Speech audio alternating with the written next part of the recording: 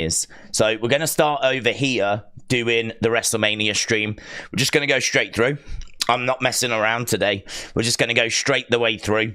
So what I need to do is I need to jump over to the Slammy stream, and I need to let people over there know that we are actually over here and that we are streaming over here, and that that stream is about to be deleted.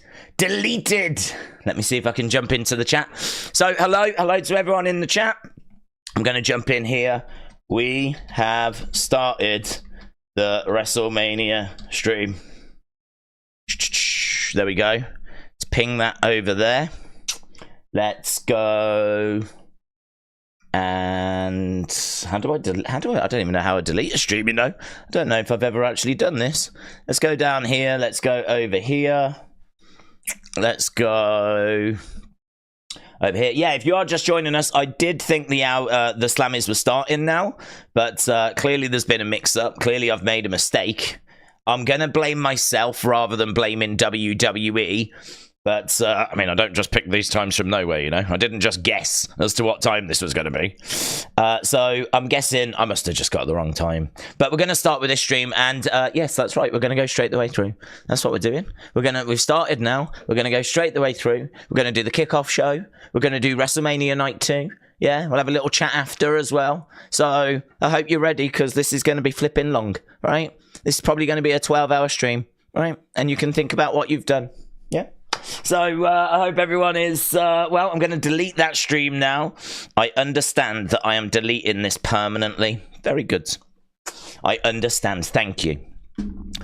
Theodore said 9 hours. Let's go! I am determined to make sure that my voice is completely gone by the time we even get to the Cody match. By the time we get to the Cody match, if I'm not like, I think Cody's coming out. If I'm not like that, then I've failed. I'm a failure. So, yeah, we're going to go straight the way through. Darius said Night 2 belongs to Damian Priest. Do you think so? Do you think so? I think, right, fire in like your thoughts, what you thought of Night 1, what you think we'll see on Night 2. I've not seen the Slammy winners yet, so we'll have to have a look at that in a sec. I woke up and I saw that they were giving out Social Star of the Year, and I was like, huh? What? I was so confused. And I saw that Drew McIntyre won, and it was quite funny, actually, because Chelsea Green came up on stage, snatched it, and started giving an acceptance speech. It was really good. Basically, DM Hunk said, you can keep it. I've got 2 more at home. He said, I'm off to win the world title. And he walked off. So, of the little bit that I saw of the Slammies, I thought it was fun. I haven't seen, that's all I saw though. So I didn't get a chance to watch anything else. I do want to know the winners, so I'm going to work on that. And whilst I'm looking at the, for the winners, look at this from its brin again. Look at this from its brin again. Boom. There we go. Look at that. Brilliant. Thank you to everyone that voted for me. Amazing. Amazing. It's Bryn again does so much good work. So funny. I love this square picture of me. Yeah, so Damian Priest. I think... Boom. I think he's going to fail, right? Because we spoke about this yesterday. I just don't think he's big enough. I don't think that we've built him up. I think we've done him dirty. I think when you win Money in the Bank, it's not good enough to just give them the Money in the Bank and have them parade around with it. Like, you've got to put them in some interesting storylines. You've got to build them up. You've got to tease the cash-ins. You've got to have them talking about when I'm world champion, right? You've got to plant that seed in people's minds that this person is going to be world champion. We've done nothing. We've done nothing. Damian Priest is Damian Priest, exactly the same if he never had the briefcase. I feel like what I've seen out of Damian Priest would be exactly the same as what Damian Priest would have done if he never had the briefcase. So I'm looking at it going, Well, we ain't built him up. We ain't done nothing. If he cashes in, it will come from nowhere. It'll be a massive shock. Make no mistake about it. It'll be absolute massive shock. Because what have we done to build him up? I mean, if you look at the most played superstars on the video game, if you look at the merch sales, just even general engagement, breakdown of the shows, YouTube views, there's nothing exceptional for Damian Priest. And this is not me having a go at Damian Priest. I'm really not, right? I'm not having a go at him, but he doesn't feel the same level as, say, a Drew McIntyre. He doesn't feel the same level as a Seth Rollins.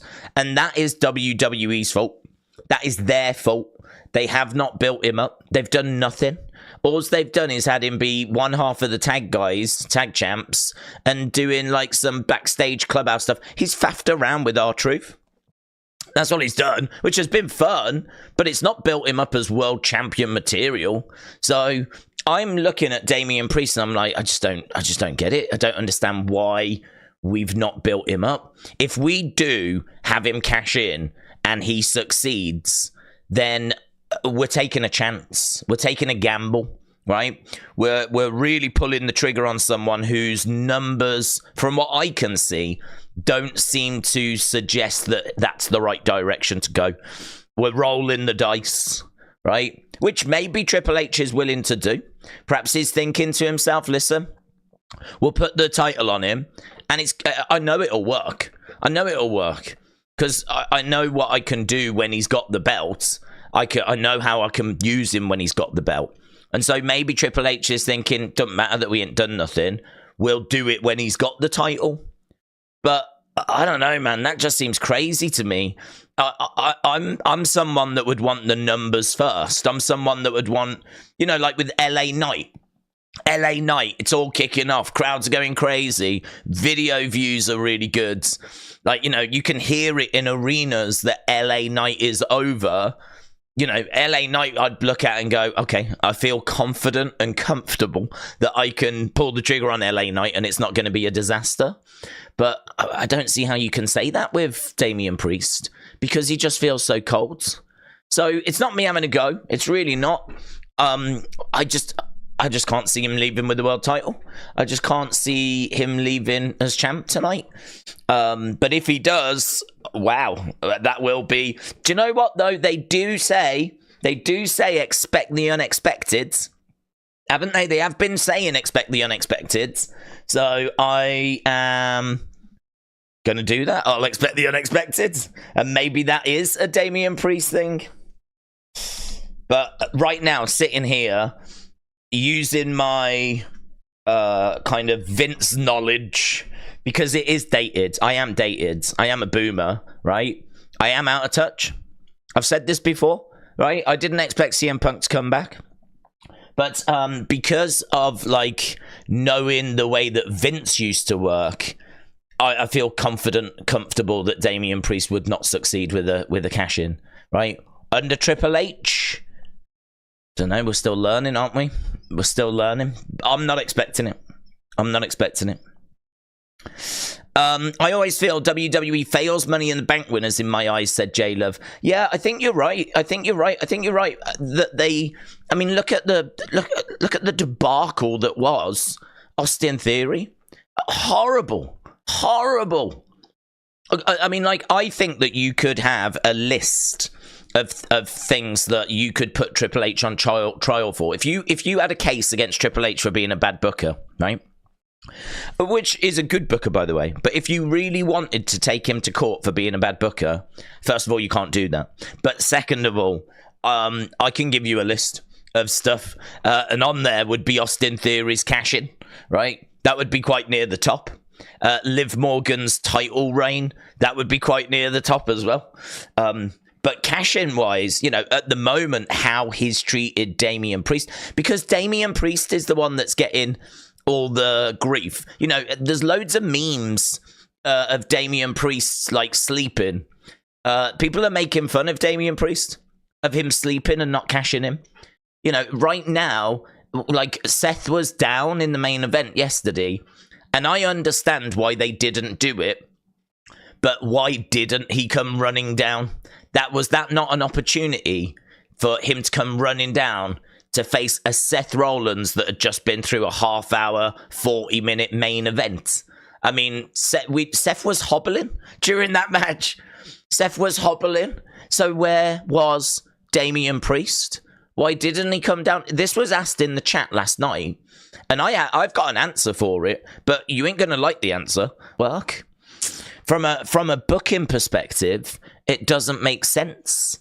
Because you can't have Damian Priest win the title and then have him go into night 2 and face Drew, because that would be heel against heel. So you can't have Damian Priest win the title unless you make it a triple threat and actually Damian Priest goes into night 2 as champion. That might not have been bad, actually. Imagine if Damian Priest had successfully cashed in at the end of night 1. And then that meant that today was going to be a triple threat. And it was going to be Drew versus Seth versus Damian Priest. And that would have upset Drew as well. Because Drew would have said, look, you stuck your nose in where it didn't belong. If you weren't in that match, then you wouldn't have been cashed in on. And I told you to not get involved in the Bloodline. So it would have made sense to have done that in that regard. But as I said last night, you couldn't really do it because you want last night to be about Cody failing. That's the message that you wanted people to remember, right? You wanted it to be about Cody failing. Today is going to be hard for Cody Rhodes. So if you'd have had a successful cash-in, some people would be talking about Cody, but some would be talking about, oh my God, Seth lost his title. And I can understand them not wanting that split conversation. They wanted everyone talking about Cody. Cody, right? Hard. It's going to be difficult. So from a business point of view, I can understand why they didn't do it. From a kayfabe point of view, where was he? Where was he? Sleeping. What's he waiting for? The dude couldn't cash in while Seth was injured. Now Seth's not injured. He's nowhere to be seen. He better try today. He better try. He better give it a go today after this flipping championship match. I don't know what it is about Triple H. I mean, maybe I'll regret to say this, but his booking of Money in the Bank winners has been really poor so far since he took over. Has been really poor. Certainly on the men's side. I think on the women's side, hasn't Io cashed in at SummerSlam and Liv cashed in on the same show. So, you know, we women's side, at least they've done some stuff with it, but men's side, it's been a bit rough. It's been a bit rough. If it's an Easter egg shot with Cena and Stone Cold, I would think both of them will make an appearance tonight. Oh yeah, Penny, for your thoughts, shout out to you. We're expecting them tonight. I'm expecting lots of legends tonight, actually. Do you know what? I don't know if you saw the Unseen video, but I tried to gather together as much stuff as I could for that Unseen video, and I was thinking as I was doing it, where was the Hall of Fame? We never got the Hall of Fame. We never got any legends backstage. We never got anything in the ring. It was just match followed by match followed by match. There was no even back in the day at WrestleMania 5, we got like a brother love show, you know? Like there was no little interviews in between. There was no, I don't know, it felt like there was things missing. It really felt missing, like there was some stuff missing. I mean, I know the pyro and production had been dialed back. The big special entrances, we got a couple, but I mean, I don't know how special they were. I mean, to be honest, even for the Rock's entrance, what did he really get? He got like he got a Brahma bull thing that was on fire, didn't he? And that was it, wasn't it? I mean, the other thing was a video package, lights out, video package playing. He came out, stood in a Brahma bull thing that was on fire, held up the title. It was amazing. They made it look amazing, but I don't think there was much to it. And the same with the Damage Control entrance. What did they have? Four women with fans.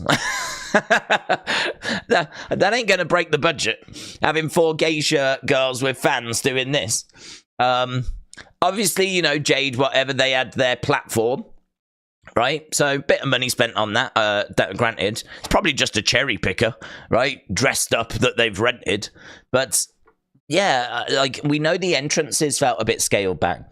But the lack of legends was very interesting. I don't know where they were. And then it dawned on me, where was the Hall of Fame? We always get that, or have got that, on both days, where they come out, you know, the ba ba ba ba ba ba ba ba ba ba. They must have made the decision they're just going to do it on one day this year, so we'll probably get that. Well, maybe they've made the decision to not do it at all. We've had the Hall of Fame, but we always honor them at WrestleMania. So we'll have to keep an eye out for that, obviously. We'll keep an eye out for Legends. There is a mystery slot that they've got. So yesterday we had 7 matches. Today we've got 6. So there is time. Obviously the main event is going to have time. But there should be time for a mystery section where we should have something fun. So, look, I'm looking for Stone Cold. I'm looking for Hogan. I'm looking for Cena. I'm looking for Shawn Michaels. I'm looking for everyone. Where are you all? It's the 40 years of WrestleMania. Where's the previous 39? Hopefully they show up today. So, yeah, it was strange. It was just strange. I don't know what happened, really.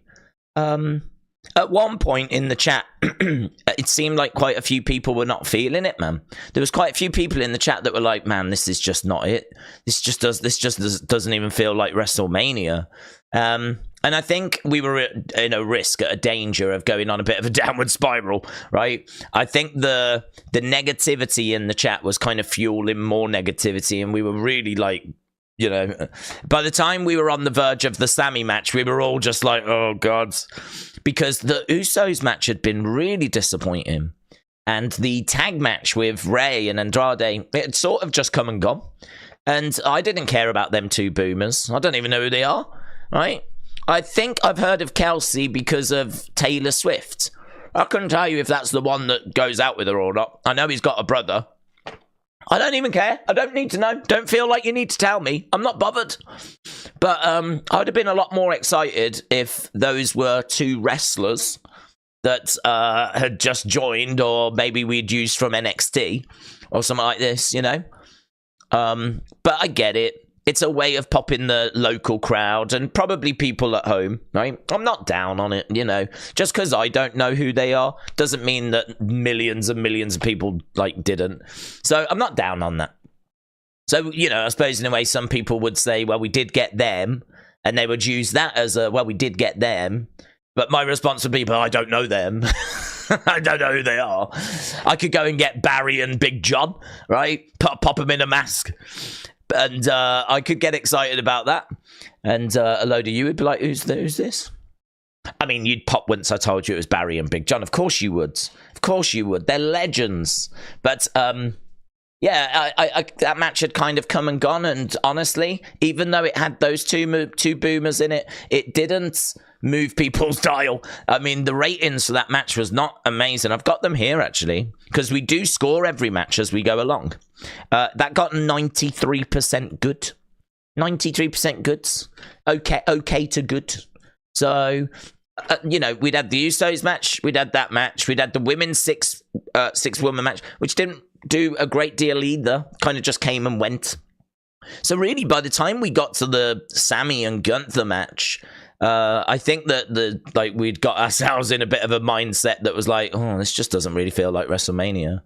But then, of course, we get the big title change, right? That definitely was a shock and caught people's attention. And then, what a main event. What a main event. So good. Really enjoyed it. Took a little while to get heated, but once it got going, man, the drama.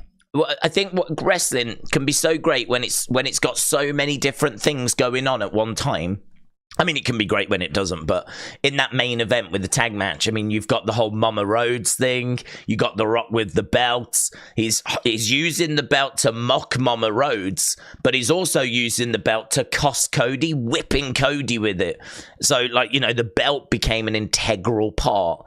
You got Roman accidentally spearing The Rock, and The Rock selling was like amazing. You know, you've got the hot tag to Cody. You got all those crossroads that he hit. You got the Spanish announce table surviving, the English announce table taking the punishment. It was just crazy, bonkers, amazing kind of WrestleMania content, you know, that's what WrestleMania is for. You wouldn't see that match on SmackDown or Raw. That's not a SmackDown or Raw match. That is a WrestleMania match. That is a WrestleMania main event. And they delivered, man. And I think a lot of scores really got boosted by that main event. Really got boosted. So yeah, lots to talk about. But yeah, one of the big talking points is, where was the legends? Hopefully they've saved up whatever production budget they didn't spend, and whatever legends they didn't use, right? And whatever moments that we didn't get, to just go flipping bananas today. Hopefully we're just going to go absolutely mental with legends and moments, and it's just going to go crazy. So excited for today. If you look at today on paper, way stronger. This is clearly the better day. You know, I mean, for starters, you've got Cody trying to finish his story. You only need that. But who wants to miss Drew trying to win the belt from Seth? And I think that starts the show. So you don't want to miss that. Io and Bayley should be a lot of fun as well. Obviously, Logan and Randy Orton and Kevin Owens. Not the match we probably would have chosen, but it is a match that has got a lot of interest because it's got Randy in it and people love Randy. And it's got Logan. People hate Logan. And he always tends to deliver on these stages. They always tend to do something special with him as well. So you could see Jake Paul. You might see KSI. I'm not bothered about those things, but there will be people that are. So, you know, again, can't really sleep on that. I think the build for AJ and LA Knight has been one of the best builds. So, like, as much as yesterday, at times, because the first matches were really good, end matches were really good. It was just that lull in the middle, right? So even though we had that lull, even though we didn't get the legends we were looking for, right? Even though we might not have had the epic entrances or whatever, right? We could get it today. We really could. On paper, today really does look like the better day.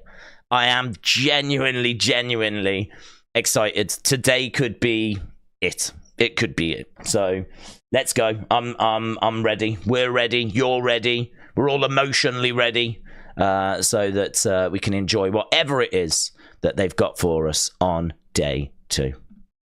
Right, Freddie said the Slammy for sleeping through their own stream goes to... well, I didn't. Technically, I didn't, because I set the stream up for 5 and I was here.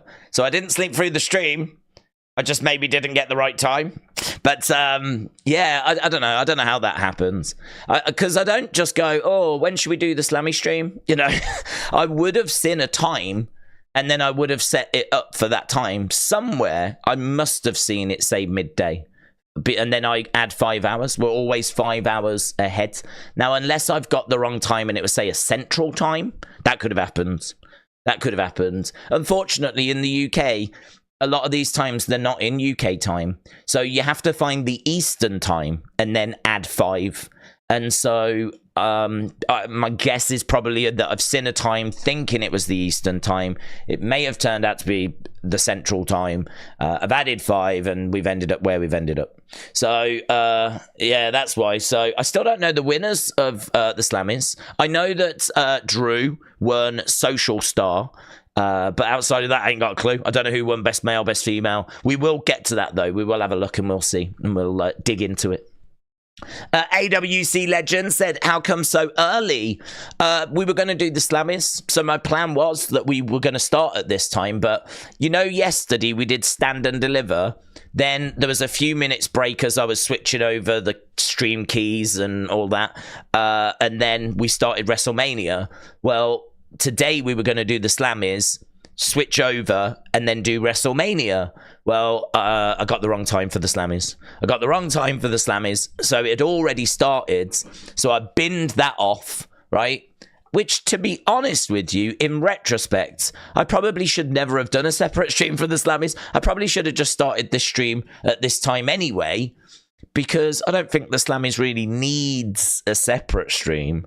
We could have just started this and just gone straight the way through. So in a roundabout way, this has worked out better. I'd much rather just start this stream and just go straight through rather than faffing around with doing that stream. Now we'll do this. We're here now. This is it. We can settle in. We can get comfortable.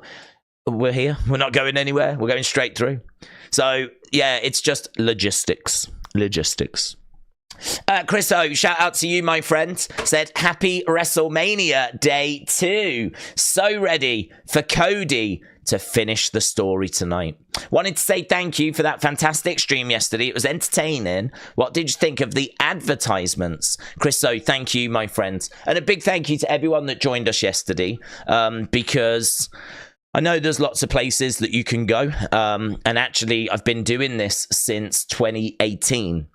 And so I've been doing it 6 years.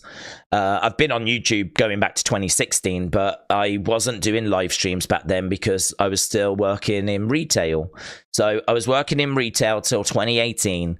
Then I had to make a decision of it's either this because it was taking up too much time, or what do I do? And so I jumped into this. And so since 2018, we've been doing live streams. And I can tell you that the landscape of live streaming wrestling completely changed. I mean, completely changed.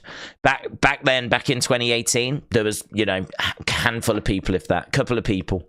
That was it. It was, you know, there was next to no one around. Now, it just seems like everyone does it. Like, you look at, like, all the people that are streaming, live streaming, and it's just like, oh, my God, it's just so many people. So it's, you know, and these shows in particular, so competitive. So I have always done well at just focusing on this channel and focusing on myself. I don't wish anyone any ill will. I hope everyone has a successful WrestleMania weekend. But in that same breath, a big thank you for joining us, you know? So it's not lost on me that, yesterday, I think we'll end up having streamed day one to about the same amount of people that were announced as being in that stadium. And that's amazing, isn't it? If you look at how many people were in that stadium and you think that amount of people joined us during the stream yesterday, I mean, that's not lost on me how incredible that is. Considering all we do is just talk about wrestling, you know, it's incredible. So a big thank you. Even though we're getting stuck into where were the legends and this match didn't deliver and blah, blah, blah, blah, blah. Let's just take a second to go, you lot are awesome and I massively appreciate it. In regards to your second part of your question, the advertisements. In regards to the advertisements, I think that they are okay, but I think it depends what you advertise. So, for example, there was advertisements during one match for that Wheatley vodka, and it was nice colours. You could see it said Wheatley vodka. I think it had like glasses with a bit of liquid in, and it had the bottle of the vodka, but it was nice. It fitted in. If it was distracting, you looked at it, you weren't upset. I wasn't upset. You know, if anything, it made me go, oh yeah, I could have a bit of vodka. For me, the Wheatley vodka one, the colors and the tone of it was like, yeah, that's looks nice. It looked classy, actually. I thought it didn't offend me at all. I had no issue with it. So for me, that one, I was like, yeah, dude wipes. I don't know, man. I don't know. I mean, that, I know it's a product. I know they've got money. I know that, like, you're not going to want to turn people away ideally you're just going to take their money, you know, the most amount of money, yeah, we'll take it. But I don't know, man, that was distracting. I mean, we were joking about dude wipes, and brilliant for dude wipes because they're getting mentioned now. But when you've got, I think that was the Uso match, Uso versus Uso, and it's meant to be like these two guys hating each other, and all you've got around them is dude wipes. I mean, how does it not take away? How does it not distract? How are you meant to dial into the, if it was maybe just one thing in the corner, but it was there all the time because it was on the edge of the ring, it was on the ring post, it was on the barricades. You know, you look at it and you're like, I don't understand. I mean, if someone that was selling a sex toy came up to them with the most money, would they slap pictures of that all over the thing? I mean, like, where do you draw the line? Where do you draw the line? Where do you say, like, you know, a condom company or something? I don't understand. I don't know where they draw the line as to this is going to be too distracting. You know, if it was Pepsi or Coca-Cola or something, you know, you might be able to accept that because it's not going to be too distracting, is it? Pepsi, Coke, you see them advertised everywhere. But something like dude wipes, you go, I don't know that I've seen them advertised before. Ironically, if I have, it's probably been like an advert in UFC, or maybe they've done like WWE before. But that one I thought was taken away from the match. So I didn't quite get that one. There was a chicken one that was momentarily distracting, right? But I kind of got over that, you know, quite quickly. The dude wipes one, I think, was the bigger problem. There was another one which I remember talking about, which was the Minute Maid one, which was some fruit drink. I wasn't offended by that one. I wasn't bothered by it. It caught my eye, but that's what adverts are meant to do. I mean, it's funny how people say the adverts are distracting, but what do you think they're meant to do? I mean, they are meant to get your attention because they're trying to sell you that product. So, of course, they're distracting. They're going to be distracting. They're distracting by design. So I would say that there's probably a bit more thought that needs to go into it. I can't see them not doing it going forwards. You know, we've done it in previous WrestleManias. We've had flipping Captain Crunch coming down, haven't we, in his costume? So I can't see this ever going away. So I suppose what I would say is I understand that you have to make money. I understand that you want to sell this to advertising. I understand that if you look at sports, the hoardings around the pitch or around the field tend to get sold. So the hoardings around the ring, I can understand why you would sell it. I get it. But can we have a look at who we're maybe selling it to, you know? Because there's maybe some products that are just going to really take away from the matches. If it was like Fly Air Emirates, you know, I don't think that would be an issue. If it was like, I don't know, join the fastest network Horizon or whatever, I don't think that would be too much of an issue. The dude wipes thing, it just became a joke. People were joking about it. It became memes and jokes, and that can't be good for the Usos that are trying to put on a brother versus brother rivalry, you know? That can't be a good thing. It can't have benefited them. It can't have helped them. So I think those adverts, I mean, look, do you know what I will say? And don't you dare tell anyone this. Don't you flipping dare. The Prime bottle, I didn't notice after a while, right? I would catch it from time to time, but most of the time as the action was going on, I didn't notice it. I think it was massively helped by the fact that it was just black on the mat and it wasn't the coloured one. If it was the one that had the white and the blue, the one that was unveiled, I think that would have been a big problem. This wasn't that, so it was a lot better as a result. So I was quite grateful that it was a more subdued logo, right? So I did stop noticing it. The only thing I would say is there is a picture doing the rounds which flipping broke my heart, right? I mean, honestly, I looked at it, I was like, oh, I just nearly threw up in my mouth. And it's Cody kissing it for real. I mean, I'll show you the image. I mean, this is just horrible. I mean, that's real. Patrick the Heel said we lost, brokenhearted. That is him kissing the... I mean, look at this. That's amazing adverts. That's an amazing advert for Prime. That's an amazing advert for Prime. But, you know, I don't want him to finish his story on a flipping Prime bottle. I don't want that. I hope someone says to him, I would say to him, if I was backstage, I would say to him, listen, when you finish the story, right, make sure you're nowhere near that Prime bottle, right? Not because I don't want them to be advertised or anything, but people are gonna make jokes about it. They're gonna make jokes. This is Cody kissing the mat, right? Because he always does, and he loves wrestling, and he's paying respect to wrestling, right? But it looks like he's purposefully kissing the Prime bottle, doesn't it? That's what it looks like. So the problem with the advertising is that it becomes memes, and it changes the meaning of the moment. This moment has changed. What Cody is doing is not quite what people are seeing. Cody's paying respect to wrestling. We see him kissing a Prime bottle. So this is where advertising is getting in the way. I don't think there's going to be anyone that's going to be able to just say, no, it's brilliant, it's amazing. Because we don't even benefit from it. It's WWE that benefit. And I tell you what's a little bit scary about the TKO thing is they seem to be increasing advertising and decreasing the amount of spend on entrances. Maybe if we increased advertising and I don't know what ticket prices came down. I mean, it's never going to happen.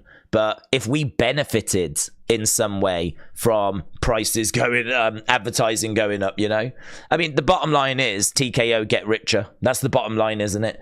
Advertising increases, and so they make more money, and then they decrease the production budget, so they make more saving. It's just more money in their pocket. We don't benefit from this. We don't get anything from this. So we don't win. We're not winning. There's no winning for us. So it's funny, isn't it, how Vince was so money driven, but even Vince had a line. Even Vince wouldn't touch the ring and put a thing in the ring. And he had options. He could have done it. WCW were doing this back in the 90s, so he could have done it.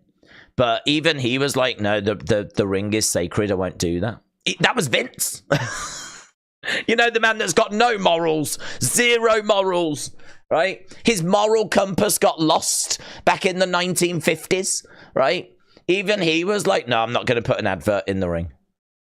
And as soon as he goes, well, that's exactly what we do. And now Cody Rhodes is kissing it.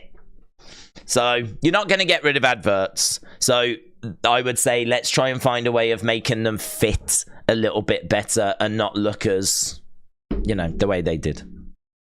Tyler, shout out to you, my friend. Appreciate the support. Hope you're well. Hope you're excited. Is Cody...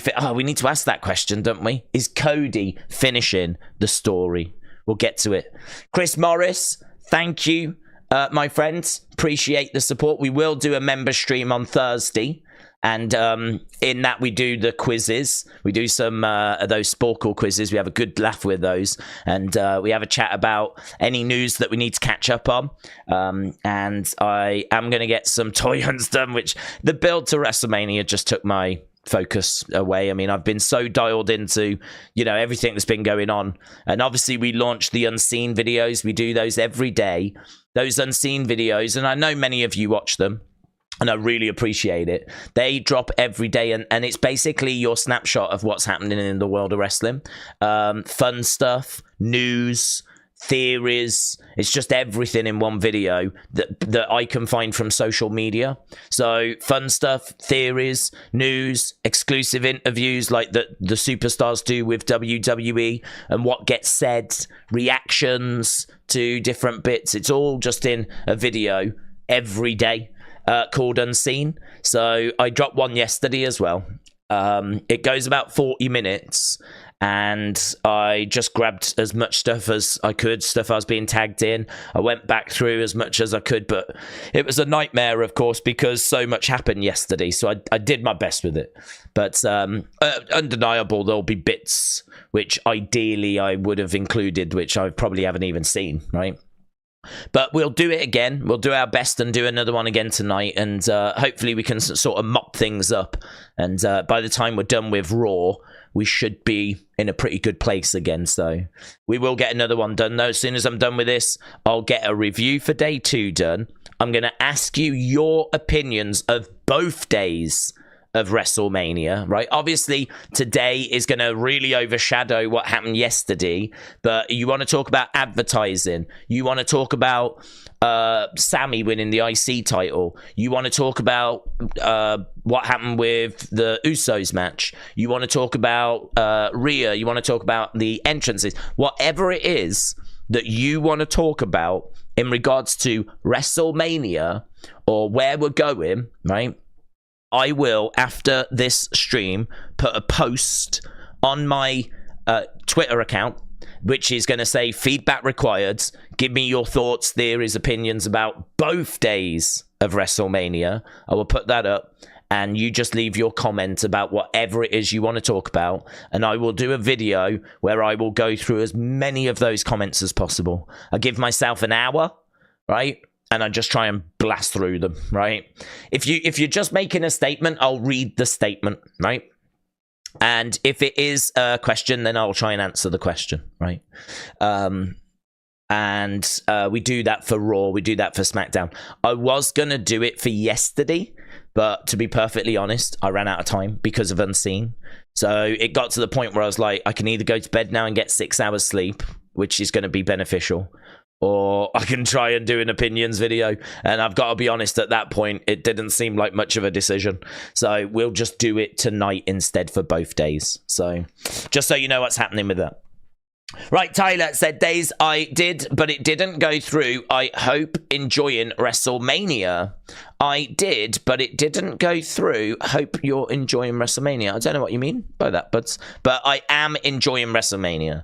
Even though, and again, I hope that this is going to come across the right way, even though at times we might criticize the advertising, the lack of legends, all this. It's WrestleMania. It's WrestleMania 40. We criticized because we care, right? And I got enough from day one.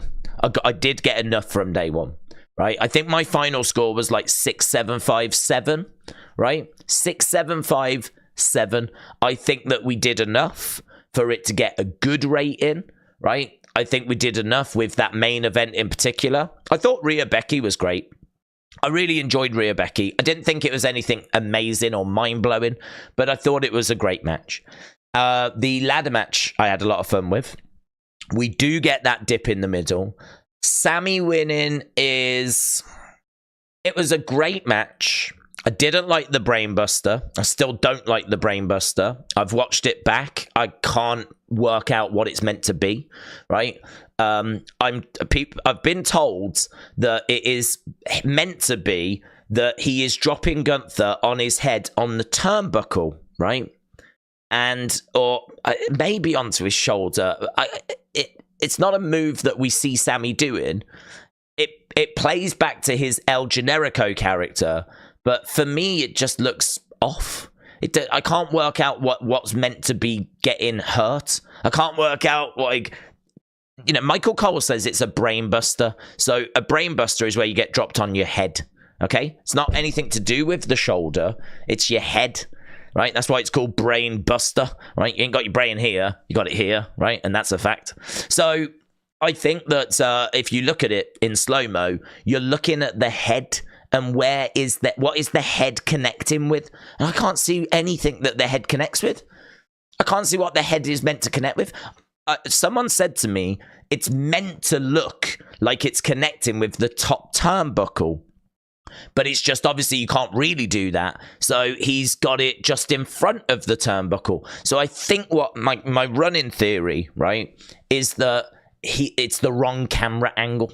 That's my theory. My theory is if it was a camera angle, the other side, it would look like he was getting dropped on his head onto the turnbuckle, when in actual fact he isn't, and we've just got the wrong camera angle. That's my running theory. I am willing to be wrong, right? I am willing to be wrong. But if you look at my reaction, I'm like, is that a botch?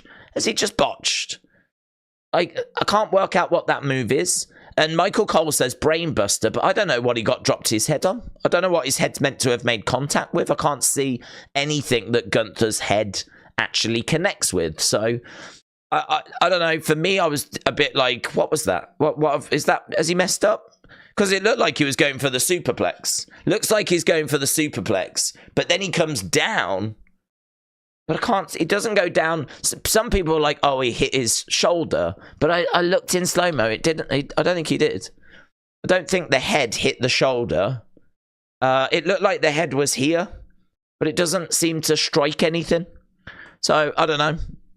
I'm in the, if you know what happened there, feel free to drop it in the chat, right? But yeah, that match, it was a great match. That moment happened, and I'm still confused by it. Then we got the haluva, and then we got the 1, 2, 3, and it was a big shock. Big shock. It's still crazy that it's Sammy and not Chad. I mean, that's just mental. And Chad going up to Sammy going, you never needed me. I don't get it. I don't understand. I don't get the booking. I think they've tried to make Sammy a Rocky type character, an underdog that's overcome the odds. I think to some extent they managed to do it, but I don't know that too many people are throwing babies in the air in mass celebration. I think the general consensus is, why wasn't it Chad? Why wasn't it Chad? So Chad's daughter burst in tears because Chad never got the win. He did the whole video of, to me, it means more. It just means more. And he goes in the gauntlet, loses the gauntlet, and now Sammy's the one that's beat Gunther. It's we'll have to see where the story goes, you know? We'll have to see where the next step is. But at the moment, it's very strange. The booking of that just seems very strange. I think, to be honest, they've just needed to give Sammy a moment. I do genuinely think they see Sammy as a big star. I think they do now see Sammy as someone that we need to look after. I think WrestleMania plans changed when CM Punk got injured and Brock got injured. And so I think they looked at it and went, well, what do we do with Sammy? What are we going to do with Sammy? Because we can't do what we was going to do. So they've ended up putting him up against Gunther, and they've gone, let's have him as the one. Let's do it. WrestleMania, we'll have Sammy be the one. But unfortunately, Chad was sort of in the way, you know. Chad did a great job of getting everyone to root for him. And I think that resulted in a lot of people now being a bit like, oh, I wanted it to be Chad. Which does unfortunately take away from Sammy's moment, you know. So we got that, and then of course we got the excellent main events, which I can't put enough praise on, to be honest. I really enjoyed it. I don't know what Meltzer will give it. I don't know that it was 5 stars. It was a little bit slow to get started. I don't know. I think if someone was to give it 5 stars, I wouldn't argue. For me, I'm probably looking... my gut feeling is 4.75, right? I think the start, I wasn't into it. At the start, it just was a bit... I don't know. I was just watching it, and I was like... Maybe I was just in not a great headspace, because what had come before it. But when it got going, with the hot tag to Cody, that thing woke up for me. But, so, yeah, I don't know, maybe the start just takes a little something away. So, I'm kind of around that 4.75 mark. But, it could be 5 stars. If you rated it 5 stars, I wouldn't argue. If you rated it like 4.5, I wouldn't really argue. I think it's kind of within that range. I certainly don't think it's 3 stars or 3.5. I don't think that. I'm right up there for that main event. Can tonight better it, though? I think it can. I think tonight can better it because, you know, during that match when it was just Cody and Roman, it was amazing. When it was just Cody and Roman, I loved it. And we just get Cody, well, I say we just get Cody Roman, and we know it won't be that way, but we know that it'll be them two predominantly competing with loads of carnage on the outside. And they seem really excited about this main event. They seem really excited. I don't think they screw him the same way they screwed him last year. If they're going to screw him, it'll be a different way. So, yeah. Oh, God, I'm so excited. I'm going to get through these super chats, and then I'm going to drop a poll in the chat, and I'll ask you, does Cody finish the story, right? We are getting to it.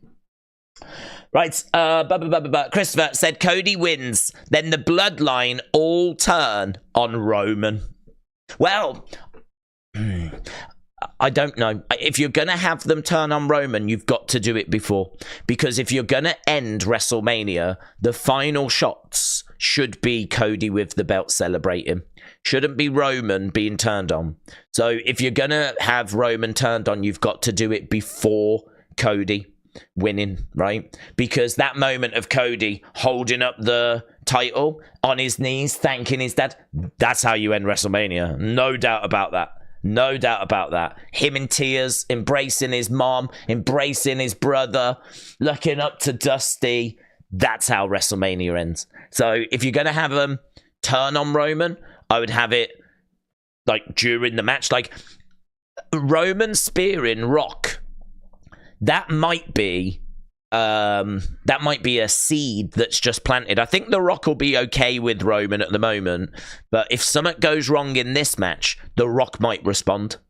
So if Roman accidentally spears Rock again today, The Rock might, just out of anger, out of blind rage, might respond.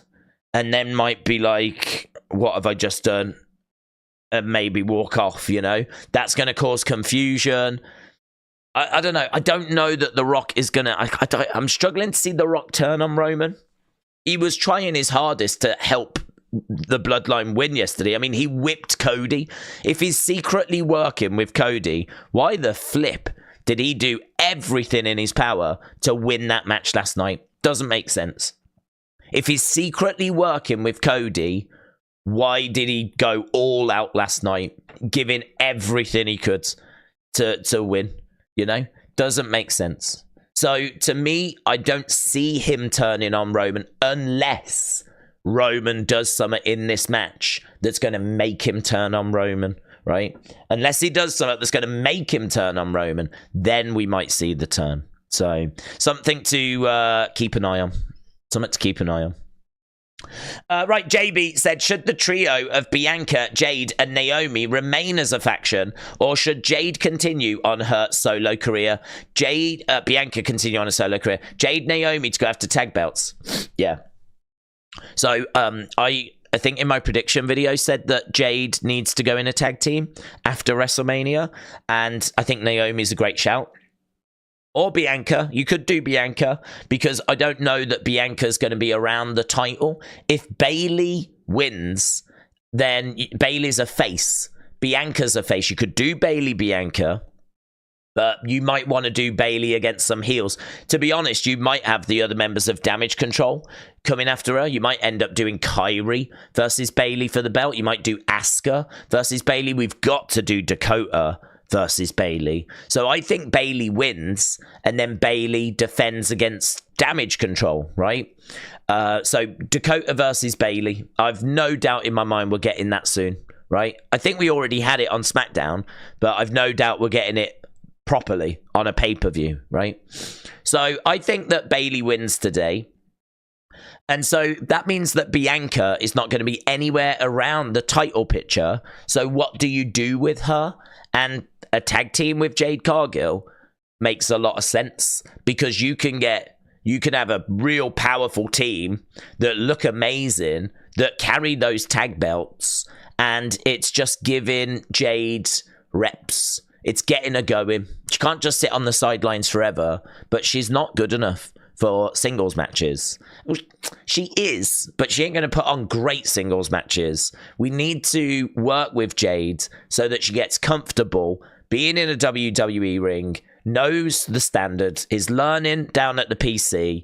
I mean, to all intents and purposes, Jade Cargill is probably at the same level as some of those sort of beginners, really. I mean, if you saw her matches in AEW, there was not much to them. I mean, they were okay. I mean, she was performing in front of, a good crowd. There was thousands and thousands of people there, so she's got that experience. But her matches were never gotten out of first gear. They never impressed. They were just always there, and at times were quite botchy, and at times were off. So with Jade Cargill, I think that her coming over to WWE, she needs to keep improving. She's a massive star, and I wish her all the best. And I think she will make it. But it's good to see that we're being responsible. It's good that we know what we're doing. It's good that we're not just going, go on then, have a singles match. We easily could have just chucked her in a singles match at WrestleMania. It would have underwhelmed, and then the hype has gone. Then, like, you know, you're really struggling. Just like we are with Omos. Omos, you know, is this monster, but no one pays him any attention. Even though he looks amazing, he is what Jade Cargill could have been. Yeah, you can't run the risk of putting people out there that are not ready to be out there. We don't want to happen to Jade what has happened to Omos.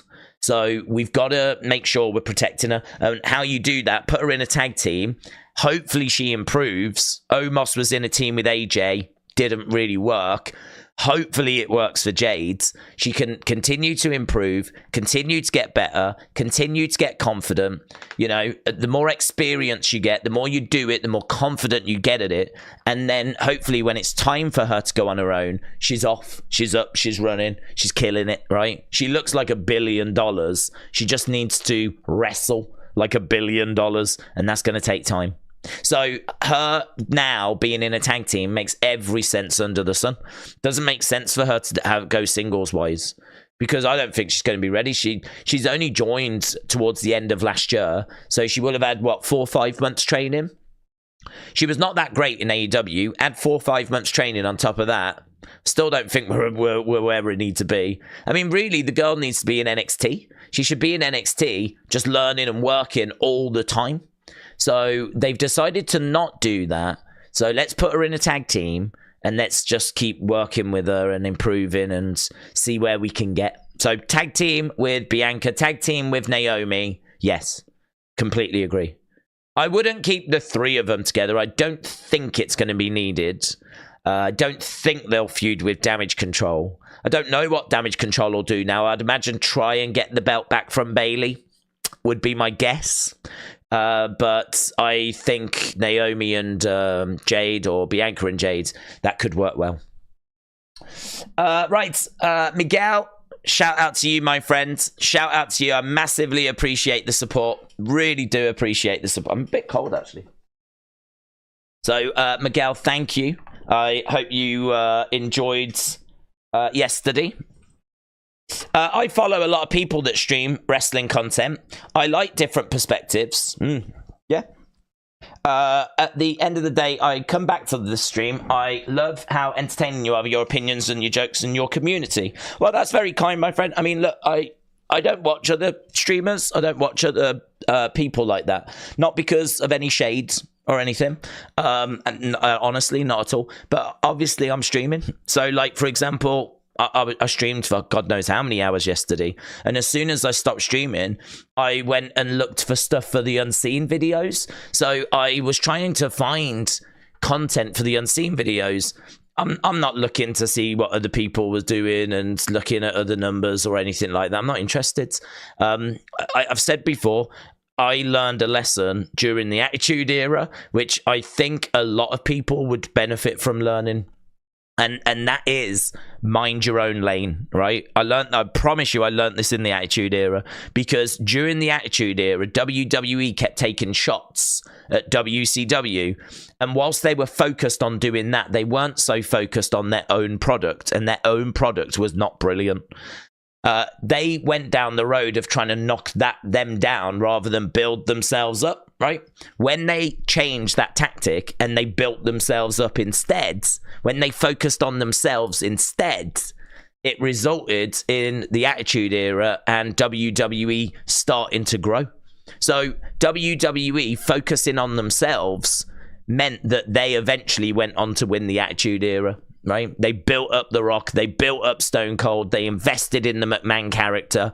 Granted, there was little moments that happened, like the Montreal Screwjob, which massively helped them, right?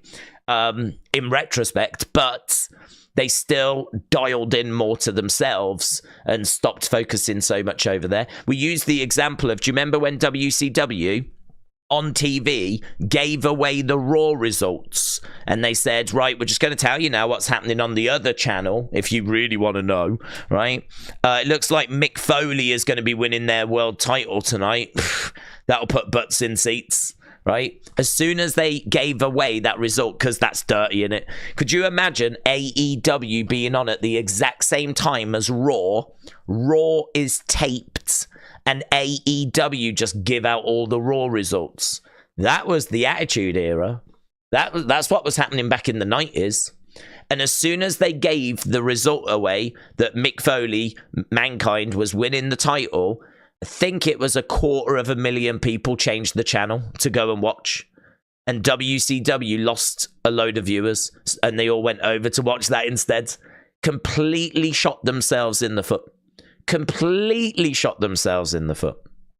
So, you know, it's a big life lesson, and you can use it in business and in your personal life and all that. Focus on yourself. Worry about your journey. Worry about what you're doing. Can you make it better? Can you improve? Can you be like more engaging? Can you do whatever, right? Focus on yourself. And that's a massive lesson that I learned. I'm not just saying it from the Attitude Era. There are life lessons that wrestling can teach you. Life lessons, things that can improve your life. So I really appreciate the kind comments, my friends. I really appreciate it. And I think that's a real healthy thing that you said about getting different perspectives and seeing, like, you know, how different people react to things. I think that makes a lot of sense. I like to do the same, to be honest. But I'm very fortunate that I can get your perspectives, you know. I can get what you lot are saying. So it is... I get that, I suppose. I get that. I get to read what you lot think, so I get those different perspectives. And I suppose in a way it helps me know that I'm not quite out of sync or where I am compared to where you lot are. Because I knew as soon as the stream ended roughly how people felt the WrestleMania had gone. And it was no surprise that as I was going through social media, I was seeing the exact same thing. You know, a lot of people saying, like, what was that Usos match about? I saw someone asked the question, rank these brother matches in order. The Hardys, the Usos. And everyone was like, Usos bottom. What were they doing? And honestly, that was the general consensus. I think I saw some people going, it was okay. That was the highest praise that I saw for the Usos match. It was all right. It was okay. But there was plenty of people like, what the hell were they doing? That's not a WrestleMania match, you know? So, and I knew that would be the general consensus because I got that vibe from the chat at the time. So I get asked, like, if you could go to WrestleMania, would you go? And what I've just explained there is why I would struggle now. Because I am so used to chatting with you guys and getting that general consensus as to what people think in the moment. If I was just sat in a seat, watching the action, I mean, maybe I'd be able to go on Twitter or something and see, like, what people are saying. But if I was just sat in a seat, I would just feel like it would be weird to me. I would feel like the whole community is missing. I couldn't do it. You've ruined me. You've ruined me now. Now, sitting there, just me alone with my thoughts watching wrestling. I mean, I could probably do it for a house show, but for something like WrestleMania, it would be too weird. It'd be too strange, so I don't think I could do it. I have to stream now. This is what I do now. So, it's a blessing and a curse, really. So, Miguel, thank you, my friend. I really, really appreciate the support and welcome, and I hope you have a great day today. Mark Firefly, I mean, Mark has just been the dude's just, I don't even know where to begin. I mean, Mark has just been dropping these monstrous super chats. I think I did give him a bit of boobage yesterday, right? But I don't know that that's what he's looking for. I said, like, when someone drops like $100, I mean, what are you meant to do? I've already told him I'll go on a date with him. I've already told him I'll put out, and now he's given me another 100, and I don't even know how much further we can go. I mean, we're getting to the point now where I'm pretty sure I'm going to get arrested. So, so Mark, it's so appreciated. I mean, all I can say is that the donations that people put in, I can tell you where they go, right? I live in the countryside, and unfortunately, our broadband, our Wi-Fi is atrocious. So the round here, I can get, honestly, download speed of 13 meg and upload speed of 2 meg, right? I can't stream on it. It's not strong enough to stream on. So I have to get Wi-Fi router boxes, and they cost like £50 a month. I've got 2 of them, so there's £100 a month, and I've got obviously pay for my phone. We all pay for a phone, but I have these 2 router boxes, so £100 a month every month without doing anything, just goes on being able to like stream, right? And so obviously, like, I need to cover that, and we are going to Florida in about a week and a half. Last time I went abroad was 6 years ago, and it was also to Florida, and I went there for the exact same reason I'm going there this time: toy hunting. Florida and toy hunting is amazing. So just literally going in, filming, seeing what they've got in the wrestling section, go into Hogan's Beat Shop, go into NXT house show, right? Trying to do as much wrestling related stuff as I can whilst I'm in Florida. That's my goal. I did it 6 years ago, and we got some amazing content out of it, some amazing videos. There are toy hunts on the channel, which is really what helped make the channel. And even if you're not into toys, I think that you might enjoy them, because it's quite interesting to see what's in the shops, right? And if you're in America, it might be interesting to see what the shops look like in the UK, but also I try to make them as entertaining as possible. I mean, my real focus is, if I watch them and I'm laughing and I'm enjoying them, then I know that others will. And historically, they've been the best performing videos on the channel. So my goal is to go to America, go to Walmart, go to Target, go to Five Below, go to FYE, go to anywhere, flea markets that sell figures, records, and then get back to the place, edit it, and just try and make it as entertaining as possible. So I did that 6 years ago. I was really pleased with the results. The videos I thought came out really, really well, and I'm going to look to do that again. So all the donations will go towards supporting the channel. It goes back into the channel and making sure that we can continue streaming and bring the best content possible. So as much as I would love to fly off to Tenerife and just have 2 weeks on a beach, it's not in my plans. It's not in my foreseeable future. Instead, I'm going to Florida, which I'm certainly not down on, and just hitting it hard. And the reason why Florida is because I've been to Florida many times, and I don't know of anywhere else in the world outside of America. Maybe Canada, I'm not sure. But there is just Walmarts everywhere, and Targets everywhere, and shops everywhere. You just never, it's like, they say you're no more than 6 foot from a rat. I feel like you're never more than 6 foot from a Walmart or a Walgreens or a Target or a shopping center, or it's just shops. I don't know how you have so many shops. I don't know how you've got enough people to support all the shops that you've got. I don't know how that works. You've got shops everywhere. It's staggering. It's impressive.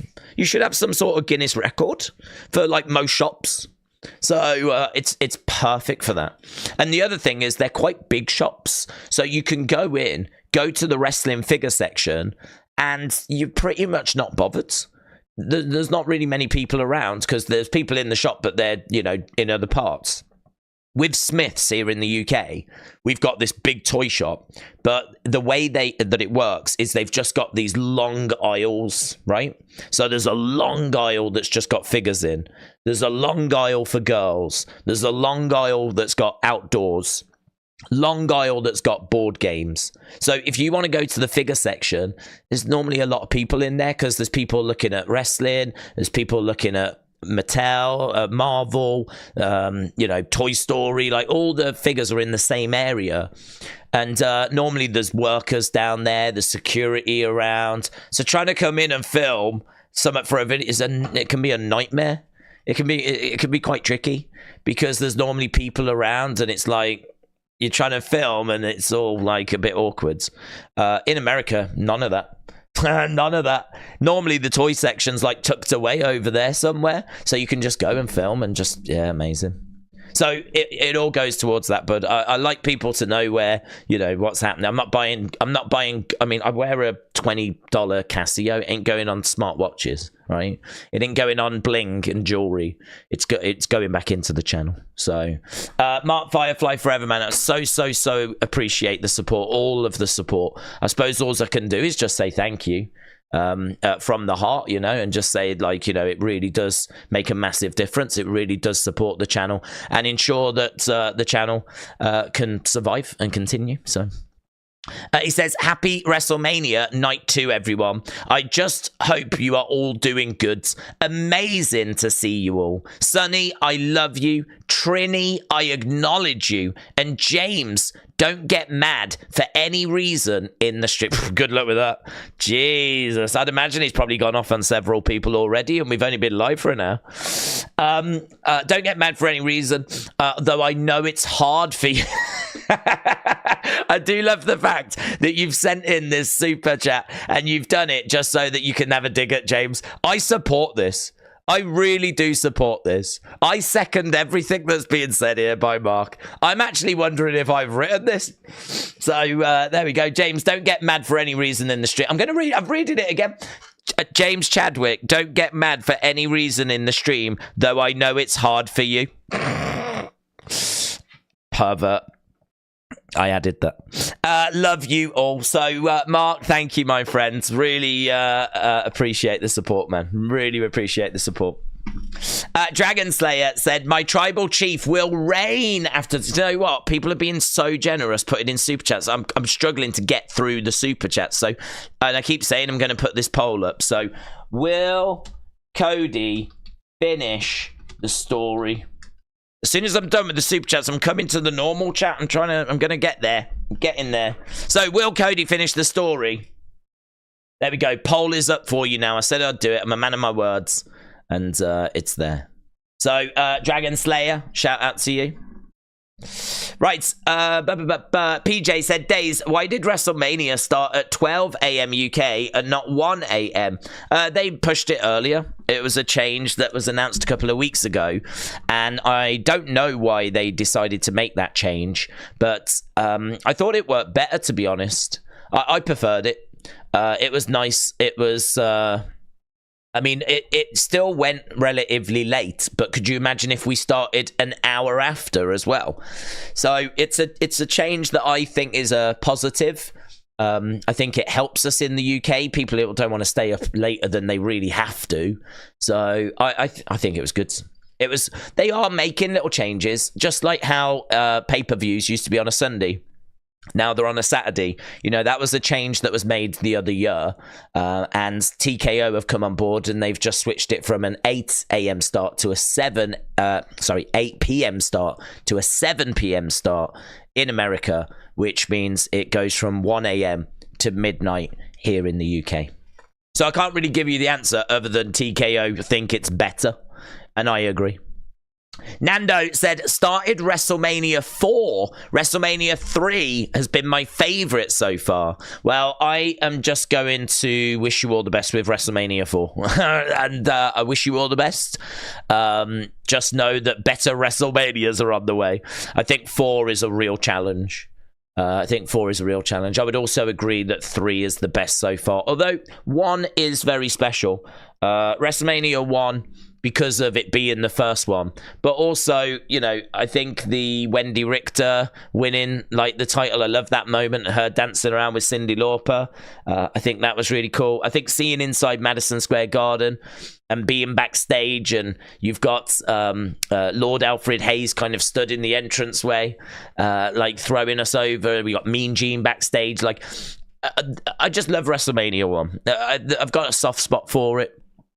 But I agree that 3 is the best one of those early ones. 4, I don't know if 4 is worse than 2.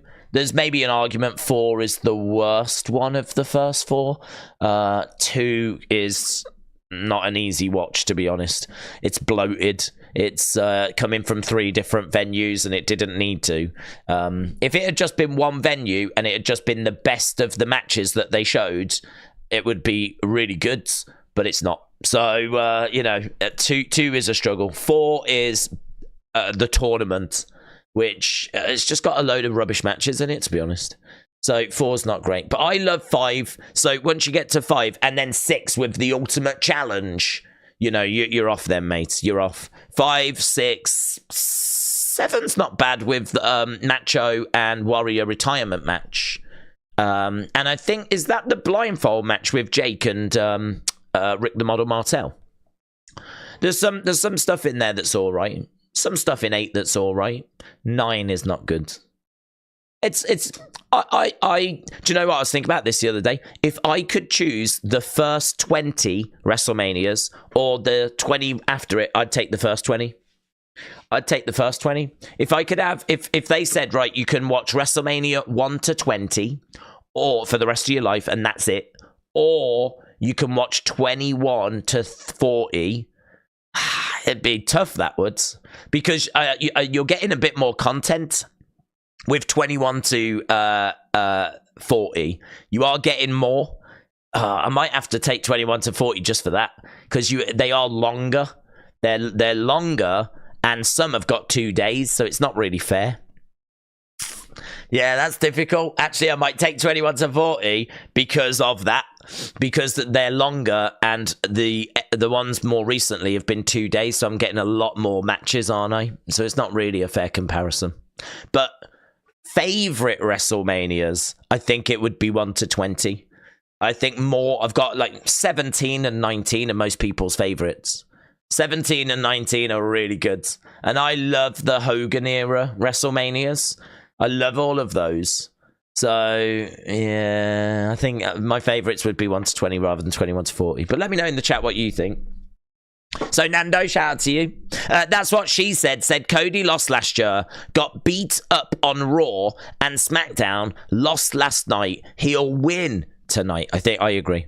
I think Cody finishes the story. Can you imagine if he doesn't? If he doesn't, there needs to be one hell of a reason why. If he does not finish the story, there needs to be one hell of a reason why. Charles said, Days, as usual, you are the best. Seth never turned on Cody, which was a shocker. Be well, my friend. Well, I didn't expect him to turn on him yesterday. If he's going to turn on him, I think it'll be during the main event tonight. The reason why I didn't expect him to turn on him yesterday is because we know that we've got Seth Drew today. And if Seth had turned on Cody, that would make him heel. And I don't think they would want to do heel Seth versus heel Drew. Heel versus heel match is something you try to avoid at all costs. We do end up doing them from time to time. Rarely, very rarely. But you end up getting them in, say, a gauntlet match, or you end up getting them in, say, a tournament where some heel teams have progressed and, you know, you've got heel versus heel. You wouldn't necessarily go out your way to specifically book heel versus heel, because who's the crowd meant to root for? Who's the crowd meant to get behind? Who's the crowd meant to support? So if Seth had turned, then we would end up with heel Seth against heel Drew. And I don't think that would be a good position to be in. So I wasn't expecting him to turn last night. If he is going to turn, I think it'll be tonight during the main event. If he loses, so he lost the match last night. If he loses his title to Drew because he was injured in that match on night 1, and WrestleMania turns out to be a disaster for Seth, right? A disaster. It was meant to be a celebration.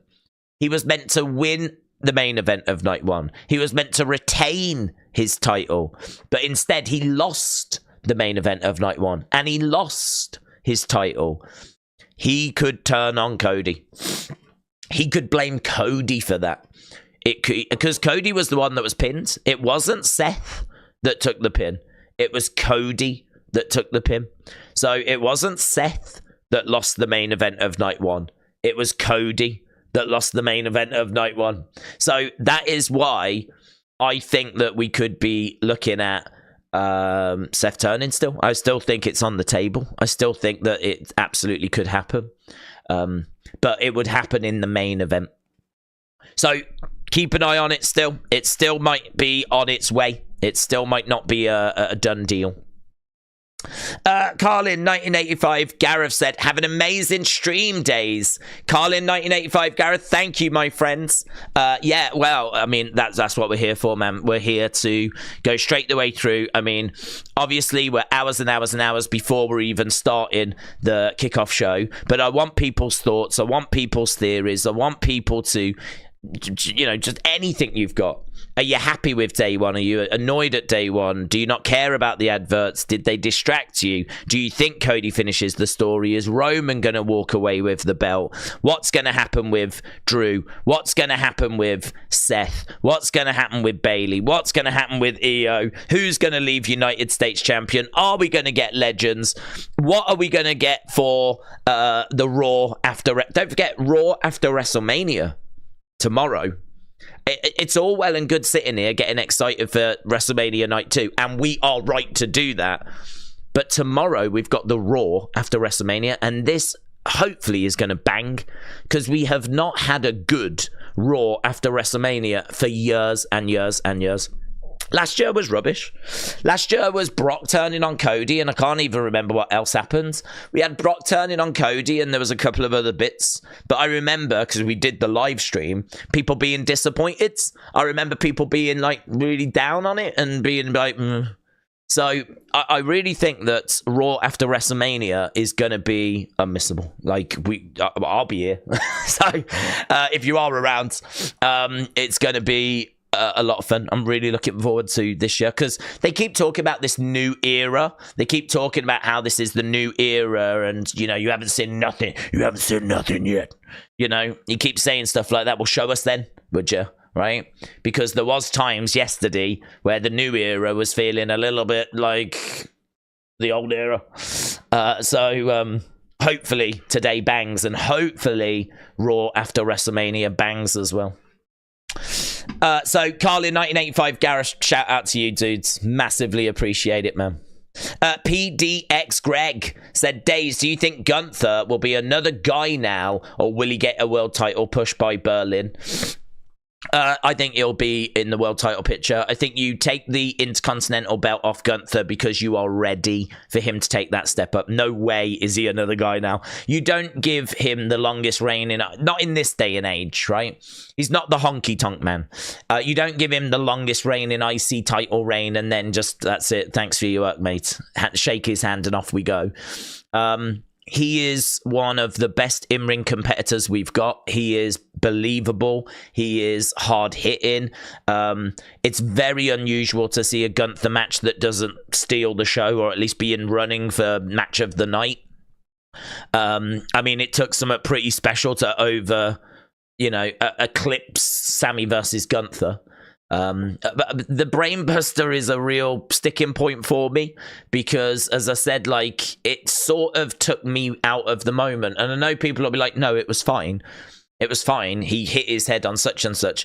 But I can only tell you about how it looked to me in the moment. And in the moment, it took me out of the moment. I was like, did he just botch? What did he do? Did he drop him on his head? Did his head touch it? And it was, I wish Sammy had not done it. I wish Sammy had not done that move.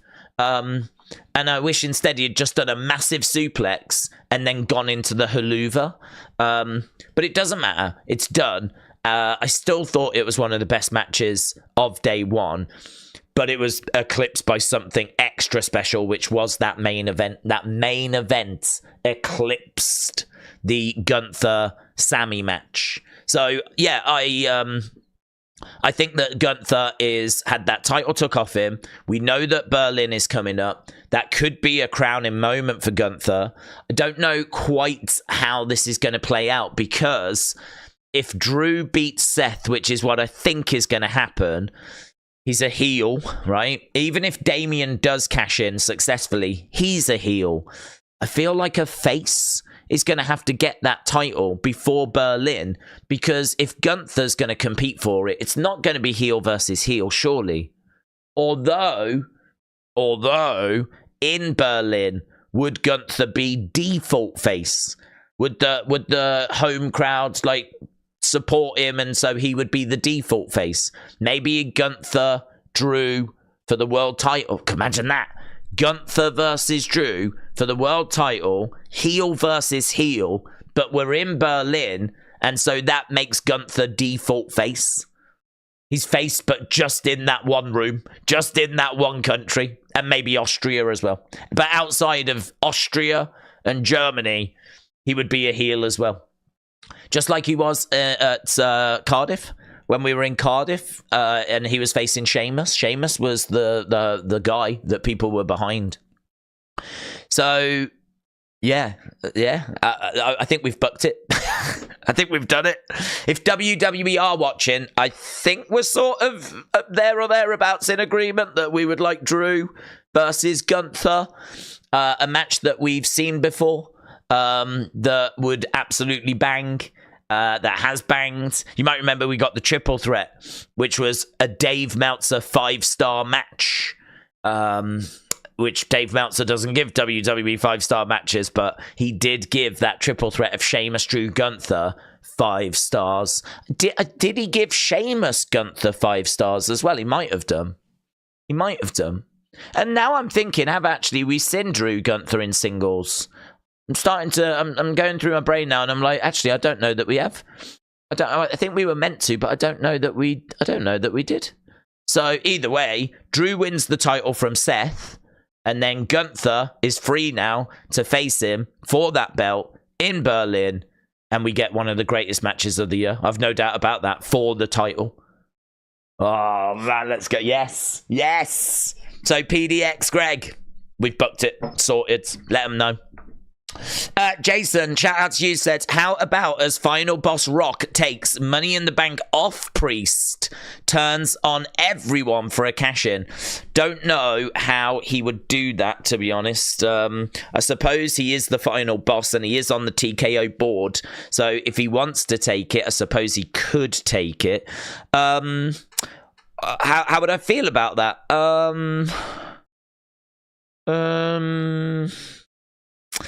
I think it would just strike me as a little bit lazy, because he didn't win it, and so for him to go, I'm on the board, give me that now, I suppose he could do it, but it's a bit lazy. I think...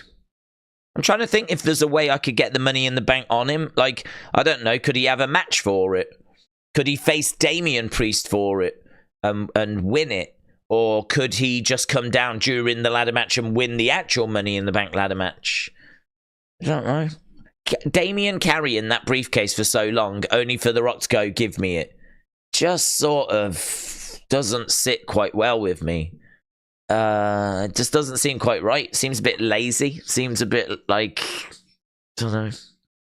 I like the idea, though. It would be a lot more exciting if The Rock had Money in the Bank. Because, like, you know, him coming down with the briefcase would be a lot more exciting, and he's a realistic champion. I'm struggling to see Damian Priest becoming champion, to be honest. So, yeah, I don't hate that at all. I really don't. But I don't know that I'm not a fan of this. I'm on the board, so blah, blah, blah. I'm not really a fan of it. It's just a bit lazy. It's a bit like, you know how he threatened the ref yesterday? And he's like, don't you dare count us out, otherwise you'll lose your job. I mean, you could just say, well, why didn't he just say to the ref, if you count 1, 2, 3, you'll lose your job?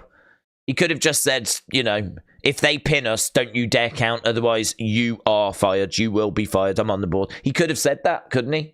He could have said that. So, you know, you can keep going further and further with that. He can push his weight around and do anything, can't he? But where do you draw the line? Where does it start to become just a bit silly? Where does it become a bit like, you know, I'm not going to watch this anymore. It's just silly. It's just pushing his weight around. No one's standing up to him, you know? And if he went up to Damian Priest and said, give me the Money in the Bank, I think I'd be a bit like, oh, I don't like that. So, but I do like your suggestion of him getting the Money in the Bank. I just think I'd try and find a different way of getting there. Jean-Pierre said, I hear that Gunther doesn't have a green card. Now, I'm not sure how that works, to be honest, because green cards, visas, I don't know how it works. What my understanding is, he's got to be in America for 6 months to get a green card or get a visa, yeah? So he's got to be in America for that period of time. I don't know how long he's already been there, but this is why he didn't go to Elimination Chamber in Australia, because he's trying to get his green card, or he's trying to get his visa, or however it works. He's trying to get his, be allowed to stay in America. The weird thing is, if you want to be allowed to stay in America, apparently you have to stay in America for 6 months or whatever. It must be because people look for green cards or visas and they actually don't. They're not in America or something. Perhaps they're elsewhere and they're just doing it to try and get the benefit. So there's a rule where it's like, if you want it, you've got to be here 6 months to get it, right? To unlock that achievement, you've got to be here for 6 months, which, is fine, but it's obviously restricting what Gunther can do at the moment.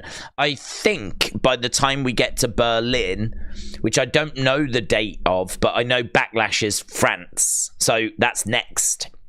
I think after Backlash is after Backlash Clash.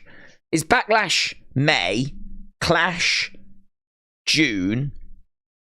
Then I think we've got. Is it Berlin then? And then it's SummerSlam. It might be France, Scotland, Germany, Cleveland are our next destinations for premium live events. So by the time we get to the German one, I think he should have all his papers sorted. So I think he should be able to go at that one. But I don't expect to see him in France. I don't know if he'll make Clash at the Castle, to be honest. He might make Clash at the Castle, but I don't expect to see him in France. So that's my understanding of where we are with the Ring General Gunther. Oof. So there we go. Right. Let's shut this down. Kian said, Days, hope you are well and having a good stream. I will give 5 out of 10 for night 1 of Mania. What are your thoughts? I'm 99% that Cody will finish the story. I really enjoyed the ladder match. So my thoughts, I gave it like 6.75 to 7. The reason is that Becky and Rhea I thought was good start. I was happy with it. It was worthy of WrestleMania. Nowhere near as good as Rhea Charlotte, right? Nowhere near as good as Becky Bianca. So you could say that it underwhelmed compared to them, but they are 2 of the best women's matches we've ever had in WWE. This kicked off the night, thought it did well. Lovely. Then we did the ladder match, and I enjoyed it. I thought it was good. We've seen a lot of ladder matches. We've seen a lot of stuff which, it's a bit difficult now. I mean, we have Money in the Bank, 2 of them every year. So when we get like these sort of ladder matches, what have we not seen now? We've kind of seen everything. So Awesome Truth winning was really good. There was some nice moments in it. It still had some great spots. It delivered. It didn't blow my mind. It was solid. It was good. It's just a hard place to be because we've seen so much ladder match stuff and we'll get more ladder matches. There'll be another Money in the Bank this year. So, but did it deliver? Yeah, I'd say it delivered. Lots of people involved. 2 sets of belts above the ring. Maybe a bit of a shock with Grayson and Theory winning because there was rumors that they were going to be replaced, wasn't there? There was rumors that there was going to be a meeting and they were going to decide whether they'd even be in the match. And not only were they in the match, they won the match. So I did predict them to win, right? In my predictions, I did predict that they and Awesome Truth would win, but that was before the rumor came out about the meeting, right? It was before that. So I must admit at that point, I was like, oh, I don't think that's a good sign. It's probably not a good sign if they're having a meeting about taking these guys out. That it's probably not a good sign that they're going to win it, right? So I did predict before, and then all of that happened, and then they ended up winning. So it was pretty cool. So yeah, those 2 matches, I think we were in a good place. Then you get, I think, is it the Ray match? So then you get the Ray match, which for me is a definite decline, right? No special entrance for Dirty Dom, which I just can't get my head around. We're trying to build up Dirty Dom. He came out last year in that paddy wagon, in that police van. Really amazing entrance. Rey Mysterio. I mean, it's Rey Mysterio. I mean, I feel like these guys deserved... I think the lack of special entrances there actually hurt, right? It sounds weird, but I think they deserved it. I think Dominic is one of the most hated people. He is someone that we're really trying to build up because he is a Mysterio. He is Rey Mysterio's son. It's easy to forget that, right? Because he is Dirty Dom and he hangs out with Mommy and he gets booed when he's on the mic. But that is Rey Mysterio's son, right? He is someone that's got that Mysterio name. He is someone that can carry on the legacy of Rey Mysterio. And there's a few people coming through that can do that. Dragon Lee may be able to do that. Santos may be able to do that. Andrade may be able to do that. But Dominic could obviously do that as well. I feel like these guys needed investing in more than what we gave them.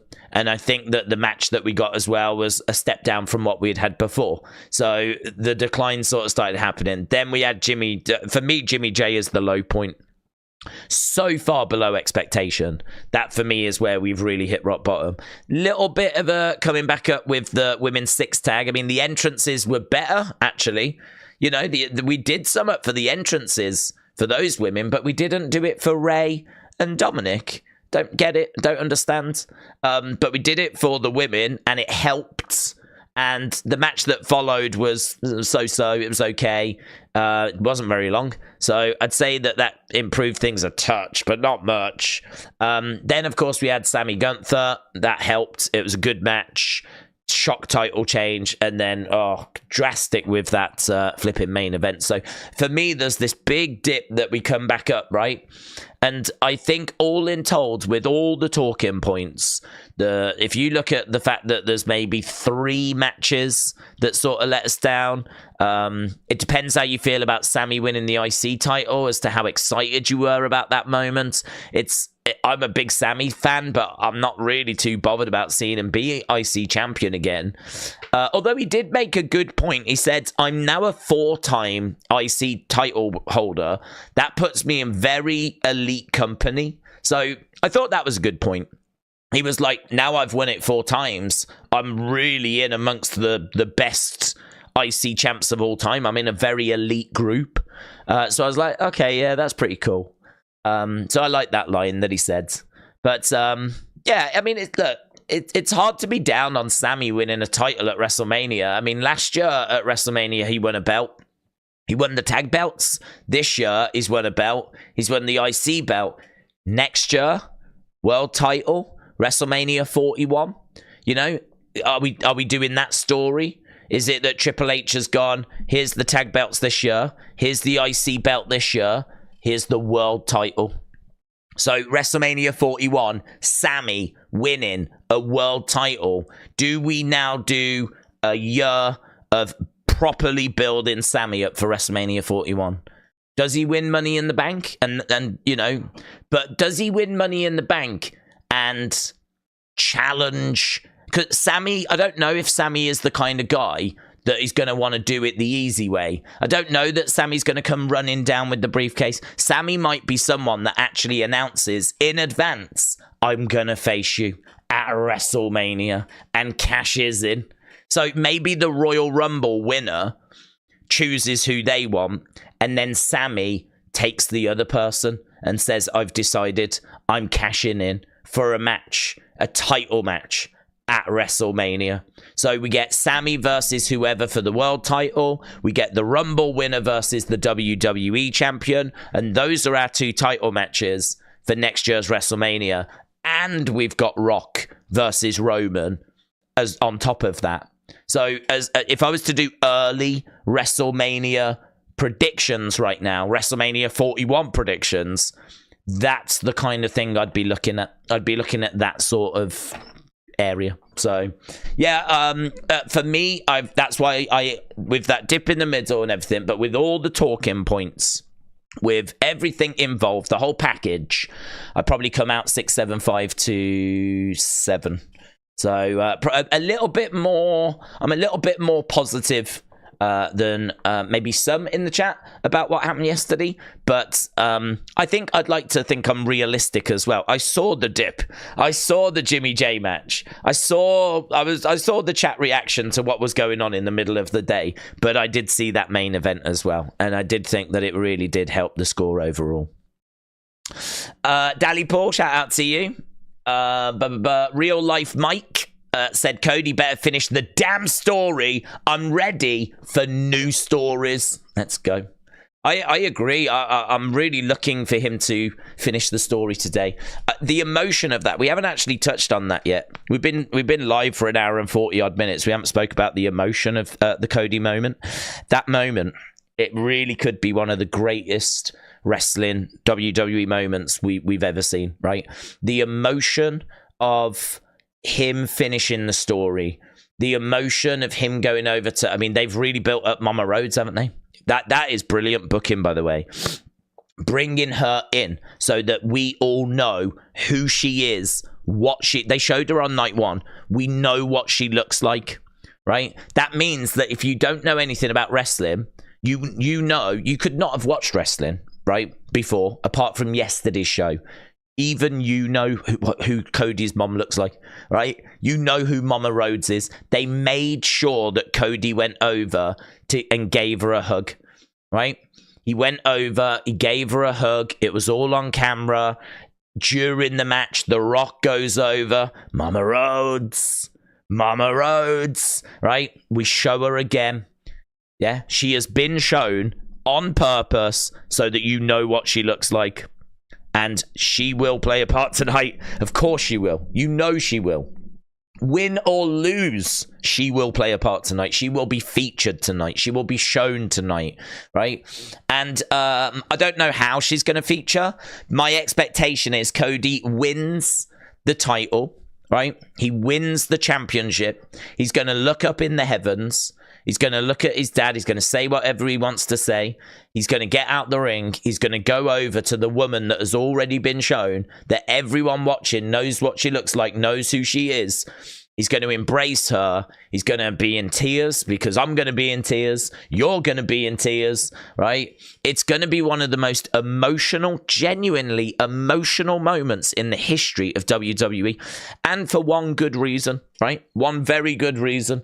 It's all real. It's real, right? All of these people that are like, oh, you watch wrestling, that fake stuff, right? They can go do one, right? Because there ain't going to be anything more real than if Cody finishes the story tonight. If he finishes the story tonight, those tears, right? It's not in the script. It's not going to be right at this point, Cody. We need you to cry. Do you reckon you can cry at this point, right? Do you reckon you'll be able to get emotional? And also, we need you just to, this bit says, you get on your knees, you look up at the sky, and you say to your dad that you love him, yeah? So should we run through that, guys? He's going to do the crying, and he's going to do the knees, I love you, dad bit, yeah? Okay, you ready? 3, 2... This ain't scripted, right? What is going to be is, if he finishes the story, whatever comes after is going to be him. It's going to be what he's dreamed of. It's going to be the moment he dreamed of when he was 8 years old, and when he was 9 years old, and when he was 10 years old, and when he was 11 years old, and when he was 12, and when he was 13, and when he was 40, right? This is going to be the moment he has dreamed of his entire life, of winning the title that his dad never won, that his brother never won, right? Winning the title that the Rhodes family has never won in the main event of WrestleMania. And he wanted to put it in his dad's hands, but his dad's not there. But his mom is, and she's been shown, and he can present it over to her. He can give it to her. And you know that he'll be talking to Dusty, right? There will not be a dry eye in the house. There won't be. There can't be. It's going to be just one of the most real moments that we have ever seen. People talk about the Montreal Screwjob because of it being real. You know, it was an amazing, like, you know, situation, but it was a real situation. And we know that in that moment, Brett is being screwed. We know that when Brett spits at Vince, that's not in a script. That's not in a script. You know, that's not in a script. Like, Vince, he's going to spit at you. It's going to be by your eye. Wipe it away like this. Right? That wasn't in a script. That all happened for real. That was for real. Right? And this is going to be real. It's going to be amazing. It's going to be amazing. The only problem you're going to have, really, is how do you follow it up? How do you follow it up? that is the problem. A lot of Roman fans have said Cody shouldn't finish the story now, because once he finishes the story, well, what's he meant to do? And what I would say to those people, if you're one of those people, I say this with respect, right? I like to throw theories around, and I like to talk about booking, and I like to talk about creative. And honestly, in a different life, it's something that I would have been interested to have explored and gone into, like TV creating, TV scripting, all that kind of stuff. I find it very interesting. Why have they done that? Why have they not done that? I find it very interesting, and we throw this stuff around all the time. But I would like to think that if I did have that job and I was in WWE Creative and they came to me with the challenge of Cody's going to finish the story at WrestleMania, we need you to now create a better story. We need you to transition us to the next story. What's that next story? What's it going to be? How does it look like? How is it going to keep people around? That's your challenge. That's what we are paying you money to sort out. I would like to think, and I don't have it right now, by the way, right? Because I'm not being paid that money right now. But I would like to think that I would be able to come up with that. I would like to think that I could do that. And actually, I think I could do that. And I would like to think a lot of you could do that as well. I don't think that if you was to sit down with a pen and paper, right, and you just go, right, Cody's champion, and you jot it down and you go, right, blank piece of paper, what do we do now? So he's got the belts, he's champion, the dream has come true, what do we do now? And I would like to think that a lot of us would be able to come up with something. And I think the fact that I think there's Roman fans out there that have not thought about it, right? I think they are just so desperate for Roman to keep the title that they've used that as a, well, what will he do next? You know, if he finishes the story, what else is there for him? They've used it as a bit of an excuse just to keep the belt on Roman. I think even they, if they were being honest with themselves, if they had a blank piece of paper, I think even they would be able to come up with something. I think even they would be able to, if tasked and paid appropriately, I think they would be able to come up with something for Cody, right? So my feeling is that we should not see that as a barrier. We should see that as an opportunity to now tell a different story and transition him to something else. And I really think we can. I really think we can.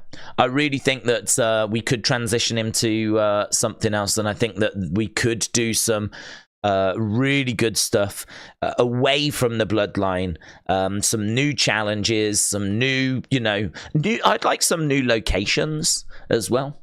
Do you know, something that always sticks with me is the supermarket brawl.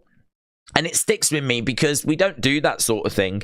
And I just thought it worked so well, Stone Cold and Booker T. I mean, it's a cinematic match before we even knew what cinematic matches were. That brawl in a supermarket between Stone Cold and Booker T, it's regarded as one of the great moments from WWE history. It's so funny that we've really not gone back and done that sort of thing. I heard they caused a lot of damage, actually. I think they had to pay a lot of money to that supermarket with all the damage that was caused, like thousands and thousands and thousands of dollars, right? Because it was a real place that they went in and filmed in, and they caused a lot of damage. But I think there's an opportunity to do something there. That would be different. We haven't been doing that, so we would be able to do something along those lines. So I think if I was to plan like Cody's next steps, I would be looking at different, I'd be looking at what can we do that people have not seen before or for a while that is going to be like, oh my God. Just like The Rock, you know, when he was beating Cody down outside his bus in the rain. What an amazing beatdown. What an amazing beatdown. And it's because we haven't been seeing that. Blood, swearing, outside, in the rain, whipping him with the belts, standing over him, Mama Rhodes, and all this. I mean, that is segment of the year for me. That is segment of the year. Just beats the CM Punk promo with Drew on the same show. That outside stuff, visually, it looked like a movie. It looked like a movie. It looked like cinema. And you keep hearing that word cinema getting used. And I think that is what I would lean into. That's what I would lean into. If this is going to be the cinema era, right? Maybe that's the direction we go. We start telling stories and shooting in a way where these could be mini movies. These could be mini films. But you just have to obviously keep it within the kind of arena, but sometimes stepping outside. But, you know, little twists, little turns. That's what I would be looking to do. We shouldn't be afraid of putting the belt on Cody because, well, how are we gonna follow up finishing the story? We can. It's all right. It's like saying, you know, someone's made a good film. Let's not make any more films because how are we meant to follow that film? It's like the story and finishing the story has been amazing, but there are other stories. There are other stories, I promise you. It would be like watching The Shawshank Redemption going, that's amazing. There's no point watching any other films because how can anything be better than that? It's like, well, you know, have you seen Titanic? Boat sinks. Right, so there we go. Elliot said, I've got a feeling Damian will fail with the cash-in on Raw. Rhea will be annoyed. They all lost apart from her, and they're going to force Damian to try against a weak Cody. That's interesting. Rhea was interviewed in the... oh, God, did you see that? That was in Unseen. Roman kicked the reporter out. Did you see what he did to Chris Van Vliet as well? So I don't know if you saw the press conference. Roman came into the room, sat down, and Byron Saxton said, right, has anyone got any questions for Roman Reigns, the tribal chief? Chris Van Vliet, I think it was Chris Van Vliet, he went, question. And he said, Paul Heyman, Mr. Paul Heyman, blah, blah, blah. And Heyman went, well, am I Roman Reigns? Am I Roman Reigns? Should we try this again? Right? And actually shut it down, right? And then, I think he said something like, can we all acknowledge Roman? And so there was this moment where they had to acknowledge him. And then we went, right, should we start again, shall we? And then I think Chris went back to trying to ask the Paul Heyman question, and they were like, next. And they just moved on. That was it. And Roman was like, has anyone got any intelligent questions? They were both in character. This was not Joe Anoa'i and Paul Heyman, the guy that went in the Hall of Fame, lovely guy, blah, blah, blah, you know. This was the wise man and the tribal chief. That's who turned up to this press conference, the wise man and the tribal chief. And there was another bit where they said, acknowledge your tribal chief. Someone at the back booed, and Roman was like, get him out. Get him out. I'm not joking. Get out. And the reporter got kicked out of the room. Paul Heyman was like, there's no 3 strikes. Go. Use your feet. Go. And the reporter had to leave because they wouldn't acknowledge Roman Reigns. It was crazy. Do you know what, though? I don't really have much sympathy for those reporters. I think there are some good reporters. And this is no knock of Chris Van Vliet or anything. I'm not naming anyone in particular. Mainly because I couldn't. But some of the questions... I mean, I remember Bayley being asked, you've just won the Royal Rumble. How does it feel? And it's like, what are we doing? Do you know what I mean? How does it... What's she going to say? Oh, I'm a bit down. Well, yeah, I'm a bit... Well, you know, I'm a bit hungry. I don't know. She's happy. I don't understand. I mean, I would be a lot more, like, into what's next, where we going, what could this mean for Damage Control? Have you spoken to the other members of Damage Control? You know, like, stuff like that, rather than, oh, you've won the Rumble, how does it feel? Good. Next question. I'd do that. I would be, to be honest, I would be off. If I was Roman and the Wise Man, I would be off, because some of those questions are atrocious. And I know people will say, yeah, but they're probably vetted. Well, maybe they are, but they're still atrocious. I don't care if they're vetted or not. They're horrible questions. Horrible questions. Like, it really is stuff that, like, a 5-year-old would ask and get. I reckon a 5-year-old would do better than some of the questions that get asked. So, for me, I don't have much sympathy for them. I don't, oh, God. I don't have much sympathy. So, if they are going to go in and be a bit arsey, at least it makes the press conference a bit more interesting. I don't know if you've actually sat and watched them, but, God, some of them are... I think another one was Bianca, Naomi, Jade, you got the win tonight. How does it feel? I don't know. Maybe I'm just not a journalist, and these are like perhaps these questions, like, perhaps this is what you have to go to journalist school for. You know, perhaps at journalist school, like this is what they teach them. Right? If someone has a match and they win or lose, they could lose. Ask them how they feel. Oh, God, right, I'll write that. Oh, hang on. Really? Okay, I'll write that down. How they feel. Right, okay. No, that's good. That's what you get at the press conferences. So excuse me if I'm not going to be too disappointed that Roman went in there and kept them on their toes a little bit, you know? Some of them are good, though. I will say some of them are good. Some of them do ask some interesting questions. The Rock came in and got asked some good questions. I think one was talking about his growth as a character and how that character has evolved. And that was a good question. So there are some in there that I just don't think should be let in the room. And then there are some that I think, you know, are very good. And I thought Ariel Helwani was excellent with CM Punk as well. Like, Ariel Helwani is, like, straight in with, like, specific, it's good questions, good stuff to, you know, really start exploring. Ariel Helwani would be good in that room, and people of that kind of similar ilk.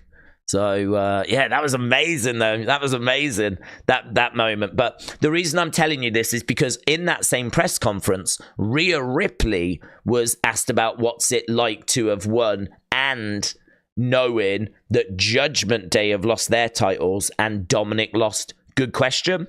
You've won. They've lost. Thoughts? Good question. And she answered it, and she was like, listen, I'm disappointed because, you know, we wanted the Judgment Day to, like, you know, be dominant. And obviously there's some disappointing results in there. But the boys know that Mommy's always on top. To be honest, I don't think she'd really... the vibe I got is that she didn't really have a good character answer. I think she was just trying to answer it and move on, really. So there wasn't, like, a brilliant answer in there. It was just like, you know, I'm disappointed. The Judgment Day was hoping to be dominant. It's not gone that way, but the boys know that Mommy's always on top. It was something along those lines. So hopefully the writers, the actual writers, will have something a bit more for us on Monday when she does confront them. Because you're absolutely right. Judgment Day have lost their tag titles. Dominic lost in his match to Rey and Andrade. Only Rhea retained. So that will be interesting to see the fallout of this. You know, Judgment Day really feel to be in a bad spot, don't they? Really feel like they're not in a good place at all at the moment. So Monday will be very interesting. We could see Judgment Day implode on Monday. I mean, there's not really... We could see Damian and Finn arguing at each other. I don't think JD McDonough has been a good addition to Judgment Day at all. Dirty Dominic is... I don't know, he started going off on his own a little bit. And Rhea has always really done her own thing, you know, what with being the only female in the group. So, I don't know, are the days of the Judgment Day over? Is that group done now? Are we going to go on to something different now? I think they'll try and get the title back first before we do anything drastic. But yeah, I don't know. Future of the Judgment Day is going to be very, very interesting. Jean-Pierre, shout out to you, my friends. Really appreciate the supports.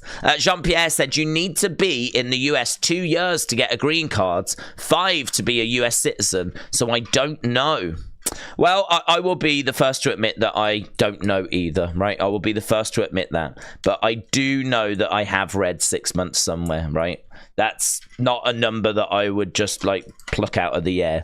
It's definitely something that I've read. Now, I am willing to admit that that might not be from a great source. I'm willing to admit that it might not be accurate. I am willing to admit that it might not be something that we can really, like, you know, take to the bank. So all I can say is I've definitely read it.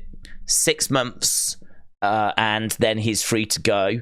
I think if we were doing a show in Berlin and he was not going to be there, that would be a real disappointment. Understandable if he can't be there, but right now I am expecting him. I am expecting him to go.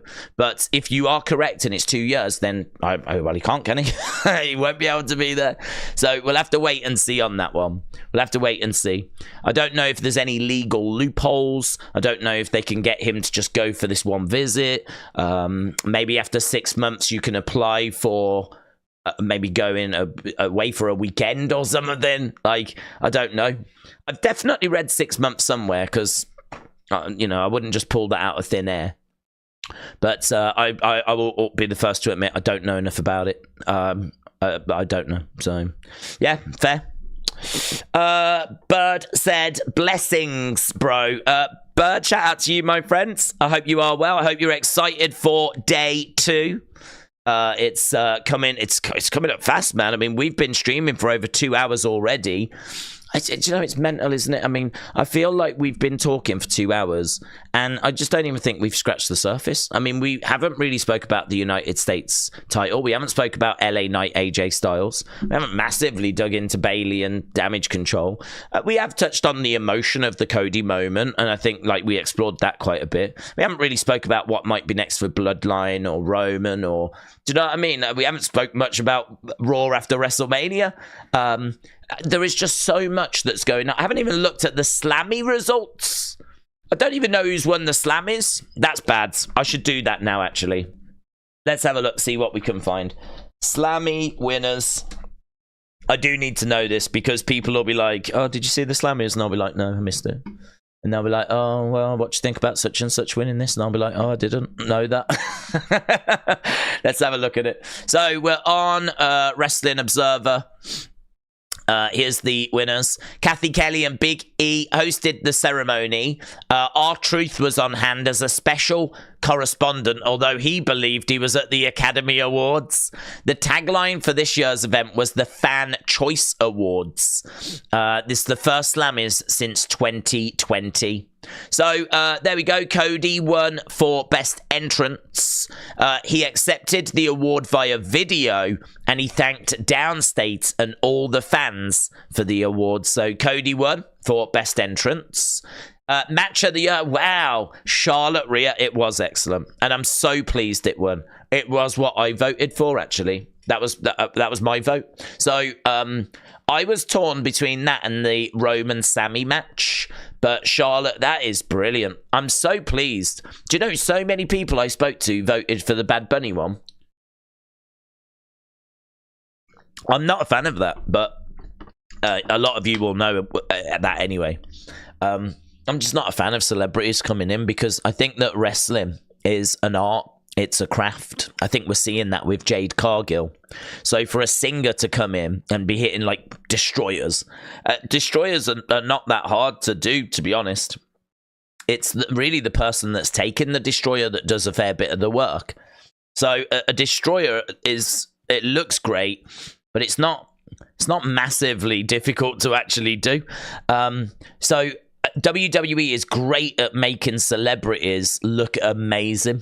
And it's a bit frustrating, to be honest, because I'm pleased that people enjoyed the match, but I don't know that it sends a great message. It makes it seem like anyone can come in and do it, you know? It makes it seem like this is easy, and it really is not. It really is not easy. Certain moves you can do. I mean, a clothesline is not that challenging. A drop kick you can pick up fairly quickly. But actually putting a match together and doing what these guys do on a regular basis, it's hard, man. So I wasn't into the Bad Bunny thing, but I know many people were, and they just enjoyed it for what it was, just a big fun match. But yeah, I was hoping Charlotte Rhea would get it, so I'm very pleased with that. Slammy for breakout star, LA Knight, much deserved. Much deserved. Crazy that Jey Uso is in that category. I mean, I'm sure he's in there because he's breaking out as a solo star. But still, it does seem a bit strange, considering he's been on the roster since 2010. But he accepted via a video, and he said he created a great foundation, and now he's going to create an empire. So Flair came out in person. She said she wants to do every match is steal the show. Flair said she was proud of Ripley too, and is coming back at WrestleMania 41 to win it again. Oh, interesting. Slammy for rivalry of the year went to Roman Reigns, Cody Rhodes. Rhodes accepted via video. He said he's honoured to accept the awards, and he said he hopes it's a consolation award for Reigns after he loses the title tonight. Faction of the year went to Judgment Day. That's kind of interesting. So Mysterio was on hand to accept in person, but a video featuring all 5 members aired. Priest said they're going to be even more successful over the next year. Not a great start to that, was it, yesterday? Right, Social Star Drew, this was really fun. I saw Chelsea Green came out. This was a great line. McIntyre said if Chelsea didn't calm down, he would have security escort her out the building, referring to the incident that Chelsea's had with Fairmont Hotels. A big CM Punk chant broke out. So, amazing. And he said that Sheamus, Gunther, and himself at Mania should have been nominated. I agree with that. That should have been nominated for Match of the Year. Female Star of the Year was Rhea. She accepted via video and said everyone complained about her all year, but then voted that Mommy is always on top. Did they complain about her all year? Was there complaining about her? I think there might have been some complaining that she had not been in, like, better feuds. But I think her star power is undeniable. So, yeah, I can't really argue that. Cody won. Rhodes accepted via video. He thanked everyone for voting for him. And he said the milestone was not lost on him. And he also thanked the fans for getting him back into the main event of WrestleMania. Yep, lovely. Moment of the year, CM Punk returns. Yep. I mean, what else could win? Punk accepted in person, talked about WWE's popularity being a runaway freight train right now because of all the passionate fans. He said he can't wait to have boots and trunks on at next year's event. Slammy for Return of the Year. Yep. How could it not win? Punk was already on stage and said he wouldn't have any moments if it wasn't for the fans. He said as much as he'd like to share it with The Rock or Orton, he decided to share it with the fans. He also said if it was 10 years ago, he'd have to call them the WWE Universe. The Slammy winners then. Fan chant of the year was yeah for LA Knight. Mic drop of the year, Paul Heyman telling Cody that Roman Reigns was the son Dusty always wanted. I wasn't a fan of that. I didn't think it was necessary. Rizzy winner was Seth Rollins. What's that? What's Rizzy? I don't know. Well, Riz is charisma, isn't it short? So I'm guessing is that like charisma, most charismatic? Seth Rollins. Makes me think of the, is it the Razzies or something? You know, those bad film Oscars. Makes me think of that, but I don't think they would give a negative award. So I'm guessing it's like most charismatic, but we're just trying to appeal to the kids.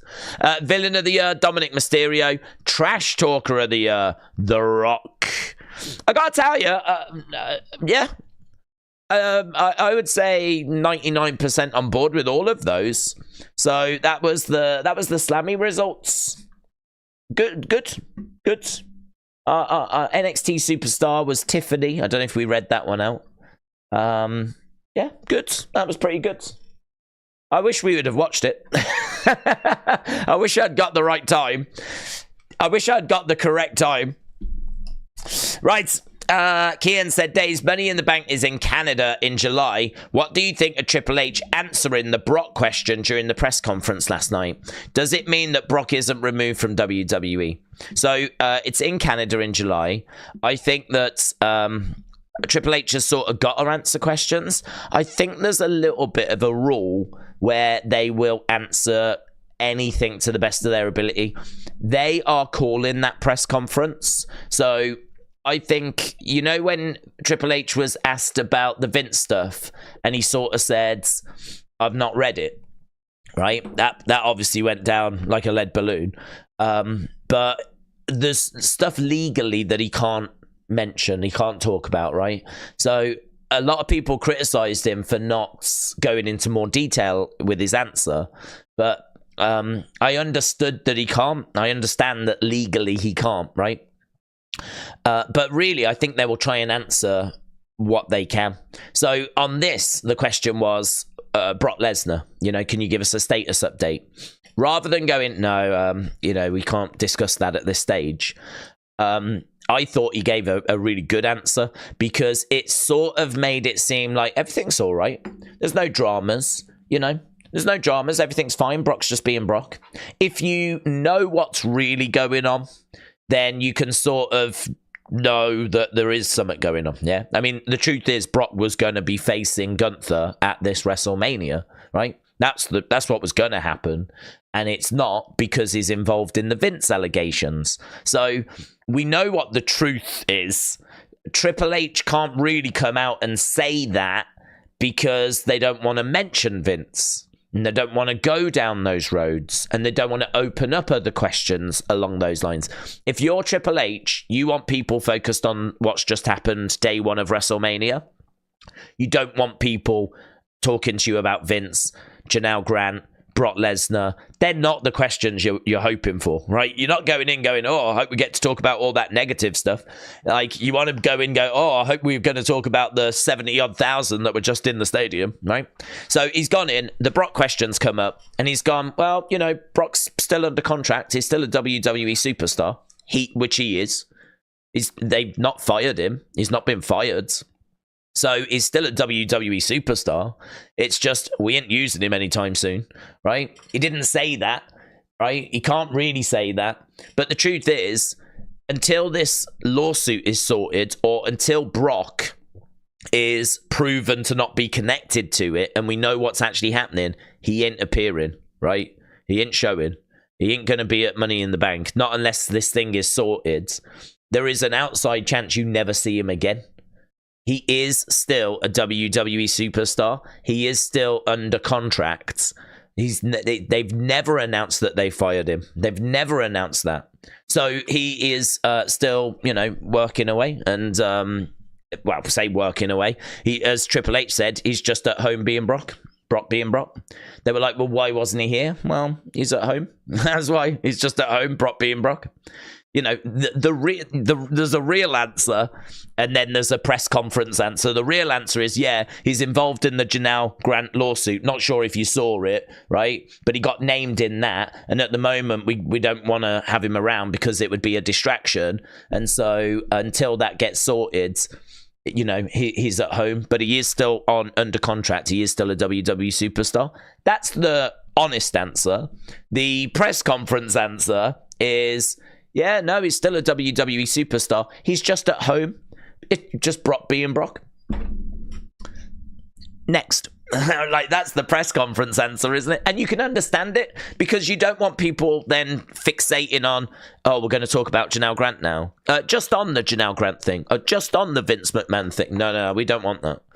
We don't want that. Talk to us about, you know, Sammy winning the IC title. Talk to us about what does it mean?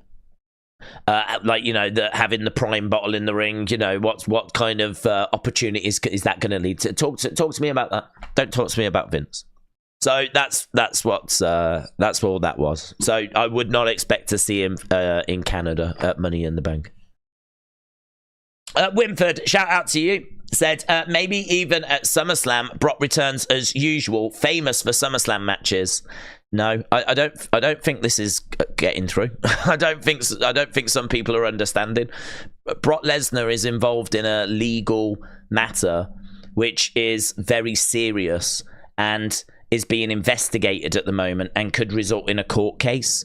And so Brock Lesnar is away from the company whilst that is all playing out, right? Him being on TV and everything, you're going to run the risk of it being a distraction. You're going to run the risk of fans, chanting God knows what. I mean, it's serious stuff. I mean, honestly, this Vince thing could have derailed the Netflix deal. Billions of dollars could have been derailed because of this Vince thing. And in fact, we saw sponsors starting to pull out. I mean, wasn't it Royal Rumble? Slim Jim pulled out. Slim Jim pulled out and said they wouldn't sponsor the Rumble whilst Vince was still around. And that is what led to Vince stepping away, right?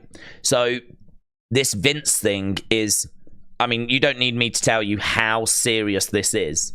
This Vince thing is, I mean, it's one of the biggest things that's ever happened to WWE. Brock is involved. Brock is in that lawsuit. Brock is mentioned, right? You just can't have him on TV. You just can't have him on TV. There was a story that came out a little while ago where they said that they might float the idea of seeing if they could try and get Brock to come back. Turned out to be a load of nonsense, right? There was never anything in it. As soon as Brock was named in that lawsuit, he was off the Rumble. He was scrapped for WrestleMania. He's done. You know, TKO, I don't know if you saw Nick Khan. Nick Khan, about 20 times the other day, was asked about Vince, and he could not have been clearer. Nothing. Zero. Zip. Zilch. He has nothing to do with the company. Nothing. He doesn't come into the offices. We never hear from him. He's never backstage. He's never around. You know, we're only a few steps away from who's Vince. Who's this Vince that you speak of? I mean, he is just gone. He is erased. He does not exist. He is the man that time forgot. It's like, it wouldn't surprise me if in like a month's time you ask Nick Khan, you know, what's the latest on Vince? And he goes, Vince, I've heard that name. I can't remember. Who's this guy? Vince. No, it doesn't compete. I don't know him. Don't know. Because it's just not happening. He's not allowed to be mentioned. Do you remember CM Punk in the ring? Who made you the chosen one, Drew? Name him. Who made you the chosen? And all Drew could do was smile, because you're not even allowed to mention him. Can't even mention his name.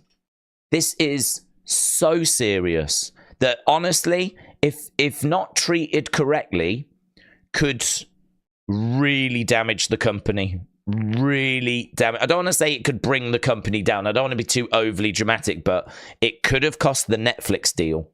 The Netflix deal could have gone. Sponsors could walk away. And honestly, I don't know where we would be if we didn't handle this properly, cleanly, right? And professionally. I don't know where we would end up. I really don't know where we would be. I don't know. Because the Netflix deal could be off the table. Other TV deals could be off the table. Advertisers and sponsors could be off the table. Slim Jim already left Royal Rumble, right? They don't want anything to do with this. They don't want anything to do with Vince. Trying to bring Brock back, who is involved and named in the lawsuit, I just don't think they're going to... It's just not going to happen. It's just not going to happen. So I don't see it being a case that he's, you know, synonymous with SummerSlam or we're going to be in Canada or anything like this. It's too big. It's too serious.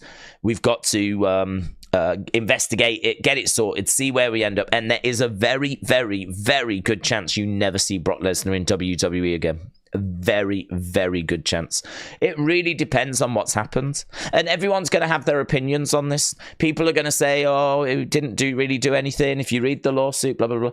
Not interested, right? Not interested. Yeah, I'm not the courts, right? They're dealing with it. It's being dealt with. All I know is that the sponsors, the advertisers, the TV networks, the TV companies, they don't want nothing to do with this. They don't want anything to do with it. They don't want to touch this with a barge pole, right? They don't want to touch this with 2 barge poles taped together. So it's going to have to just do whatever it does. Yeah, it's going to have to be whatever it is. So Proth said, I've been waiting for Vince to be gone for years, and I'm glad that he's been exposed. Cross Bros said, Mr. Canada will finish my story. My dream is to be in WWE. I'm going to put the E in there for entertainment. Word 789 said, is Cody's story over? I think so, my friend. And actually, we did a poll on it, and we are sneaking our way to 2,000 votes. And I haven't even put a tweet out to let people know we're live. People don't even know we're here, right? Well, maybe some do. But we weren't meant to start this stream for another half an hour. But already we've got nearly 2,000 votes on our poll. Will Cody finish the story? Yes, 74%, right? Can I just put that into perspective, right? I'm not blowing the horn of you guys, right? I'm not bigging up this community, but cage match gets mentioned a lot. And if you actually look at the number of votes that's on cage match, it's around 300, right? When you look at show scores or match scores, it says how many votes came in. It's around about 300, right? We've got a poll here that's sneaking up to nearly 2,000 people that have made their voices heard. So I think you can have confidence as to where the general consensus is amongst wrestling fans. I think that this is a very good snapshot. If Tony Khan is going to worry about cage match scores, and that's from 300 people, I think we can have confidence in this that's sneaking up to 2,000, right? So will Cody finish the story? It's basically 70-30. I think that's what we're looking at. Technically, it's 73-27. It's probably going to be 70-30 or 75-25. It's around that ballpark. The general consensus amongst wrestling fans seems to be Cody finishes the story tonight, right? It's not guaranteed. It's not 100%. It's not 90%. It looks to be about 70-30 that he's going to finish the story tonight. So it's a very interesting snapshot. It's a very interesting insight into where people are and the mindsets of where wrestling fans are. And God, I hope he does it. We spoke about the emotion of that moment earlier, and we spoke about what that moment is going to look like, or what I think it's going to look like. And I said before, I would have the statue there. He said something which really struck a chord with me. He has actually gone on to sort of add to it. When he I think it was the night after WrestleMania 38 when he came back. He told the story, right? And he said that his dream was to put the belt in his dad's hands. And he said, you know, I can't do that now, obviously, but I can still win it, right? But that putting it in his dad's hands is what he wanted to do. That is part of the story. Right? He wanted to put it in his dad's hands, and that has always stuck with me. Now, he has gone on to expand on it recently and said, I wanted to put it in my dad's hands. I can't do that, but I can give it to my mother, right? And I really think that's why we've made a big deal of showing you that she is there. I think this is why The Rock has made a big deal of Mama Rhodes. It's easy to think, oh, The Rock's done it because it's The Rock and he's just trying to be a heel, right? I think he's cleverer than that. I think a lot of what you see is brainstormed and worked through, and it's got, you know, we know all about this. Yeah, he's not done that. He's not done that. I really don't think he's done that by mistake, right? I think that there's a lot of things that The Rock does that is planned that leads to things. And I think the Mama Road stuff is because we know that we're going to have her there. We know that if Cody finishes the story, Dusty is not going to be able to have the belt because he's not with us. But she can. So we have to find a way of bringing her in. We have to find a way of talking about her. We have to find a way of involving her in this story. And she's been very involved in this story. Mama Rhodes, the Mama Rhodes belt. showing her at ringside. It really feels to me like that is the foundation that has been laid for this story to be finished. I really think that. I really think that this is where we are. I really think that we are looking at the end for Roman's title reign. And I don't think if you're a Roman fan, this should be mourned, right? I think that you have just had, if you are a Roman fan, one of the greatest title reigns in WWE history. I think what you have had as a Roman fan is his run that we've always waited for. You know, if you think about when he was a face and he was booed and he got mixed reactions, he has just had the run of a lifetime. This title run, the Bloodline, it's been amazing. And I know people will be like, well, let's keep going and everything. Give me more, give me more. Actually, stopping when people want more is the right thing to do.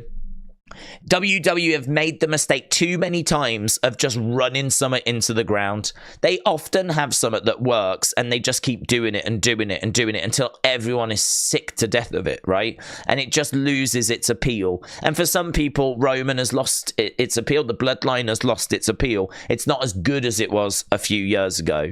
For some people, it is. For some people, it's still good. But for many, it's not. Now is a perfect time for this to end. It's a perfect time for this to end because it gives Roman the ending that he deserves. Not forget Cody for a second. This is one of the greatest title reigns I've ever seen, right? I know he doesn't defend it as much as people would like, but when he has defended it, it's been in matches that have mattered. You can point to the odd thing like the Logan match. You can point to the odd thing like the LA Knight match, right? I didn't think either of them stood a chance. But you can then point to things like Cody this year and last year. You can point to the Kevin Owens matches. You can point to him against Seth.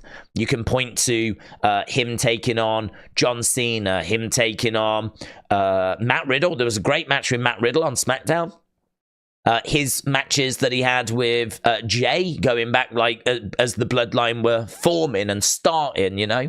There's lots of people. The Sami match. Oh my God, that Sami match. The Drew match at Clash at the Castle. This is not only a long reign, but it's had some fantastic matches dotted throughout the reign, dotted throughout the run, you know. Every time Roman's been on, it's felt special. Every time Roman's, even promos, have felt amazing. The Usi moments, the honorary Uso moments, the trial of Sami moments, Jimmy turning on Roman moment, Paul Heyman leaving Roman to join up with Brock, and then screwing Brock at the Royal Rumble. I mean, that was a little while ago now, but there's been so much stuff that has happened in this reign. You could do a box set just on this reign. You could do a 3-disc box set with just like key moments and just, it's been amazing. It's been brilliant. This deserves the right ending. It deserves the biggest ending possible.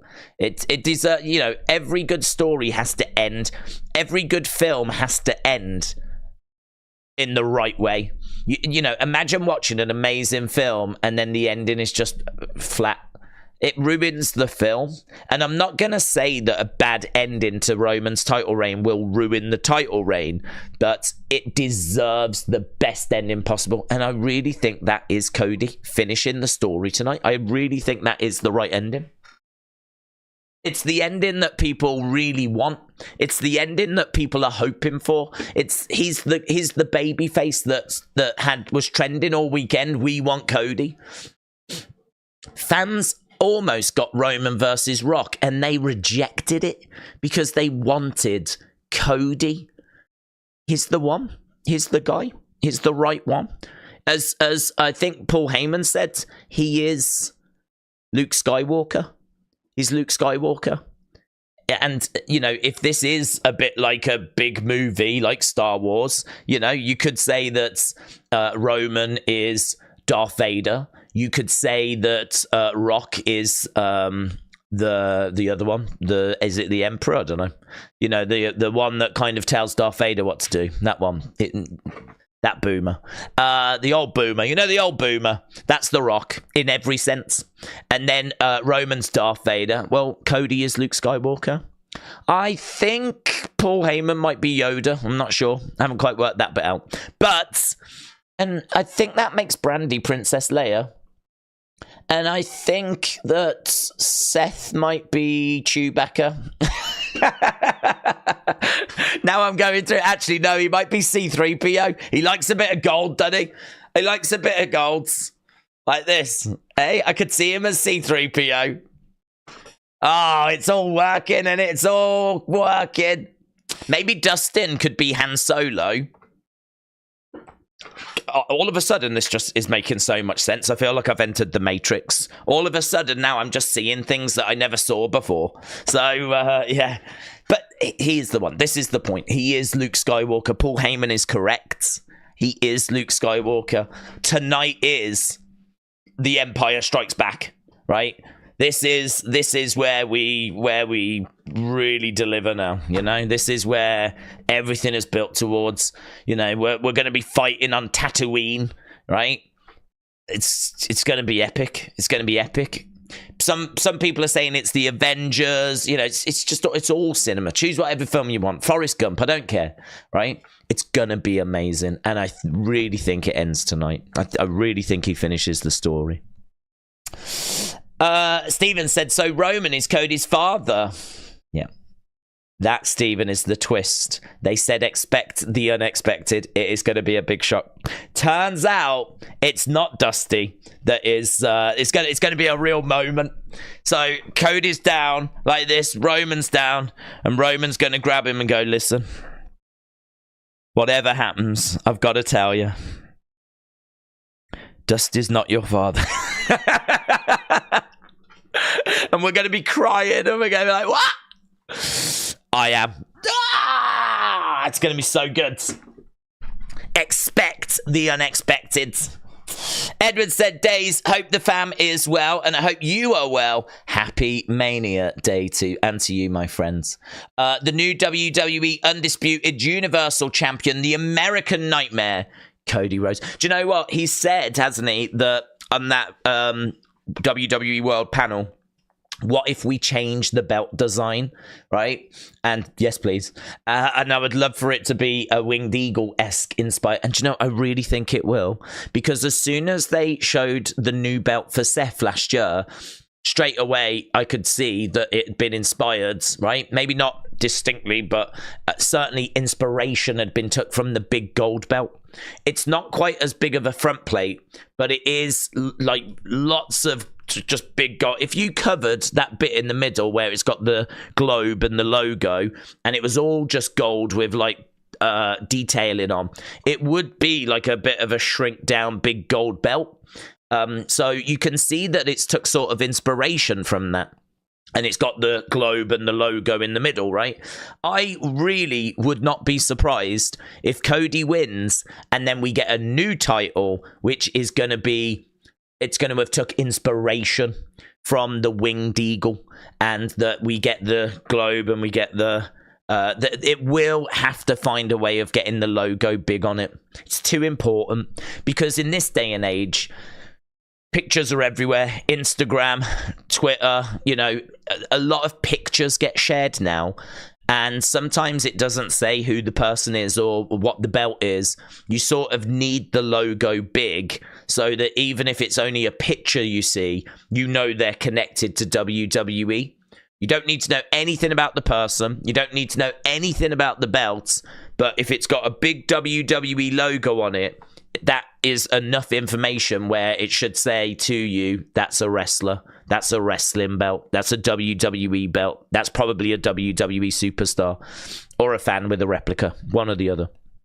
So you can understand why they have the logo on for the pictures, because of Instagram and TikTok and, you know, MySpace. So all of that stuff means that they are probably going to have to redesign the Winged Eagle. I am a bit nervous about it, but oh my God, I love The Rock's new belt. The Rock's new belt is stunning. Love it. Absolutely love it. I've said before, take the bull off the front, put a WWE logo there, and I really think you've got something special. I love the detail. When it comes to belts, I always look for detail. I don't like the current design because there's nothing to look at. it's really just a black strap. Oh, gold now, but now like you've got the strap, and then it's just that's it. And just it's so basic, and I mean it does a job. It does a job. It's the logo. It did the picture thing that we were talking about, but it's not worthy of being a prize that people desperately want, you know. It should be, a belt should look prestigious. It should have lots of detail. It should have lots of, you know, you could look at a belt and just look at all the different things on. You know, do you know Rock's belt has got 2 people wrestling on the side plate? There's 2 people locking up on the side plate. And the side plates are these lovely square side plates with like little details all on, and 2 people wrestling. And it's got just, you could look at Rock's belt and just find different things on it as you like look around it. It'll take you all of 2 seconds to look at the belt Roman's got. Oh yeah, the logo, boom, done. I mean, there's just nothing on it. It's just rubbish. So I really hope we get a redesign. I would love for it to be very similar to the belt that The Rock's got now, which I genuinely love. But I'm a big Winged Eagle, Mark. It's my favorite belt. So anything that will take inspiration from the Winged Eagle will get a big thumbs up from me. Subam said Roman, the tribal chief, Cena, the greatest of all time, CM Punk, best in the world, Cody, my father is Dusty Rhodes and I deserve a title shot, clown emoji. I mean, Cody, you could have always also called him the American Nightmare, right? He did win the Rumble twice. And I think he's only lost 2 matches in the last couple of years, hasn't he? So, shabam. I don't know, mate. I don't know. I don't know that it's going to be a great night if you are really Team Roman. I'm not sure that it's going to go well. But, I mean, look, I get it. There are people that love the Bloodline. I mean, you see them people getting married, don't you? And they come down and like all the guests are acknowledging as the groom comes down and he's got the Ula Fala and they've got the belt. There's the wise man normally there as well. I mean, you can see the impact that Roman has had, not just on like wrestling fans, but you know, you've seen sports teams like acknowledging, and the acknowledging thing has become a bit of a thing. Not to the level of crotch chopping, right? I think we all used to do that in school and get in trouble, like suck it. I'm not sure, but I would imagine there are kids that go to school acknowledging and whatever. It has had such an impact. I mean, WWE is where it is because of Roman and the Bloodline. And Triple H. But Roman and the Bloodline has been the driving force to get us where we are now. And so you have to make a decision. Do you stick with that and keep going? Or do you, go with something different now and see where that takes you? A lot of people would stick with it. A lot of people would stick and say, let's stick with Roman. There's still stuff to do. But there are people that would say, let's change. I'm in the let's change camp because I just think that what I'm waiting for with Roman is I'm waiting for the right person to come along at the right time to end this reign so that we can start a new story. And we're here. This is it. This is it. This is the right person. This is the right time to end this and start a brand new story. So that's why I am Team Cody. He's done enough, and he's such a lovely guy as well. I think what you see with Cody is what you get. I mean, him meeting the fans and being there for the kids and promising to go to weddings and all that. I do not doubt that is him as a person. I don't doubt it. I don't doubt that is him. I don't think he gets back to his bus and he's an absolute arse. I don't think he's like, a nasty, horrible, but I think he really, and I think Triple H made this clear in a press conference, is he said Cody is the right person to take this company forwards. Like, he will stick around hours after shows to meet fans and sign autographs. Not because he has to, but because he wants to, because he loves this. If you want to talk about someone having wrestling in their blood, you can definitely talk about Roman and the Anoa'i family. I mean, undeniable. Now, look at The Rock. He doesn't need money. He don't need money. He's here because he loves it, right? And you know, he comes out and he shows you the goosebumps. He shows it, right? He shows what it means. It's in his blood, but it's in Cody's as well. It's in Cody's as well. And Roman has had his time. It's time for Cody to have his. So I don't know that I'm a Cody crybaby. I think I will be tonight if he does it. If he finishes the story, just the sheer emotion of that moment, I can't see how it's not going to get to everybody. It's going to be incredible. It's going to be incredible. Either way, even if he loses, it might be incredible. There might be many tears even if he loses, because it's going to be another likely 12 months of heartache. Because I don't know that we're going to finish it anywhere other than WrestleMania, unless we do it at SummerSlam. Don't know. SummerSlam, maybe?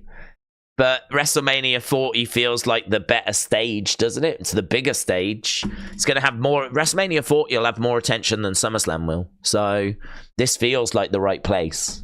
Oh, God, I don't know. I'm getting a bit nervous the closer we're getting now, and Shabib has made me even more nervous. Edward said, I've sent you a picture of what I would like the new belt to look like when Cody wins. Can you have a look and give me your thoughts? They're showing off... no. That's my thoughts. No. I'm not a fan of belts being tailored to people specifically. So I'll show people, and there will be people that like this. So there's the belt, right?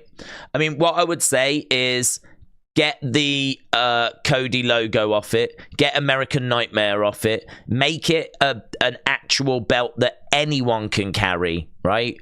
Then we'll talk. But like his logo being on it, American Nightmare at the top, American Nightmare on the plates, like to me that's a Cody custom belt. That's a belt that's just for Cody to carry. There are people that really like custom belts. I'm not a massive fan of them, to be honest. There's a good reason for it as well. It's because if you have a belt and you are pictured with that belt, right? So, for example, the Winged Eagle, okay? The reason why the Winged Eagle means as much as what it does is because, A, it's a beautiful belt, but also the people that have carried it. I can find a picture right now of Hogan with the Winged Eagle. I can find a picture with Stone Cold with the Winged Eagle. I can find a picture of Macho Man with the Winged Eagle. I can find a picture of Undertaker with the Winged Eagle. I can find a picture of Bret Hart with the Winged Eagle. I can find a picture of Shawn Michaels with the Winged Eagle. I can find a picture of Ric Flair with the Winged Eagle. Can you hear the names that I am saying? Hogan, Undertaker, Flair, Bret, Shawn. We are talking about some of the greatest wrestlers in WWE history, right? Some of the greatest wrestlers in WWE history. And I can find a picture of all of them with the Winged Eagle. So every reign that belt has with someone different, it is building the prestige of the belt. The belt is getting more prestigious because it is being associated with Bret, with Shawn, with Hogan, with Undertaker, with Flair, with Stone Cold. Like it builds its prestige. With custom belts, that belt only works with that one wrestler. That belt will only work with Cody. No one else can carry that belt. It's not going to look right, is it? You're going to have to change it again. If Cody drops it to Gunther or Cody drops it to CM Punk, they're going to have to change that belt. That's only for Cody. And for me, you're not building the prestige of that belt. You're going to have to keep changing it. So, you know, are you just going to keep making custom belts for every single wrestler? Because what does the championship actually look like then? What does the championship belt look like? If it constantly is changing every, I don't know how often you're going to change the belt. I don't know how long people's reign's going to be. 6 months, 10 months, 12 months, next 24 months, I don't know. But what is the belt going to look like? It's never going to have an actual identity, is it? It's never going to have a permanent identity because you're constantly changing it. So you're never going to build the prestige of a title and what a title looks like because it's constantly changing. So for me, I don't mind this belt in regards to, I'll show it again. I don't mind this belt in regards to like the eagle and all this kind of stuff. I mean, you can see it's a winged eagle. It's that. But if we can take off the Cody stuff, make it more generic so that any wrestler can have it, then I'm on board with it, right? But these kind of custom belts, they only work for the wrestlers that they're with. I think I like what they're doing at the moment, where if you win the title, you carry the title, but they make you a custom belt as well to kind of commemorate the title reign. So what you could do is you could have the championship that Cody has, right? Or Roman has at the moment. Cody wins. So you have that, and that's the belt that gets passed from the next person to the next person. But to commemorate Cody's title reign, we make another belt that fans can buy and Cody can pose with in a few pictures, right? Maybe even bring to the odd show. But that's a belt to commemorate his reign. So this is Cody's belt that commemorates his title reign between 2024 to 2025. And that could look like that one. But I think what's more important is that there is a generic belt that gets passed from wrestler to wrestler so that the championship has its own identity.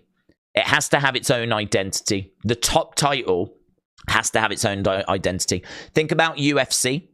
The UFC belt is a generic belt, right? You know, that gets passed from person to person. Think about boxing. In boxing, that's a generic belt, isn't it? The WBA, WBC, IBF, all of those titles are generic belts that get passed from person to person because the brand of the company and the top title of that company is very important that is established. The top prize needs to be established. Look at AEW. Their top title is the same belt that gets passed from person to person. Look at New Japan. Their top title is the same title that gets passed from person to person. So it's a good shout. I like the conversation because when I was young, I did go through a phase of wanting loads of custom titles, and people love like the Fiend belt and all that kind of stuff, and it's fun to see these belts that commemorate like the Undertaker and the Dudley Boys and all of that kind of stuff. But I think they should always be a side thing. It should always, you can do them, you can make them, but they should always be a side thing. I think it's very important that the top title stays generic and anyone can have it, and it just gets passed from person to person, which I think was part of the reason why the Winged Eagle was the success that it was. Michael said, if Roman retains tonight, do you think that Solo or Seth could be the one that dethrones Roman? If Roman retains tonight, do you think Solo or Seth will be the ones to dethrone Roman? I don't. I really believe Cody is the one. I really do. I really believe is the one. And I know you can make the argument.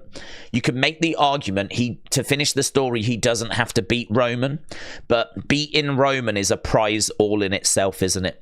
There's two prizes up for grabs tonight. Not only winning the championship, but being the one that beat Roman, right? A bit like Sammy yesterday. There was two prizes for Sammy. Winning the IC title, but arguably even bigger than that, being the one that finally beat Gunther in the ring, right? So there was two prizes for Sammy, and there's two prizes for Cody tonight. So I think that if he doesn't win tonight, I still feel like he is the correct person. If you look at who is the most played character in 2K24, they put the stats on screen, it's Cody Rhodes. If you look at who's selling the most merch at the moment, it's Cody Rhodes. If you look at when we tried to put The Rock in the main event of WrestleMania against Roman Reigns, did the wrestling fans celebrate? No, we had a whole weekend of anger, people being disgruntled, hashtag we want Cody. I mean, think about it. Over a whole weekend, there was other sports talking about it. because We Want Cody trended for a whole weekend. I think the only thing that stopped it trending was the Grammys happened to be late on a Sunday, and that kind of overtook it. Other than that, it was We Want Cody, right? So hashtag We Want Cody absolutely dominated that weekend, right? How can we sit here and make any argument that it should be Solo? How can we sit here and make any argument for anyone else? Granted, down the road, we might be able to get them to be the most played person in the game. We might be able to get them the most merch sales. We might be able to get them trending on. But what? We don't need to. We've already got Cody there. Cody has already done it. He's got there. That he's doing it. He's achieved it. We don't need to build anyone else to that point when Cody is already doing it. Cody is at that point. He is the top babyface in the company. He is the person we've been waiting for. He is the one. I really believe all the numbers that I have seen, from merch to views on YouTube to just all the little data points, suggest that Cody is the right person to be the one to beat Roman. And I really think that WWE are aware of that. And I really think, the plan was they wanted Cody Roman, hence why he won the Royal Rumble. And The Rock came in and tried to bump him to the side. And we, the fans, we had a decision at that point. Do we accept it? Do we accept it and go with it? Or do we stand up and say, no, we want Cody? And we stood up and said, we want Cody. And as Cody has said, this is all thanks to you, the fans. It is very Daniel Bryan-esque. Right, it's very Daniel Bryan-esque. I think that we're where we need to be. If we don't pull the trigger on for Cody now, I just don't know. I can only imagine it's because we want to get Roman to beat Hogan's records. I can only imagine that business is so good we're going to try and squeeze another year out of it. I can only imagine it's that. It's nothing that Cody hasn't done. Cody has done everything he can. What more can Cody do? What more can he do? He's doing all the media he can.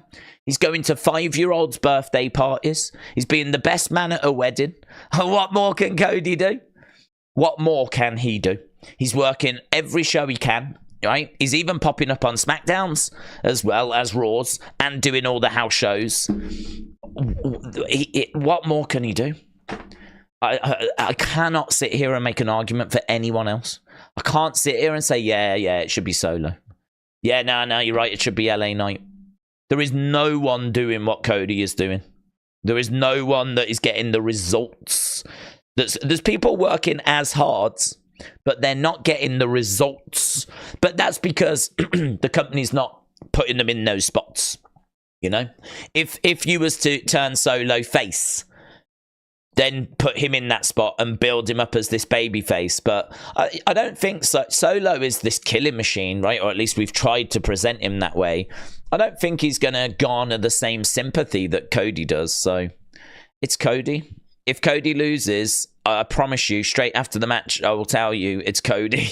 It's still Cody. Cody is still the one. It just looks like we're doing it at SummerSlam or we're doing it next year.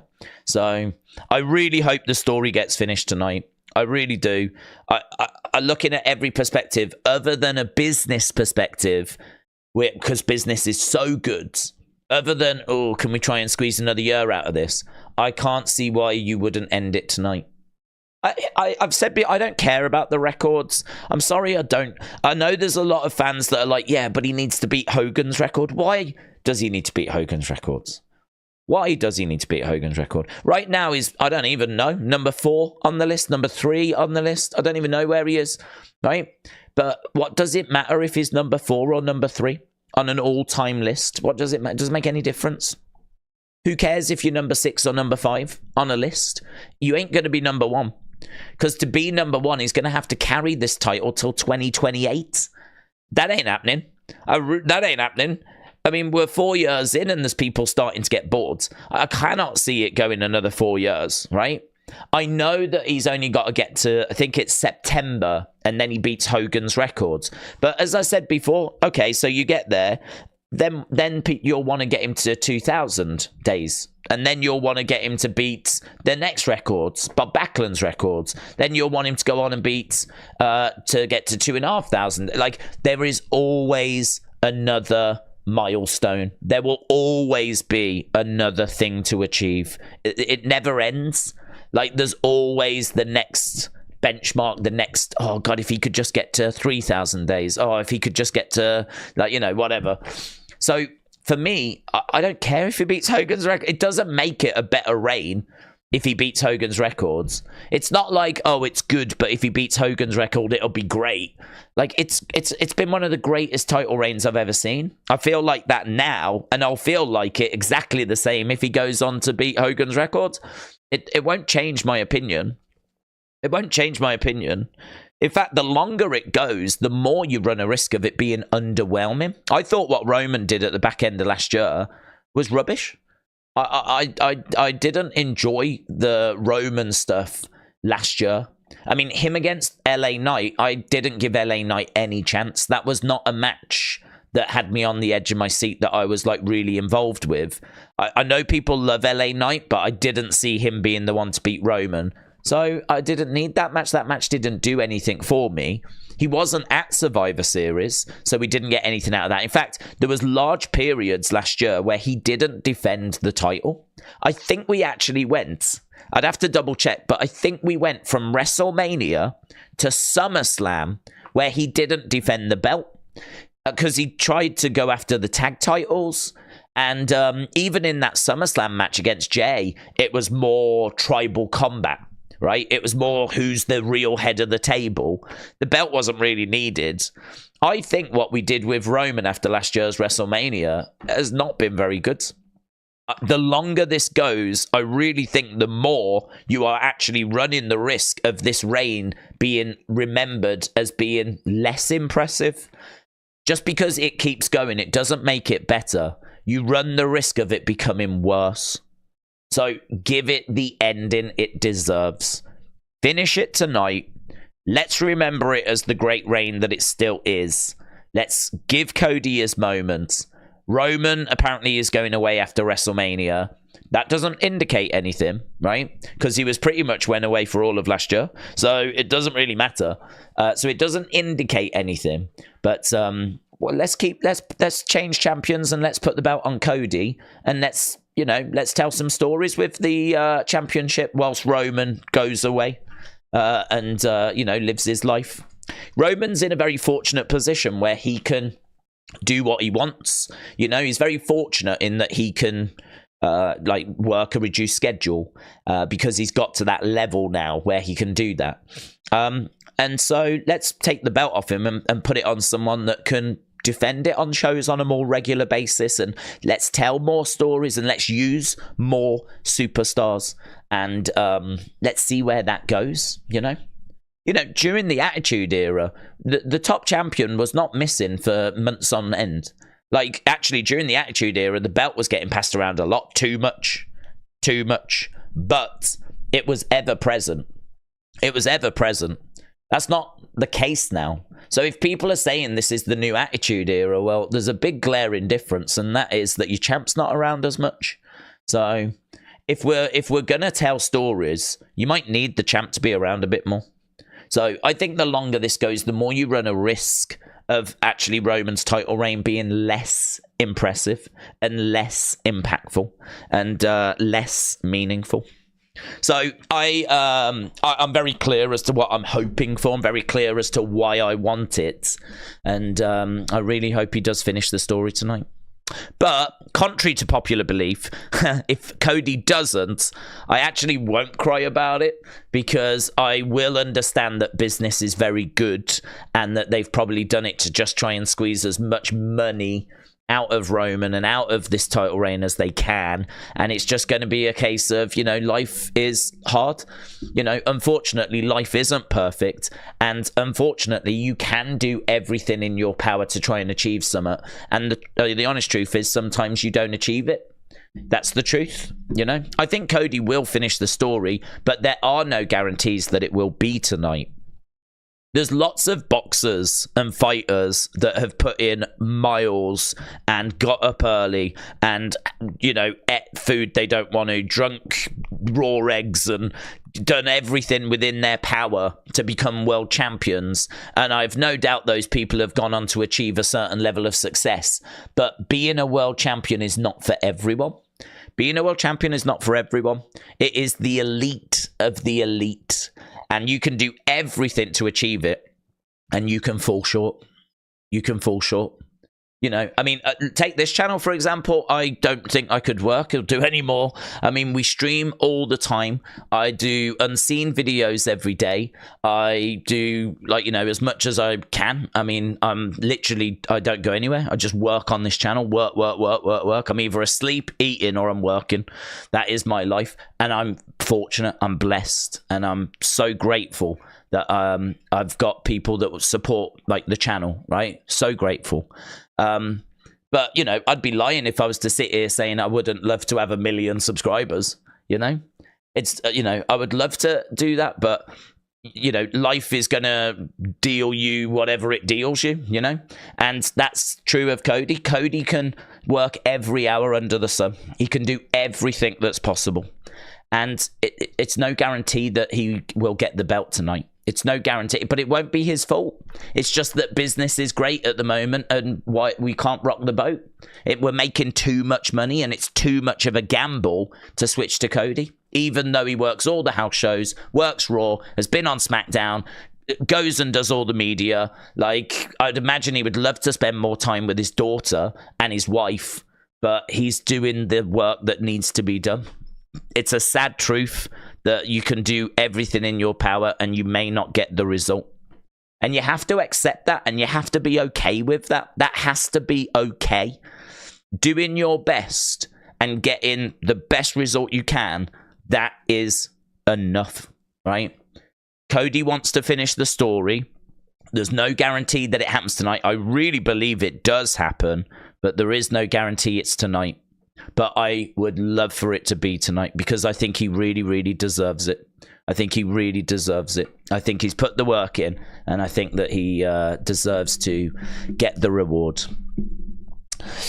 Abdullah the Butcher was with Triple H backstage. Was he? Abdullah the Butcher. That's fun. Wow, it's good to hear there was some legends backstage. It would have been lovely if they'd wheeled them out on the actual show, wouldn't it? Hopefully we get some of those tonight. That would be good to see. Right, Seth versus Drew is going to open up tonight. Shall we have a look at the breakdown and see where we are? As we touched on finishing the story for quite a bit there. But, I mean, I think that was good.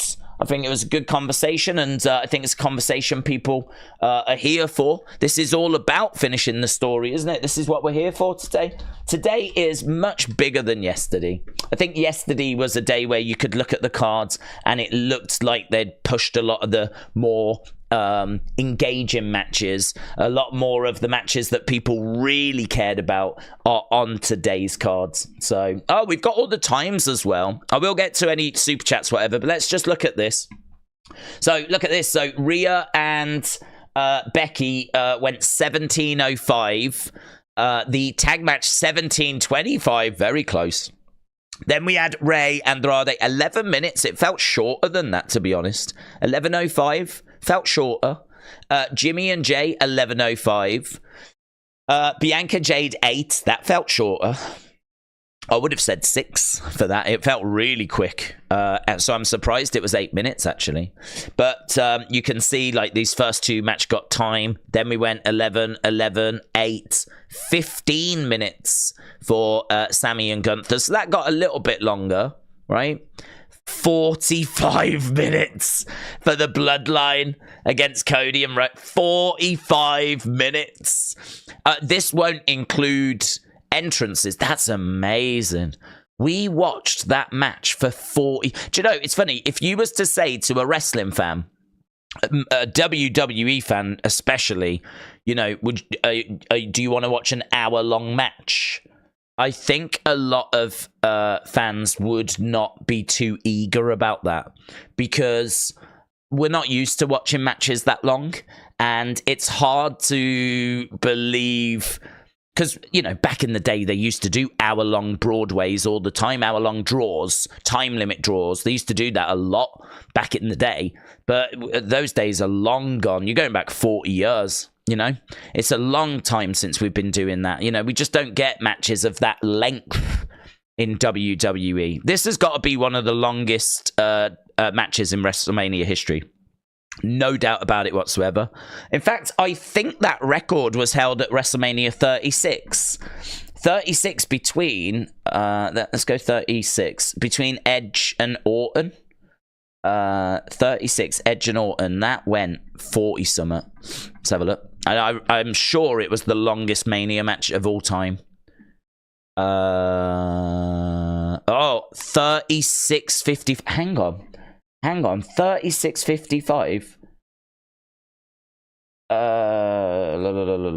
That was Raw. That was the aftermath. Reception, main events. I want to see. Has it got the? Where's the Edge stuff here? I'm sure I heard that was the longest one. In fourth match, last man standing. They fought production trucks. Beards. Edge applied sleeper holds. Comes out. Edge won the match. Oh, it doesn't say. What's the longest match then? What's the longest match? Longest WrestleMania matches. There we go. Never knew that. It's the new records. During WrestleMania, make history as they fight for the longest time, 45 minutes. Never knew that. So, five longest matches in WrestleMania history. So, what was number 5? Where's number 5? Number 5, Undertaker Triple H, WrestleMania 28. Number 4, Triple H Rock Big Show Mick Foley at WrestleMania 16 or WrestleMania 2000. Edge versus Randy Orton at 36. I'm sure I've heard that was the longest, but apparently there was longer. Rock and Roman versus Cody and Seth, number 2. Oh, of course. I think it was, do you know what? It must have been the longest outside of the Iron Man match.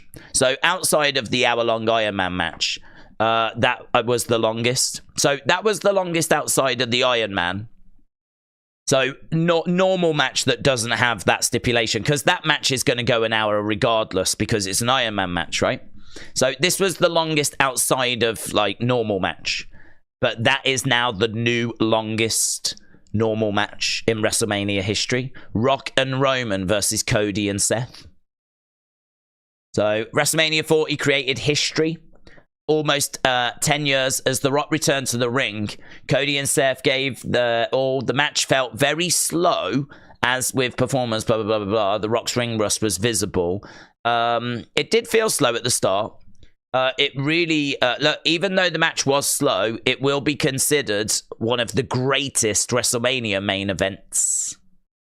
So the longest normal match, non-stipulation match in WrestleMania history. We watched that last night. So that was, I didn't know that. I didn't know that it had got that record. Let's go back to 40 and let's just have a look at today's cards. Let's go down.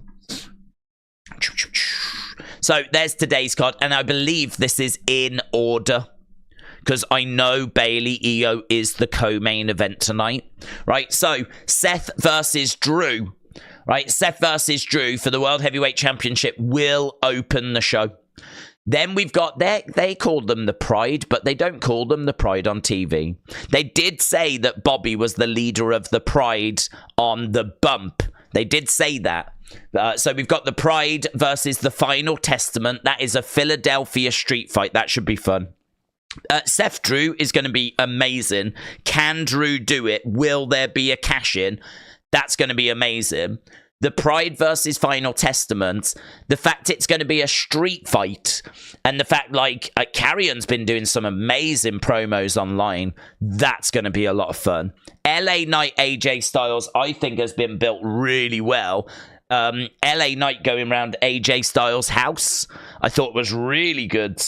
And then did you see them fighting the other day at WWE Worlds? So during one of the media meetups, they actually got into a fight. So I think the build for this, even though there's not been loads to it, I think they've done some really fun stuff. So I'm looking forward to that.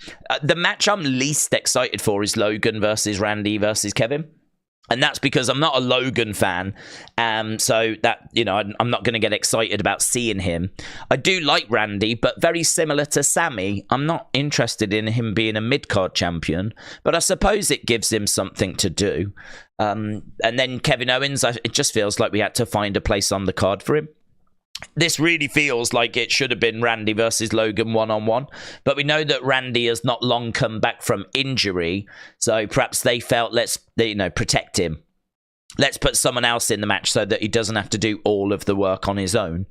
And this is a way of ticking that box. So look, I mean, that to me is the match I'm least engaged with, but there's still enough there for me to be involved and interested, and I'll want to know who wins, and it may be a lull. I hope, to be honest, I hope it's short. I hope it's short because I definitely could do with the time elsewhere. There's other areas that I would like the time to be spent, like the main event. I think we'll get very similar to this, actually. By the looks of this, I think the first match will get a bit of time because it's a world title match. Next match is a street fight, so it might end up maybe not quite getting 17 minutes, but it'll probably get a good 11.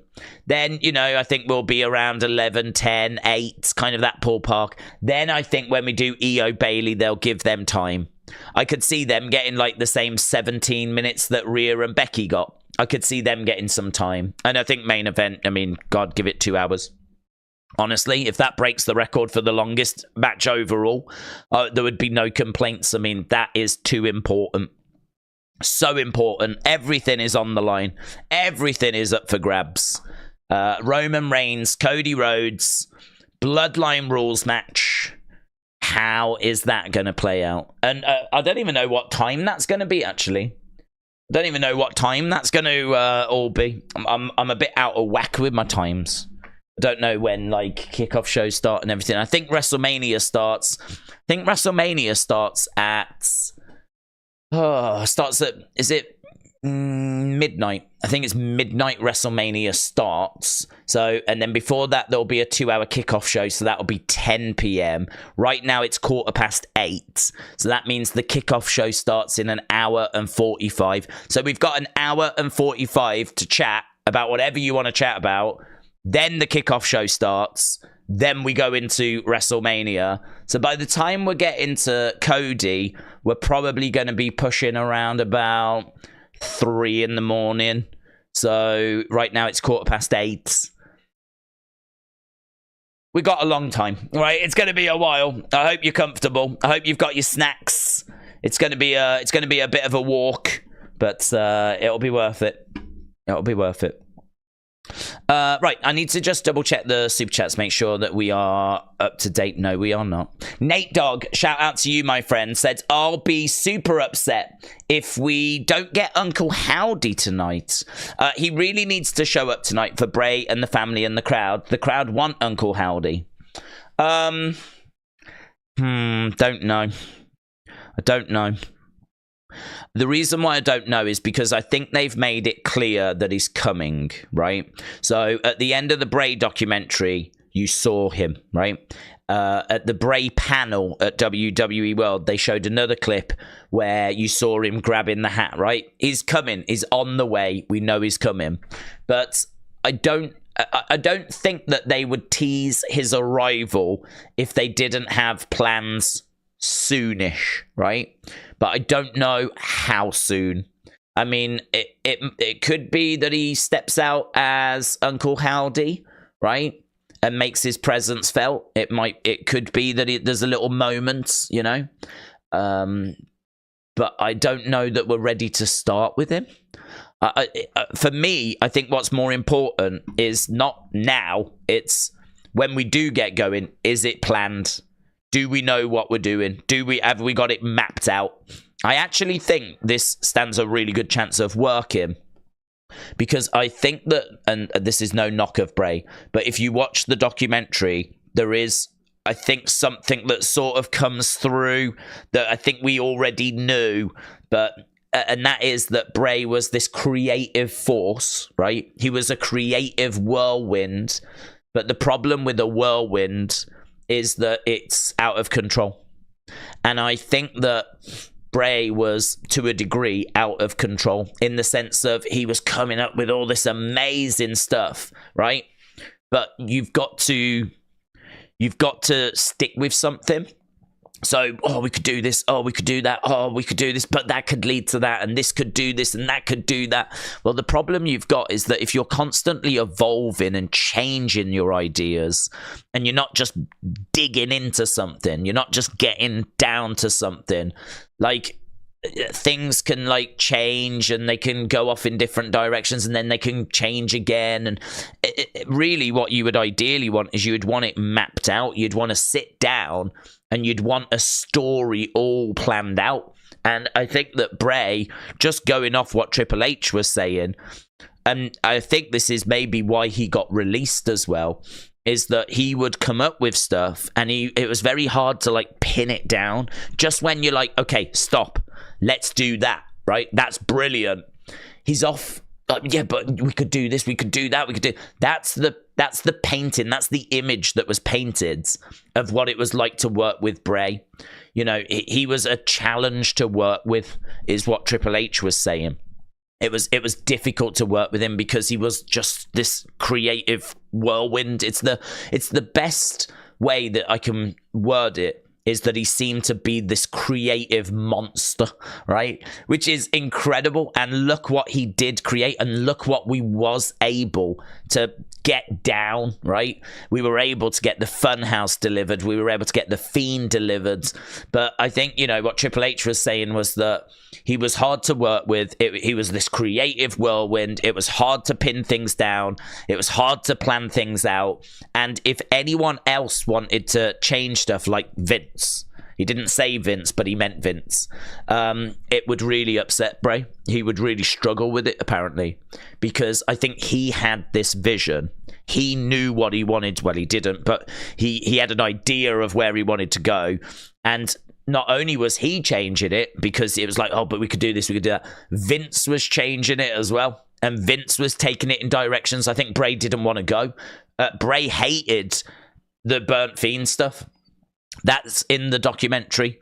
You know, he hated it. He's got the suit on, hasn't he? He's like, I just don't think I can work in this. I just can't work in this. And they said that corridor thing they did was just to get them back to being the Fiend again. It was just to try and get them back to where they had been before.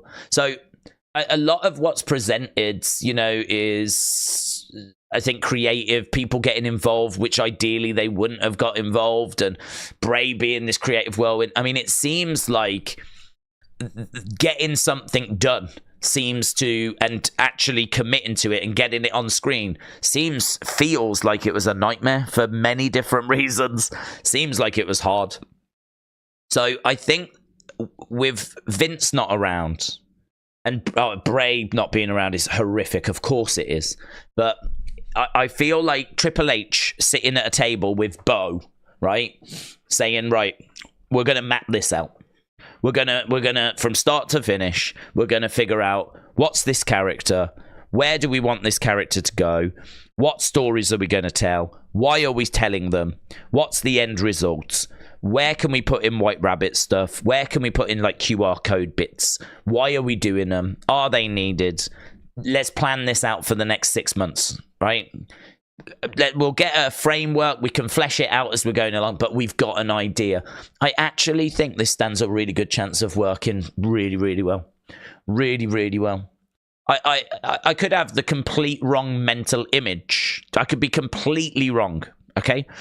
But Triple H has said in the documentary and in an interview with Ariel Helwani, just like what a creative force whirlwind that Bray was, and how hard, you know, he called him a tornado. And he said what's hard with a tornado is like trying to pin a tornado down, trying to control a tornado. It's like it's a challenge. And then you've got add Vince into the mix as well. I mean, you can just imagine the carnage of trying to get something done. Whereas now with Bo and Triple H, I think there's a good chance this will get mapped out. It'll be done properly. And I think it'll be committed to and executed correctly. And I think they will pay respects to Wyndham the way that it should be. So I'm really excited for this that's coming. But if they've not done that work, if they've, because of it being WrestleMania and, you know, Roman, Rock, Cody taking up all of Triple H's time, if they've not done the work to get the Uncle Howdy stuff ready, sorted, there's a plan, right? I don't know that I would show Uncle Howdy at WrestleMania. I think we bring him out and his sister with the US Express, and I think the crowd will honor them. You know, when you bring out Bray's brother, Bray's sister, Bray's uncle, Bray's dad on stage as part of the Hall of Fame thing, because they're the US Express and they've gone in the Hall of Fame, if you bring them all out, there is no way the crowd is not going to react or be thinking about Bray. There just isn't. There's no way that crowd is not. I wouldn't be surprised if they all step out on stage and the crowd start chanting, "Thank you, Bray," or something like that, right? So I think that Bray, he had a moment yesterday, didn't he? Do you remember they showed the trailer to the documentary and all the fireflies came out? Bray will never be forgotten. He will never be forgotten. You don't need to worry about that. But we got the moment yesterday with the fireflies. They may do that moment again. I think we get the family coming out as part of the Hall of Fame. And I think that we get thank you, Bray chants or something along those lines. In regards to Howdy, you could do a little something, another little tease that he's coming. That would be fine, but I wouldn't do anything epic. I wouldn't have him attacking someone, or I wouldn't have anything like that. I wouldn't do anything remotely close to that unless you've got the work done to follow it up. And I just don't know that they have, because we know they've been working on this documentary, so that must have took time. We know that they've been trying to build WrestleMania, so that's been taking up Triple H's time. So when would he have had chance to have sat down and mapped it all out? You've got to be, I think even Bray fans would admit, you've got to treat this with the respect that it deserves. It's got to be correct. No one wants this to be done and it be botched. No one wants this to be done and it be rushed. No one wants that. When this thing gets done, we want it to be as special as what Bray had given us before. We want this to be as magical. We want this to be as engaging. That is going to take a lot of work. That is going to take a lot of time. And so for me, I think that we don't rush it. There's no expectation from me. If you do a little Uncle Howdy thing tonight, cool. But don't do it unless you've done all the back work. Don't do it unless you've got the stuff to follow it up with. So I would say the reason I've gone into detail there, Nate Dogg, right? The reason why I've gone into that detail is hopefully that just gives you something to think about, a different, maybe slight perspective. And then at least that way, if it doesn't happen, then you won't be as disappointed, because maybe you'll be thinking along the same lines I am, which is let's do it when it's ready. Let's do it when it's time. And it just might not be time. It's exactly the same as Bray going in the Hall of Fame. A lot of people are like, put him in this year, headliner. But it's like they said, let's not this year because it's too hard for the family. And when you saw that documentary, I don't think anyone watched that documentary and didn't just have their hearts broken. So I think everyone understood at that point and went, okay, yep, that's why. You know, you see like the dad just bursting in tears. You see Bo just crying his eyes out throughout the whole thing. You see the sister getting upset. I mean, like, it's so raw. They've lost their brother. They've lost their son. Like, they've lost their husband. They've lost their dad. It's so raw that all of a sudden him going in the Hall of Fame just doesn't matter. Who cares? He'll go in. It doesn't matter. He'll go in. It doesn't need to be this year. There's a family that's broken. Just broken, shattered. To pardon the pun. And you look at that documentary and you're like, yeah, okay, yeah, got you. that's why that he's not going in, because that family is just destroyed. It's just destroyed them, and it's going to take them time to, you know, try and get through. So they've found a way of inducting the US Express to try and give them something to, like, look, we're going to give you this honor, yeah. You deserve to go in. We're going to give you this. We're going to do the Bray documentary. He deserves to be featured around WrestleMania. We'll show the trailer. We'll have the Fireflies. We'll have you there. I'm sure the crowd will say thank you, Bray, and everything. But, you know, let's work towards him going in the Hall of Fame. I think that's the point I'm making. Let's work towards it. And there's every chance he goes in as the headliner next year. David said, Rock has Mama Rhodes alone. She needs help, and then a glass break. Oh man, that'd be so good. That would be so good, mate. That'd be epic. So Cody's down, everyone's down. Cody's blood is on the belts. It's all over the belts. And then he's going over to Mama Rhodes to get the tears. I mean, I wonder if she will be crying at that point. I don't know. I wonder if, like, he could whip Cody so bad and Cody could be screaming in pain that it does actually get his mom upset. And then, like, Rock goes over to add the tears to the belt. And then, as you said, glass shatters and Stone Cold coming down, you know.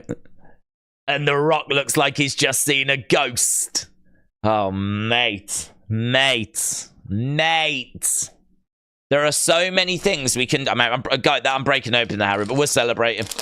Kids and grown-ups love it, so we are celebrating because that is going to be sick. I'm here for that. That deserves a cola bottle. Clearly the best of all the Haribo. Love it. Rebel Eric said, will we get Stardust? Mama Rose? Goldberg, the 5-year-old, people from the wedding. The people from the wedding. They all come down. Alpha Academy, yep. Rikishi, Stone Cold, Triple H, all helping Cody. Mate, if the people from the wedding come down to help Cody, I'll flipping lose it. I don't know about Dustin. I think he's really involved online, isn't he? You know, he's like, F the Rock, F the Bloodline. I think he knows that is the story that he needs to be in. I think he knows that. He knows that the fans want him involved as well. And I think it's lovely that the fans want him involved, because think about his career. You know, he is the son of Dusty. He is the guy that was Dustin Rhodes. He was in WCW. He actually even, do you know, there is I think it's Royal Rumble. I forget the year, maybe 90, 89, 90. It's Dustin Rhodes, not Goldust, Dustin and Dusty as a tag team in a match at an old Royal Rumble. And they lose, and they end up leaving, and they end up going to WCW. But he did all of that. Then he came back and he was Goldust. And the Goldust character was so controversial. Even back in the mid-90s when times were very different, right? I mean, there's cancel culture now, but I mean, back then, you could do pretty much anything, right? It was just crazy time. Even then, the networks were like, yeah, no, we're not comfortable with it. Even in the 90s, they were like, yeah, you got to tone this down, man. Because he would, you know what I mean? And he was all sexual, and it was all just, I don't know, it was all confusing and didn't know what was happening. And the networks were like, yeah, we don't know about this. So they had to change the character. And that character, you know, became a bit of a joke, to be honest, once it had changed. It really lost its way. I think the original vision was to disrupt the industry, you know? It was disruptive. And that's the thing that, like, Logan likes to say and all of that. It was a disruptive character, which was so disruptive, it made the networks nervous, and we had to dial it down. We had to water it down. Once it was watered down, it was ruined, really. And so, you know, he's got personal demons as well. You know, he's had problems in his personal life. And so his career never got to where Cody's got to. For lots of reasons, you know, unfortunate circumstances, personal demons. It never got to where Cody's got to. But he's had a hell of a career still, right? And I think that for him to be involved in this story is beautiful, because he deserves his flowers as well.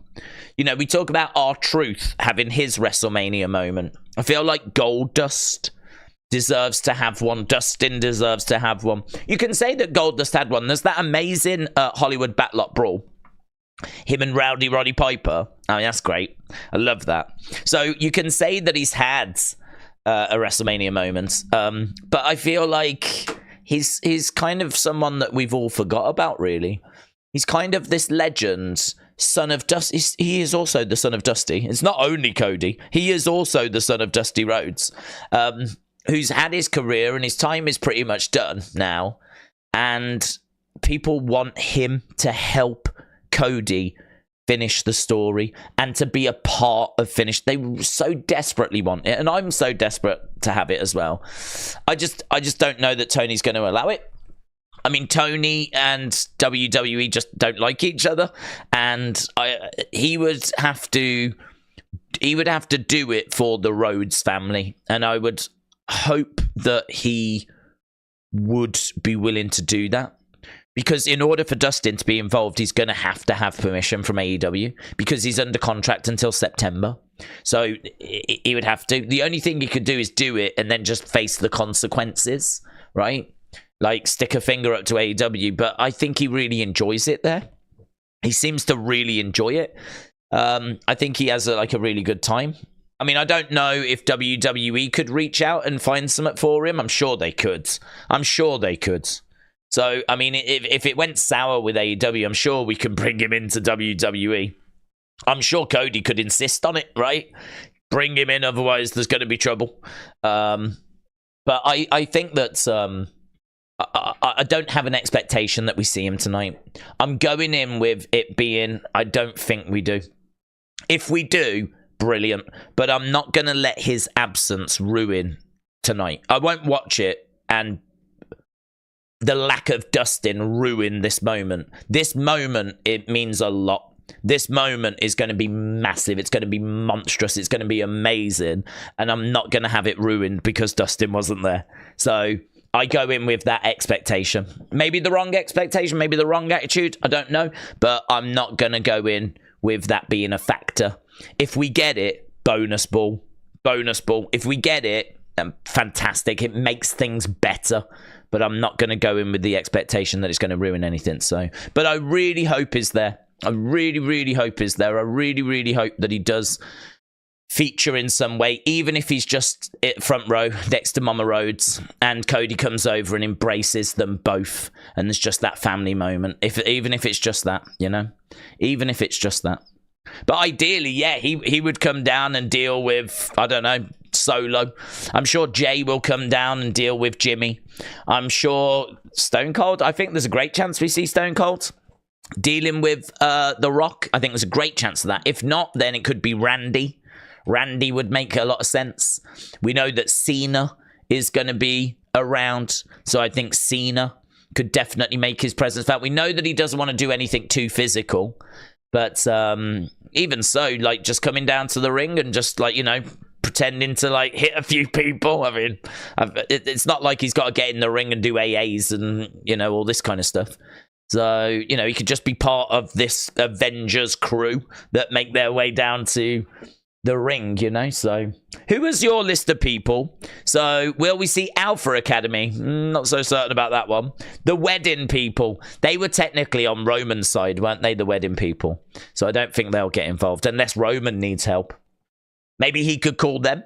Who else have we got? Stone Colds. I'd love to see that. Triple H, no, I don't think Triple H. He's going to be in Gorilla, isn't he? He could be backstage. Like if there's a load of, do you know what? Actually, if there's a load of Bloodline people, let's say Rikishi does appear. Let's say that Jimmy appears. Let's say, like, you know, that you've got Solo. Let's say that you've got The Rock. Who else can we have? I mean, I don't know that you'll see Jacob Fatu, or I don't know that you'll see Lance Anoa'i, but maybe there are other family members that we haven't seen that can just be bodies. You know how we use those fake security guards. Maybe we can just bring in Anoa'i family members like Lance Anoa'i, right? And Zilla Fatu, right? Or maybe even Jacob. Maybe he's even there, but we just don't kind of sign him or do anything. He's just there for that moment. He's basically one of them security guards, yeah?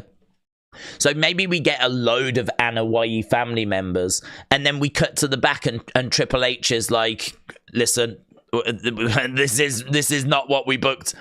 Get the locker room, right? This is meant to be Roman Cody. Get the locker room. We're going to get that cleared.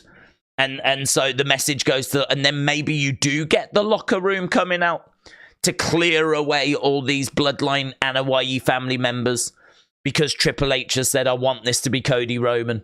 And so you get all these people coming down. Imagine the excitement of that, of all these Bloodline family members getting involved in this Bloodline rules match. And they're all, like, you know, in their kind of Bloodline shirts, family above all shirts. And they're all, like, wailing away on Cody. Seth's there and he's getting battered. And we just cut to the back, and Triple H is like, listen, main event is out of control. I want that ring cleared. Get me the locker room now. Get me the locker room now. And they just come running down the ramp and go, go, go. Ah! It's going to be amazing.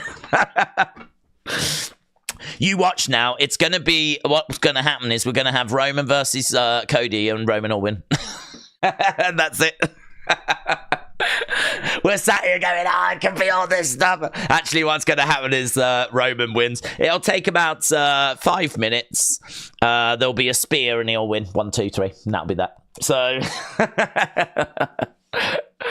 But listen, they've said expect the unexpected. They've said if we can execute what we've got planned, it's going to change this industry forever. Like, they are... I mean, I know they're promoters, right? I get how this works. They tell you it's going to be amazing. It's going to be the best thing you've ever seen. It's going to be epic. It's going to blow your mind. Like, they tell you all this stuff, and then you watch it, and maybe it doesn't quite live up to the hype, yeah? Because they're promoters, and they're doing their jobs. But listen, enough different people have said that this is going to be special. Enough different people have said, not just Triple H, even Seth. Seth has said, if we can do what we've got planned, it's going to blow your mind. So I think we can dream. We can think about what this might look like, you know, and who may get involved. But what it actually is going to end up being, I really am not certain. But I do feel like it will be people helping Cody. I don't know how big the Bloodline is going to be. I'd love the extra family members to be involved, but it may just be Jimmy, Solo, and Rock. But I would love it if that was bigger, and I would love it if all these people were going to come down to try and battle that, you know? Oh, it's very exciting. Very, very exciting. So, Rebel Eric, shout out to you. Right, Sean, shout out to you, said, I'd love to see a little howdy tease if Final Testament win at WrestleMania. When the story and players, Bliss, Braun, others are ready, I would love to see it. Maybe we will. Maybe the plan is to include all of them with Bo, and that would be good. Because obviously Alexa and Braun, and maybe we could even bring back Rowan. You know, Rowan really should be a part of this, because it just works, doesn't it? It just works. I think they have to bring him back. So I think have Rowan, have Braun, have Alexa, have Bo, have that be this new family, if you will, right? But I just don't know. I don't know what the goal is when it comes to that story. The one thing I want is I just want to know, what is the goal? What are we trying to do? We can't just do it for the sake of doing it. We can't just do it because, it's something to do. Like, I think with Cody, we know he's trying to finish his story, yeah? With a lot of people, we know they're trying to get to a championship. We know that Sammy's trying to become a world champion, yeah? We know that LA Knight wants to be a world champion. I don't know that Uncle Howdy wants to be a world champion. I don't know that that's his motivation, and I don't know that it should be his motivation. I don't know that Uncle Howdy should be motivated by winning a championship like that. I would, if it is, fine, but I am going to need to know why. Why do you care about winning a championship? If you're Uncle Howdy and you're kind of all otherworldly, right? Have you not got a greater purpose? Have you not got a bigger motivation than, I want to win that title? Isn't that more of a motivation for mere mortals? Like, if you are someone that kind of operates in the shadows, are you here to kind of cleanse the WWE of, bad spirits or something? I don't know. I know that in the documentary, Bo said that their dream was to compete and work together at WrestleMania. So I really think that one of the goals should be to get to Mania and to, compete and work with Bray. Now, obviously, Bray's not with us, but there are obviously ways that we can do that, right? Him being on the screen, hologram, like the Fiend creation. You could have someone in that Fiend costume. You could have Howdy in the Fiend. Bray's presence can be felt there still. And I feel like that would be something to work towards. Doesn't have to be the final destination, but I think very similar to how Cody is going to finish his story, hopefully, and have that moment with Dusty, where he looks up at the heavens and he wins the title and the boyhood dream comes true. Very much so, the boyhood dream comes true, right? Very much like that. I think if we get Howdy to WrestleMania, I think that should also be quite an emotional moment where it's basically, we know it's Bo. We know it's Bo. We know it's Bo, and we know that their dream was to work together at WrestleMania, and we're going to do everything that we can to have that dream come true, right? We'll put Bray on the screen, we'll have a hologram, we'll have the Fiend there, we'll do whatever we can do, whatever people can think of to get it as close as, them two being together, then after the match, he can look up at the heavens as well. And that would be a very emotional moment. Doesn't have to be the end goal for this story. It doesn't have to be the end goal for this story, but it can be a spot along the way, But that I need to know where we're going and why we're going there. I need to know what we're trying to achieve with this Howdy story, because it can't just be to do it for the sake of doing it. Because there's got to be an objective. Everyone's got an objective. Everyone's trying to achieve something. So. Yeah, let's see. I mean, look, let's see when we get started as to what it is that we're doing, why we're doing it. They might explain it right from the gate, might they? They might actually come out with it. But add in Rowan, add in Braun, add in Alexa, all of that stuff I think would be absolutely fascinating. I think that would be the right direction to go, and I'm very excited for seeing it play out. I just don't know when it's going to arrive. Darren said, Fightful, Corey at Fightful, Jacob Fatu has told people he's signed to WWE. I hope he debuts tonight. Will Tamatonga debut? Has he? Has he really told people he's signed? Is that a new announcement? That's huge. If he is, that is huge, because I don't expect him to be with WWE. I really don't.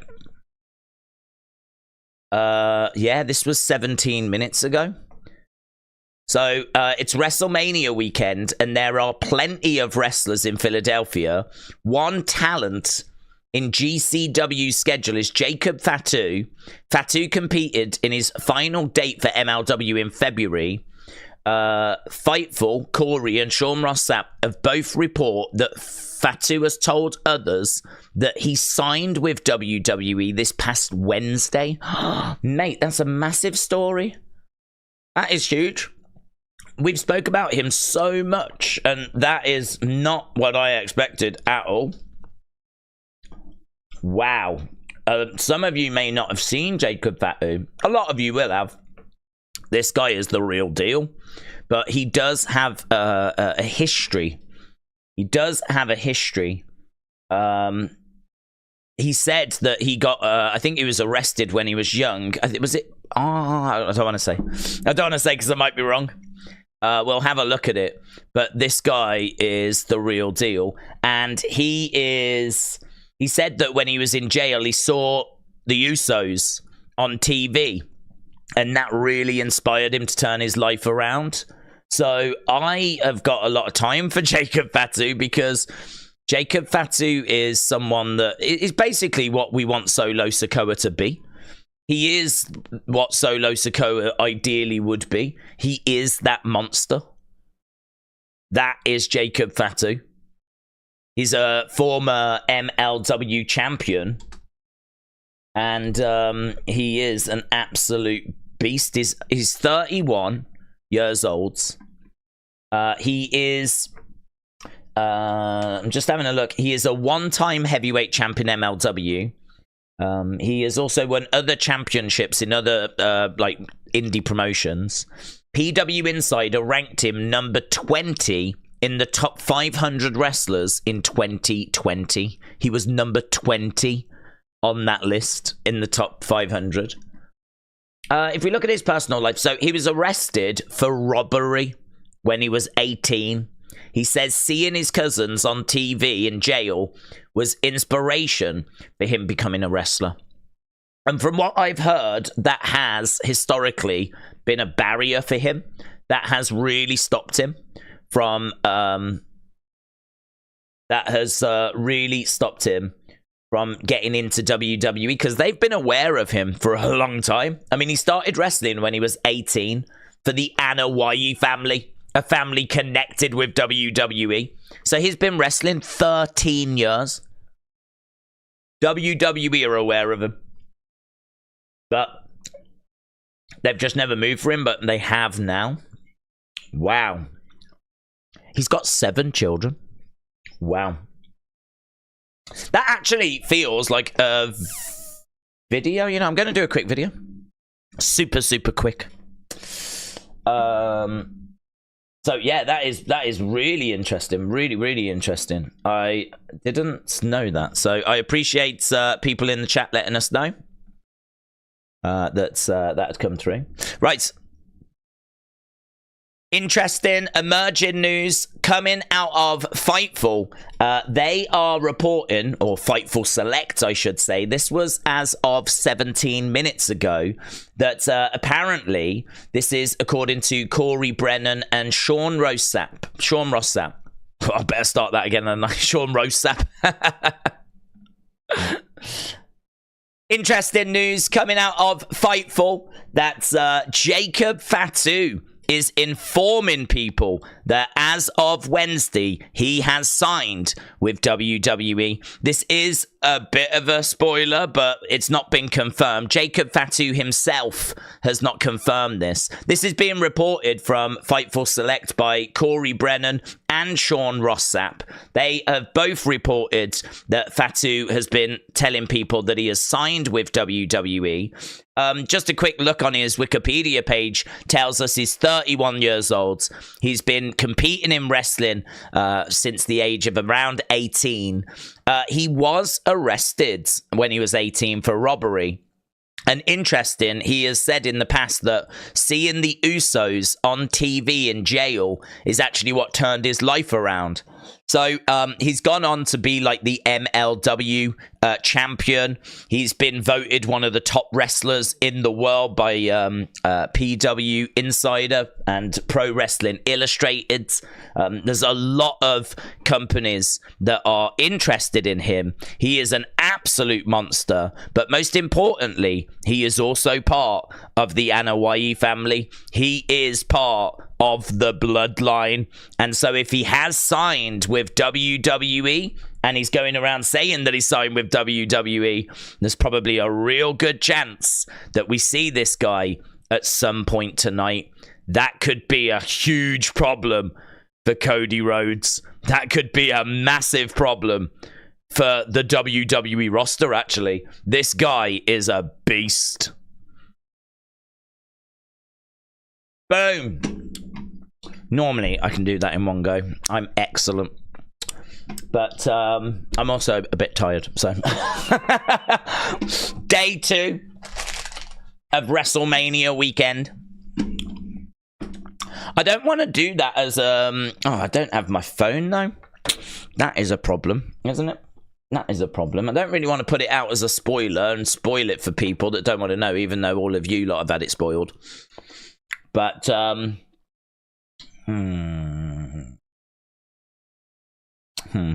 have to think on that. I would normally have my phone and I'd be able to make a thumbnail, but I don't have my phone, so I can't make any thumbnails. Jaden said, do you think that WWE would make a debut tonight after Cody Roman? No, but during Cody Roman. They won't do it after because of the fact that if Cody wins, the last thing we should see is Cody celebrate him. That's the last thing we should see. Him with the belt and his mom and Dusty. That's the last thing we should see. So Seth turning, Damian cashing in, Jacob Fatu coming in. Whatever it is we're doing, it's all got to be done before, right? Before, right? The last thing, the last shot of this WrestleMania has to be Cody with his mom and the belt and looking at the heavens, and that's how we end this thing. We're not going to end it with Jacob standing on the entranceway staring at Cody or anything like that. It's going to be done before. I think that there's a chance that he shows up, right? You've got to remember, a lot of people aren't going to know who he is. A lot of people aren't going to know who Jacob Fatu is. There's a lot of people that only watch WWE and they don't.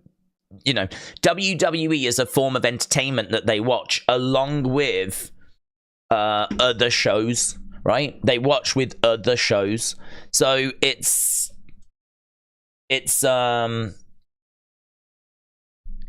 something they don't dig that deep into. So they're not going to know who Jacob Fatu is.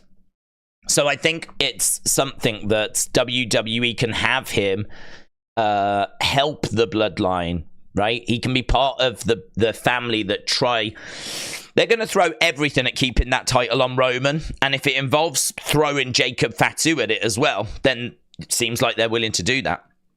Doesn't mean that Roman will succeed. Cody could still overcome. The problem that Cody has got, though, is there might be a new Bloodline member that he might have a problem with going forward.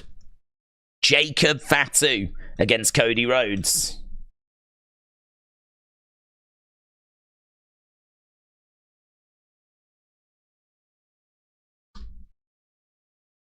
Right, going to be a lot of shocks and old faces tonight. It should be fun, says Lee. It really should be fun.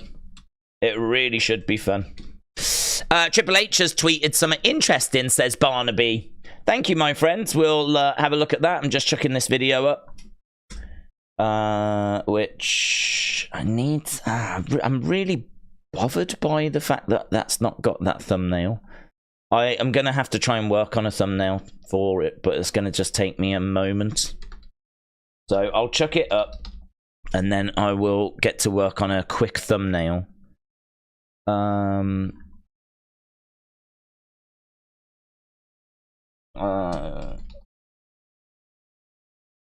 get to that Triple H thing now. Okay, yeah.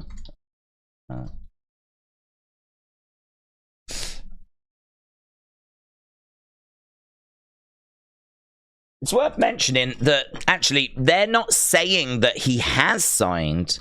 They're saying that he's saying that he's... So, yeah, let's take it with a slight pinch of salt, because it is a little bit of Doris next door heard that Barbara said, you know, it's not come direct from, you know, the horse's mouth. Maybe Jacob helps Cody. Maybe he helps Cody. I would think not, just because he's part of the bloodline. He's part of that family. I would think he would probably help Roman, but yeah. I mean, look, I'm shocked. I'm shocked. I've said before that this is someone. People have gone, do you think we could get Jacob? And I've said, I don't think so. He's been wrestling for like a long time. WWE have known of him, and we've never gone for him because of his history. That's what historically has always been said and always has been mentioned. So I don't think so. Well, here we are. You know, TKO, WWE, this new ownership, they just continue to, you know, surprise. They just continue to shock. Right, here's Triple H. Right, I'm going to bring it on screen. I've not seen it. No, that's not what I wanted. That's what I wanted. So here he says, Triple H said their story has captivated an industry for over a year. Tonight, they main event the biggest WrestleMania ever. No matter the outcome, after tonight, nothing will be the same. Jesus. Wow. I mean, do you know, that's the kind of thing he could have said before Survivor Series when CM Punk came back. And I think he would have been telling the truth. He would have been telling the truth. And it feels like he's telling the truth here as well. Nothing is going to be the same. Roman Reigns, Cody Rhodes tonight. So we've got a little video package, which... it's just going to be the history, isn't it, of what happened between them and how we got here. So, oh, there she is. Mama Rhodes! Mama Rhodes! Finish the story, Cody! There we go. So, that is what Triple H is saying. Right, Cody is going to win, said Daniel. Razzling, 4,000 votes now. When did that happen? we looked not long ago. We were at 2,000. We were coming up to 2,000. We're on 4,000 now. Oh, well, look, the excitement's building, isn't it? The excitement is building. You can tell today is the day. Today is the day. If you are watching and you've not hit subscribe, or you don't normally join us, hit subscribe. It would be greatly appreciated. I can see that we're around about 100 away. I think we're about 100 away, and then we'll be at 288. About 100 away, and then we're at 288. Amazing. So, yeah, that's awesome. So, yeah, if you've not hit subscribe, we're here for Raw watch-alongs. We're here for NXT. We do SmackDown watch-alongs every week, and we have done since 2018, right? We do all the premium live events. We do videos on the channel as well. Oh, God, what don't we do? So, a massive shout-out to everyone that's joining us and all the excitement that's around as we head towards WrestleMania Night 2. Right, I want to try and get into the chat. So Sean said last year night 1 outshined night 2, but this year will be the opposite. Night 1 was solid, but night 2 will be straight fire. I think you're absolutely right, buds. I think you're absolutely right. I think that this year they've just switched the nights around. I think that night 2 historically is always the night that kind of lets it down, really. I think this year, you know, without being disrespectful, I thought that the night 1 just wasn't quite as strong. I didn't think that it was as good. But I think that we've got something special that's going to happen tonight. I think we've got something special that this whole show has been building towards, and the early indicators are that it's going to be very, very special. So I'm loving what I'm seeing at the moment. I'm loving all the theories. I'm loving the conversations. I'm excited by whatever's going to go down. I just hope that it does live up to everyone's expectations, because expectations are undeniably high. Expectations are, and rightfully so as well. Rightfully so. The expectations are that this thing is going to absolutely blow our minds. But listen, that is what they're saying. They keep saying, like, this is going to change everything, get excited. You know, they're being very clear that everything... Triple H just said everything changes after tonight. Everything changes. You can't come out with a statement like that and not give us something biblical, not give us something monumental, you know? So Cody doing it with the locker room coming down and all the Bloodline family members and all of that, that would be amazing, wouldn't it? Some new faces around as well. That would be amazing. So yeah, I'm here for it, man. I'm here for it. Let's see how this thing plays out. Look at what Triple H, look at what time he tweeted it. Look at the time that he tweeted it. Is there some hidden little thing in the time, is there? He tweeted it 46 minutes ago, which was 8:16. Is there something in 8:16? So Pointon said, would help Cody, but I've hurt my ACL. Cody is going to miss your absence, but I think that hopefully there should be some support that he can rely on instead. So I'll pass it on. I'll let him know, but I'll let him know. I'm so desperately trying to find a picture of the stadium so that I can try and do some sort of flipping thumbnail without my phone, which is a real challenge right now. That's 3:16. Oh, right. That's good. Yeah, okay.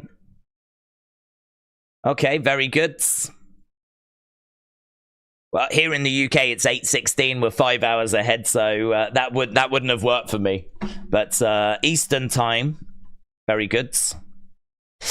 Edge might help Cody tonight. Oh, I'm not sure I'm expecting Edge. Not sure I'm expecting Edge. The show starts at 12 again tonight. It does, yeah, but we're gonna have a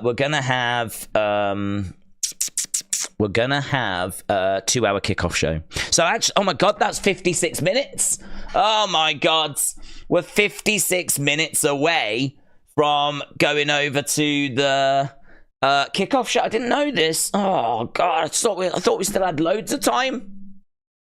But we don't. Oh, I'm trying to make this thumbnail. Right. In Philadelphia, street fight, Sylvester Stallone. Do you think Sylvester Stallone's going to get involved?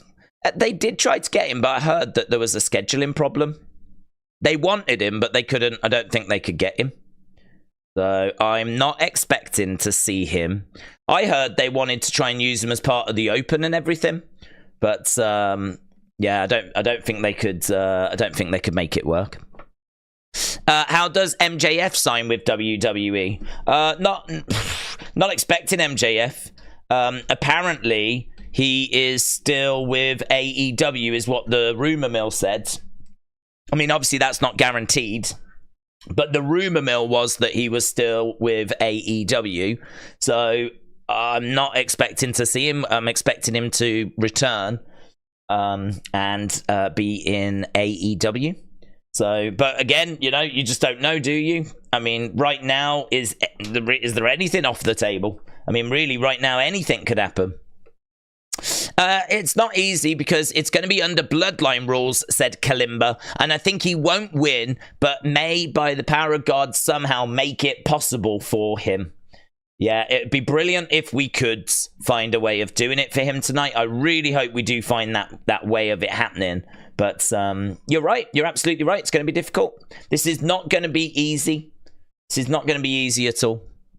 Stone Cold is going to come and help Cody, said McAvoy Production.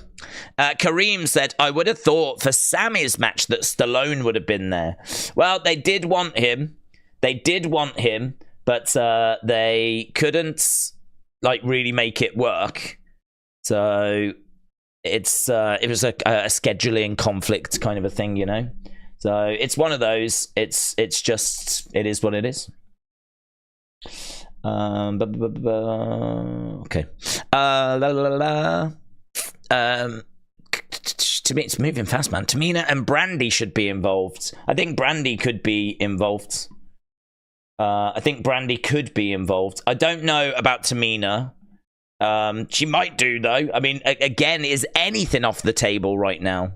I mean, I think there's a chance that we could see everyone. I don't know about Tamina, but because I don't know, is there going to be women that are going to come down and help? If Nia Jax and Tamina are going to help the Bloodline, then you are going to need to bring some women down, but they might just keep it to the guys, to be honest. I don't know. It's a tough one to know what to expect. I wonder if Zilla Fatu has signed as well. Well, I mean, everything is on the table right now. I did not expect this. If this is true and he really has signed with them, we know that he was backstage. There was images of him being backstage. So I know that he has been backstage. But yeah, I just thought he was backstage because his family works there, you know. I didn't know that he'd actively signed, but he is going around saying that that's the case. So, yeah. Joe Kinnear has passed away. That's very sad. Do you think it's a good idea that Jacob Fatu is coming to WWE? I do. I'm desperately trying to make this thumbnail, and it's just not going to happen, to be honest. So I might have to take the L on this one. I've got my phone upstairs, and if anything happens and the stream goes down, I need my phone. So because I might have to stream on it. So without my phone, I'm trying to make a thumbnail on a PC, which I've never actually done before. I always use my phone for thumbnails. And this is just proving a little bit too difficult for me to do while streaming. So I might have to take the L on not being able to kind of hide that as much as I would like to. Okay, I'm abandoning it. Okay, right. I would love to help Cody. We read that one. Supportington, shout out to you, my friend. Let's get back into the chat, shall we? As this, how long have we got? 50 minutes. I want to get to as many comments as possible. I'm dialed in with you guys. Right, Big Time Baxter said, Days, how awful was the lighting for Mania last night? Lighting for Mania. 70,000, but I don't know if I was watching Mania 37 with COVID restrictions or if the stadium was half empty. It looked dark and hollow. Where's the spectacle? I agree with you. I must admit, the lighting wasn't an issue for me. I didn't at the end of it like was down on like the lighting or anything. I mean, for me, I was more down about the advertisements. I was more down about the match quality. I was more down on the lack of legends, the lack of surprises. I mean, we did get Sammy winning the title. But really, outside of that, I mean, you know, there wasn't really many great entrances. There was, you know, there was no like there was no thread throughout the show. There was no backstage interviews during the show. There was nothing during the attendance announcement. Like, to me, all of that was a much bigger distraction. So I don't know. I mean, like, if you'd have lit the crowd, would it have made any different? I heard people complaining that the crowd were really, really quiet. But I don't know if you saw, the crowd turned around and, or some of the crowd in the chat were like, yeah, of course we were quiet. It was flipping freezing. And they were saying, like, of course we were quiet. We were shivering. So, of course we were quiet. So they were, like, I think not in a great place. I don't know if it just wasn't mic'd up very good. I don't know if the cold played a massive factor. Hopefully they've learned from that, everyone involved, and it's going to be better and it's going to sound better and they're going to be louder and they're going to be more wrapped up. They've brought extra layers. So hopefully all of that will be improved. Lighting wise, I don't know. It wasn't an issue for me. I didn't really notice. I was just more focused on the show itself, to be honest. If you'd have lit up the crowd, I just don't know that it would have made much of a difference. I think you talk about the spectacle. Where was the spectacle? I mean, you're not wrong. Where were the entrances? Where was all the pyro? Where was the glitz and the glamour? Where was the legends and the surprises? That, to me, is what I was focused on. But, I mean, look, that was yesterday. I think I've not seen anyone saying that yesterday was this amazing day. I've seen a lot of people saying that yesterday did underdeliver. It was a bit underwhelming. But I mean, look, there's historically these past few years, there's been a good day, there's been a bad day. We've normally had the good day on day one and the bad day on day two. This looks like we've got the bad day on day one, and it looks like the good day is going to be on day two. So hopefully everything is turned up. Hopefully everything gets turned up. If they can mic the crowd a bit better, maybe fix some of the issues from yesterday, maybe they'll put a bit more light on them as well. And if they think that's an issue, hopefully we get more legends. We really should, right? Yeah, I'm excited for today. I'm excited. That stuff said, I think I speak for all of us when I say that Cody's savior is going to shock the world because he's none other than the Shockmaster. Hey, he calls him Uncle Fred. He calls him Uncle Fred. I don't know if he's an actual uncle, but that he refers to him as Uncle Fred. So Uncle Fred could come down. He could be the savior. Edward said, if the Jacob Fatu rumors are true, what is your percentage of Cody winning now? I'm 80-20. I'm 99%, and I'm still 99%. Nothing's going to move. I mean, look, Jacob Fatu is a monster, but I don't think he's going to be the monster that stops Cody personally. Right? It's a concern for Cody, right? But I don't think he's going to be the monster that stops the story being finished. I think he's the monster that might help try stop it, but I think Cody will still overcome and still get it done. But we will have a new monster in WWE. This guy is, he's what Solo should be. Solo, if you look at Solo, he's not that tall. He's not that tall. He's got a little bit more size to him than the Usos. And had we have kept building him and building him and building him, maybe we could have got somewhere. But Solo just sort of feels like, I don't know. I don't look at Solo and see Umaga. I don't look at Solo and see Rikishi. Right? I don't look at Solo and see those same monsters. You do with Jacob Fatu. You do with Jacob Fatu. He has got the size, and he has got the ability, and he has got the aggression as well. He's very good at portraying it as well and demonstrating it. So if you've not seen him, you're in for a treat. This guy is the real deal. He's someone that a lot of people have been desperate to see come into WWE. Historically, I've always thought that criminal past, if you will, has been a barrier for him, but seemingly a barrier no more. So very excited, even more excited to see how that's going to play out and what he's going to do. Ross said Cena to come down for Cody face to face with The Rock. Maybe, but I think it more likely Stone Cold. I think Stone Cold will be on this show. Stone Cold, Hogan, we're going to get I think you'll get Cena as well, but I think there's a chance Cena's going to be more involved with maybe the attendance announcements. Not only that, but apparently there is a mystery segment tonight. There is a segment that has been put aside, and we don't know what for. We don't know what it's for.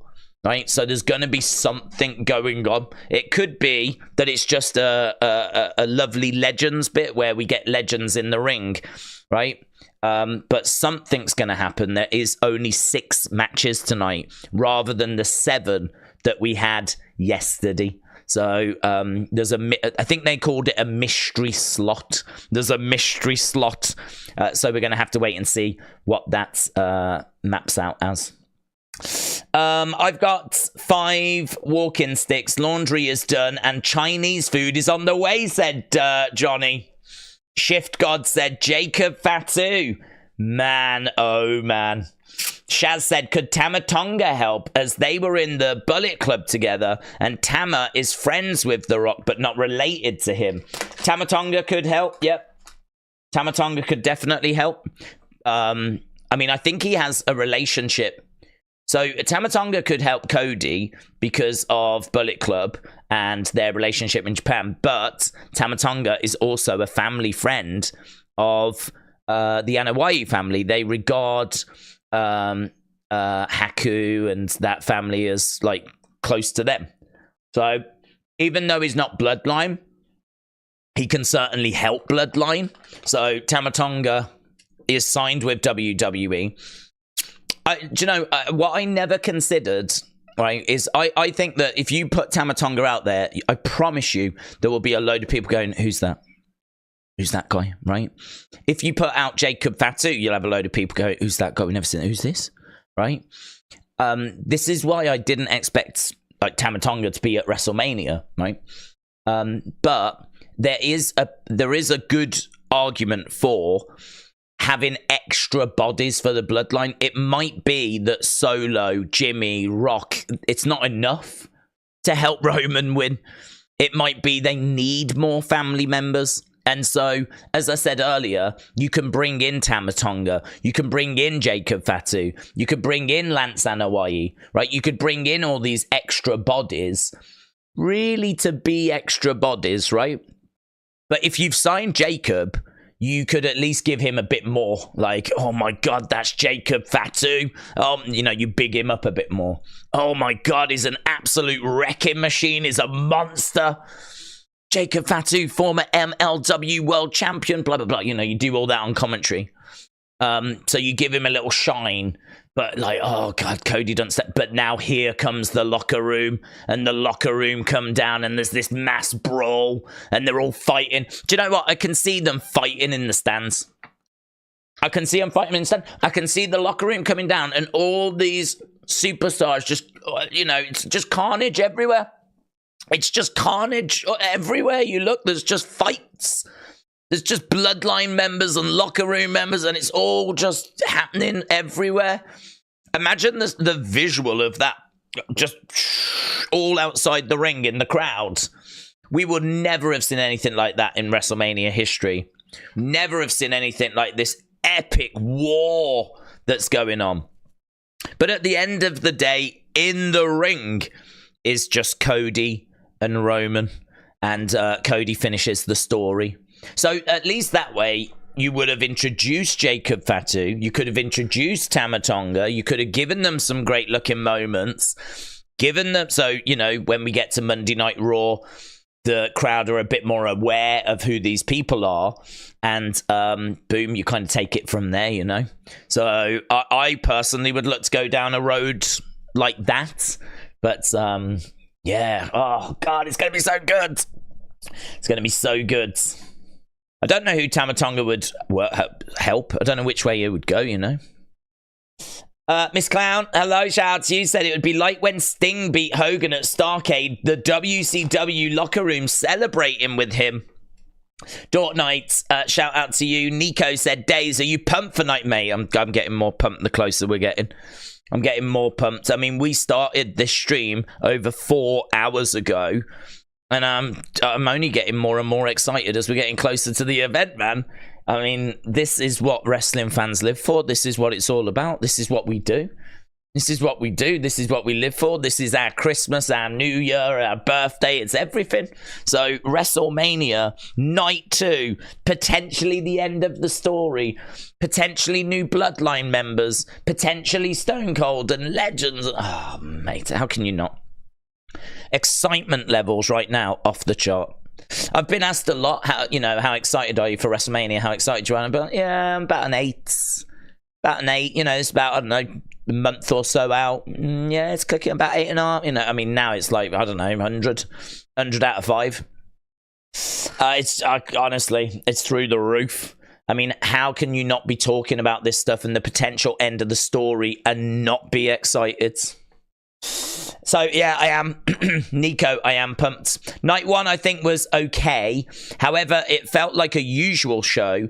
Didn't seem special.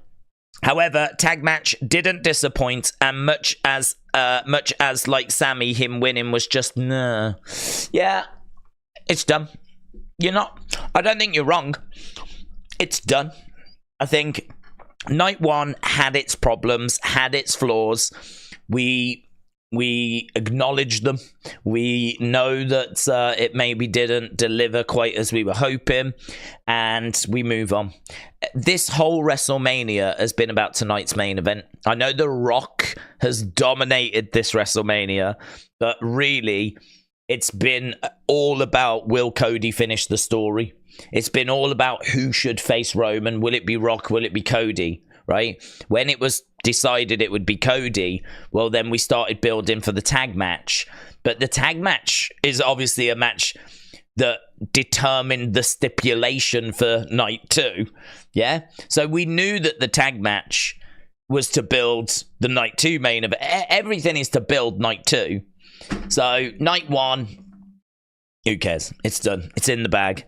We move on. It's all about what we get now. I tell you, if we get what we've been talking about, the epic war, the locker room, the extra family member, if we get all of that stuff, then no one's going to give a flip. No one's going to care. No one is going to even remember what happened on night one. Night two will just be forever remembered as maybe the greatest WrestleMania moment. It really could. It really could. If you are going to have all those Bloodline members and you're going to bring out the locker room and they're going to be fighting in the crowd and it's all going to be carnage, and then the dust settles, and do you know what's beautiful? And it really is the contrast between the chaos of all these people and all this fighting and all this drama, right? The contrast between that and then the calmness, the focus of just Cody and Roman in the ring. Because you're in my mind, I've got Bloodline around the ring. I've got the locker room coming down. I've got this massive fight happening. Then it spills into the crowds, right? Cameras everywhere. Look at this. Look at this. Oh, they're working on them. We're over there with them. Like, we've got all this action happening. That'll dissipate, right? That will end up going. And then all that's left is Cody staring at Roman, as these two know there is no one else around. There's no one left. It's just them two. The whole Bloodline rules thing's irrelevant now because the Bloodline's busy, right? And it's all just come down to these two. That chaos going into the stillness of that moment. Oh, mates. I feel like Triple H heard everyone using that word cinema, and he was like, oh, yeah, you think what we've done is cinema? Hold my beer. You watch me create some cinema. And my hope is that we get something around that sort of ballpark, you know. Channel Nem said, I think every man and their dog will do run-ins for Cody and Roman main event. Seth could come out to help Cody. Drew could come out to help Seth. Rhea could come out to help Drew. Then Becky could come out to help her man. I think you're right. I think everyone's going to help everyone. I think we're all just it's just going to be mass chaos. Edward said, Days, question, what year does Cena go in the Hall of Fame? He has to headline. Do you agree? Yes. Who inducts Cena? Do you know what? Without a shadow of a doubt, it would have been Vince. Without a shadow of a doubt, it would have been Vince. I think Cena he's got a real close friendship with Vince, you know. Do you know that Cena and Vince have been going out for meals, and he's been like giving him advice and all this kind of stuff? Cena was on the Howard Stern show, and Howard Stern said, you know, I've got friends that have, you know, done stuff, and I just can't talk to them anymore. I can't, I'm done with them. I'm finished with it. I can't do it. How do you like, how do you stay there for your friend Vince McMahon that you're close to? And it was a brilliant question. Brilliant question. And that was Howard Stern asking John Cena a few months ago, how are you there for Vince at this moment, considering all the allegations? And I thought Cena's answer was okay. It was a bit rough in places, but he basically said, look, I'm going to be there for my friend. I'm going to tell my friend, you've got a mountain to climb, right? It's not going to be easy. You've got a mountain to climb. You're going to have to, put in the work here. And we're going to have to, take it a step at a time, is what he said, basically. He did say that the allegations are horrific and all of that. He did, make that clear. But he said, the advice that he would give to Vince or whoever is that you've got a mountain to climb, and we're going to have to take each day as it comes, and take it from there. If Vince gets found guilty of this, I don't know what Cena does. I don't know what that would mean for that friendship, right? But I know it's hard, but let's put the Vince allegations to one side and let's pretend that Vince is still around. I genuinely think that Vince would have inducted Cena. I think that Cena and Vince are actually quite close. And Cena has said in lots of interviews he wouldn't be where he was now if it wasn't for Vince, if it wasn't for WWE. I know that the fans would want, Randy Orton, right? Or something like that. They'd want another superstar. But I think, honestly, it makes sense for it to be like the person that the person wants. Like, they get to choose who they want. And so I think Vince would be the name that I would think of straight away for Cena. We can't do that now. We won't do that now. So it's going to have to be someone else. So, maybe it'll end up being... could be anyone. I mean, Cena is such a giving person, an inspirational person. It could be a young talent that he wants to give an opportunity to go and on stage and say a few words, It might not be... It could be a Randy because of their history. It definitely could be Randy. But it could be, it should be R-Truth. That's who it should be. John Cena should have R-Truth do it. If we were going to do it for for the show, then R-Truth should be the one, which would be fantastic. But Randy would probably be in the running. But knowing Cena, he might have, a young talent do it as an opportunity to kind of give them a bit of a platform. To actually be in front of the crowd and to say some words, and do you know what I mean? He's quite giving in that way, isn't he? But what year does he go in? It's impossible to know. I wouldn't think next year, because I'd think Bray next year. We need to put Batista in at some point, and that's a problem because we've sort of already announced him, but we've not put him in. So if we're doing Bray next year, we need to put Batista in at some point. I would think Cena will go in probably headliner over the next 5 years. One of the classes over the next 5 years, but not next year. Could Steph induct Cena? Oh, that's a good shout. She was the one that prompted him to do the rapper gimmick. Yeah, channel them. That's good, actually. I think he's got a good relationship with her. Her status with WWE is a bit tricky, because of the fact that she's a McMahon. She was on camera, obviously during the Hall of Fame, and that seemed to go okay. So I wonder if there'll be... I don't know. We'll see her a little bit more, We'll try and reintegrate her a little bit, The problem is, if she's around... and we're used to seeing her, and she's part of moments, and she's just part of the furniture, then it won't be an issue. But if she's kind of out of the way, well, then it becomes a bit awkward. Because, we don't know the truth with her and the Ashley Mazzaro thing.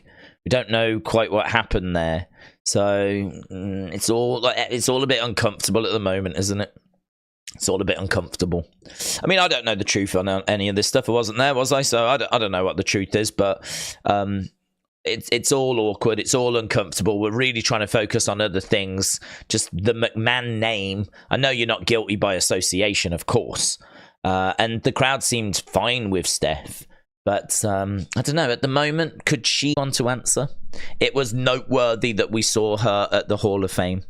So if we do some stuff with her over the next year, so we see her a little bit more, then it won't be as abnormal seeing her.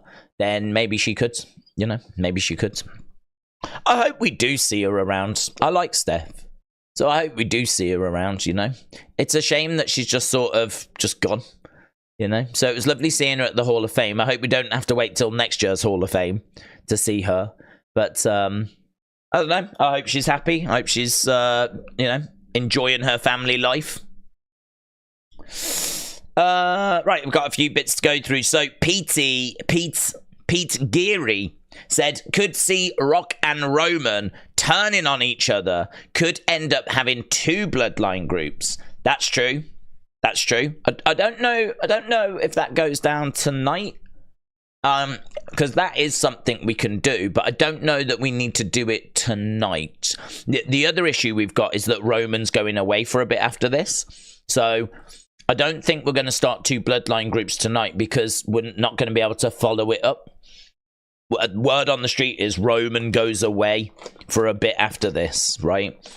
He could go away with the belt because last year he did go from, I think, WrestleMania to SummerSlam without defending it. So him going away is not an issue on that front. But yeah, I think that it could be a case that we see. It could be a case that we see 2 bloodlines, but I think that's more of a long-term thing, to be honest. Would you say there's a chance of Taker helping Cody tonight?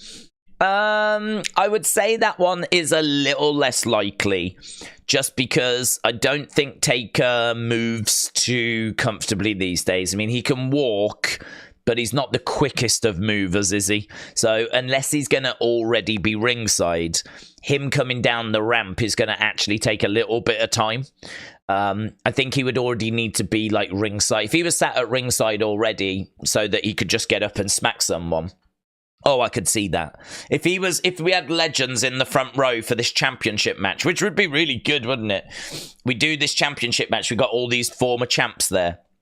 And actually, during the fight, they're getting up and they're throwing shots as well, You've got Stone Cold and Cena and Undertaker and Shawn, and you've just got like this champions row. And they're sat watching the action. And then at one point, some of them are getting up, throwing shots. That definitely, I could see that. But him coming down the ramp to try and help and get involved, I think it would take too long. So there would have to be a certain way of presenting it.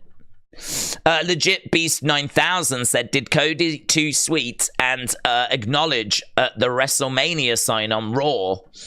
I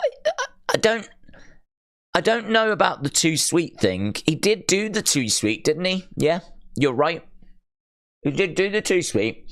There was that moment where he did. Well, how did he do it? This was a few weeks ago, wasn't it?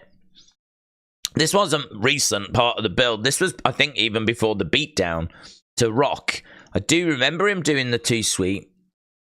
Did he do that to the sign? Was it like that?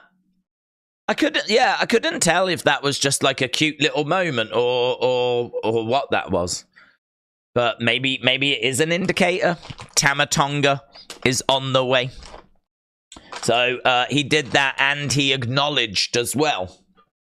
I wonder what do you think that could mean that Jacob Fatu helps Cody? I don't think I'd have Jacob Fatu help Cody, would I? Jacob Fatu's part of the Anoa'i family. Why would he want to turn on his family? Unless he says they turned on him. They abandoned him. Maybe you could go down that road. But that would need explaining. Why would Jacob Fatu turn on his family? That's really interesting, though.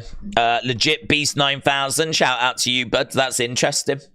George said, you have the best WrestleMania coverage. I'm enjoying it so much. Well, thank you, my friend. I've said before, we're not really in competition.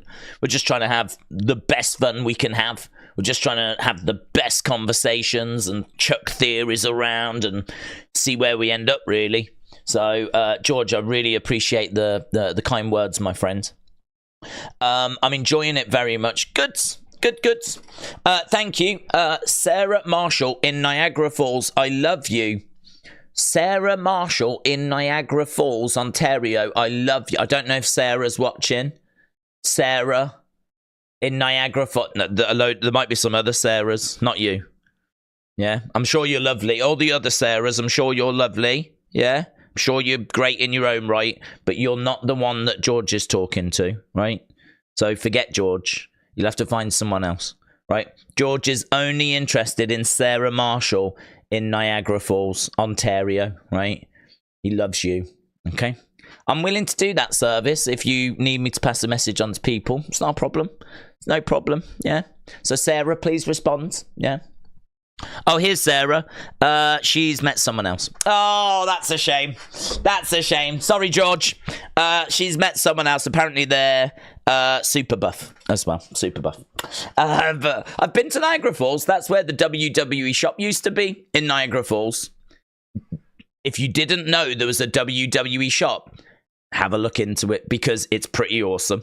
It's not there now, but it was a whole shop just full of WWE stuff. And on the roof, there was a ride, which it took you up in a seat and then it dropped you down. It was called, I think it was called the Pile Driver or something.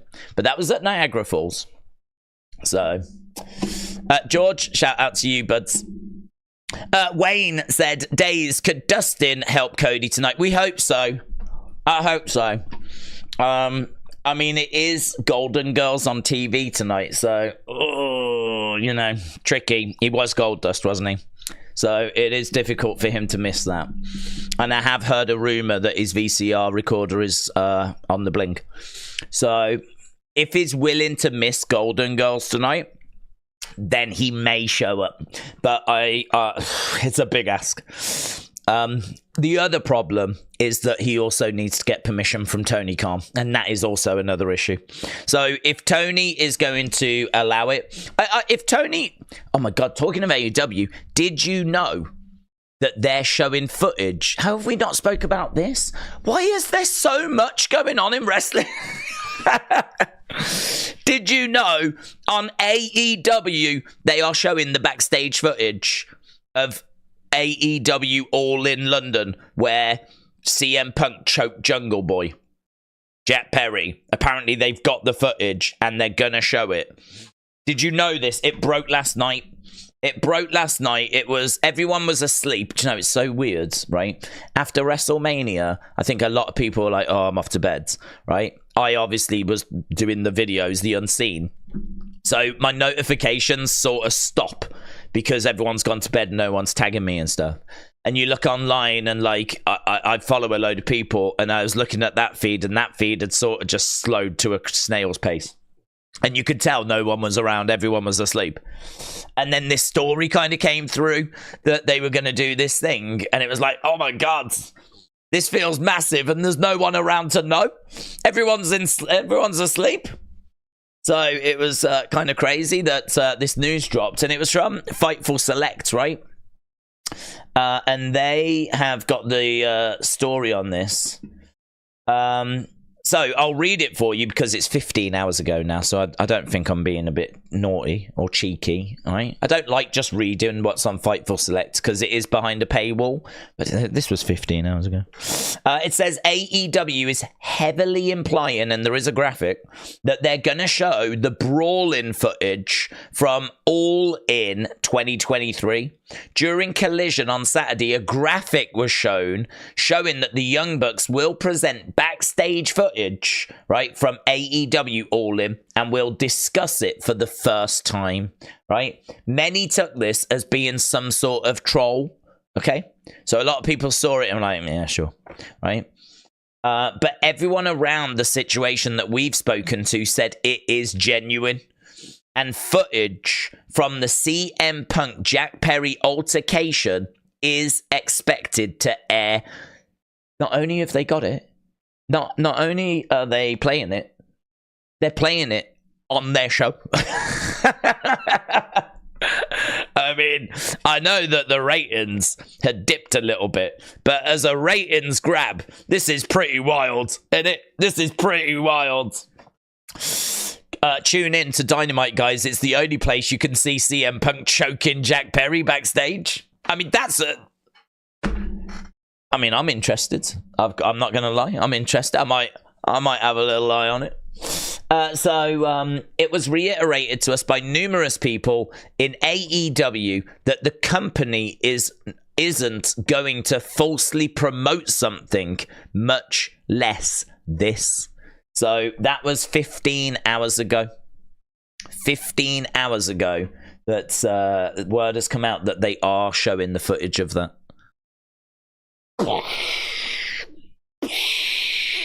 All because of that interview with Ariel Helwani. That interview must have really upset them.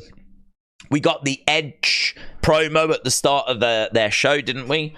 Now they've decided to do this. I don't believe they were doing this if that CM Punk interview didn't air.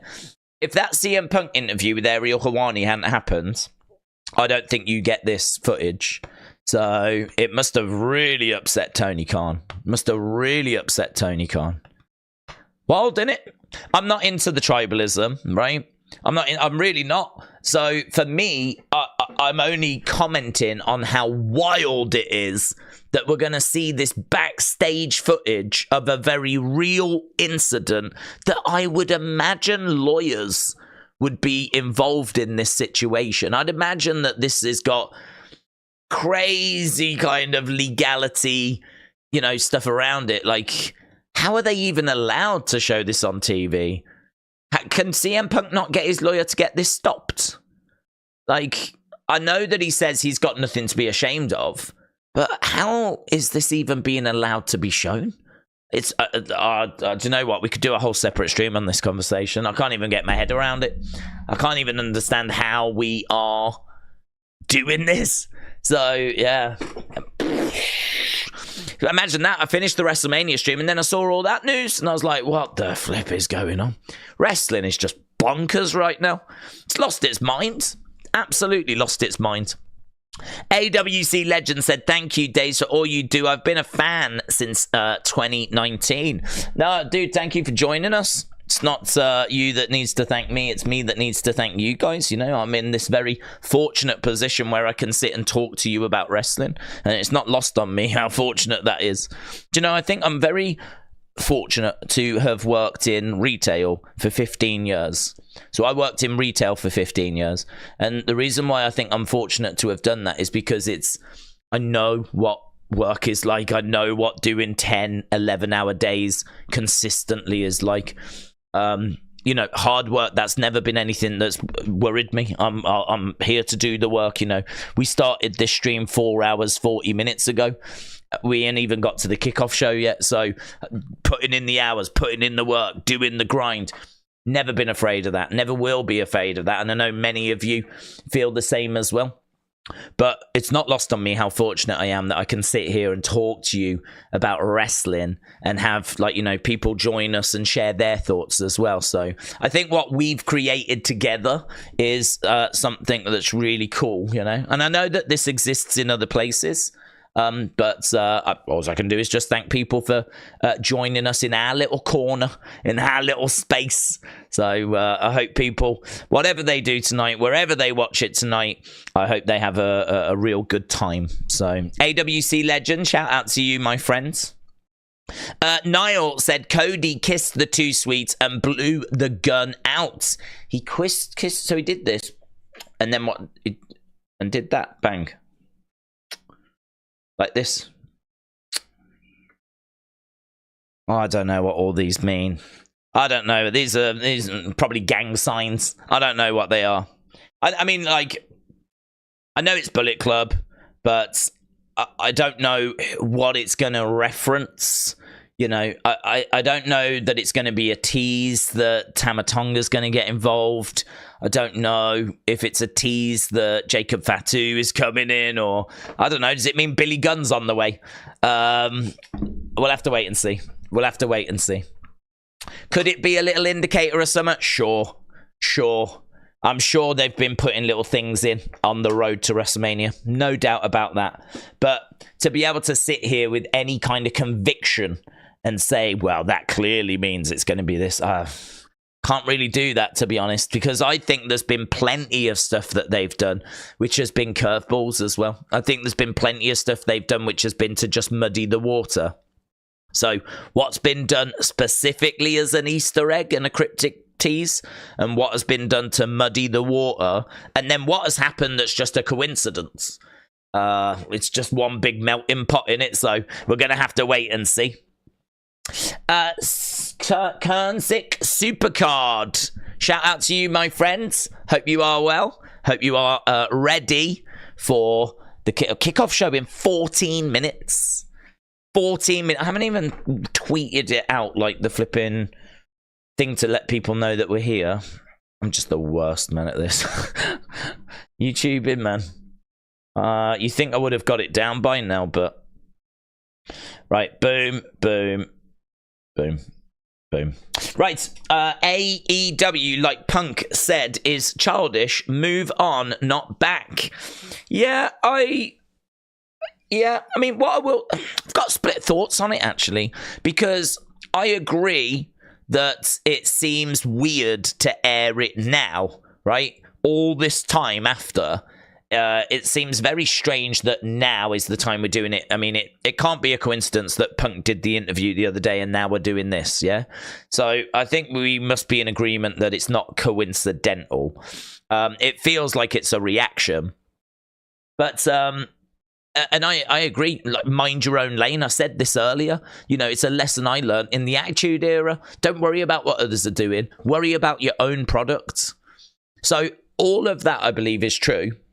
But then equally, they need people to look at their products.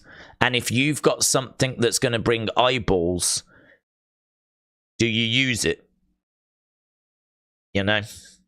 That's difficult, isn't it? That's difficult. We need to create a buzz around Dynamite. And we need people to tune into Dynamite.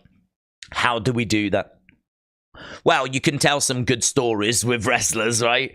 But that's obviously subjective. What I think is a good story, you might not. But I think we all want to see that footage. So it's a great way of getting people to tune in. And then hopefully if they catch a match, they catch something else that catches their eye, you might be able to just get the ball moving again. It feels a little bit like AEW has just stalled in its momentum. And it just needs something to kick it off again. And I wonder if they're thinking this could be it. We can get people to watch, to tune in, to see this footage, and hopefully they can find something else that just catches their interest, you know? And then maybe we can build on that and grow as we head towards Wembley. So I'm in two minds on it. I agree, leave it in the past. I agree, it looks a bit petty. I agree, you don't need to respond to something which, who cares? Right? CM Punk made some comments, who cares? So I agree that you don't need to do those things. But then the other part of me thinks, well, do you use it as an opportunity to get the ball rolling? Don't know. Well, they are. I know that much. They are. They're using it. So we'll have to see. We'll get through WrestleMania. Let's get through this Avengers Endgame first. Then we'll get through the night after WrestleMania, the Raw after WrestleMania. Then we'll get through NXT. And obviously, you know, we've got things going on there. And then, of course, we'll get to... God, it's going to be Thursday by the time we can even catch our breath in it. Because you've got Raw on Monday... NXT on Tuesday, flipping footage of CM Punk choking people out on Wednesday. It's going to be Thursday before we can even catch our breath. Angie and Joshua, shout out to you. Said, it broke when Sean was doing his night one recap, said Angie and Joshy.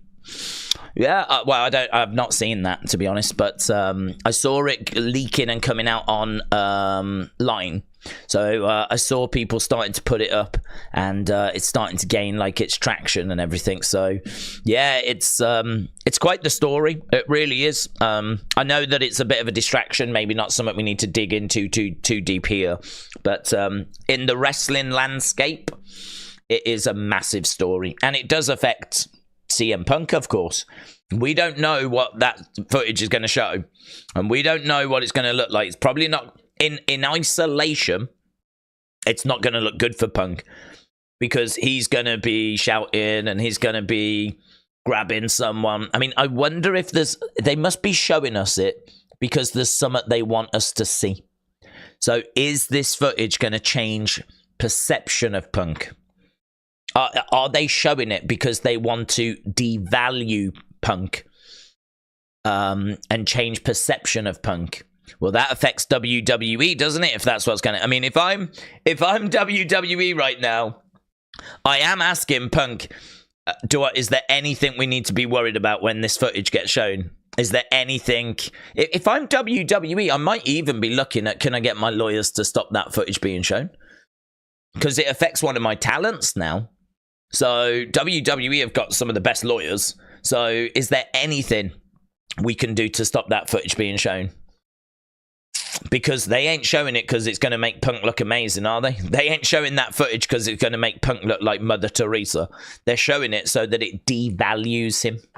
So this does affect WWE. It certainly affects CM Punk. So how do you deal with it? What do you do with it? Don't know.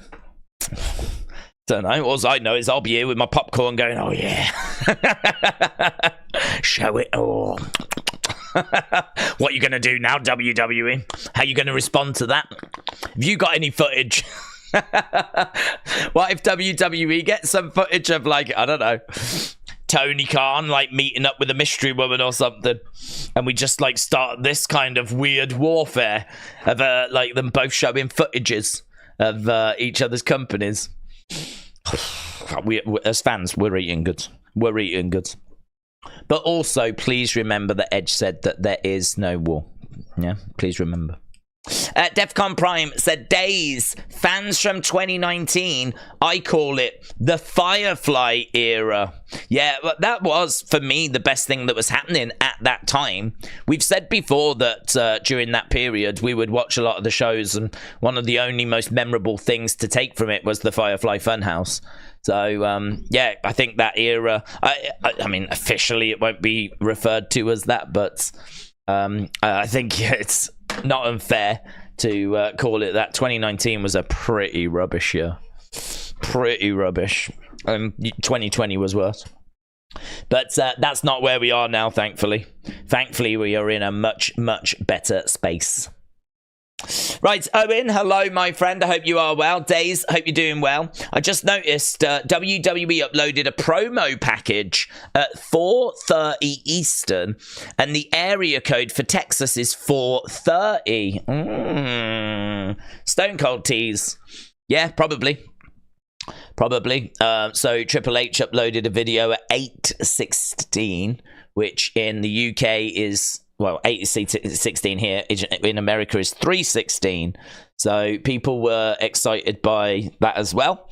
So yeah, I mean, we know that Stone Cold's going to be there. Like, we know that they have plans for him and for Cena, and they wanted Hogan as well. So I think that those little things are fun.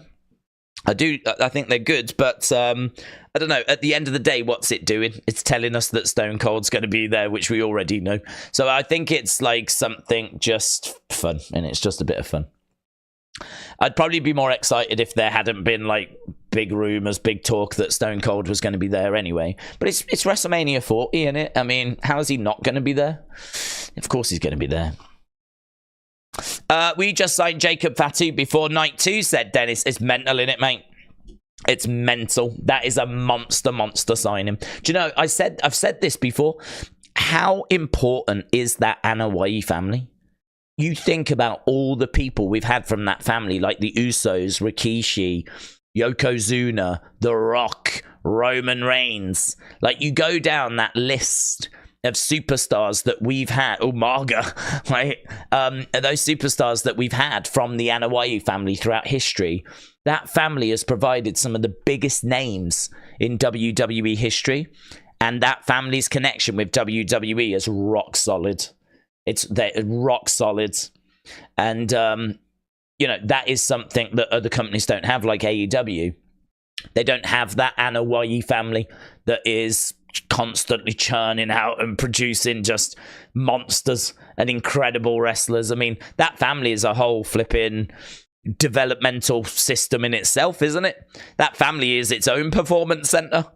So that family is just, I mean, you've just got a steady supply of incredible wrestlers. It's just amazing. And now here's another one, Jacob Fatu. You know, and they've all got... Jacob Fatu's got 7 children. I mean, are you telling me not one of them's not going to be a wrestler? I mean, Roman Reigns has got, I don't know how many kids, and do you know what I mean? This it just keeps growing. The family keeps growing.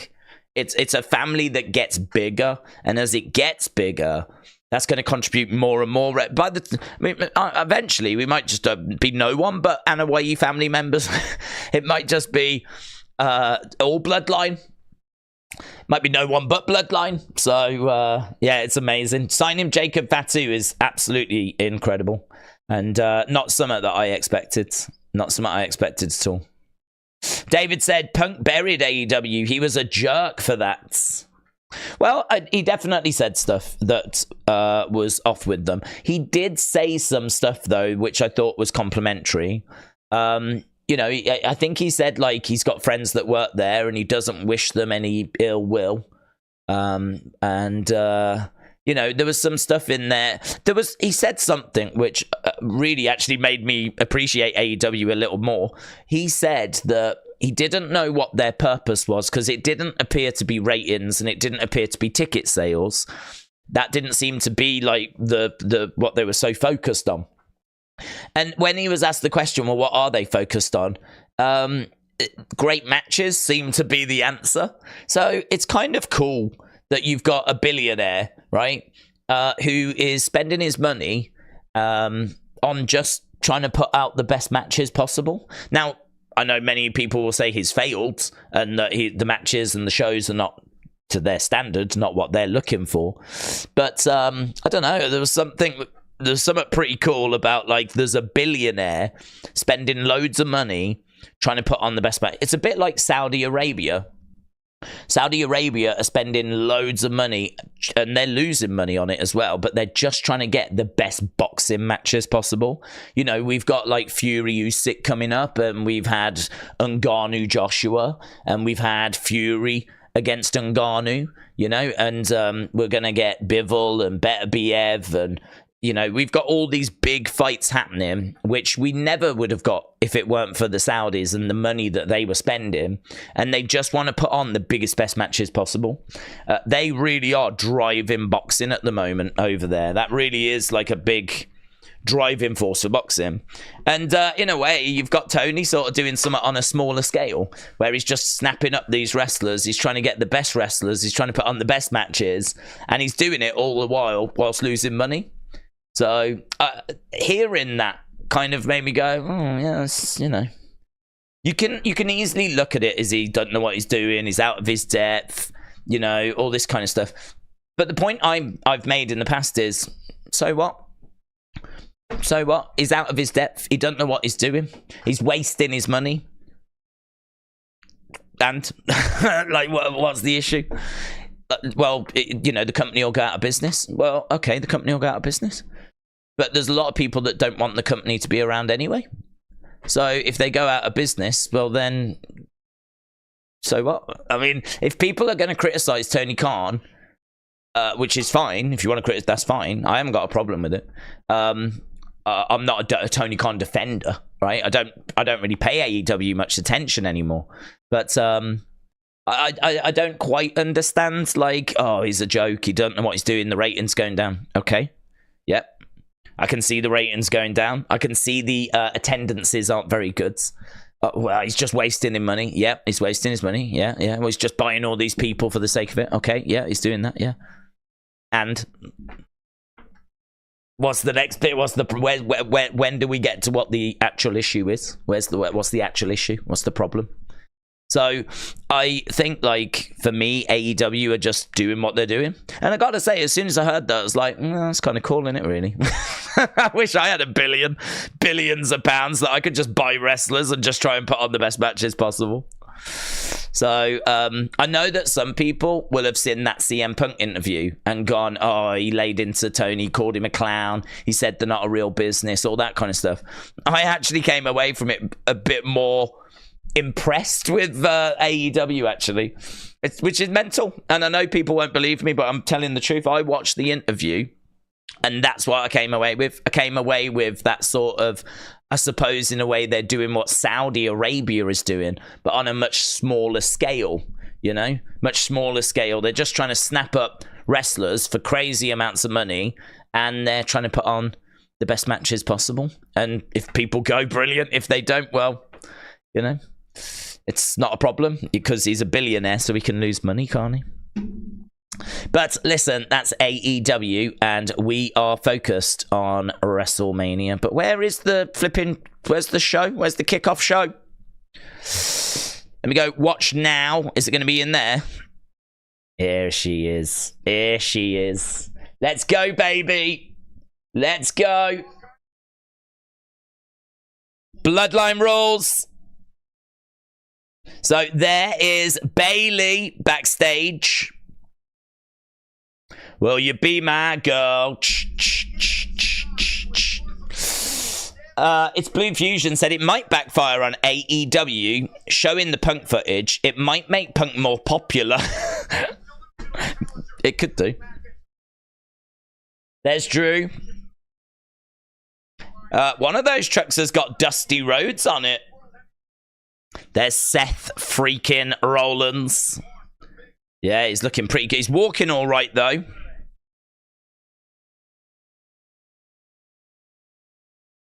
Let's take a look back at last night. Yeah, he seems to be walking okay. Okay, so kickoff show has begun, my friends. Kickoff show has begun. Right, let's go. Bloodline rules, says Kian. Lone Star Friend said, let's go, Drew. Wayne said, could Bo bring back the Funhouse? Yes, I would expect him to, actually. I think the Funhouse will return. So I expect the Funhouse to return.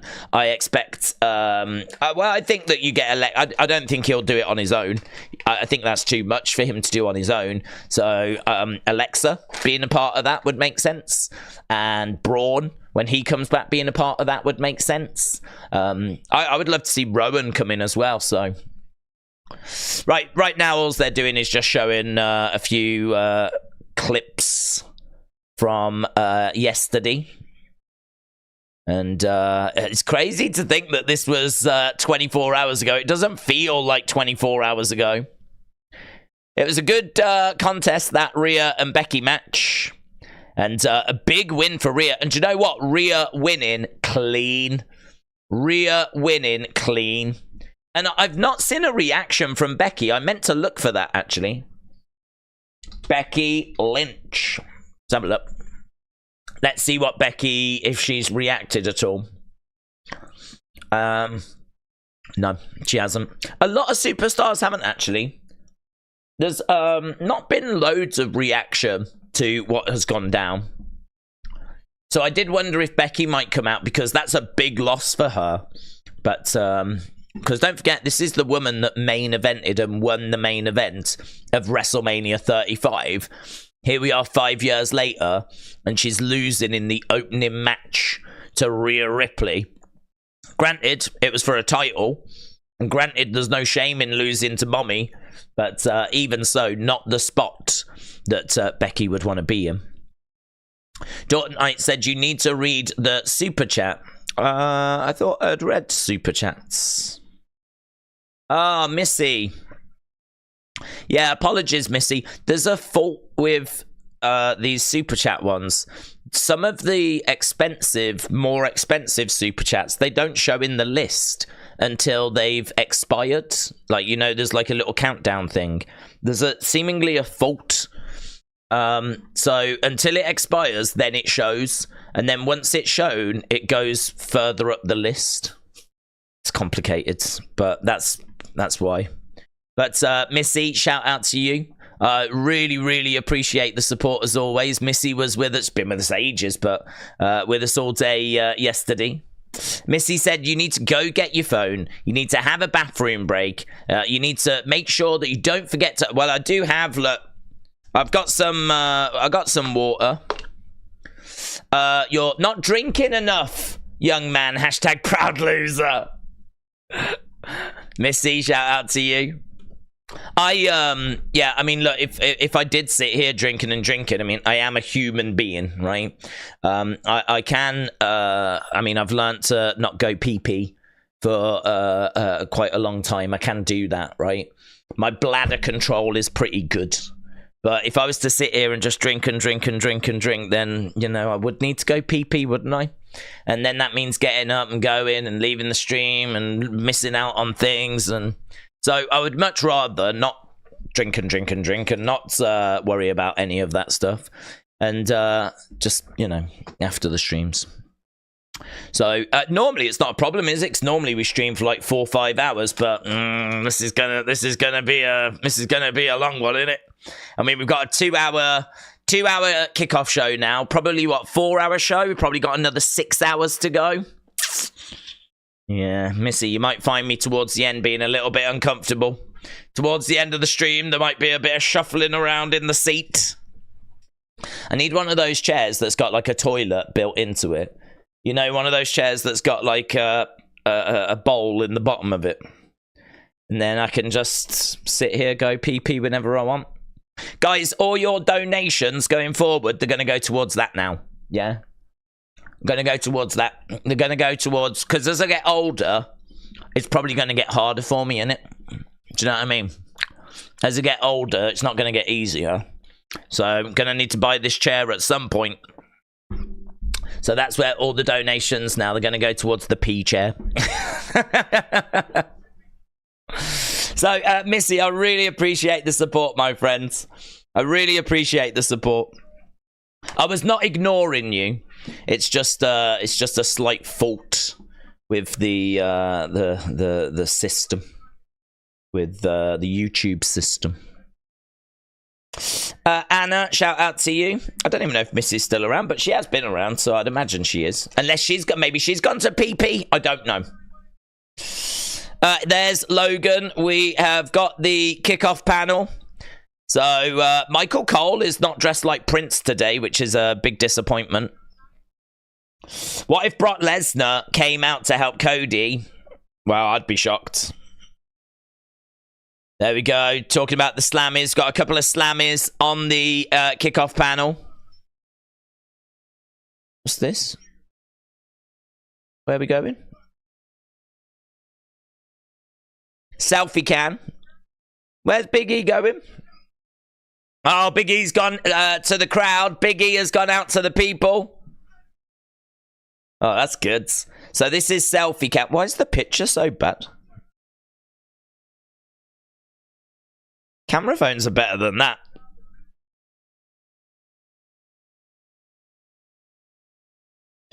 There we go. CM Punk with a couple of Slammies.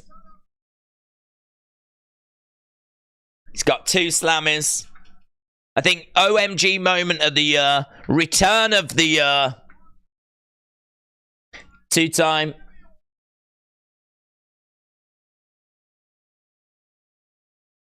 Husband of the year.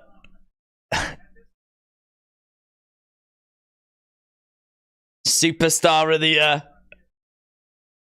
Husband of the year and superstar of the year. 2 Slammy Punk. Yeah, man. 2 Slammy Punk. Right. Missy said, I'm listening, but I'm also doing barn chores so I can watch Drew. Missy, shout out to you. I really appreciate it, but I really appreciate it. I hope your barn chores go very well. I've already done mine. I got my barn chores done for the day. Yeah, should have done them earlier. Big Time Baxter said, Days, it does feel like a reactionary move by Tony because, like you, more and more people are tuning out. How do you deliver footage and not follow up with Punk? How do you deliver footage and not follow up with Punk? How do you deliver footage and not follow up with Punk? I don't know what that means. What does that mean? What does that mean? How do you deliver footage but not follow up with Punk?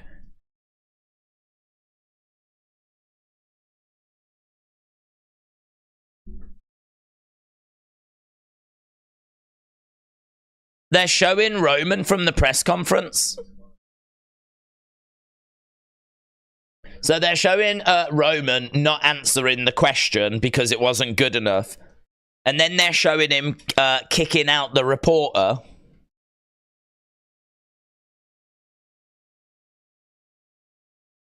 WrestleMania press conference last night. This was, if you've not seen it, it's crazy. You can see the room don't know how to react. It's all really awkward. Everyone acknowledge me. And as soon as he says that, look, Paul Heyman is straight up. Everyone acknowledge me. But one woman at the back booed. Get her out. And kicked her out. Get her out or I'm leaving. Use your feet. You're wasting our time. Paul Heyman said, this ain't baseball. There's no 3 strikes. He's got that power, though, hasn't he? I mean, he's got the power to either she goes or I go. And he's a heel, so he can be a douche, can't he? Either she goes or I go. If she's going to boo me, I ain't going to sit here and answer your questions.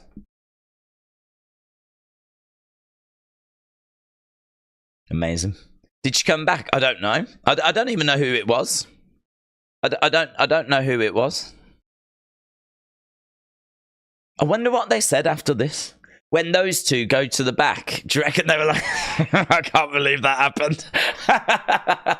You just kicked a journalist out.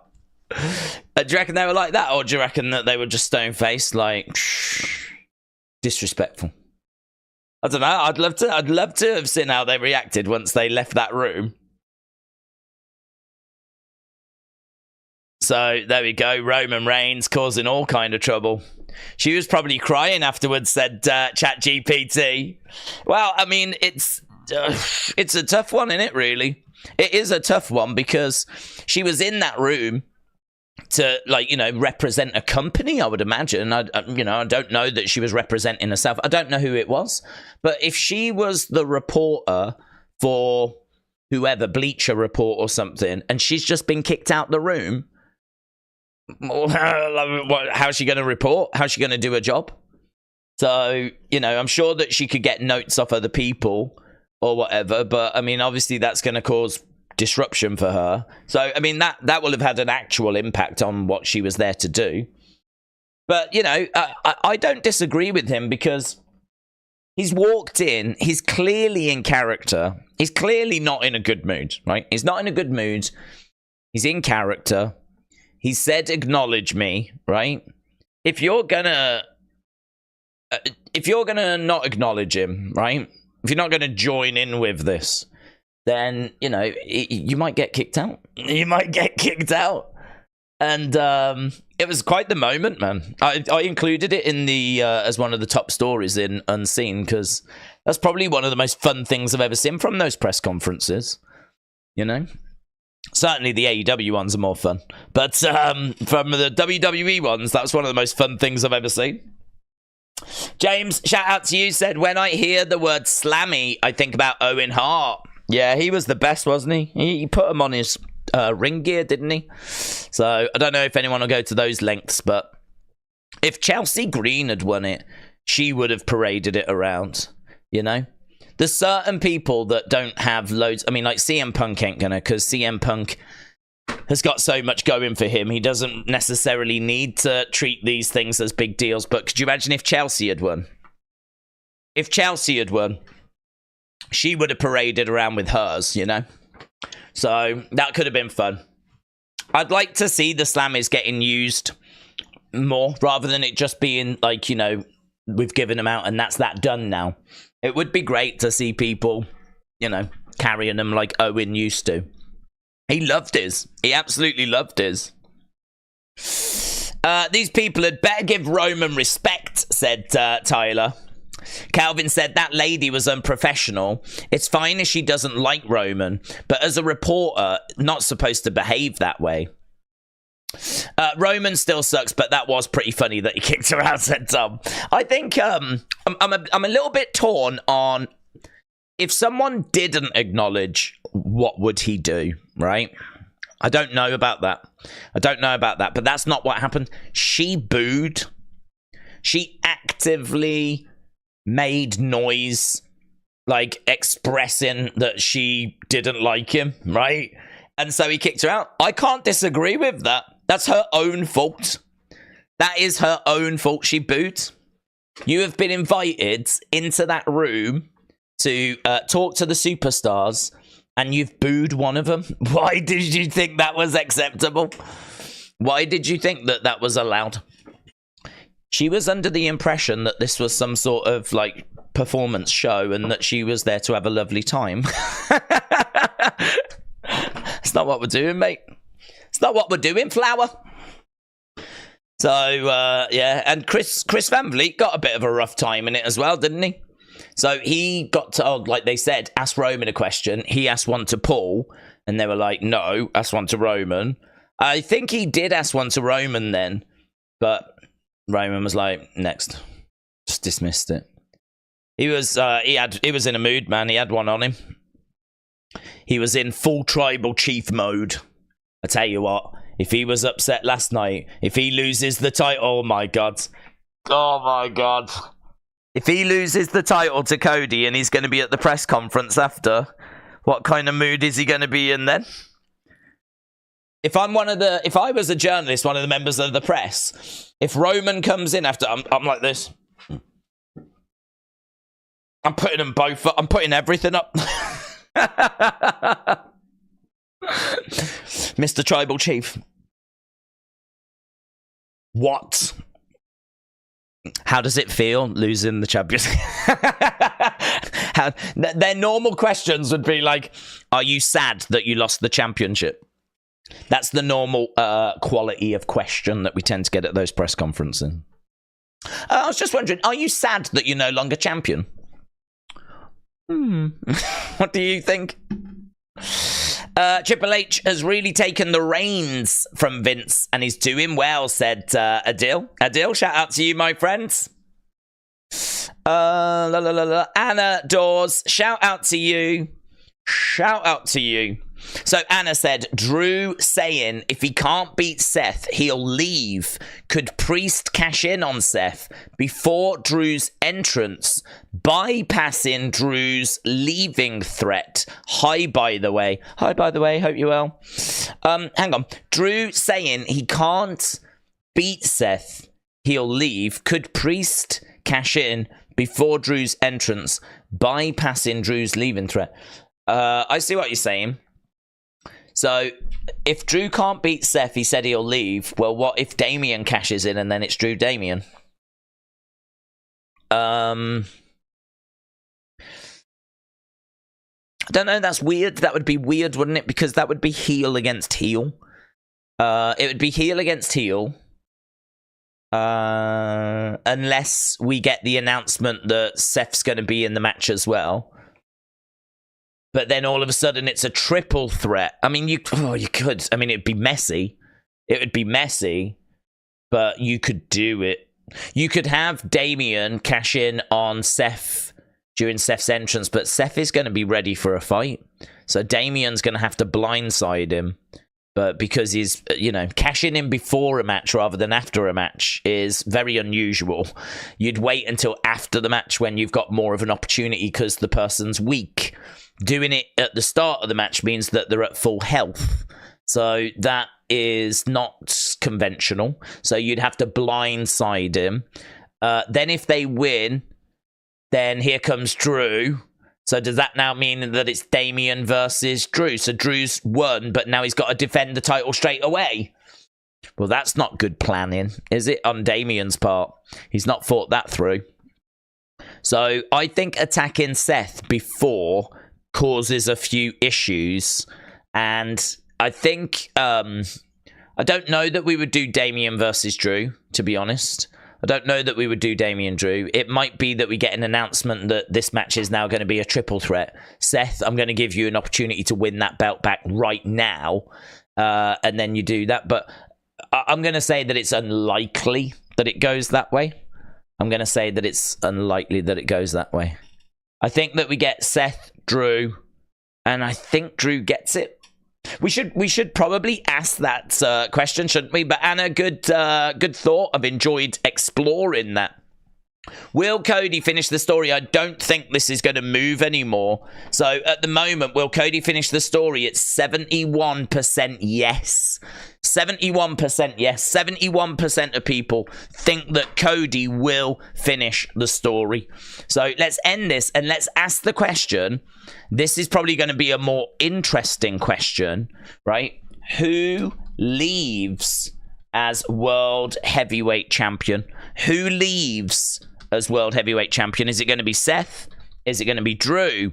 Or is it going to be Damian Priest? Seth, Drew, or Damian Priest? My Phenomenal Figures said it should be a good show tonight.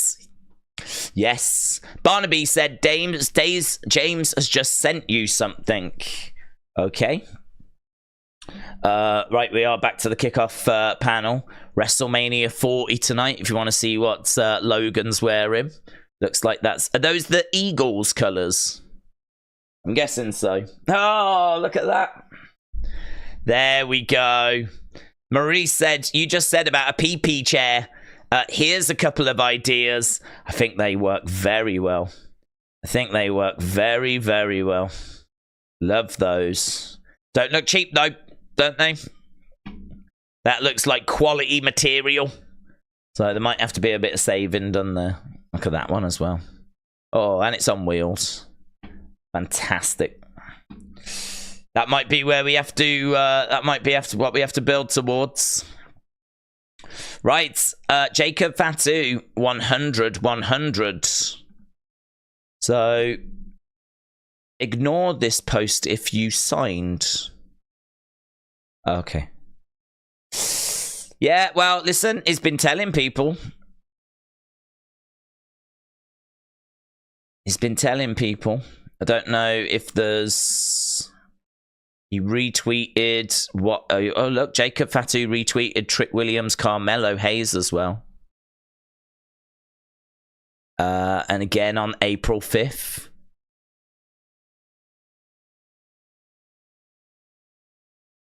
And again, the Yokozuna getting ready. And again, in fact, actually, he's been doing a lot, hasn't he? About family. Family posts.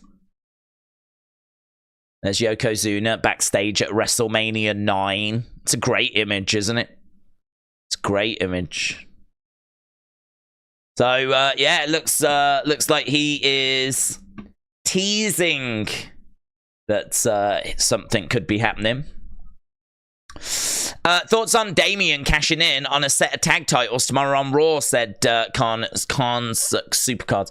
I'm really not a fan, to be honest, buds. I'm really not a fan. I'm not a fan of cashing in on anything that's not a world title, right? And the reason why I say that is because if you win Money in the Bank, it's an amazing moment. It's a big moment. Like, it's got its own pay-per-view because you have now got a golden ticket to the World Championship. Like, and so to cash it in for a mid-card belt, to cash it in for tag belts, it doesn't make any sense. I feel like if you're not a real tag team, if you've got the tag belts, it's you're on the back burner. You know, like Kevin and Sammy won the tag titles last year. That was them just being given something to do whilst we wait for the world title picture to kind of open up. We all want, or I want Sammy to be a world champion. But it wasn't time, or we didn't, it wasn't ready. There was other people, so that meant we had to find something for him to do. So that's the tag belts, Right now, he's become the Intercontinental Champion, which, to be honest, feels like we got to just find something for him to do. It doesn't feel like an end destination. It feels like the stop on the way to being the world champion. The only exception is if you are a tag team like the Usos, then obviously the tag belts, that's what you're working towards. That is your end destination. But if you're Damian Priest, the tag belts are not your end destination. The United States belt or the Intercontinental, it's not your end destination. Your end destination is a world title. And a Money in the Bank briefcase allows you to get to that end destination. It's a cheat code. It allows you to, take the shortcut up the mountain rather than the long climb that everyone else has to take. You've got access to the ski lift, right? You can get up the mountain a lot quicker now. So for him to cash it in on tag belts that he's already just had, or for him to cash it in on a mid-card belt, what are we doing? Why are we doing that? Like, you've got the opportunity to become a world champion. And I don't understand the argument of, but like, it's better to cash in and win a mid-card belt than it is to cash in and fail for a world championship. And I'm like, no. Because how many opportunities at a world championship are you going to get? How many opportunities is LA Knight going to get at being a world champion? Like, he's going to get a handful. I mean, you have to win Royal Rumbles. You have to win, like, Elimination Chambers. Like, you have to do some big things. Not all the time, but a lot of the time. You have to do some big things to get into that position. So, for him to have the briefcase and try and win some tag belts, I don't get it. It doesn't make any sense to me. That's a stop on the road to being a world champion. I hated seeing Austin Theory try and win a mid-card belt. Hated it. And he lost. He didn't even win it. And he lost. I feel like Damian Priest, if he really wanted to try and get a mid-card belt, he should be able to go out there and get opportunities at mid-card belts. But getting an opportunity at world title, I mean, he's nowhere near Roman Reigns, so he's not had any chances at that. And look how busy Seth has been with Shinsuke and Drew and now Punk and now Gunther. So how's Damian Priest going to get in the mix? How's he going to get into that queue? So, but the Money in the Bank briefcase gives him the cheat code. It gives him the shortcut. He can do it. He can be a world champion. And a lot of people are, 2-time world champion, 3-time world champion, 16-time world champion. It's a way that we recognize greatness. How many world championships have they won? We don't really recognize greatness by how many overall championships. We probably should do it that way. We should do it that way. It should be that we say, Randy Orton is a 32-time champion. Ric Flair is a 45-time champion. That probably would be a more accurate way, better way to record success.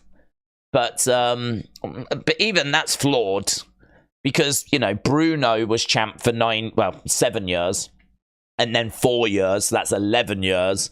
And that was 2 reigns. So counting the number of reigns doesn't always work. Probably days as champion would be the best way of doing it. Ric Flair was a champion in his career for 1,129 days. Hulk Hogan was a champion in his career for 879 days. Maybe that would be the better way of recording it. But we don't record it that way at the moment. The way we do it is how many world championships did they have? And that's why world championships matter. So trying to cash in on some tag titles, don't get it. I don't get why we would use Money in the Bank for that. Gunther said Priest told him to watch his back. Don't know why, said Daniel Capskeenan. Isaac said, Days, I feel like Cody has to win against Roman tonight because otherwise Cody will never finish his story. As The Rock said, Cody will never get another chance. It's true. It's true. It is a massive night tonight. It does have that now or never feel. It's big. It matters. It's I'm really looking forward to it. It's gonna be emotional. We've spoken a lot about it actually in the builds. I kind of feel like we're really getting to the point where the time for talking is done and like, let's get to the show now. I'm ready to start the show. I feel like we've spoken about it more than enough. There's going to be other comments and other things for us to explore. I'm not worried about running out of things to say. That's never a concern. But yeah, I'm definitely ready to get going now. Definitely ready for this thing to get underway. If Cody doesn't win, we riot, said Christopher. Big Time said, do you think the stipulation of the ladder match was clunky? Theory and Waller win, no music, match continues. R-Truth Miz felt like the real title win.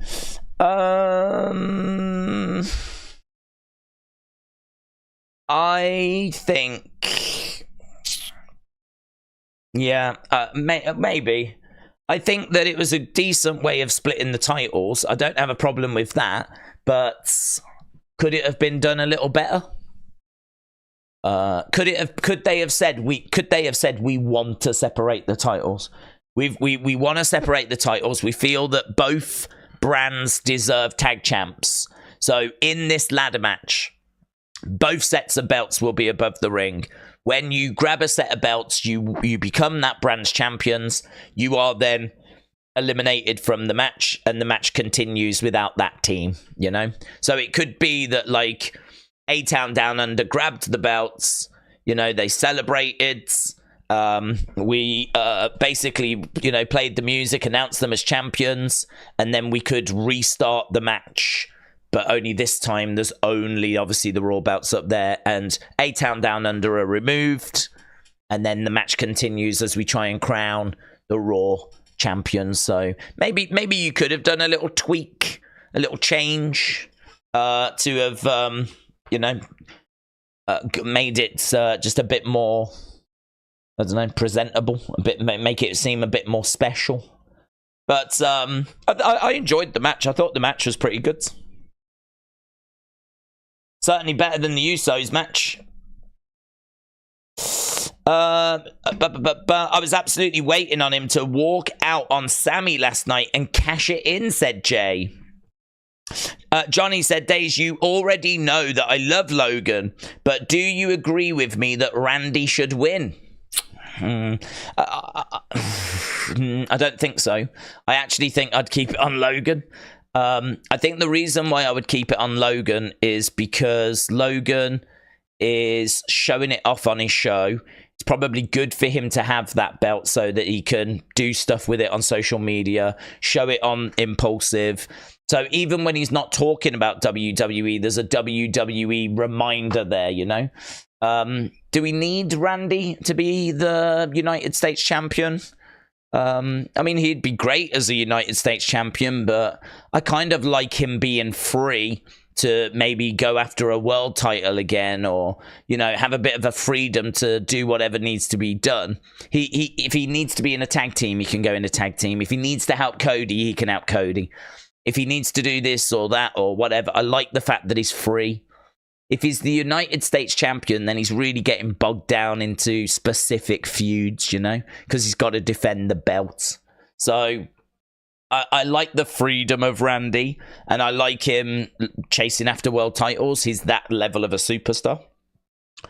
You know, he's right up there with some of the greatest of all time. So I don't think I need him around the United States title.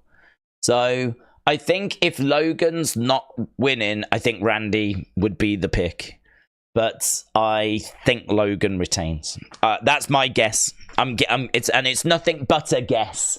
I think that Logan retains. I am your father said they should specify that the Money in the Bank contract only applies to world titles. Yeah, I think the reason that they don't do that is because the truth is that they book themselves into a tricky position, right? I think if they put the briefcase on someone, they probably do it with the intention of making them the world champion. But we know there's injuries, and we know that plans change, and we know that, you know, life is life, things happen. And so it might not actually shake out that way. I mean, I don't know if when they put the briefcase on Damian Priest, if they thought that it would go the way that it's gone, you know? I mean, for example, Seth got injured, didn't he? And for a moment looked like he might not be able to compete at WrestleMania. And so for a long time there, Damian Priest couldn't cash in because the rule is that you can't cash in on someone that's not medically cleared. And so the problem is he couldn't cash in on Seth. Roman's not really around. And so Damian couldn't really do anything. And we don't know how that changed things. We don't know how that affected things. So I think they like the freedom of, well, if we really have to, let's just have him cash in on a mid-card title. Let's just have him cash in on a tag title. Because if we need the freedom to do that, then at least we can do that. Here's EO Sky. What a stupid question, Byron.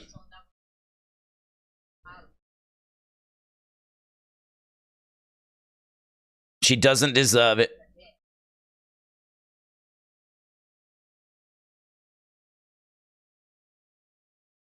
She is the challenger, and I will still be the champion. That was EO Sky.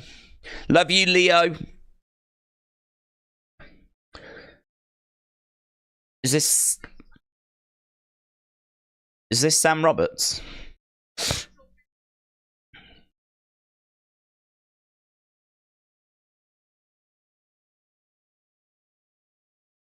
Oh, Pete Rosenberg. Pete Rosenberg is up in the very heavens, in the very last row.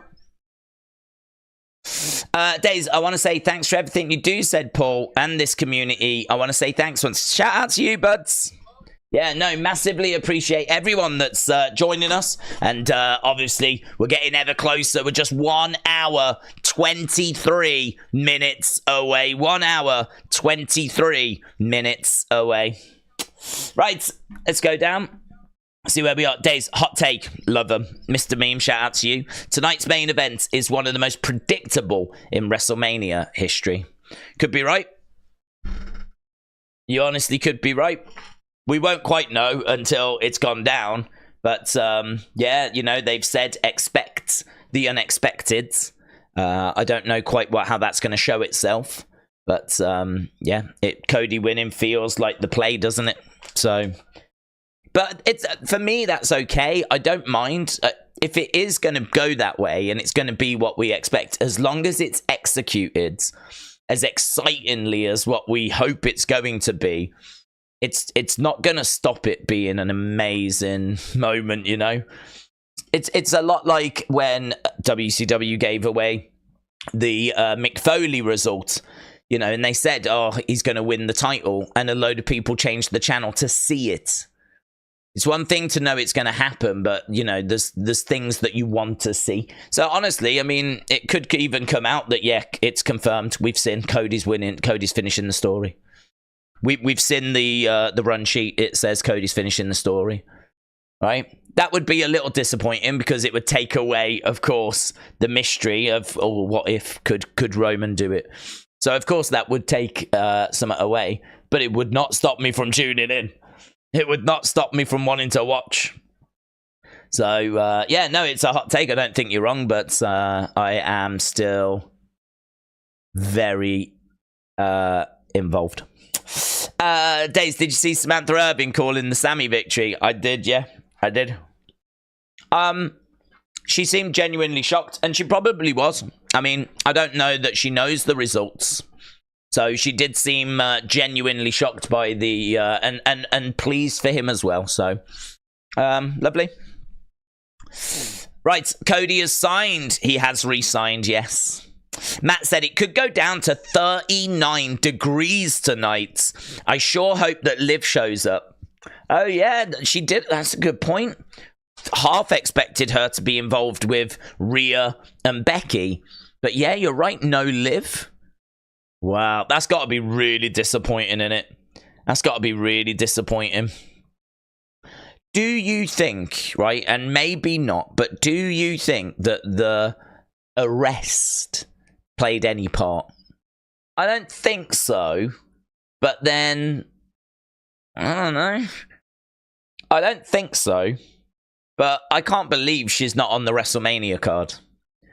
I can't believe she's not on the WrestleMania card. I mean, I'm not a big Liv fan, but she is undeniably got her supporters, you know?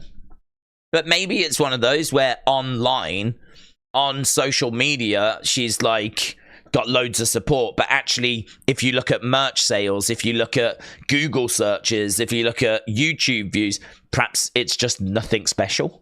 Perhaps it's just a lot of social media noise. Don't know. But I must admit, I was very surprised that she wasn't on the card. Kian said, would you agree that KSI will be somewhere involved? I think KSI could get hit with a stunner. I think KSI could get involved. I think that Logan is going to need support. He is going to need help. I don't know if it's going to come in the form of Jake. I don't know if it's going to come in the form of KSI. I don't know if it's going to come in the form of his podcast partner or whatever, but yeah, I think, you know, it's Logan winning this on his own is probably very unlikely. At the very least, there'll be some brass knucks. So, and we saw KSI last year, so it wouldn't be out of the blue, would it? So, yeah, I think there's a very good chance that we see KSI or someone.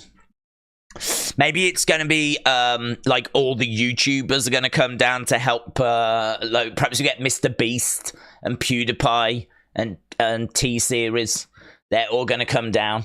And who's got that toy show? Whoever that kid is. Someone's toy show. Not Grim. Can't remember his name. But him as well. And Baby Shark. They're all going to come down and help Logan finish his story.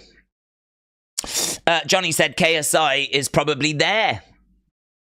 KSI said he was in America, said Evan. Who gives a shiz about a cat on Mania night, said James. Elijah said Cody is better, though. Oh, we're looking back at WrestleMania 1. Brian said, I normally root for who WWE pushes, but I could not stand Lex Luger in 93 or Daniel Bryan in 2014, and I can't stand Cody Rhodes. Really? Oh, I loved Daniel Bryan. I love Daniel Bryan. I wouldn't say that I'm like a massive Cody fan. I want him to finish his story, and obviously, I don't know. If I think about watching him when he was Stardust, and I think I've got a real appreciation for him because I've seen the grind, I've seen the struggle, I've seen the work. You know, imagine him wanting to become world champion and finding yourself with the Stardust character, and there's nothing you can do. How are you going to get to main event WrestleMania as Stardust? You're not, are you? I mean, basically, the company has said, you know, you're a mid-carder. And we're going to give you a mid-carder gimmick. And we don't see anything else for you. And you can try and make it work and make it interesting and really dig into the character and try to get it over. But, yeah, I mean, perhaps it was never going to be.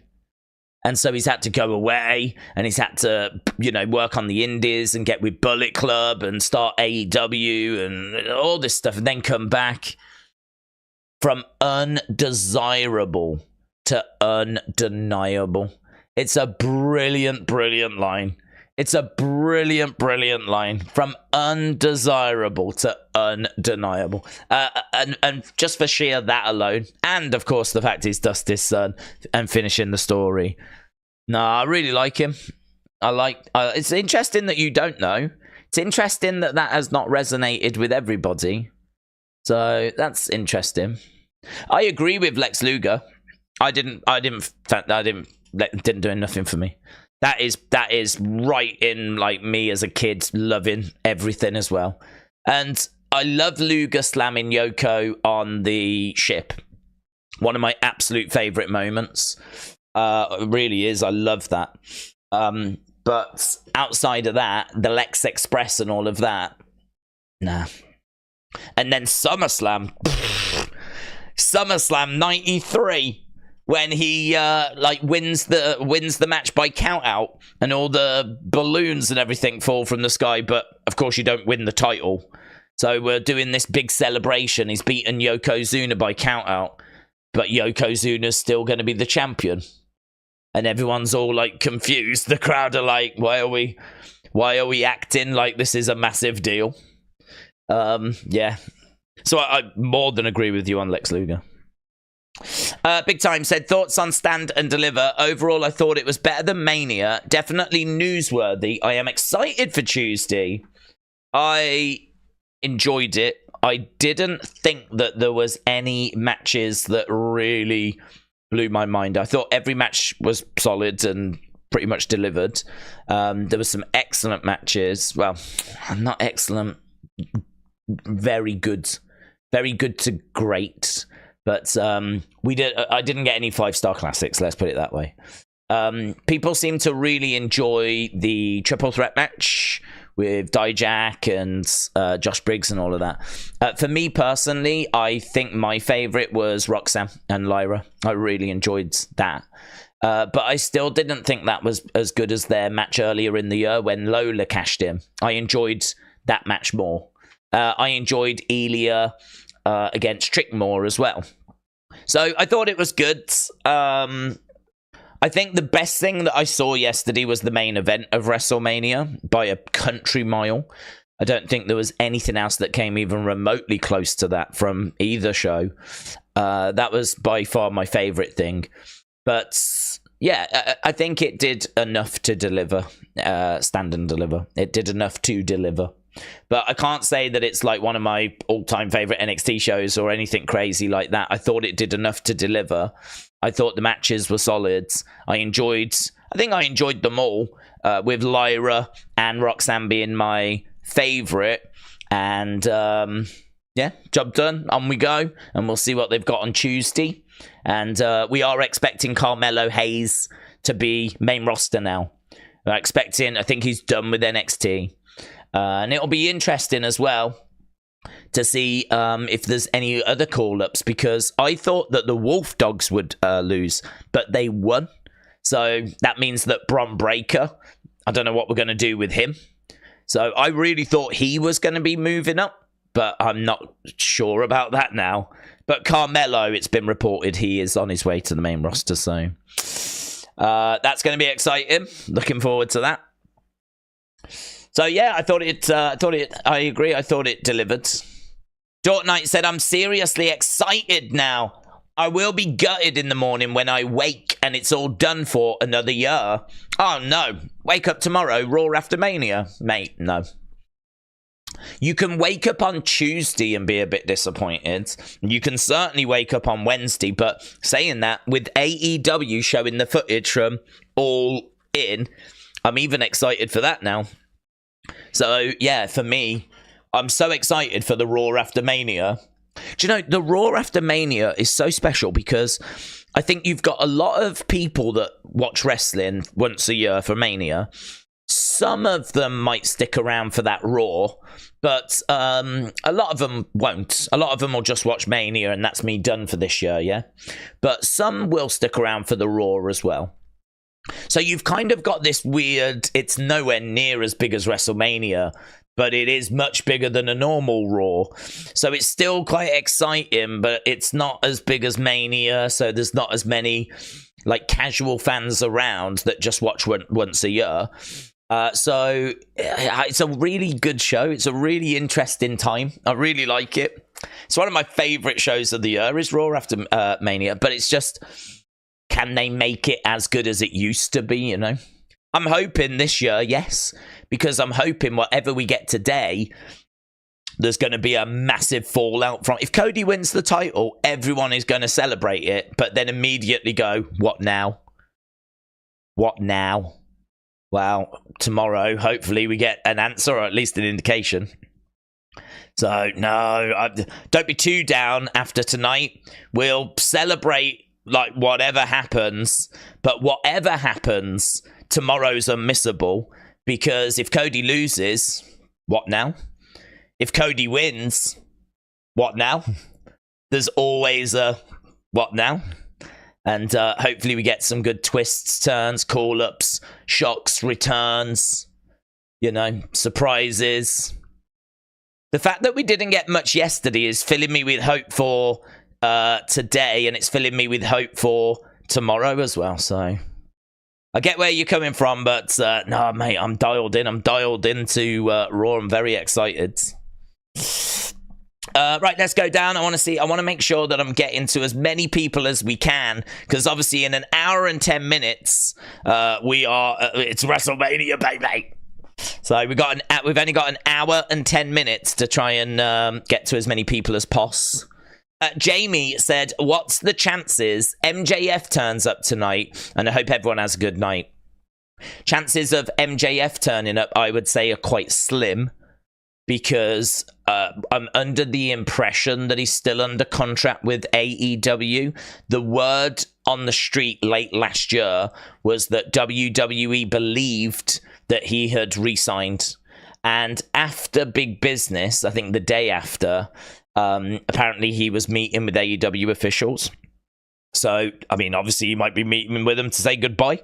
But I think the general consensus was that they were talking about his return, and they were talking about, the next steps. So he's out with a bit of an injury at the moment, and so he's dealing with that.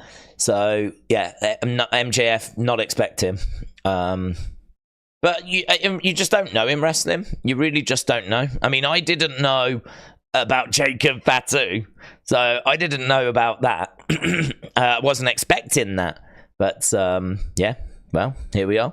It seems like he may have signed. Not confirmed, but there's a good chance that we do see him tonight. But MJF, not an expectation. But Mark Briscoe winning the Ring of Honor World title was a feel-good moment, said Jim.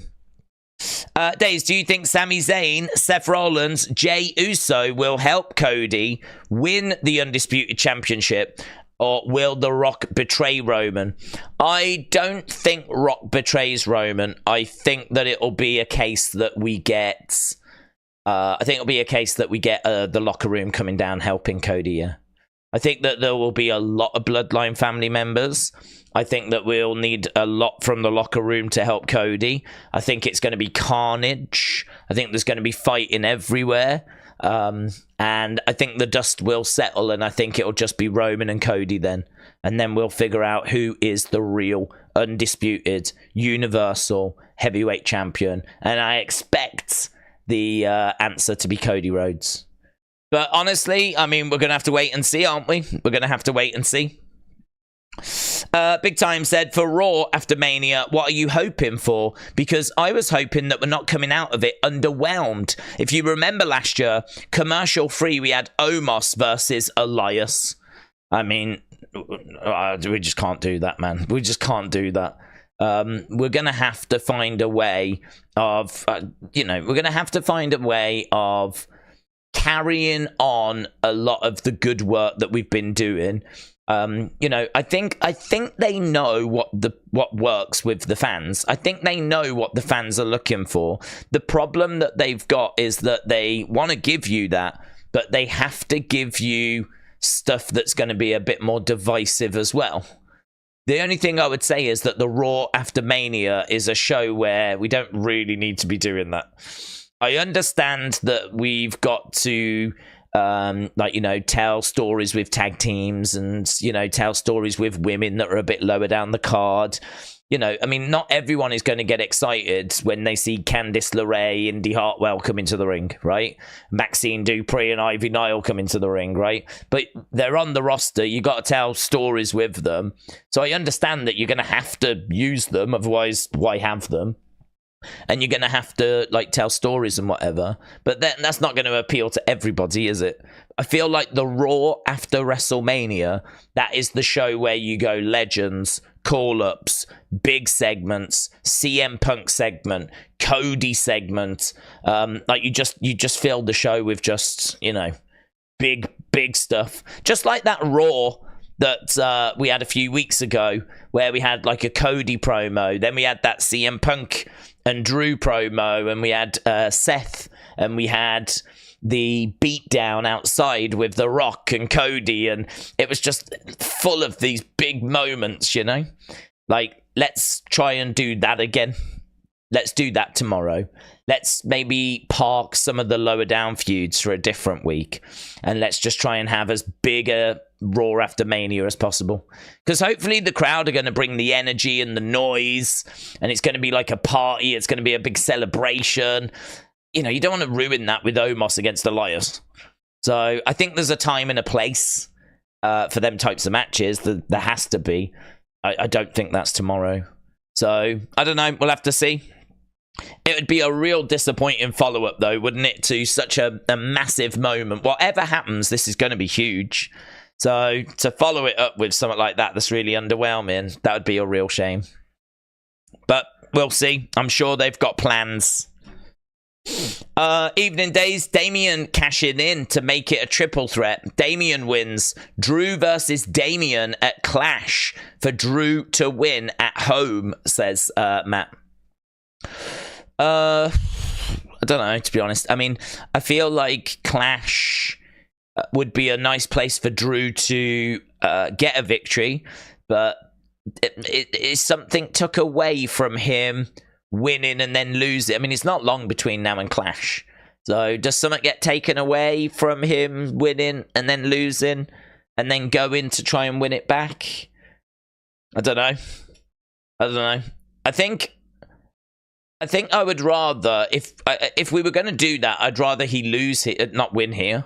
I'd rather he not win here, but get an opportunity at Clash to then actually do it there instead, rather than win it and lose it and then try and win it. But you know what I mean? It's just a bit messy, isn't it?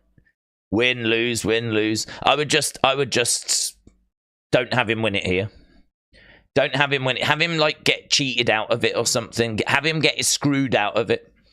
And then maybe, like, you know, put his career on the line for Scotland. Maybe the Scotland one, put his career on the line. His WWE career on the line. Either he wins the title or he's gone. If I can't win the title, I'm done. I'm gone. And maybe do something like that. So I personally wouldn't have him win and then lose and then try and win it back. I would just have him win it in Scotland if that's what we're going to do. Defcon Prime said, are you choosing the wrong four pillars? Starks and Hook are. I don't know what the four pillars are. I mean, I know that the four pillars used to be MJF and Sammy Guevara and Jungle Boy and Darby Allin. Those were the four pillars. And then I think it was CM Punk pointed out that Britt Baker is actually one of the pillars, right? So he pointed that out. And then I think, I mean, like, surely Jungle Boy's not a pillar anymore. I mean, I don't know what is of the pillars anymore. I mean, is Sammy still a pillar of AEW? Is he a pillar? Is Jungle Boy a pillar of AEW? It's dead, innit? It's done. It'd be interesting to know what the four pillars are now, actually, of AEW, but that's a conversation for another time.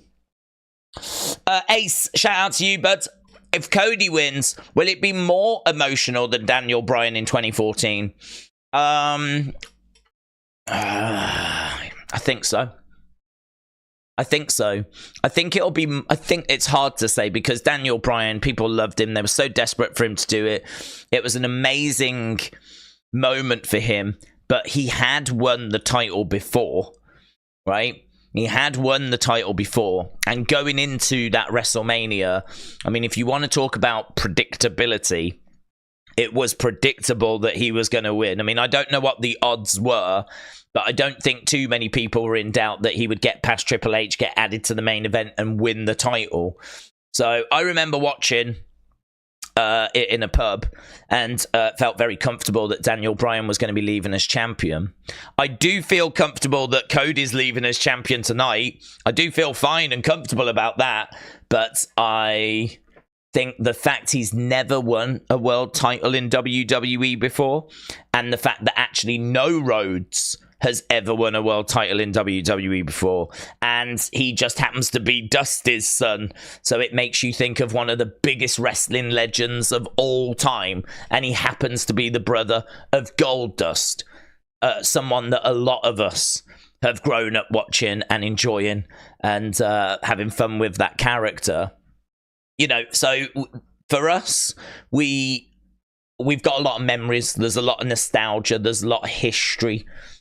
The fact that he is, and none of them have ever won a world title, that is going to make this moment hit hard, real hard, real hard. It's very special. It's very, very special. And for that reason alone, I think it will carry a bit more emotion. But it's hard. I mean, look, the Daniel Bryan thing is amazing in its own right. I mean, it's one of my favorite moments. So there is no shade on that moment. I love it. I absolutely love it. But this is, you know, let's be honest, this is special. This is special. This is a once in a lifetime thing, you know, where we've got this. I don't know. Is he a second generation, a third generation? But whatever he is, he's the son of one of the biggest legends of all time, and yet no one in his family has won the WWE Championship. I mean, I don't know. How long do we get? When will we be in this position again, you know? So it's special.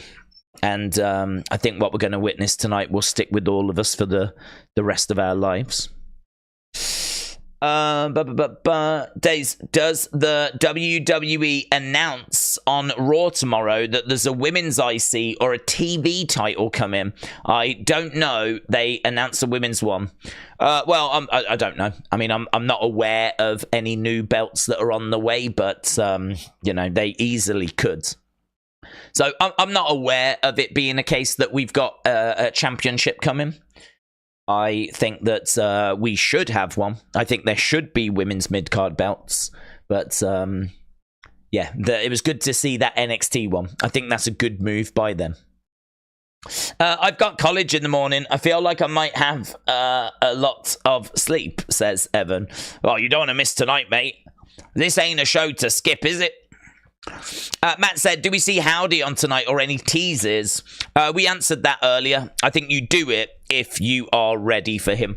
If you've got the plan and the creative ready for him, then let's go. But if you haven't, I wouldn't do it. I think we never got the Hall of Fame moment yesterday. We never got the moment where all the people came out on stage. We normally get that, and we didn't get that yesterday. So I think we get that today. So if they all come out today, I would imagine that Bo and their sister will come out as well. And so we might get a little Howdy tease or a little Howdy something moment, but I think just having them there would be enough, to be honest. I think the crowd just want to recognize Bray and honor Bray and have a moment for Bray. We did it yesterday with the Fireflies, right? We did it yesterday with the Fireflies. So I'm sure we'll do something today. But I would imagine it'll be the Hall of Fame thing where they come out. So yeah, tease him, but I would only do it if you're ready, you know. A little tease is all right, though, isn't it? Just to let people know that something's coming. That's okay. But, like, attacking someone or, you know, anything further than that, I wouldn't do it unless you've got everything planned. This dude is at ringside, and he's got the People's Championship over his shoulder. A lovely belt. I love that belt. As I keep saying, I wish that was the world title if you just made a few changes. So I do love that. I love the square side plates on it as well. Looks really nice. A lot of work gone into that belt, you know. I would book Drew to destroy Seth tonight, said Undercover Manager. But Seth sneaks a roll-up only for Priest to cash in. And then Drew says to Priest, you owe me. I'm claiming what's mine in Scotland. And Drew keeps Priest champion until then. Frank said, how many Miller Lights am I going to need? Oh, mate. You're going to need a few. I mean, we've got less than an hour to go until we get to the main card. Then we've got, I think, a 4-hour main card. So if you're drinking even just one every half an hour, probably going to want to have a good 10 in. Going to get yourself a 10-pack. 10-pack, 12-pack. You're going to need a few, mate. We've got Byron outside the American Nightmare bus.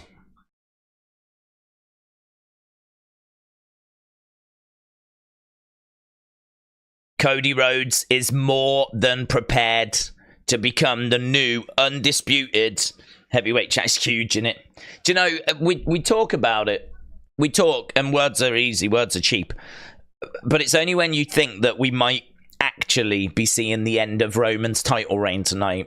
We might actually be seeing the story be finished tonight. Like, the size of what we're about to witness and what we're about to experience, just the size of it, it's just hard to appreciate, really. It's hard to put into words, like how amazing what we're going to witness is going to be. Oh, God, I'm so excited. I just keep getting more excited. I just keep getting these waves of excitement that just keep hitting me. Amazing. James said, out of all the footage WWE has got of old Manias, they use one of Triple H hitting a pedigree on Goldust. Johnny said, I can't believe we're in the second hour of the predicament. It's flying. It's flipping flying. It's absolutely flying. Which probably shouldn't be a surprise, but it is a surprise. Just how quick this continues to go, you know? So it's we'll soon be underway. We'll soon be going. We'll soon be up and running. Days, what if Dustin and Brock show up? I wouldn't expect Brock. But Dustin, there's a chance. I'd say there's a chance. I've no doubt he would want to be a part of this. I mean, it's WrestleMania. It's his brother. It's the whole Rhodes winning the WWE Championship. Online has been saying F The Rock, F the Bloodline. I don't know if you saw as well, but Dax actually went into one of his posts and he left a little message saying, don't forget it's Collision tonight. And then a picture of the card, right? So Dax jumped in and Dustin hid it. He hid that reply. Now, I don't know why he hid that reply, right? I don't know if he looked at it and thought, oh, this makes it seem like going against AEW, or, you know, this is going to make it tribal, or I don't know. I don't know why he hid the reply. But Dax jumped in with the match card for Collision after Dustin tweeted out F The Rock. So, you know, look, Dustin is watching. He is aware. You know, he's tweeted out F The Rock, F the Bloodline. I don't have much doubt that he wants to be involved. I don't have much doubt that he wants to, you know, play a part. But it's just will he? Will he play a part? Will he be allowed to play a part? Eric Bischoff said, if you allow Dustin to be a part of this, I will not criticize your product, Tony Khan, for a month. If you allow Dustin to be a part of this moment, if he can be there for Cody in this moment, I will not criticize you or AEW for a month. So that is a deal that Eric Bischoff has said to try and, you know, help this get over the line. So we're going to have to wait and see. We're going to have to wait and see. I'm sure Cody has spoke to Dustin about it. You'd imagine that Cody has spoke to Dustin. But it's just if he's going to be allowed. It's a shame that Dustin can't just tweet support of his brother, says James. That it is a shame.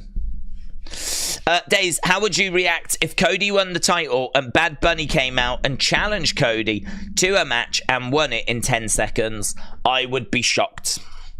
I would be shocked, and then I would also be a little pleased, because I would know in that moment, just in that briefest of moments, that Bad Bunny is dead. He is done. It is over. The WWE Universe is going to have no time for him whatsoever. So I'm not sure I'd have to worry too much about seeing him again. because I'm sure any future appearance from him he'd get more boos than Dominic Mysterio. So, yeah, not something that I'm looking for personally. Right, we're just seeing an aerial shot of the stadium. Zerluk Wrestling said Dusty has a contender match next week for the AEW World title. Jamie said, I can't see Dustin showing up with all the shots that CM Punk's been given. That's true. That might have soured things, mightn't it? That might have soured. That clearly the relationship between WWE and AEW is about as low as it's been. So, yeah, good point. Emil said last night was Infinity War. Tonight will be Endgame. Then we've got Samoan Civil War. Samoan Civil War. James said Dustin is probably there. He's just got to stay on the Cody bus. So Euphoric said, is there any chance that Damian cashes in on Cody tonight? No. No, I'd say 0. He could try, but I don't see him cashing in and succeeding. Tonight's WrestleMania, I think, is the final shot, in my belief, should be, or will be, Cody with the belt, with his mom, emotion, tears, looking up at the heavens, all that sort of stuff. Damian Priest could come down and try, but it'll fail. I can't see why you would want to end with Damian Priest as your world champion, and that's how WrestleMania ends. Like, to me, that's not good. It's not good business sense. You know, the whole world has been tweeting and talking and showing support for Cody. Damian Priest just doesn't move the dial, does he? Like, no one's playing him in the game. You don't see a list of superstars that they're playing in 2K24. You don't see Damian Priest's name. Whenever we see, like, the top merch sellers, you don't see Damian Priest's name. So I don't know why you would hijack Cody's moment with Damian Priest cashing him. To be honest, I mean, if he's going to cash in, I think it's going to be during Seth and during Drew, so there's even a chance he won't have the briefcase by the time we get to the main event. He may have already cashed in during the first match. So, yeah, for me, I think this ends with Cody winning and the emotion of that moment. I don't even know that Damian will have a briefcase. But Damian could cash in on Seth before Drew to cover him, says Davids. Undercover Manager said, how much would it cost for Dustin to go against his contract? Just give TKO pay and have an amazing moment. Yeah, I mean, do you just do it? I mean, I don't know. I don't know what the legal repercussions would be. I don't know. That's something he's going to have to weigh up, isn't it? That's something that he's going to have to try and figure out. Was he there last year, though?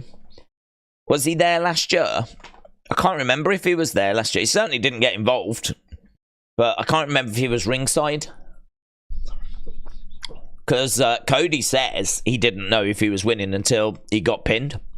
So, if that's true, and I don't know that it's true, but if it's true, well then Dustin might not have been there last year. And it could have finished last year.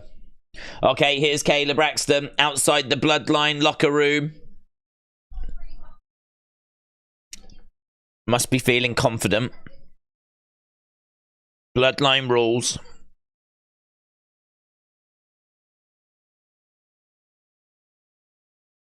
If Cody Rhodes wants to finish his story, he's going to have to do it with the cards stacked against him.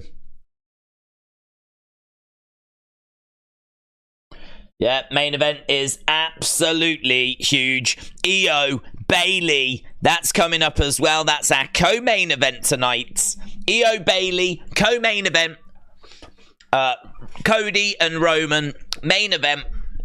And the match that starts the night is Seth versus Drew. That opens the card. Right. There's a chant breaking out of "We want Cody" and "Cody sucks," says KC Mack. Well, I think the plans are finalized now. I would be shocked if they weren't. I think whatever they've got, whatever pieces they've got in place, I think that we're just going to run with that now. So, yeah, we've got... I think we're pretty good at having the next few months mapped out, you know? I think Triple H will know what he wants to do, where we're going to. I think Roman's taking time off, so I don't think anything's going to change. And we know that Cody's got crazy support. I mean, we don't need to worry about the crowd so much because he's the most played character in the video game. He sold more merch than anyone else in March. Like, the numbers back up that he's the guy. Tony Khan will probably say he didn't have anything to do with the footage being released. It was the Young Bucks. It's his show. Nothing gets on that show without his say-so, so that would not fly. Big Time said Days Page wins Divas title, Sheamus returning with a mohawk, Roman being booed, Enzo and Cass debut, Dolph cash-in, Shield saving Daniel Bryan, Brock going berserk after Seth stole his title. Those are the Raw after Manias. Yep. Do you remember Cesaro grabbing the beach ball as well because he was so upset with the beach ball? He said it was disrespectful because, wrestlers were wrestling and yet the fans were, bouncing this beach ball around. And he went and grabbed it and burst it. I think he deflated it. And the crowd were, booing him and everything. But that party atmosphere, that is where we were. That is what we had. And we don't have it anymore. But hopefully we have it tomorrow. You know, hopefully we have it tomorrow. But let's wait and see. Let's get through today first. Matt said AJ's new music could be ready to fly his OG TNA music. That would be cool. We'll have to see. He has teased new music, yes. JD White American Akita said if Austin confirmed and Cena show up, they will be on the Rock side. It's going down with the Bloodline, Legends versus Today era. Don't know that it'll be Legends versus Today era, to be honest. I think that it's going to be Bloodline versus non-Bloodline. I think it's going to be Anoa'i family versus non-Anoa'i family. I don't know that... if anything, Cena is someone that is great friends with Cody. Cody actually used to drive Cena around from town to town. And Cena has given Cody lots of advice. I think Cena would love to see Cody do it. And don't forget, Cena has tried and failed to beat the Bloodline. Cena has tried to bring down the Bloodline. I think if Cena has to make a choice... There's not much choice for Cena. He will side with Cody. Stone Cold's, The Rock, one of The Rock's greatest, if not The Rock's greatest ever rivals. I mean, will he side with a heel Rock? Stone Cold, a man of the people. His glass will shatter, and Stone Cold will make his way down to the ring. And it's been teased, we know that he's going to be there. It's just what's he going to be doing? But helping out Cody, nah, they're there for Cody, man. They're there for Cody. I don't think this isn't about Legends versus modern day roster. This isn't about the past versus the present. This is about the Bloodline denying Cody Rhodes a fair fight. Because if it was, last year, if it was a fair fight, Cody would have won. It was only Solo that stopped Cody from winning. So, and again, the Bloodline almost, even though Cody had won the Rumble, they almost managed to replace Cody. They almost managed to get him removed from the main event, even though he had won the Rumble. So, I think that... I think you're going to see a big war tonight. You're going to see a big war tonight. And I think if you're an Anoa'i family member, you'll be on that side. You'll be on Cody's side. Cody doesn't need the belt. He's already the top seller. Leave him on Raw to boost the ratings. Give him Seth's belt. End of story. Doesn't end the story. That's not the right belt. He wanted the belt that his dad... tried to win, and you know, this belt that Seth's got has only existed since last year. We conjured it out of nowhere. We've just called it the World Heavyweight Championship, and it's got no history. This belt wasn't around when Dusty was around, but you can take Roman's belt and you can trace it all the way back to Dusty and back to that moment. So it needs to be Roman's belt. Him getting Cody's belt, Seth's belt, it doesn't finish the story. Right, Mark Fly, shout out to you, my friends. Sunny, my Canadian queen. Oh, I don't even know if Sunny's around, actually. But Mark Firefly said, if Cody wins tonight, then this will be the last time to bring to a head that the last person to hold the WWE Universal title was Bray Wyatt. So, yeah, that's true. So, the last person that had that belt, I think it was Bray, wasn't it? Didn't he get it from Bray? So, yeah. There's a Dijak sign in the crowds. Apparently, Cody wants to change the belt design, and he wants to change the name of the title as well.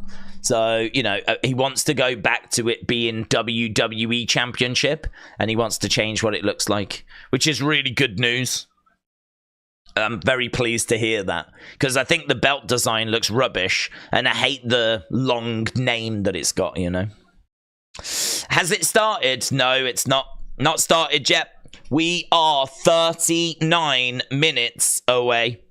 39 minutes away from the beginning of WrestleMania. And yeah, I'm very, very excited. Looking forward to it. Right, Days, I miss Bray, said Johnny. When does WrestleMania start? 39 minutes. Mama Days, I am going to bring down your boy, and I'm going to cancel the channel, Mama Days. Dark Knights, shout out to you.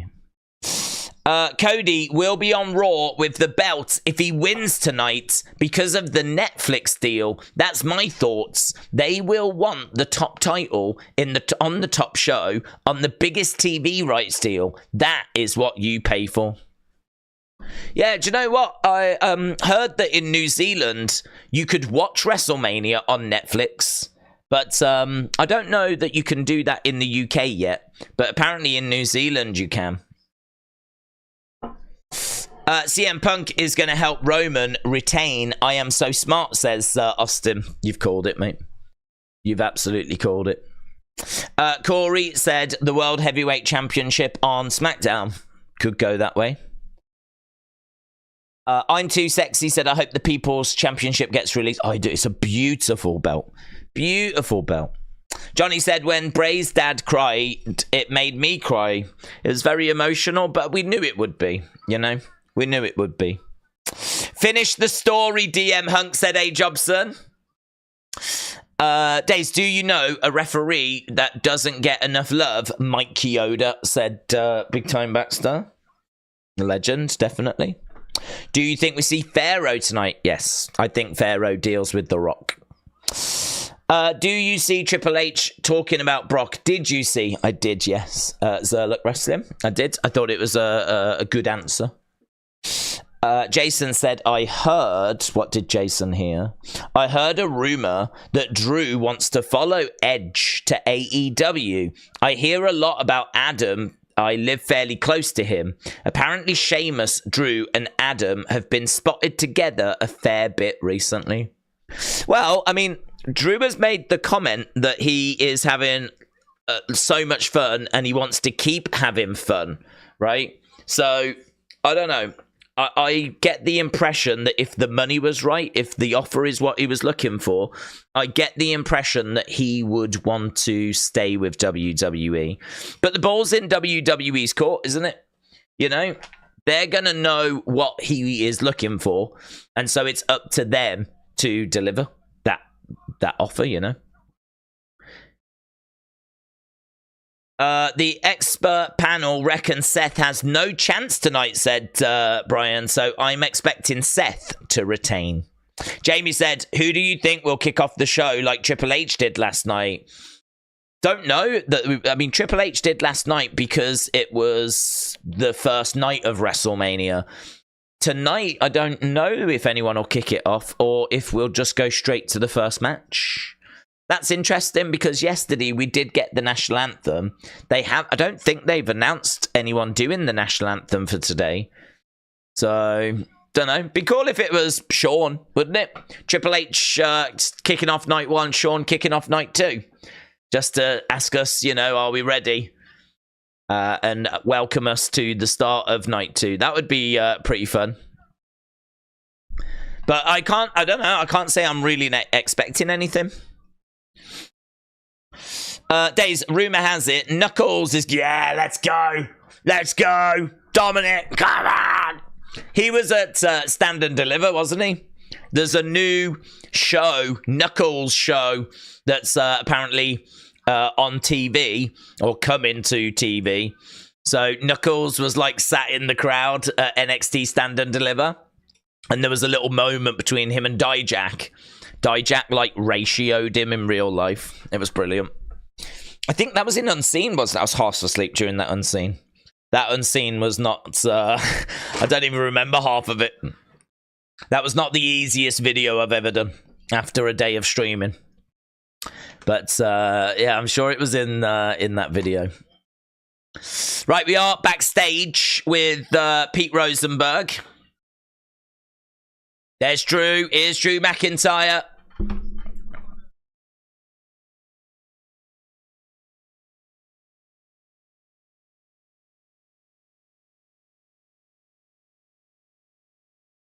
If you find Chelsea Green, get her arrested for me because she's a thief.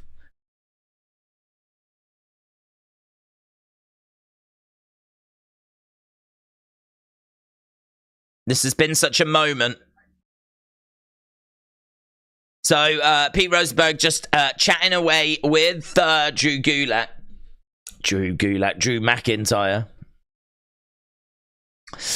Days, do you rate the UK Championship title replica on Euroshop? Can you recommend some side plates? I don't know about side plates, but I do like the championship, the UK Championship. I don't like the one that says NXT in the center.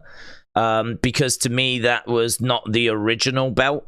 The original belt was the one that had WWE in the center. So when it comes to the belt that's on there, I personally would go for the one with WWE in the center rather than the one that said NXT. But side plates, to be honest, that's not my forte. I think, aren't they just for different superstars? I think each superstar's got their own side plates, haven't they? So I don't think there's really... Just go for the side plate of the superstar you like if you wanted to add some side plates.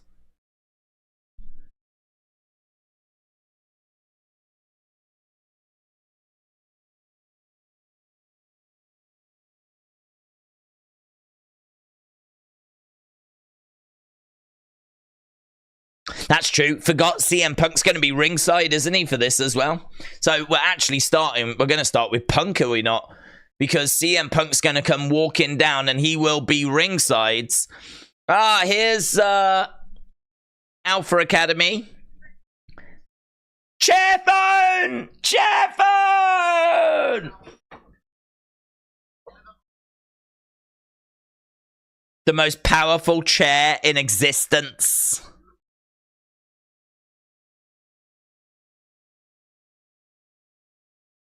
Do you want to take a selfie? Well, there we go. I mean, we thought that Chad Gable might be Intercontinental Champion, but instead, he's got chair phone! Fun fact about chair phone, it's got a built-in fog machine. True story. And it's got a website. Chair phone! Chair phone! Johnny said, I want that chair. I'm always happier seeing Otis, said Lone Star Friends. Instead of a chair toilet, we need chair phone. I need chair toilet and chair phone. I'm going to be on my chair phone on the chair toilet. This is the walk.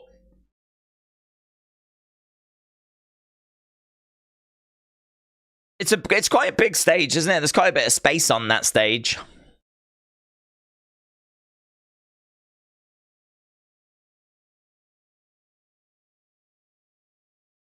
What is the feeling?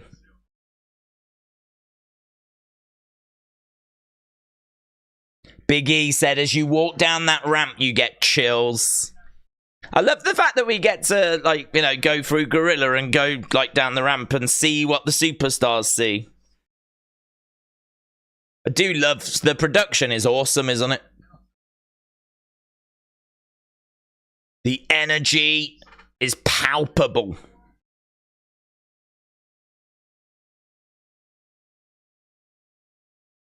Where was Trinidad Flag guy, man? We never saw him yesterday. He's normally around that front row, but I never saw him. Chair phone is the ultimate in butt dialing. Chair phone. They're playing the chair phone advert now. I'm glad I made you laugh. I am about to shower, said Logan. Oh, hello, it's all getting a little bit kinky. I can feel the presence of Omos in the air, said Aubrey. I want to watch it so bad, said SM Fun. What, WrestleMania? Oh, it's going to be so good. Are you not watching? Are you going to miss it? I would go as far as to say this is the most unmissable wrestling show in the history of wrestling. It's unmissable. This cannot be missed. If you miss this, it'll be the biggest regret of your life. SM Fun, I hope you enjoy whatever it is you're doing instead, though, but... Undercover Manager said, I reckon Cody will have special gear and an entrance tonight. I think we will get more special entrances tonight. Logan sort of know it's going to happen, but a few more really good ones, I think. Jim said, WrestleCon had a Jeff and Lita reunion. Oh, that's nice. Joe said, I acknowledge the chair phone. Chair phone. Excellent. Party time. Yeah, man. It works, doesn't it, on the screen and everything? Febin said, spoiler alert, Ted DiBiase Jr. is going to return from jail to help Cody finish his story. They said the same thing about Starrcade in 97, and look what happened. That's true. I'm definitely not missing this, said George. Undercover Manager just fired me, guys. Now I can fly to WrestleMania since I don't have work. I'm about to be a hot girl summer, says Trini. What? About to be a hot girl summer. What does that mean? What's a hot girl summer? Is that the name of someone? Hot girl summer. Please explain yourself. Days, did you see the Mattel CM Punk reveal? No, I didn't. I can't say I'm surprised, though, because he was on the panel, was he not? I believe he was on the panel.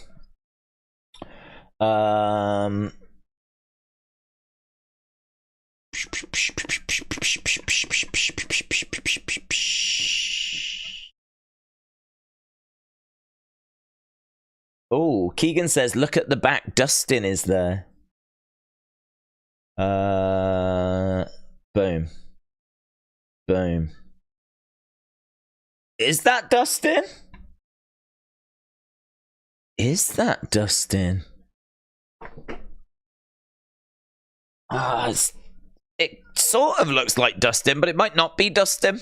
I don't know. Is that Dustin? More importantly, what's that woman eating? Huh? What has she got in her? Are those nuts? Peanuts, maybe? What's in her mouth? Huh? What is she eating? Chips? Crisps? Why is this woman not looking at the camera? Why is this woman not looking at the camera? Eh? What's happening over here? We're over here. Why are they not looking? Why is she eating? Is that Dustin? There's a lot of questions. A lot of questions.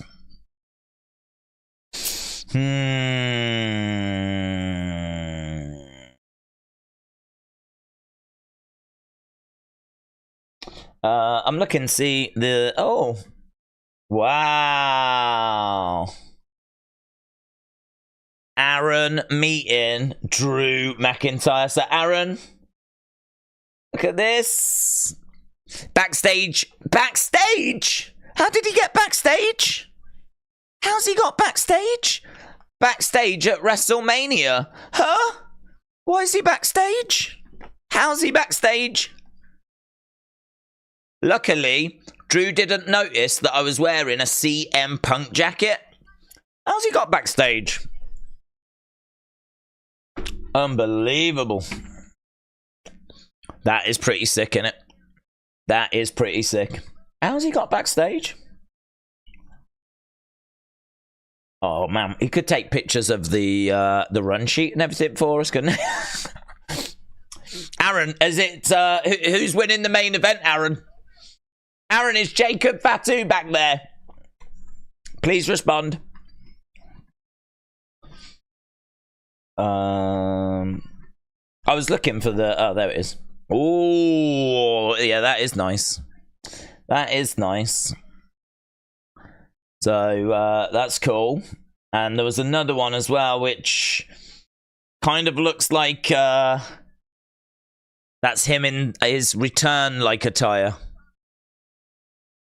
There we go. So, CM Punk figure on the way from Mattel. Congratulations to Aaron. I hope he enjoys being backstage. I do as well. I do as well. Right, here is the Pride, but they never called them the Prides. So we got Bobby, we got the Street Profits, we've got B-Fab. Got 24 minutes to go, that's all. 24 minutes to go.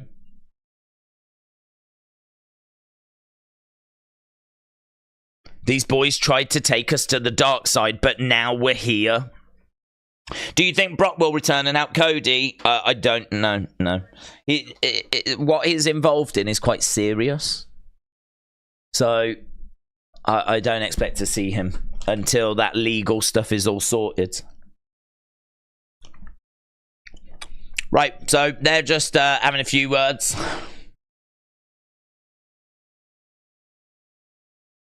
There's lots of punks that were shown, said Miss Clown. Undercover Manager said 3 things. Best entrance, best match, and what star will have the best moment. Well, I mean, Cody is going to have... Cody Roman will be the best match. Best entrance...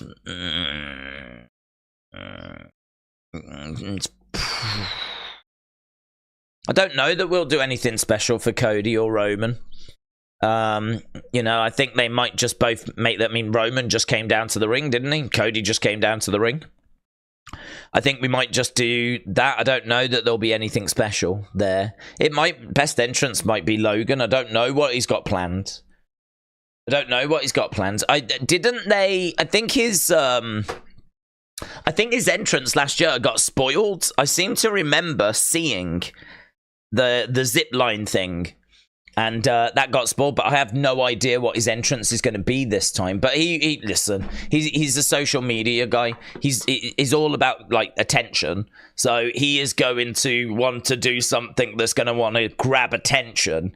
So, yeah, I think I'll go Logan best entrance, but it may get beaten by something else. Best match, no doubt, main event. It's going to be incredible. And, well, I can't remember the other one. Best superstar? Honestly, I just don't see how we're talking about anything other than the main event tonight. I really don't know how we're going to talk about anything other than Cody and potentially finishing the story, you know? That is going to be the moment of the night, so. All eyes will be on that, my friends. All eyes will be on that.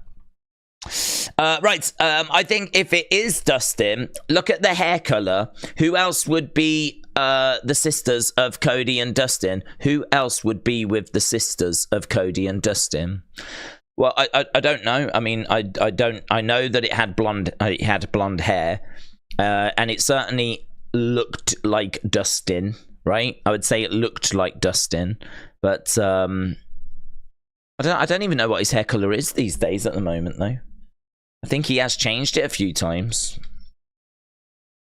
But he could be... Is he blonde again now? 5 hours ago? Is there a picture of what he looks like? Yeah, he is. Yeah, could be. Could be. Still don't know what that woman was eating, though. Bembo said Jacob could be called Jacob Uso and he could tag team with Jimmy. Oh, yeah. Yeah, that's a good point. That's a good point. Just because he's known as Jacob Fatu doesn't mean that that's the name that he's going to use. That's a really good point, actually. I really like that. I really like that. Chris Morris, shout out to you, my friend. Alex Bloomfield said, don't forget to drink and go the loo. Have fun, everyone. Good advice. Good advice. I'm ready to get going now. I'm ready to go. Let's go. Let's get our teeth into night 2, shall we? Looking at the crowd behind the kickoff panel, it's really decreased. So the crowd has started to kind of drift away. They're off to get their seats. They're off to get ready for the show. And, oh, hello, Fluffy. Fluffy is backstage. What's it? Fluffy Hernandez, is it his name? Don't know this guy. But I do remember him being involved last year. He's a comedian, isn't he? Melanie said, I've been here since WrestleMania 36. I always enjoy the streams. Melanie, shout out to you. Shout out to you, my friends. I am super grateful of your ongoing presence. And I hope you have a great time. Honestly, this is what everything's been building towards, you know? It's funny, isn't it? If you think that Roman won this title at the end of 2020, and really from that point, the Bloodline and Roman has been the biggest story, and we've done so much with that story, and we've done so many different innings, as Heyman likes to say. But if it is going to end tonight, then really everything since the pandemic, think about that. Everything since the pandemic has led to tonight. I mean, it's just... It's big on a scale that I don't think we've seen it in WWE before. I don't know that we've seen something on this scale before.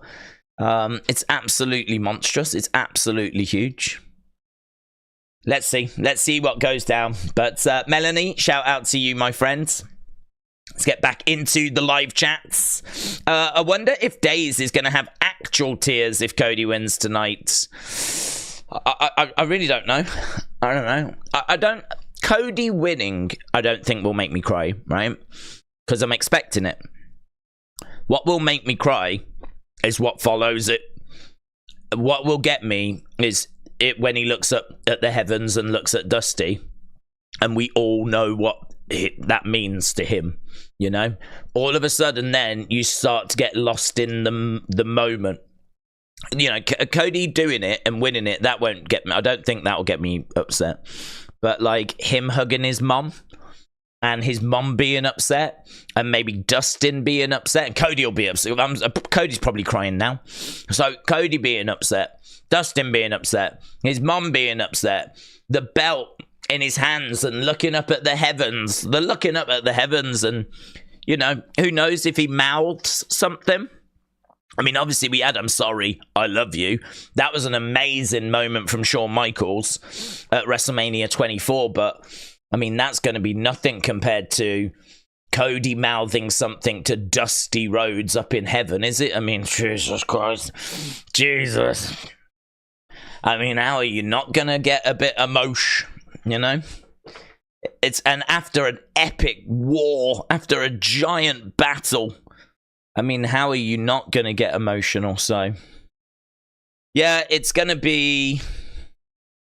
And you know what? I really think the momentum of tonight, I really think the buzz of tonight, the excitement of tonight, I really think that's going to carry into tomorrow. I think if you get this massive war like we're hoping and Cody wins, you know, people are going to want to see what's next. People are going to want to see what's next. They've got to follow up tomorrow with something big, good. Not big in the sense of let's do another war, but big in the sense of, oh my God, that show was amazing, you know? Oh my God, wrestling is back. Oh my God, let's go, you know? This is what we've been waiting for, man. This is what we've been waiting for. Glenn said, I watched WrestleMania in a pub in Newbury last year and people punched the wall in the pub when Cody didn't win. I remember thinking Cody will be in the main event next year. And here we are. Big Time said, Timeless Tony in WWE. Could you imagine that? I'm a fan. I would love to see her in WWE. There's a few in AEW that I would love to see in WWE. I'd take Jay White. I'd take Ospreay. I'd take Okada. I would take Mercedes. I would take Timeless Tony Storm. I would take Ricky Stark. I would take Swerve. I'd take Samoa Joe. I mean, there's quite a few. I think they've got a good roster. There's lots I wouldn't take, but there's lots I would. So yeah, I think AEW have got a good roster. But yeah, Timeless Tony Storm is doing some fantastic work. I keep getting sent her little clips of her, and it's always entertaining, isn't she? Glenn said, if Cody doesn't win, I worry they will make WWE fans angry, and angry WWE fans are not pretty. To be honest, a lot of us aren't pretty even when we're not angry, you know, so I don't know if it makes a difference. Tom said, I watched the Euros final in a pub and the whole pub got destroyed. Their TV was broken. Broken glasses were smashed. Wow, really? I've never been in a pub where it's been kicking off like that. I've never been in a pub like that when that's happened. But I should imagine that's a bit scary, actually. I should imagine that's a bit scary.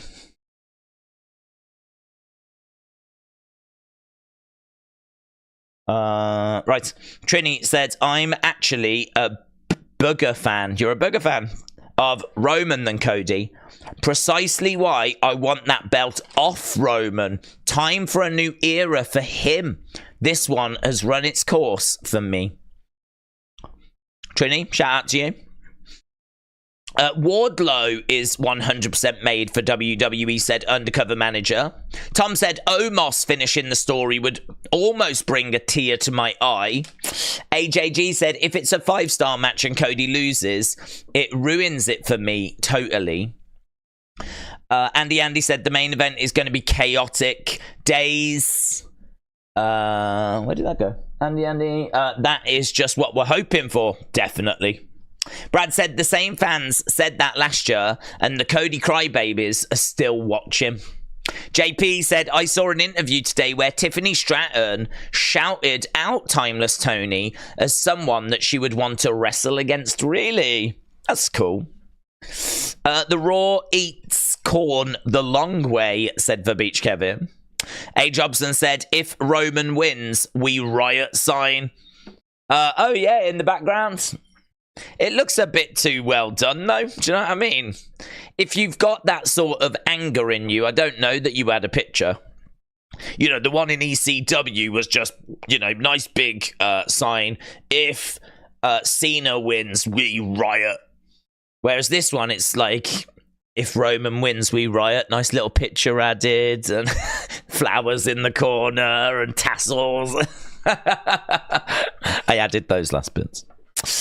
So I didn't sense their anger, right? So let's just put it this way: if Roman does win, I don't think they riot. That's the impression the sign gave me. If Roman did win, they'll do nothing. They'll do nothing. You'll do nothing, will you, mate? You'll do nothing. I'm going off on the person with the sign, but there were probably about 5. Andy said, what are your thoughts on Jacob Fatu? I'm excited. Signing with WWE. And will he show up tonight? I believe so. He probably will, to be fair. I agree. No, I'm really excited. I've said all along that I would love for him to be in WWE, but I don't see it happening because he is someone with a past. He is someone that's that is... Well, I don't know. Look, WWE the noises that I've heard is that his past has always been a barrier. They're not looking for that bad PR. They're not looking for that kind of negative, like, you know, press. So I think it's just a case of, I don't know. I don't know if with The Rock, you know, The Rock's got a sway now, hasn't he? So with The Rock being on the TKO board, has that just bypassed that problem?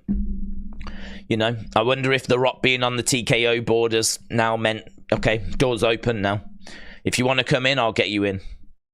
I don't know. That'd be interesting to know. I wonder if we'll find a bit more information out about that. Tom said, a 5-year-old rioting that Cody lost would just be them crying and the cameramen cutting to them 20 times.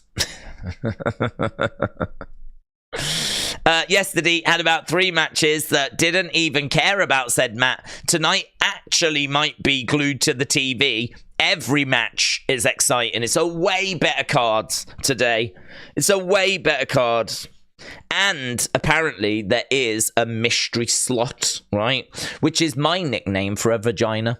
But there's a mystery slot which is in the lineup for today's rundown, and we don't know what's going to be involved in that. It could be legends, it could be anything, it could be a returning star, we don't know. So we're gonna have to wait and see. Right, James said Jacob Fatu did armed robbery, but Booker T done some bad stuff too. It didn't stop him. Plus they had a rapist has owner who did way worse. Well, hang on.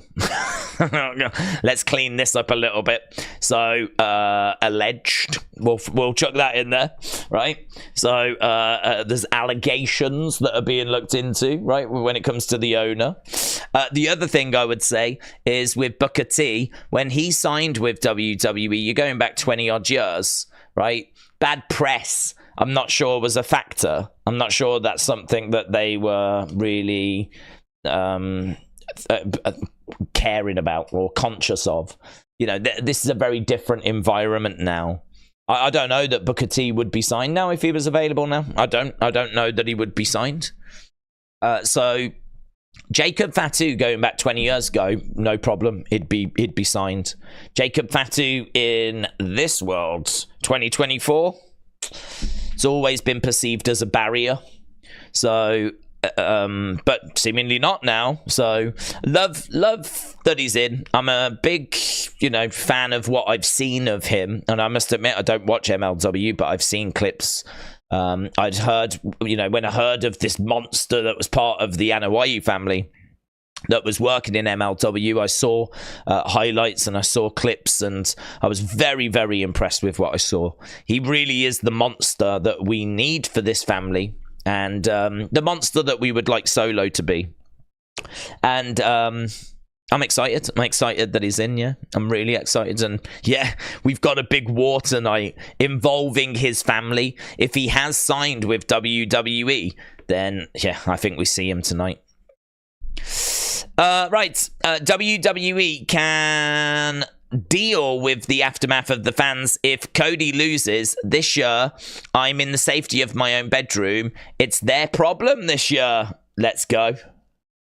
Let's go. Right, 7 minutes. Oh my god, guys, WrestleMania is going to begin soon. Oh my god. Here we go. Here we go. Here we go. Michael Cole is making his way down to the ring.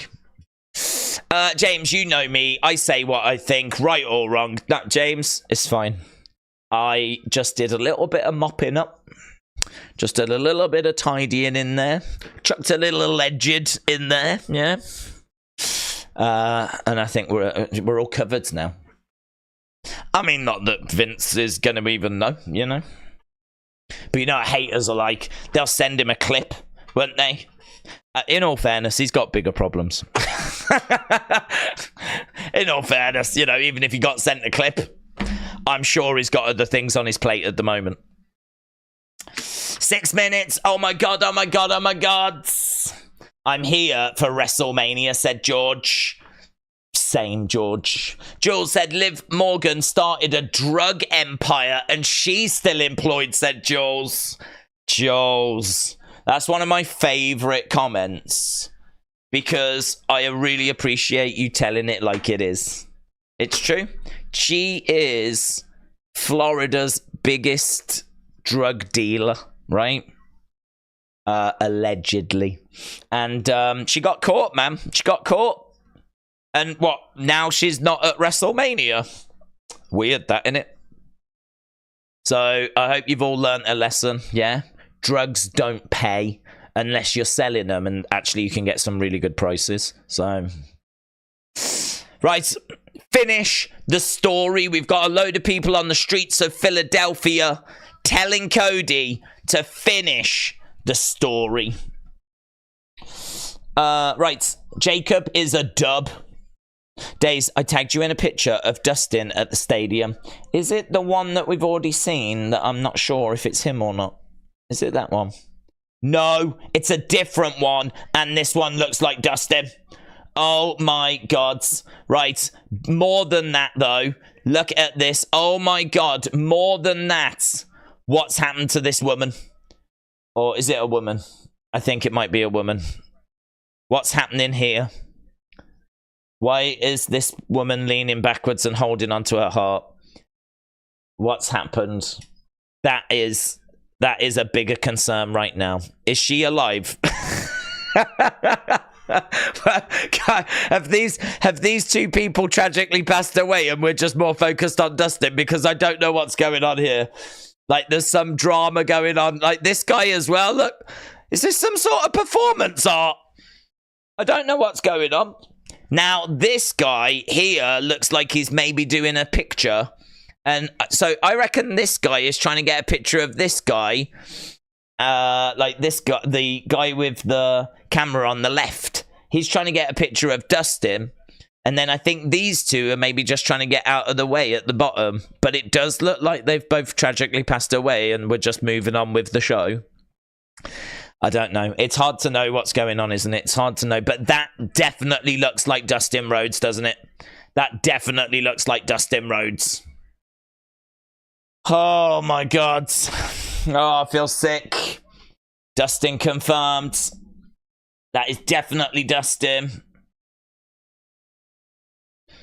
I am so nervous for Seth versus Drew, said Jessica. Hang on. Jessica, give me a second. I'm going to get to your message. I am so nervous for Seth versus Drew. I'm super conflicted with wanting Drew to get the belt. He deserves it. But Seth is my wrestler and I love him as champion. Eek. I think that's the first eek we've ever had in the chat, you know. I don't remember ever reading eek before. So, well done. I think whoever wins is gonna lead to disappointment for you by the sounds of it. So it's a horrific position to be in. So yeah, Jessica, it seems like you're in a no-win situation there, mate. Let me know how that goes for you. Mr. Unfamiliar said Cody will finish the story, lift the title over his head like his father, then The Rock will overturn the decision and Roman will spear Cody's dream away before he gets to hand Mama Rhodes the belt. And Mr. Unfamiliar throws up the wands, does the acknowledging. Do you know what? I have listen, do you know what the streets are saying? Do you want to know what the streets are saying? This is what you're here for. You're here for the streets, aren't you? You're here for what the streets are saying. Dusty finish. They're saying, and what a dusty finish is where there is going to be a result, right? And then all of a sudden, the match continues. So it could be that, as Mr. Unfamiliar has said there, it could be that ref gets knocked down. Oh, hello, here's CM Punk. CM Punk walking out, making his way down the ramp. So CM Punk's making his entrance down to the ring on the Kickoff show. I mean, I suppose it's a way of getting people to tune in, isn't it? CM Punk at WrestleMania. He's taking a moment there. He's looking out at the WWE Universe. And CM Punk making his way. Oh, man, he so wanted to be competing and wrestling in the main event. He'll be back. He'll be back. So, yeah, a dusty finish is where Roman is fighting Cody. Ref gets knocked down, right? Another ref might come in and Roman pins Cody. Cody might get his foot on the rope. 1, 2, 3, right? Roman wins, right? Everyone's booing. Yeah, everyone's upset. And then another ref comes running down and he's like, no. His foot was on the rope. His foot was on the rope. Ladies and gentlemen, it has been brought to our attention that the foot was on the rope. This match will continue. And then the match continues. So there's that moment where people are like, oh my God, he's lost. I can't believe it. They've screwed him.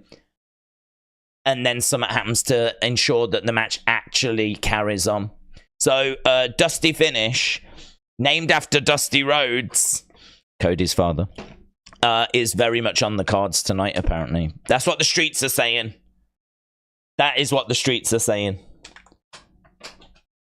It's where you think you've got a result, but you haven't. So, actually, what Mr. Unfamiliar said there about a dusty finish, but Cody wins, only then for us to find out that he's actually lost. Could happen, because a dusty finish is being rumoured. So, Mr. Unfamiliar, shout out to you. I hope it doesn't go the way that you said. Here we go. There is the American Nightmare bus. Whatever's going to happen, we're going to find out. Why haven't we spoke about Brandy Rhodes coming out? Who told you it was open mic night? She will be there. I think she will make her presence felt if needed. I wouldn't be surprised if, like, she grabs Paul Heyman by the bit of hair he's got left, you know? Or she pushes Heyman over and Heyman's rolling. She could deal with something. She could deal with someone, you know?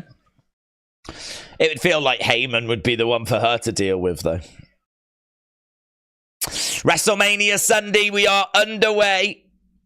Let's go, man. Let's go.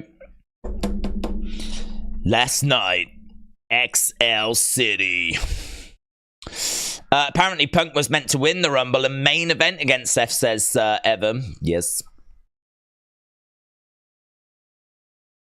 Boom. I don't know if he was meant to win the Rumble. Is that what he said? That he was meant to win the Rumble? I was always under the impression he was meant to win the Elimination Chamber. Dakota, back in leather. She looks good, said J-Love. David said, could the Lex Express be aboard Cody's, but hope not. Meek Mill open. It's the biggest day of the year. Here we go, said Aubrey. It really is. It really is the biggest day of the year. For wrestling fans, at least. Kyle said, didn't The Rock say if Cody faces Roman, it's his last shot at Roman? Yes. If he doesn't win, this will be his last shot at this title, yes. Whilst Roman's got it, anyway. Bayley winning the Rumble. Thanks for all that. Now I'm in my head. Is Heyman being pushed in the back by Brandy and like a turtle, said Trini. Yeah, I've got that as well. Him rolling around on the floor, not able to get up. And his little legs going.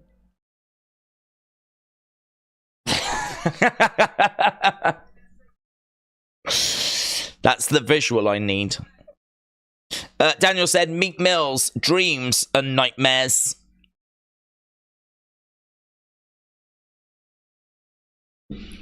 Finish the story. Finish the story. This is what you wanted. WrestleMania 40 is like Christmas to me, said Davids. Bayley acknowledged the people's beanie, said Smurfy Tunes. She'd better. I hope she wins as well. We haven't really spoke about Bayley much, have we? 7 hours we've been streaming. 7 hours we've been streaming already. Let's go. Every match looks good.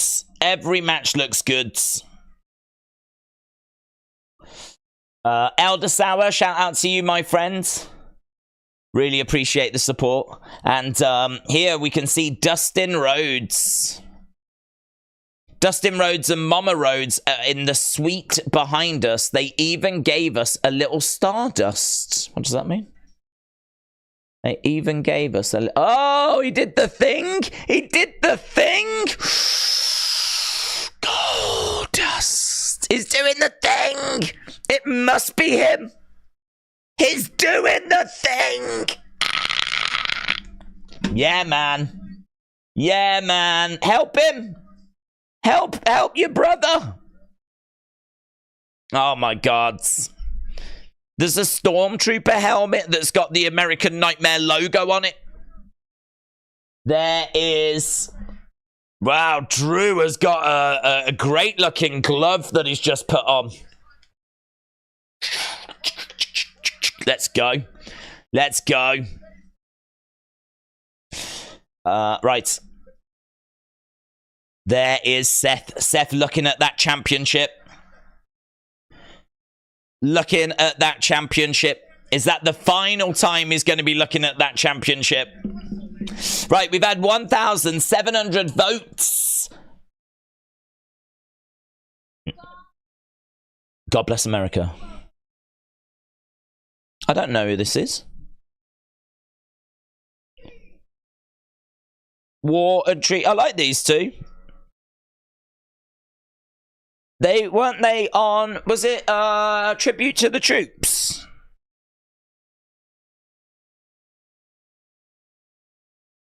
War and Treaty. I like these.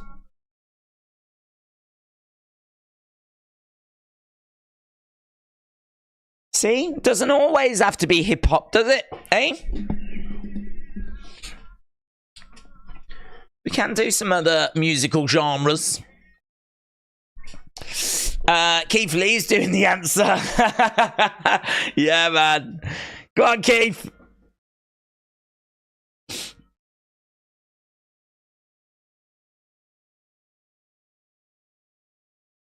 Drew McIntyre to win. Damian Priest cashing in, said Connor. David said they are war and treaty. J-Love said yes, tribute to the troops. Where the heck is Solo, said Horatio Minds. Well, he's doing the national anthem. This is God Bless America. It's a completely different song. I mean, Solo don't know even the words to this. He only knows one song. J14 said, I genuinely thought that was Keith Lee. Okay, hang on. You genuinely thought Keith Lee was playing the piano and singing like an angel? And you was like, I really think that is Keith Lee. That is wild. I love treats, said Smurfy Tunes. She better sang, said Kaz. It's good. I like him. Days, isn't it kind of telling? Lots of Danny, shout out to you. Days, isn't it kind of telling that Dustin and Mama Rhodes aren't at ringside to get involved? I think they will be by the time we get there. The thing is, that front row is for the family of the people that are in the match at the time. I think they rotate that front row round. That front row doesn't stay the same. You know, like Sammy's wife was not always sat in that position. In fact, where Sammy's wife wasn't that where Mama Rhodes was, like, in the next match? Stephanie McMahon? Steph? Wow. Is she gonna do a song? Stephanie McMahon.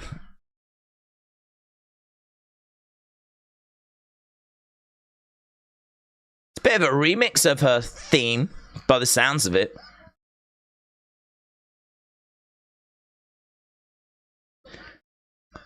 That woman right there is the reason why I've had the opportunity to sit behind this desk for the past 27 years. So it's her fault.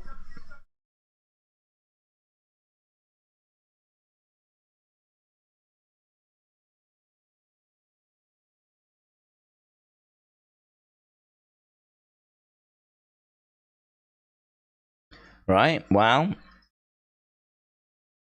I'm surprised. Nice reaction, though.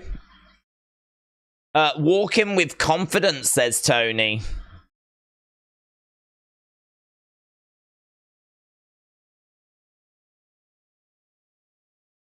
Good thing it's a bit warmer, said Steph.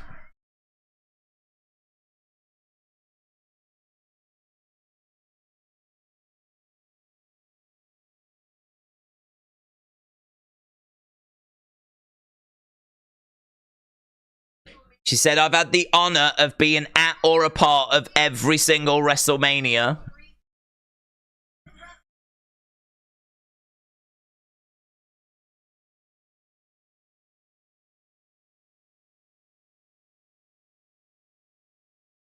This is the first WrestleMania of the Paul Levesque era.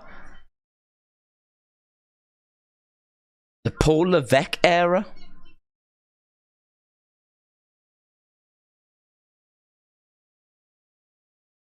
Wow, that's a big moment.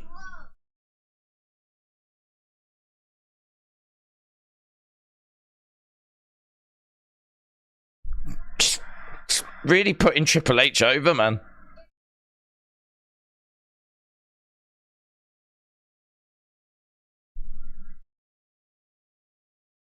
Are you ready?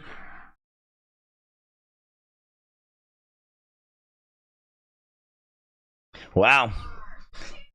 She looks amazing. No wedding ring. Well, I don't know. She's just really put him over.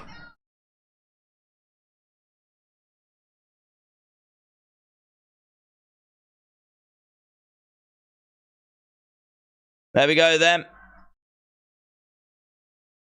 Wow. Wasn't expecting that. Steph coming out is a shock, man. That's a talking point. Oh my God. What's going on here? Wow, we've gotten big on this. Oh, this feels like WrestleMania. Where was this yesterday? Why does it feel lighter as well? It doesn't feel as dark as yesterday. We've got a big entrance. We've had Steph, which was a genuine surprise. Now we got people doing the old bagpipes. We got a couple of people dressed up as Braveheart. WrestleMania's arrived. Da-na-na. Now, this is how you start a show. Greg said, go. Here we go. CGI, swords. The Bravehearts are putting their swords up as well. And here comes Drew McIntyre. He's got the gauntlets on. He looks cool. He looks cool.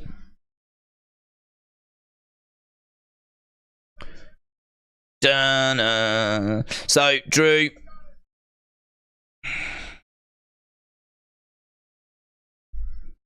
Wow, all of those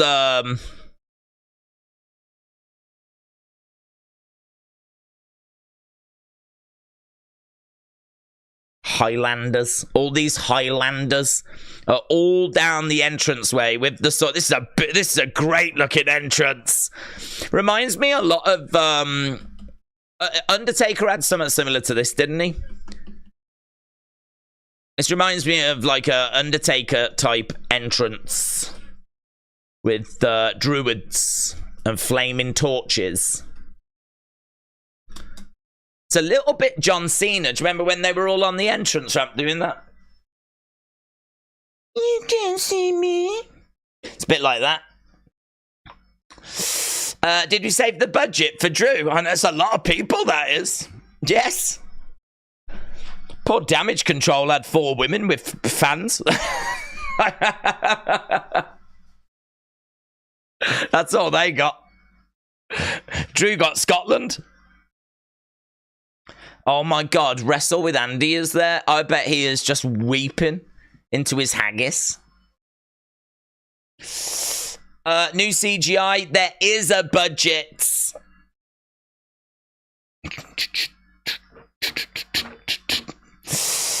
This is awesome, said 21 Connor. CM Punk said, she killed it line. Killed me. She killed it line. There's CM Punk. I don't think he's said anything yet.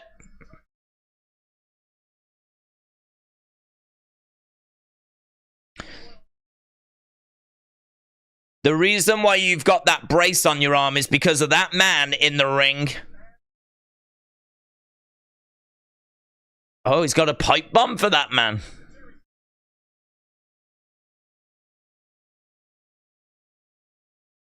Okay. 4 on commentary is a bit excessive, says Tom. Johnny said, I was not expecting Steph. Same.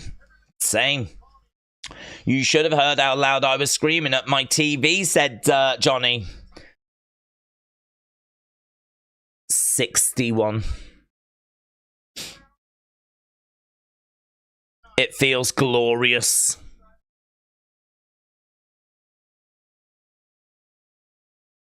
So, I think the weather really played a factor last night, but... oh my God, look at this entrance!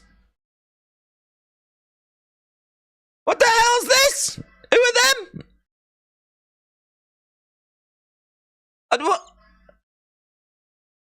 There's all these people on the stage with instruments and all these outlandish costumes, but I don't even know what this... What are they from? Oh my God, I feel like I've slipped into a fever dream. Those, if you told me those are Seth Rollins' friends, I'd be like, yep, makes sense.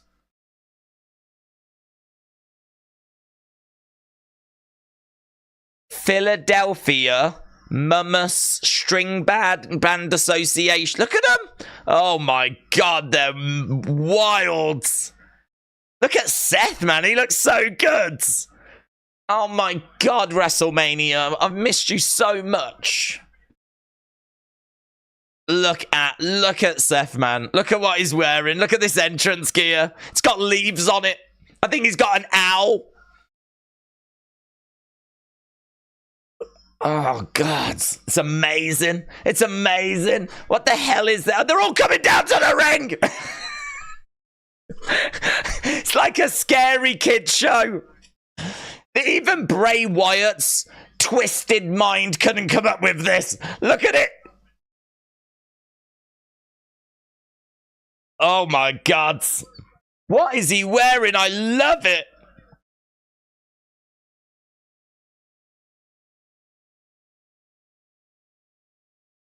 This is one of the craziest entrances ever. Ever.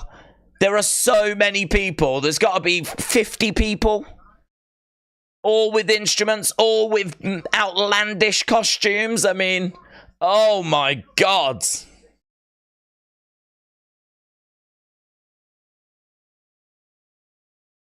Wow. I love it. I hate it at the same time. I love it. Look at, they're all dancing around the ring. What if we get a war between the Highlanders and these people? We just get a massive fight breaking out. Look, they're all circling. They're all circling around. Seth's in the ring, dancing around. Oh, God, it's mental. This is one of those things where I can't explain it to you. You have to see it. You have to see it. One of the greatest WrestleMania entrances you will ever see. I mean, look at this. Look at this thing. Look at this. There's Seth. And then we've got all these people. these people? Have we got any other images? Don't know if we've got any other images. There we go. There's another image. Look at what Seth's wearing. Look at the white hair that's coming out the hat as well. This dude over here is crazy. What? Seth just had the worst entrance of all. No. Guys, we've got haters on social media. Guys, you might need to stay off social media. There's I'm just going to give you a warning. There's a hater on social media. Warning alert. There's a hater that I have spotted on social media. Be careful. Be careful. George said, imagine all the people just jump at Drew at once. That was epic, man. That was epic.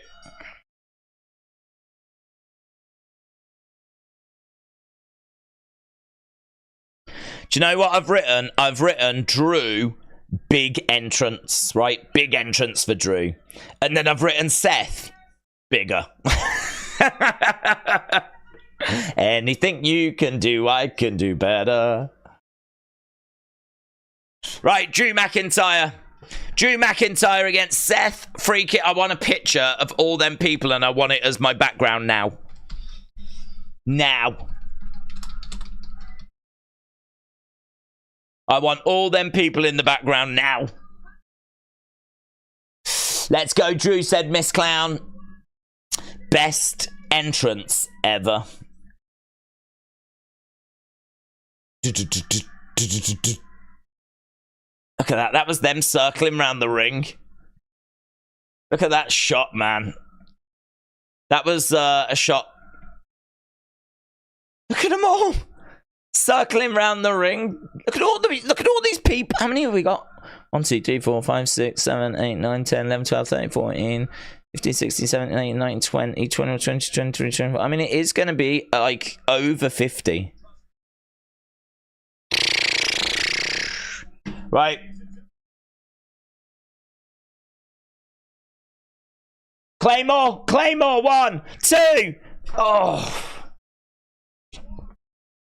Claymore. Claymore. Claymore and a 2. Drew was looking for another and Seth rolls out the ring.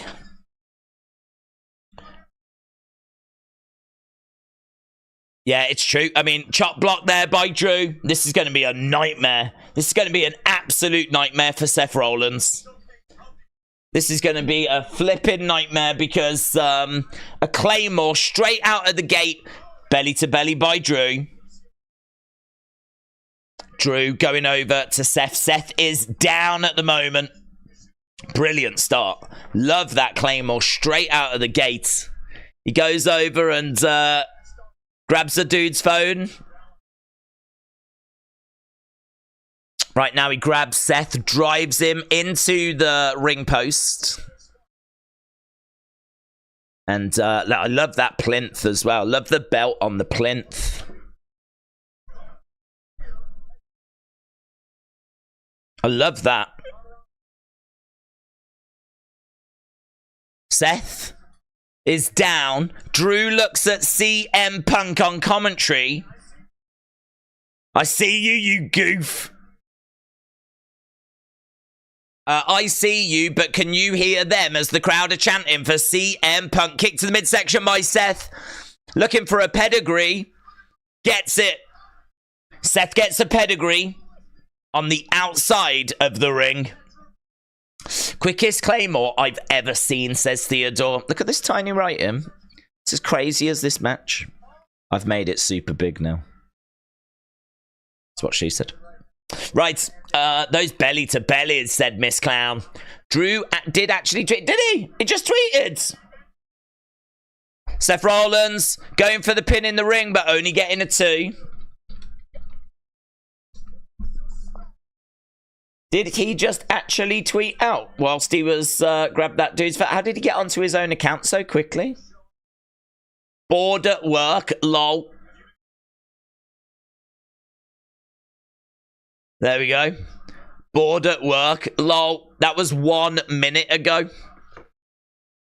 Nah, he didn't send that. He didn't grab that dude's phone and send it on his own account, did he? I reckon that dude typed it out for him, really. I don't want to ruin the behind-the-scenes, you know, potential secrets, but... Big back body drop. By Drew to Seth. This is a really good match. Yeah, it's really benefiting from the fact that Seth is struggling and feeling the effects of yesterday. Look at these. Doesn't really work too well, but I like having them around. Look at that carnage. I love this moment. It's a proper true WrestleMania moment, this is. Love it. Shots back and forth by Drew and Seth then.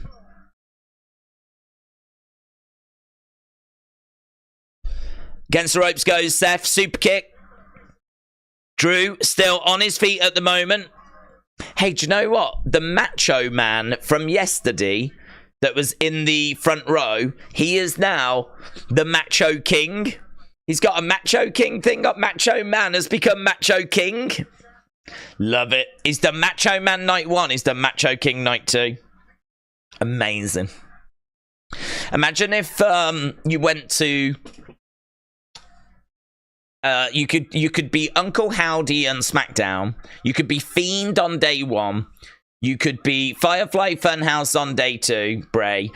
And you could just be Bray Wyatt normal, Wyndham, on Raw. You could be 4 different characters if you went to the 4 different shows. Right now, powerbomb by Seth, and he goes for the cover, but Drew rolls through. Double underhooks, pedigree! But Seth can't capitalize. He does go back to the corner. He's going to look for the curb. Gets it! Curb connects. 1, 2. Oh, shoulder up, man. Shoulder up. I can see him, said Julie. He looks great, man. What if Bo came back as Bo Wyatt and Uncle Howdy was his Fiend, said AJG. I would like that. I would like Uncle Howdy to be Bo's Fiend, Bo's darkness, Bo's dark side. I would like that. Do you use Instagram? Because KSI landed in Philly yesterday. Imagine if he RKO's Randy. I think there's a good chance that we see him. I mean, we know that this is a big Prime sponsorship as well. So I've got to think that KSI would want to be...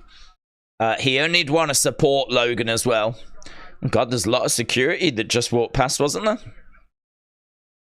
Right, Seth is climbing up. He's climbing up. He's perched. He's ready. Drew moves out the way.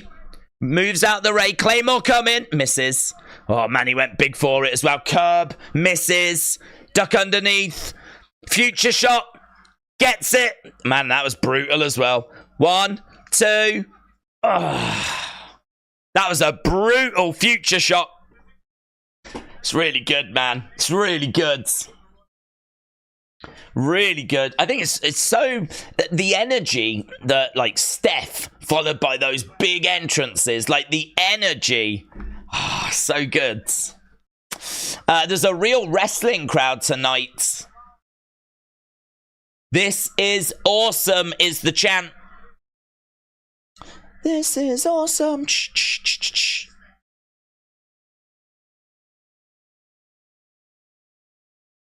So, yeah, we've got this is awesome chant. Tony, shout out to you. Appreciate it, man.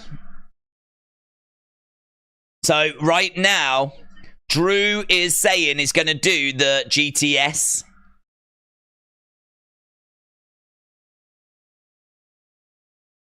CM Punk chants. Yeah, he's got Seth up. He's going to go for the GTS. No, doesn't get it. Roll through. 1, 2. No. Seth's up against the ropes. Claymore. Yes. Seth down. 1, 2. Ah, wow. Wow. Thought that was it, man. Thought that was it. It's just me and my mates hanging out here. Love these guys. Drew needs to end the match with a GTS, said I am your father. Oh my god, said Karrion. Brilliant match, said Dort Knights. Crowd is so much better. It's massively helped by the fact they're not absolutely freezing. Yeah. So it's a bit warmer, and I think we're kind of seeing the benefit of that. Right, Drew goes over. Strips the English commentary table. CM Punk says doubt is creeping into the mind of Drew McIntyre. Shot coming in there by Drew. Drew dragging Seth out of the ring. Commentary table has been stripped. Picks him up. He's going to look to powerbomb him into the commentary table. No, can't quite. Seth on the commentary table. And again. Kick coming in there by Seth. So Seth is on the commentary table. He's looking over at Drew. The other commentary table is being stripped. We're building up. He's going to curb him onto the table.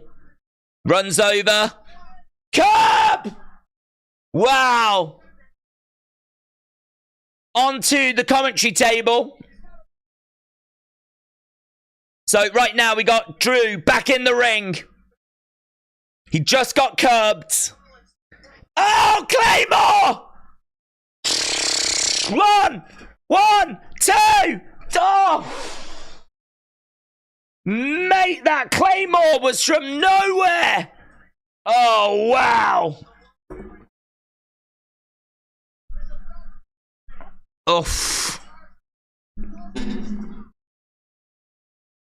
Okay, so Drew back. What a match. What a match. Curb stomps. Claymores. And you know that once this ends, there's a good chance that Damian Priest comes down. Another Claymore! 1, 2, 3. New champion! Drew McIntyre has done it! New champion! Wow! Thought he would do it, but it was far from guaranteed. He's done it. He's done it. Drew McIntyre in a brilliant match. Seth's dream WrestleMania, where he gets to headline, has turned into an American nightmare.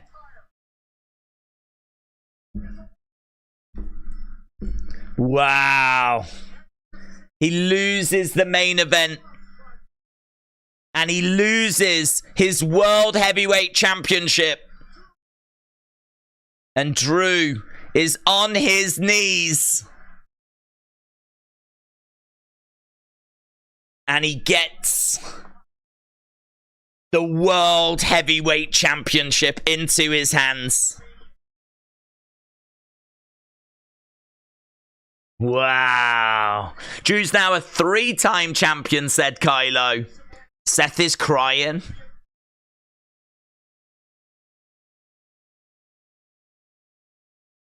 I think he says you effing deserve it, man. Did he just say you effing deserve it, man? You effing deserve it, man. Is that what he just said?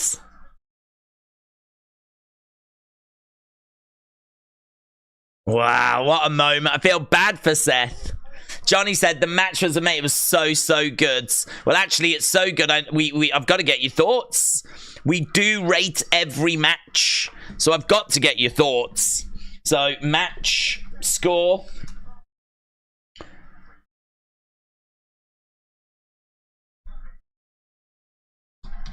Right, boom. Seth crying. At least he know he's still on Cody's team. Wow, he's just lost his title. That's going to sting, isn't it?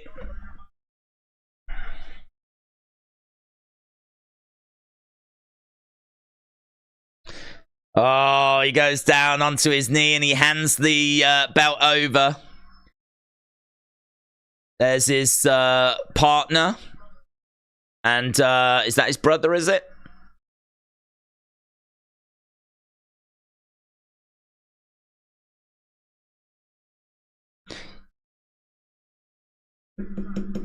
This is the moment that he has always wanted.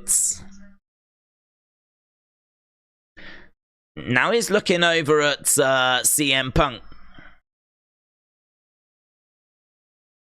So Drew is making his way over to CM Punk. God, it's so serious, isn't it? Look at Drew. Be careful.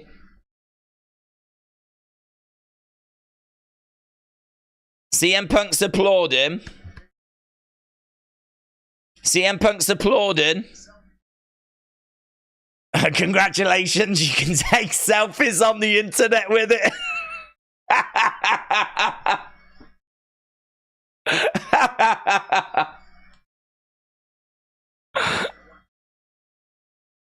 I want you to know I can't hear a word you're saying.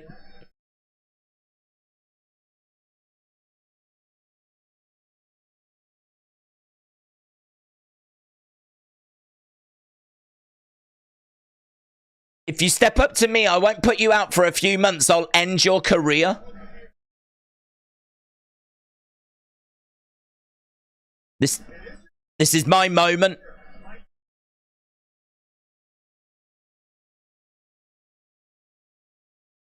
This is my moment. I want this framed on my wall.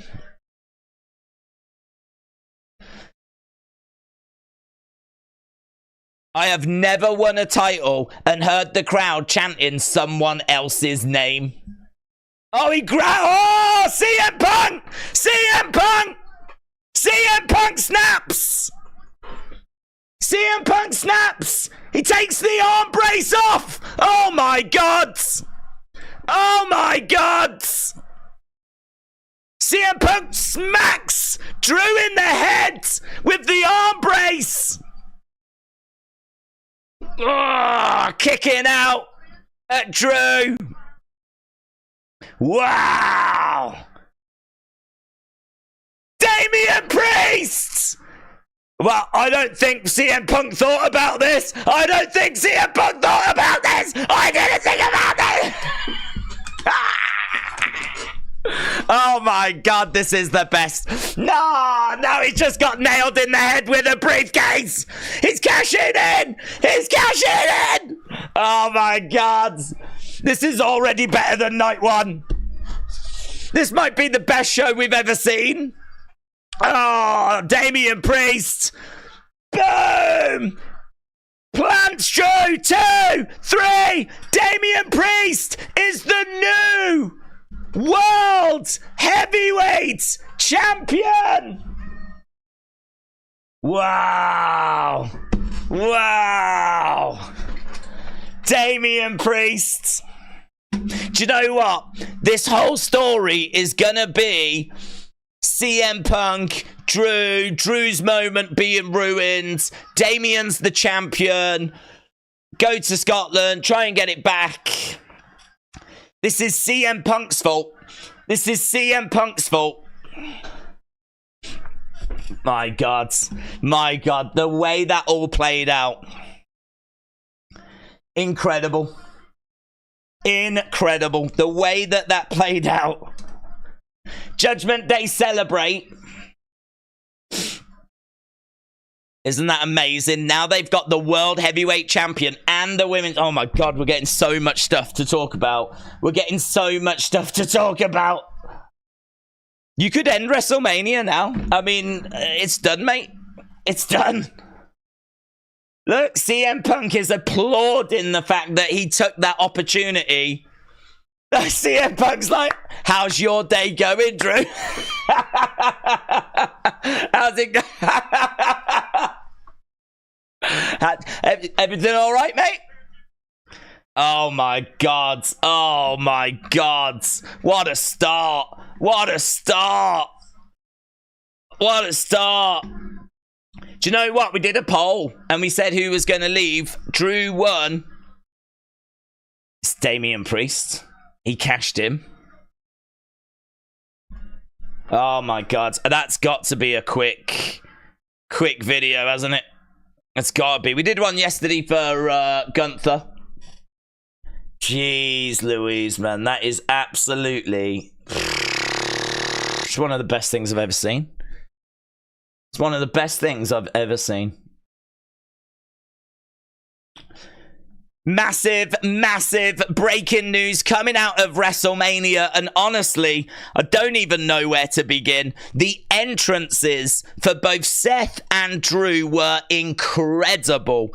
Put everything that you saw on day one together, times it by 100, and it still wouldn't reach how epic the entrances were for this World Heavyweight Championship match. Then the bell sounded. An early Claymore by Drew only resulted in 2. Then the match proceeded, and it was back and forth. There was curb stomps, there was Claymores.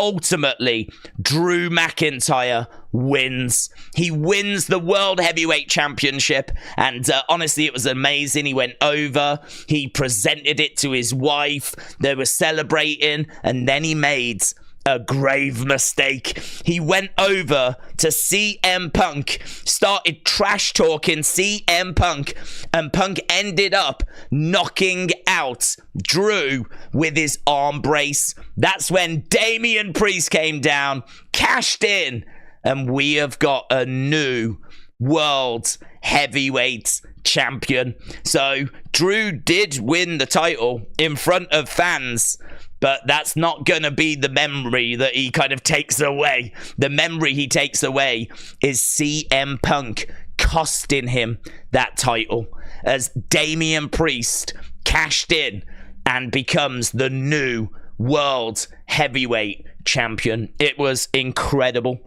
The match was incredible. The entrances were incredible. The twists and the turns were incredible.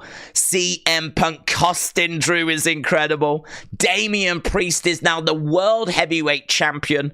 That's incredible. It was incredible. It's incredible. It's one of the best opens to WrestleMania ever. Ever. It's incredible. What a show. And we're back from commercial break. Looks like we're going to our second match now. Feel free to get your votes in as to what you thought about that first match. Wow.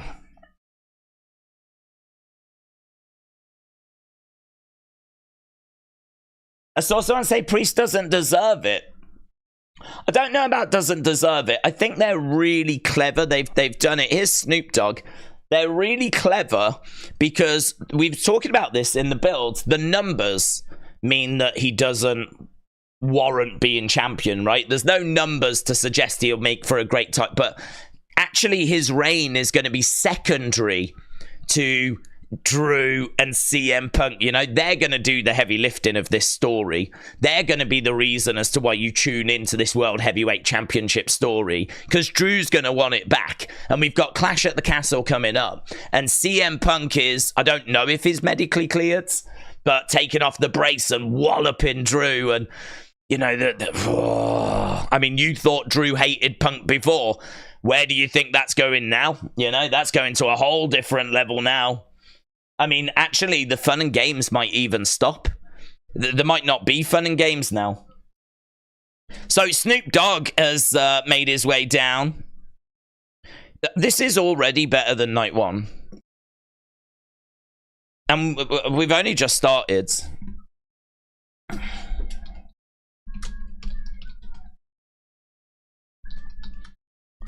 Bubba Ray is coming down now. So what's Bubba Ray?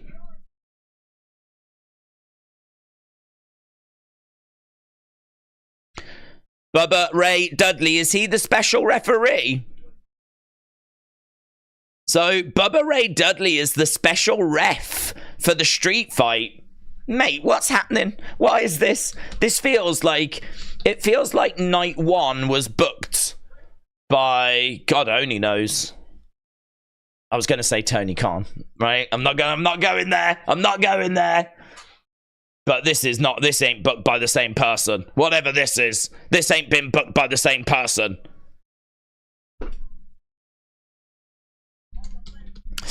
But special ref Bubba looks like Alex Jones. Yes. Well, I believe he does need money. I believe he does need the money. Right.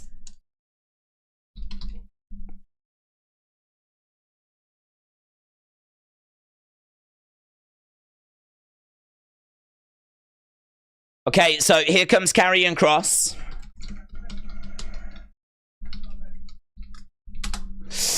One thing is for certain, tables will be used. God, this is so good. Those twists and turns. Oh my God, it was so good.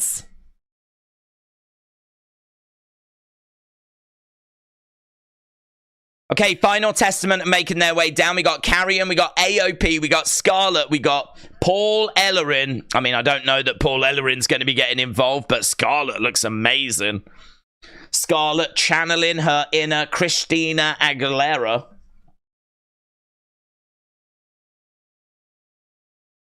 I forgot that Snoop saved the match last time. Yeah, he did. He did. Snoop's the man.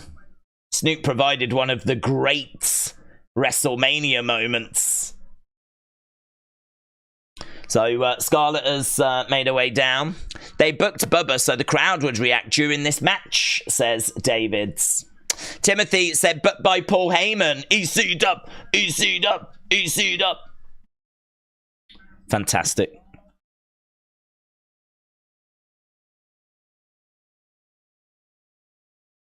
Gin and Juice by Dre and Snoop.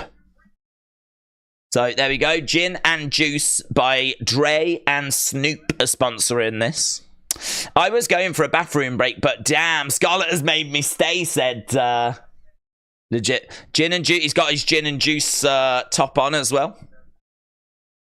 We are 50 subs away. If you are watching and you've not hit subscribe, hit subscribe. We are just 50 subs away from getting to our next milestone, which would be 288,000 subscribers. So if you are watching and you are enjoying the coverage, we're here for Raw, here for NXT, here for SmackDown, here for all the premium live events. Here is Montez, here is Dawkins. Here are the Street Profits. Here is the almighty Bobby Lashley. Coming out with B-Fab as well. I wonder if B-Fab she's in wrestling gear. I reckon it looks like B-Fab and Scarlett are going to be involved here. Why are they still dancing? I don't know. Miss Clown, I hope you're well.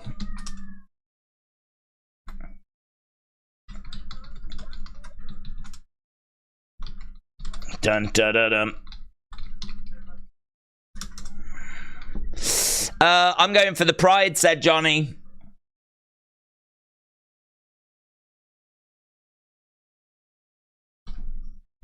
Did everyone forget their coffee? They're also quiet and chill, said AF Chris. I think it's the way that the crowd's mic'd, to be honest. Did you guys see the trapdoor? No, there's a trapdoor. Is there? There's a trap. What, in the ring or something? Man, this has been Stephanie. Those entrances. 2 title. We've only had 1 match. We've had 2 title changes. Perfect. I mean, it was done so well. I mean, other than it maybe going a bit long, which I don't even know is true. You know, it's perfect. It was perfect. Damian Priest cashing in. Oh, God. So, and I'll tell you the reaction online. I mean, it's what you would expect. Everyone is, like, just reacting the same. Just so much excitement. Right, we've got B-Fab and Street Profits and Bobby stepping into the ring. B-Fab stays on the outside, actually. So, B-Fab's out there. Scarlett is out there. Bell has sounded, and we are underway. Right, let's change this. So, street fight. There's only 6 matches tonight. This is match number 2. Oh, God, so good. So good. Gin and juice. We got a table that's already being introduced. Why have we got that Prime and the on the trolley and everything? Why is that there? There's AOP. I love Snoop Dogg on commentary, says WWE AEW fan. Right, we're going to end the poll for this for that last match so that we don't get too confused. That was 47, that was 37, that was 11, that was 3. So it's a great...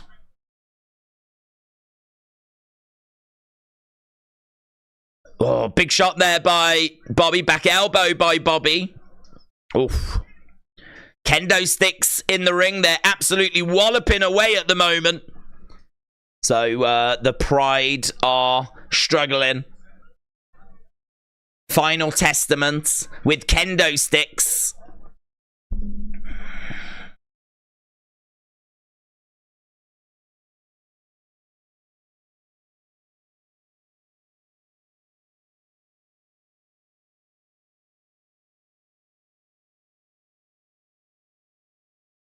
Right now we've got a chair. Ah! So a chair was set up and then he did a net breaker onto the chair, but the top of the chair, oh, it was brutal. It was brutal.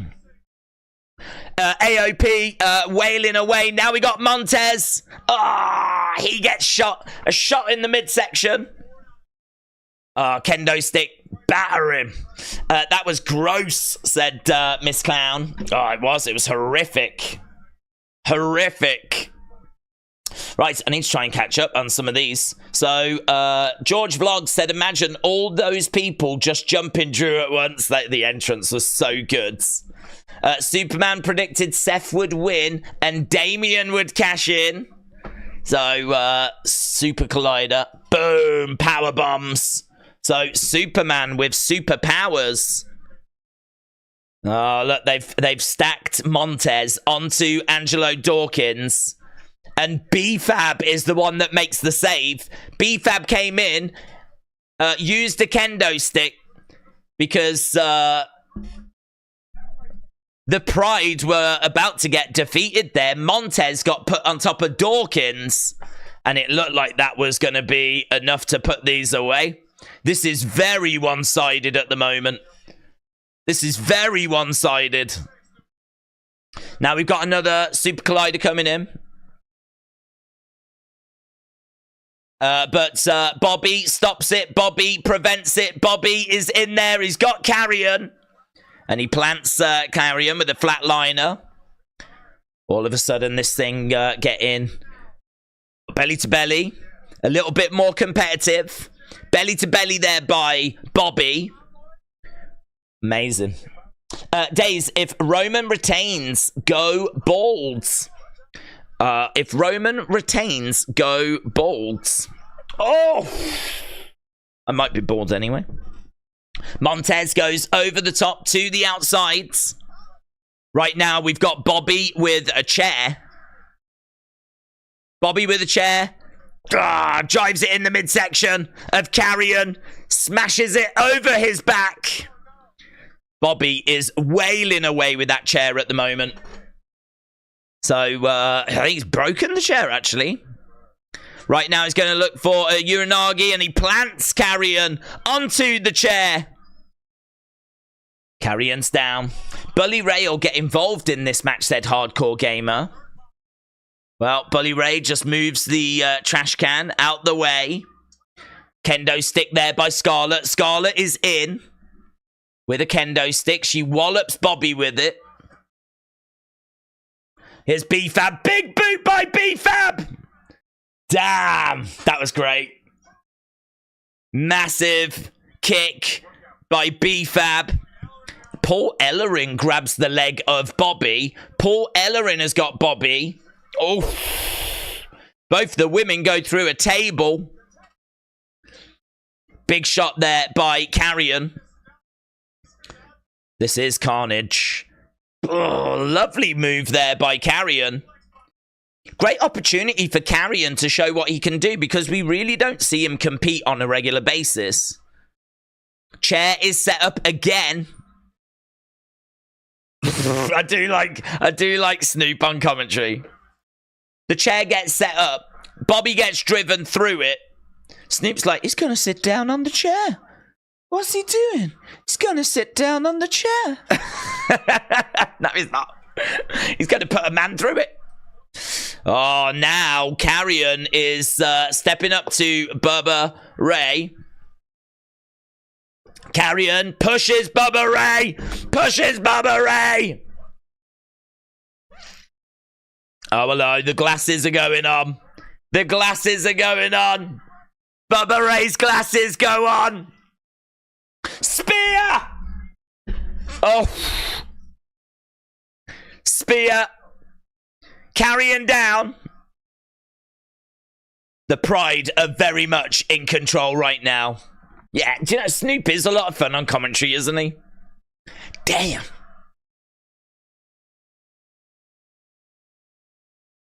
So, now we've got... Is that Dawkins going up? What's up? Lovely homage to the Dudley Boys.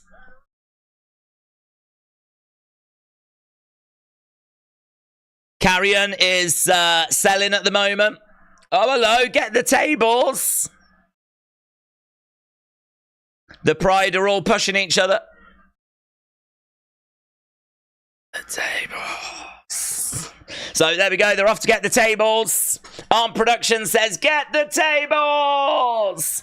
Bubba's calling the shots. It's fun, isn't it? It's just a fun match, man. Timothy said it's about damn time. Damian. Can't believe it. World Heavyweight Champion. It's Drew's fault. He shouldn't have got in Punk's face, said Timothy. Table is being set up right now.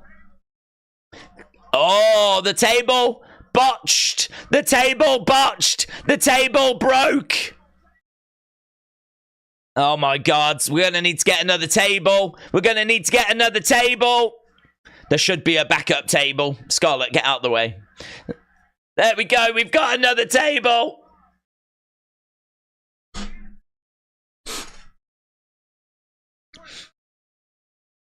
There we go. We've got another table. The referee moves the broken table out the way. Oh, my God.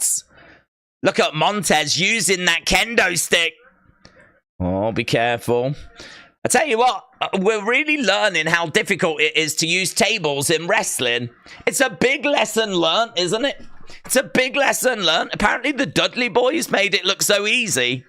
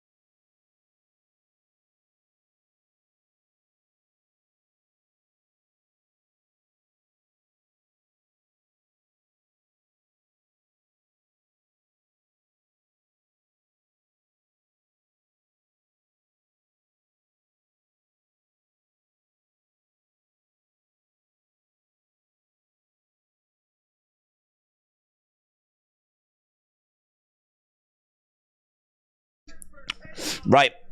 We're back, baby.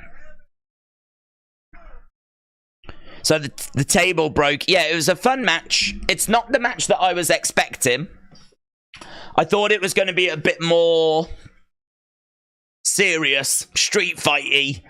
But instead, it was just this fun encounter, wasn't it? Snoop gets in the ring, holds up his gold championship. Bum, ba-dum, ba-ba-dum. Right, let's try and catch up with some of these. So, Bionic Pancake said, got work in a couple of hours. I need sleep. But watching Mania with Days. Yeah. Yeah. Bionic Pancake, shout out to you, buds. Kappa Owens said, should have signed that new contract, Drew. Hey, well, he doesn't have to go now because he said he would leave if he didn't beat Seth. But he did beat Seth, didn't he? So, he doesn't need to leave. But he does have other problems now. Like the embarrassment that he's going to have to deal with of being cashed in on. Right, we are just looking back at yesterday. Yesterday's highlights of WrestleMania. AR Banks 31 said Snoop Dogg. Nick G said, does that make Punk a heel? Nah, he didn't. He wasn't the one that provoked it, was he? So he didn't provoke it. It was Drew that was coming over that was getting in Punk's face. You know, Drew was going around saying, "Look, come around here. I want a shot of this in my house." Like, and he had the belt, and he was like, he had it in CM Punk's face. You know, and he's provoked him for a long time.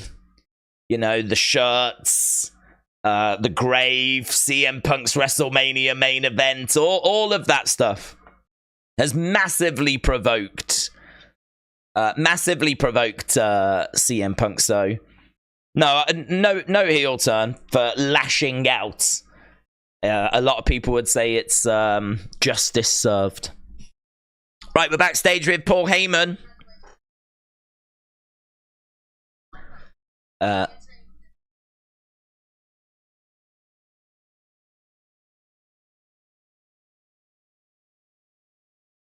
Kayla's trying to have a word with Paul here, and he's being a little bit problematic.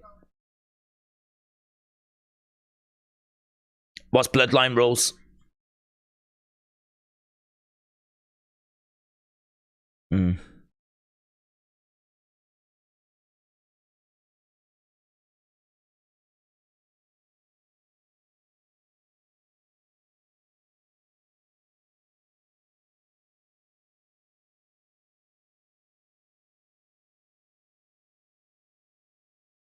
No DQ, no count out.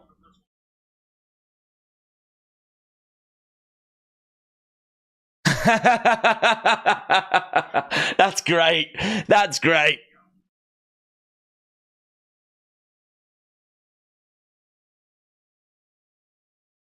So he says, Bloodline rules, you know, it's no DQ, no count out. The winner will be the undisputed WWE Universal Champion, and the other man will go home to his wife called Brandy.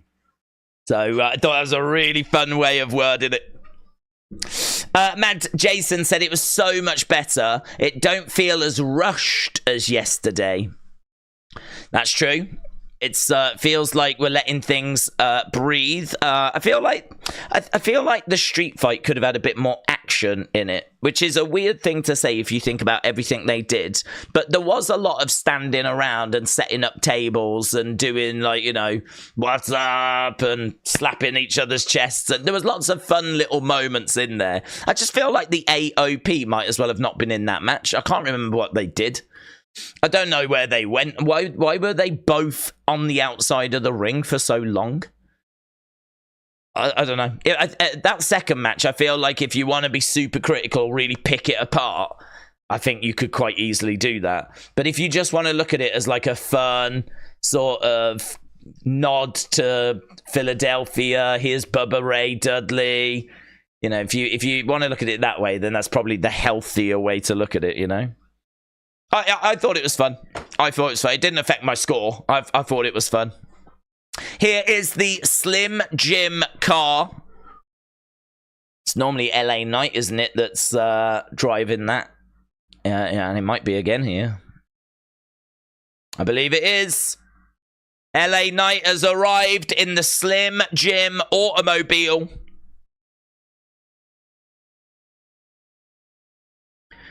Yeah, they're giving that car away. And he said, I've also got a couple of BFTs to give away as well. So, is this going to be our next match? LA Knight, AJ Styles. Yeah. Right, Timothy said that was booked by Paul Heyman. EC dub. I think it might be, if it was, it'd be a bit more blood, a bit more weapons. Might be a bit more extreme. But it's a lovely little nod to Philly, I agree. USS45 said, okay, to chime in, 45 seconds ahead. I'm in NYC. Hi, all. USS45, shout out to you, buds. Yeah, I mean, I don't think we can worry about that. I mean, we'll all be watching at slightly different times, you know. I actually quite like being that little bit behind people because I would hate to be saying stuff and then people haven't seen it yet, you know. I'd much rather be behind than in front, so... yeah, I just hope everyone's enjoying it. It's been a lot of fun so far, you know, and that's the first hour done. That's the first hour done. Do you know, we've been streaming 8 hours. First hour done. Right, Timothy said, what be funny is if Dustin dressed as the Macho Man. We do have a Macho Man in the crowd. We got a Macho King today. He was Macho Man yesterday. So, who knows? He might be at Raw tomorrow, and he might be in NWO colours. So, yeah, he's very fun. Jake Campbell said, did all the budget go to night 2? I think so, buds. I think so. Definitely feels that way, doesn't it? I mean, those entrances, unless they manage to get them, like, volunteer... I think you're still going to have to pay for their transport and everything, aren't you? You can't really expect them, even if you're not going to pay them for their performance, you've still got to sort of provide food and transport and all that sort of stuff. So it's still going to have cost money. So yeah, definitely money got spent there. I don't know. I mean, it's strange that you look at those entrances today, but then saying that it was a world title match. So if you think Rhea got motionless in white and Becky had her book, which I'm guessing she wanted because it's going to help promote her book. So Becky got her book. Rhea got motionless in white, the band. So, you know, they are world championship matches. So because they're world championship matches, we've probably gone a bit bigger. So does that mean the Io and Bayley are going to have big entrances? Does that mean we're going to actually turn up Roman and the Cody entrance for tonight? Because Cody didn't get much yesterday. He was the first one that came down to the ring, actually. He didn't get much as a part of his entrance. But maybe tonight he will, because it's for the title, you know? That's actually a clever or a good way of doing it, I think. Actually having the world title matches be the matches that get the special entrances, and then just doing the odd one outside of that. The problem is, night 1 this year only had 1 world title match, which was Rhea and Becky, and there's 3 tonight. So ideally it would have been 2 and 2, you know. But either way, it just means that we're being spoiled tonight. Okay, here comes LA Knight, and he is just making his way down to the ring. LA Knight, of course, was not even at WrestleMania last year. LA Knight versus AJ Styles. Build for this has been quite good. They really feel like they don't like each other.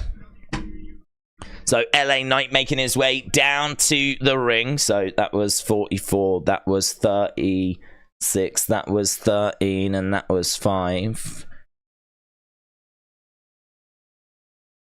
Sweepstakes winner, snap into a Slim Jim.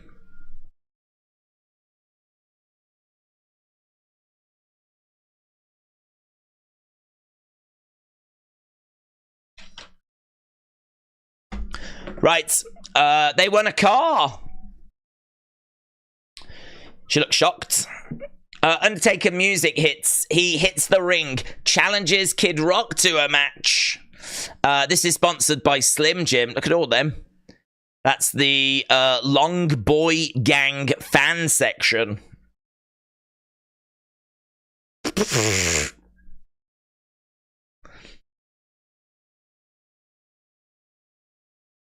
There we go. Long Boy Gang fan section. This match presented... God, there's a lot of shouting.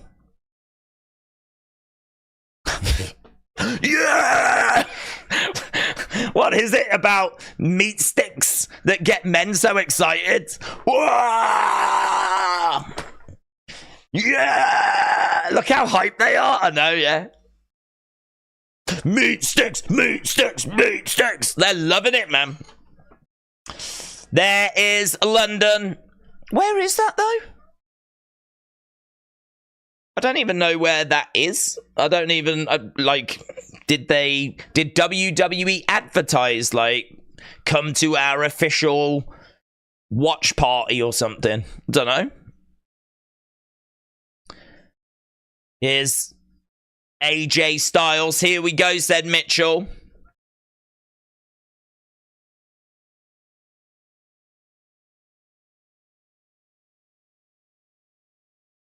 It is new music. Meat is exciting.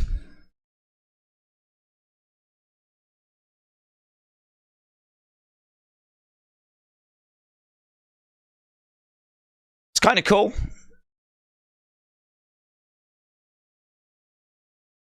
AJ makes his way down. Right, he goes right after LA Knight. So yeah, new theme.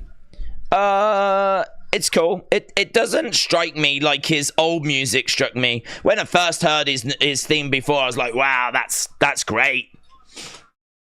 Chop coming in there by AJ. And LA Knight over against the ropes.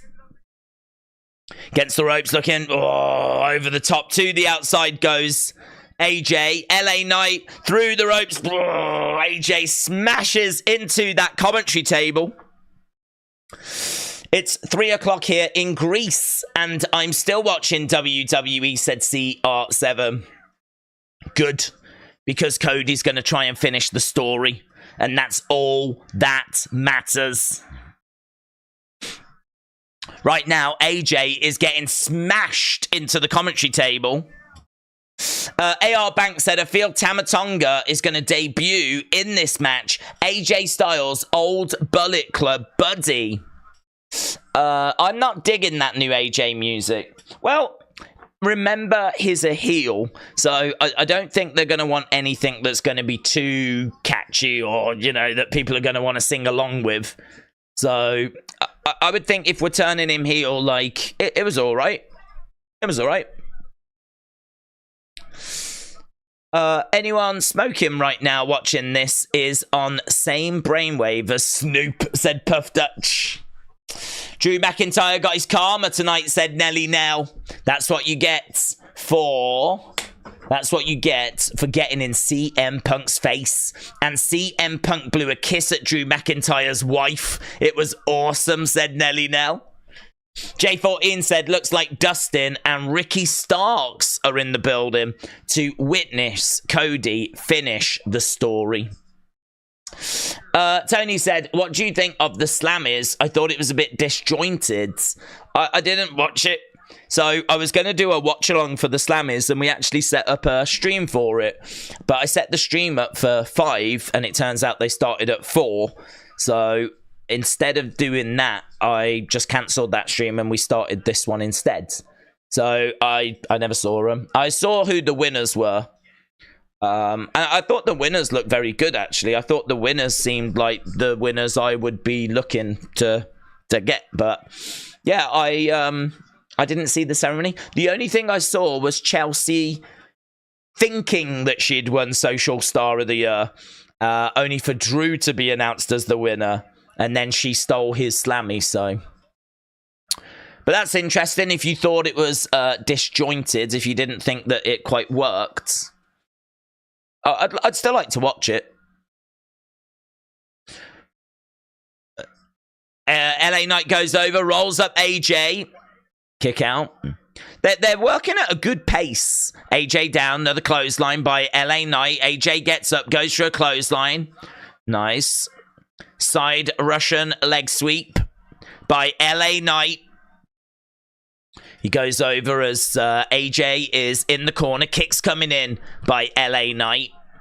Do you think Drew resigns or leaves? No, I don't. I think he resigns. And I think that he goes after that title still. You know, he got to win the title in front of fans like he wanted, but it was his own, you know, it was his own attitude that cost him. You know, he could have just celebrated with his family and left Punk alone. He provoked CM Punk and he, you know, paid the price. Judgment Day, Damian Priest, I don't think he would have cashed in had he not. Because Drew seemed okay, didn't he? Drew seemed okay. It was only that moment where CM Punk hit out at Drew that they cashed in. I love Punk's face when he's like, because I don't, it wasn't a plan. You know, Punk's face said, I'm not working with them. This is not something we've had planned. Because, like, as soon as he just lashed out, Drew was down, and then, like, the music hits, and, like, Punk's looking over as they're running down with the briefcase. And then it kind of clicks on Punk, like, you can take this title off of him for me. So it was very good. It was done very well. I love the booking of it. There's no way Dustin will interfere tonight, said It Was Me Austin. He is under an AEW contract. Logically, why would Priest not just pick off the winner of the main event? The winner of the main event. Well, he saw an opportunity here, didn't he?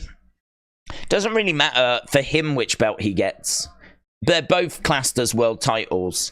It's just that Cody needs the one that Roman's got. If Cody's going to finish his story, he needs the one that Roman has got. But for someone like Damian Priest, who's never been a world champion until now, he's happy with either. So as soon as he saw an opportunity with Drew being down, he pounced. Here's AJ climbing up. Do you remember the wrestler a few years ago that would come down with a Caribbean party and he was feuding with Baron Corbin?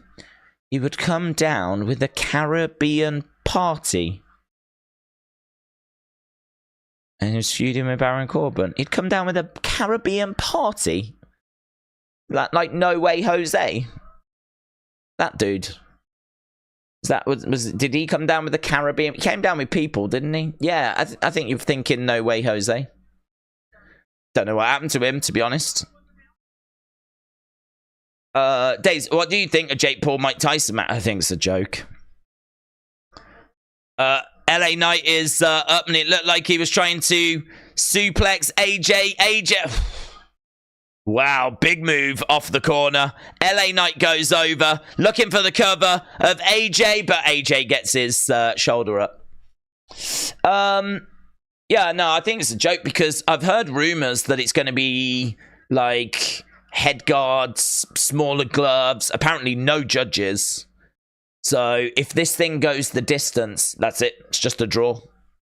And I reckon that's what will happen as well. They'll both just jab away at each other, box away. It'll go the time. I think I heard 2-minute rounds. And it'll just be a draw.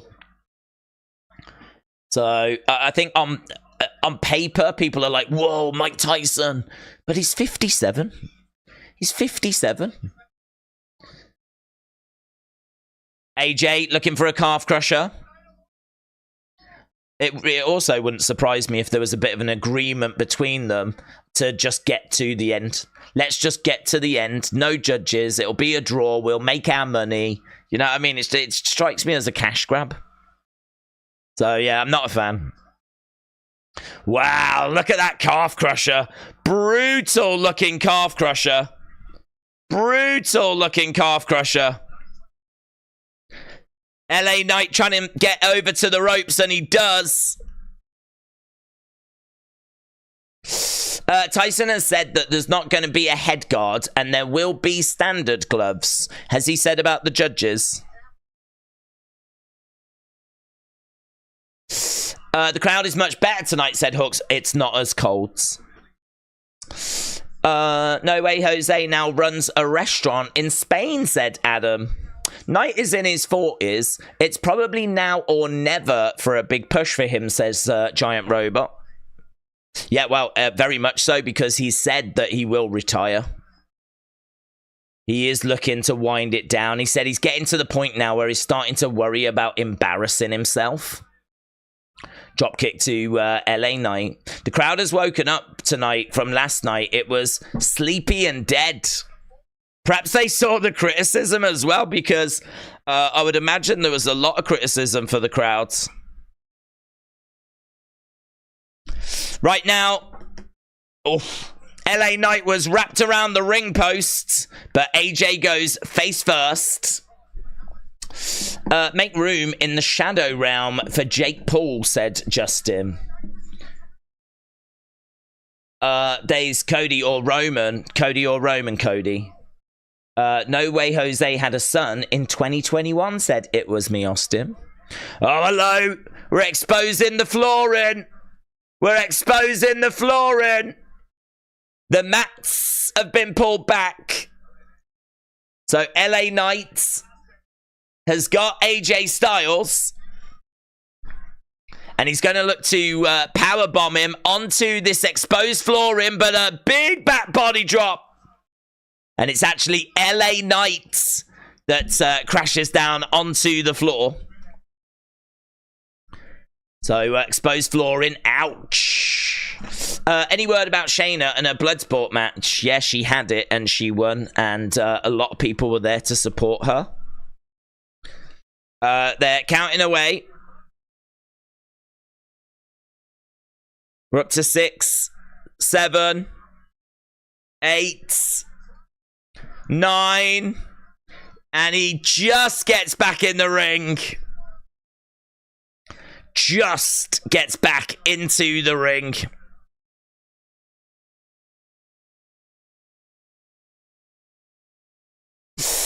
Do you think Priest winning the world title opens the door for a feud with Gunther? Drew and Punk don't need the title to have a great program. They can focus on their title later on.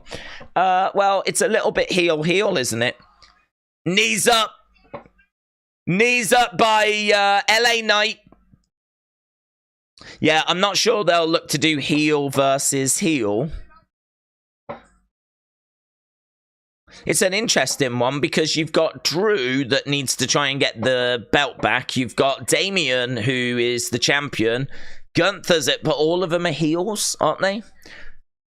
CM Punk's involved, but he's not cleared at the moment, so it's going to be interesting to see how that plays out. Shot coming in there by AJ. Shot coming back there by LA. These two exchanging blows back and forth. I'm 63. I wouldn't want to fight Mike Tyson, says BB Yipsy. Yeah, but you're also not Jake's age and you haven't been boxing for 4 years.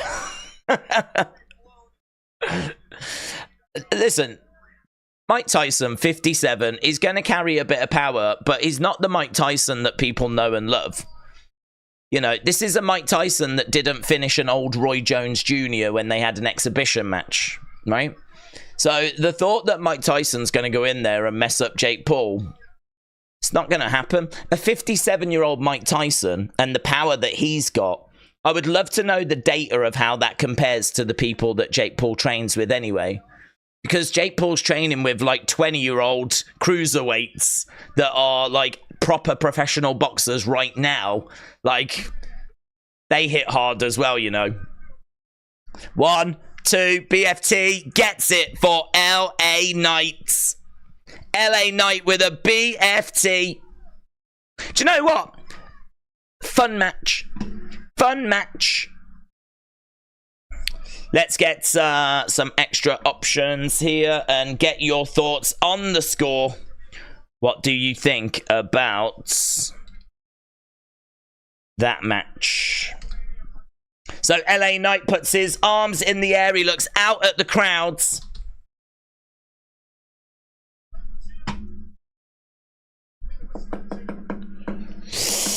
Not the best match. Only one BFT. Yeah, I thought it was okay. It didn't. I feel like it wasn't Jimmy versus Jay. Let's put it that way. It wasn't Jimmy versus Jay. These two went out there. They put on a decent match. They battled away. I really felt like they didn't like each other. It really felt like they were, you know, trying to really dig in and get one over the other person. And that's a big win for LA Knight. That's a great win for LA Knight. They've shown London quite a bit, haven't they? They've shown the UK quite a bit. Right. That was a good match, said Dort Knight. And steps through the ropes. And we've got an advert for WWE Shop. Jimmy J was boring. It was flat, man. It was flat. Donald said, to be fair, Drew said, this is my moment. And Punk said, it is your moment. Why are you making this about me? I love the line from CM Punk, I've never won a championship, as the crowd chant another man's name. That was a great line. That was a great line. I've never won a championship whilst the crowd chant for another man's name. Because it's true, like, he won and the crowd were chanting for CM Punk. So good. What's this? For the wow, SmackDown.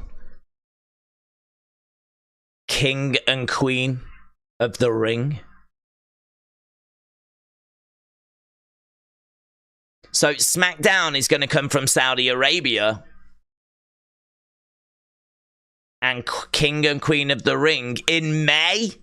Oh man, mates. The last weekend of May, we go to Saudi Arabia for King and Queen of the Ring.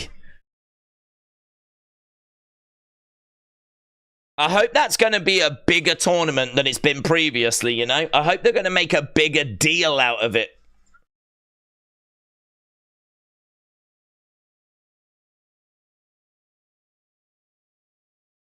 Now we're looking at the Hall of Fame. Let's go. This is going so quickly. We're already an hour and a half in. So we've got SmackDown. And we have got... So SmackDown and King and Queen of the Ring. I can dig a King and Queen, though not in Saudi Arabia, said JP. PLE, Paul Levesque era, said Alex. Very good. Very good. In Saudi. When did Zelina ever lose her queen status? I don't know, to be honest. I think it sort of expires like after a year. You know, back in the day, it used to get defended every year.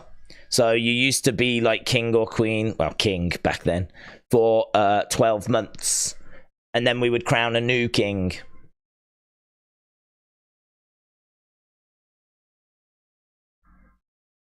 Born the Can't. That was a brilliant induction speech. Man, Thunderbolt Patterson's induction speech.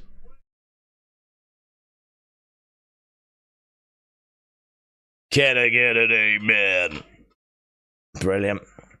If Jade enters, she'll win Queen of the Ring. Jade as Queen of the Ring would be good. Corbin kept King of the Ring for like 4 years, it felt like. That's because we didn't do another one. They've been so inconsistent with them, you know. They've not been an annual thing, have they? Back in the 90s, it was like, you know, 93, we had Brett, 94, 95. Like, we kept doing them. But, Yeah, if you look at like how often we've done them recently, there's been these big gaps in between, so that's allowed Baron Corbin to have it and use it a bit longer because there wasn't another one to like replace. Will King Xavier remember that he is a king? Yeah, he mentioned it in the Hall of Fame speech. So when because New Day helped to induct Thunderbolt Patterson. And they said without Thunderbolt Patterson, there would be no Kofi Mania. Without Thunderbolt Patterson, Big E would never have gone on to be like world champion. And without Thunderbolt Patterson, I would never have gone on to be king of the ring. So he actually mentioned it as like an achievement of his. They said there'd be no New Day as well. Like they really put over the barriers and the boundaries that Thunderbolt Patterson had helped break down, you know? It was a really good night. The only problem is it's on so late that a lot of people have to skip it and they can't enjoy it, you know? Fans chanting for lights to be turned off. Seems that WWE haven't learnt their lesson. Oh, have we got more of that happening, have we? I think The Rock having his own belt is meant to pee Roman off, said J-Love. Well, do you know what? We are probably an hour and a half away from the start of the main event. We are probably an hour and a half away. Right, Hall of Fame right now. Queen R-Truth. Queen R-Truth.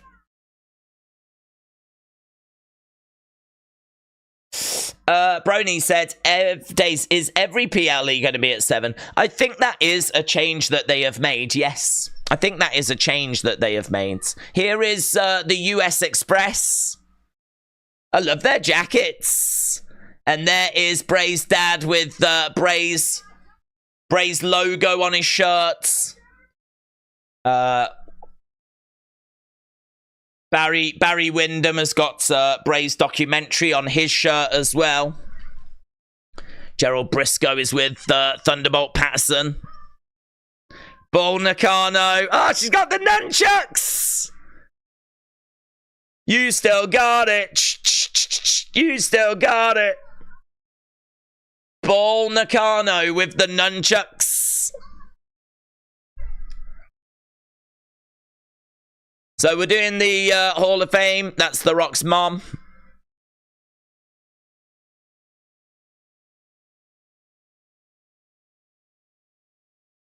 Muhammad Ali. So there's no one there for Muhammad Ali, but we've got the graphic. And here is Paul Heyman.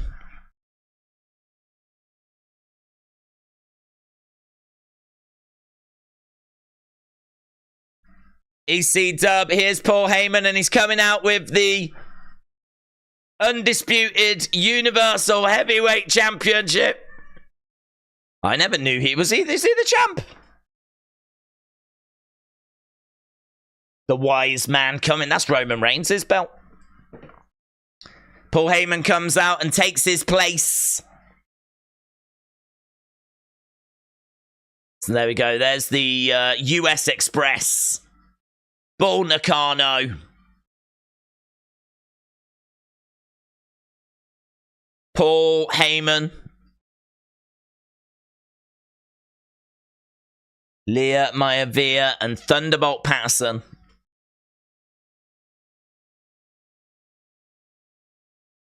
Very cool.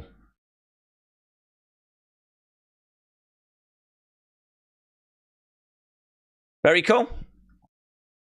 Edward said, I've got a Hall of Fame ring, but it's too big for me. But it's not to wear, it's to have as a display type thing. Okay. Chris said, give me your opinion. Okay. CM Punk looks ready to go. Do we see CM Punk versus Priest on Raw? Then Drew gets involved and we head towards Glasgow. Thoughts? I don't think CM Punk's good to go. I think he just took his arm brace off and just used it as a weapon. I don't know that this was like a big reveal that he's injury-free now or anything. I mean, I believe his injury to be legit, of course, because he didn't compete at WrestleMania. So I believe his injury to be legit, and I believe him to be on the road to recovery, but I don't think he's recovered. I mean, look, it wouldn't surprise me if it's announced that Drew and CM Punk are going to confront tomorrow, you know, but I think that would be a promo battle, you know. So I don't think we're getting Punk in action anytime soon. But there's been a few things I've not expected tonight. I did not expect Damian to successfully cash in. But I love how they've done it. I love the fact that Drew is involved and Punk is involved. And, you know, there's a lot around the title. You know, Seth's involved. Seth might have lost that belt. He was the champion, so he's not going to just walk away. So there's quite a lot of noise around that World Heavyweight Championship right now. There's a lot of noise around it. Damian's got it, but it's going to be a job to keep a hold of it. I don't know what it means for Judgment Day either. That's going to be interesting. What does it mean for them? Daniel said, remember him as IRS? Yeah, I do, yeah. Money Incorporated. Very, very, very cool. Maybe you need a Snickers. Mate, I could go for a Snickers, mate. I could go for a Snickers. We love you, Bray. Here is the thing, said CM Punk used his left arm to take out Drew. The arm won't be healed yet. It usually takes about 6 months, said here is the thing. Right, we're seeing a shot of... so we had the documentary, and we get Fireflies again. It looks even better tonight, actually. Looks even better tonight. I don't know why. But we look at the crowds, all the Fireflies. Would you like to see a picture of it? Feel free to ping a picture over. Seth and Drew have got a rematch clause put in, said Haji. EC effing dub, said Fred. Dark Knight said, I'm making a quick coffee and some pancakes. Well, you'll need to make sure that you get back because the United States Championship match is next. US title match. Io versus Bayley. Roman versus Cody. Mates. We got 3 matches left tonight. That's it. 3 matches left and some sort of mystery segment. Some sort of mystery segment coming up. Let's go. So we're just having a look at the video package for this and we're just looking at Logan Paul. Let's end this poll. Let's ask the question, who do you think is going to win? So who... Do you know what? The closer we're getting to this main event, the more awake I'm feeling. It's weird. But it's just getting more exciting, isn't it? So Drew... No, not Drew. Logan, Kevin Owens, and Randy. Who is winning? Who is leaving? Who is leaving as the champ? Boom. Was Stephanie or Snoop Dogg or Hall of Fame not the mystery segment? No. Steph just said welcome to WrestleMania, which is what Triple H did yesterday. Snoop Dogg was just on commentary. And what was the other one? Steph, Snoop Dogg, or someone else. Well, we've had no mystery segments yet. The Hall of Fame. No, we knew we'd be getting the Hall of Fame. We get that on one of the days. Could Jacob Fatu be the mystery segment? Yeah, just him on his own. I expect to see him. I think there's a great chance that we see him. The closer we get, the more I think Cody loses, said Trina.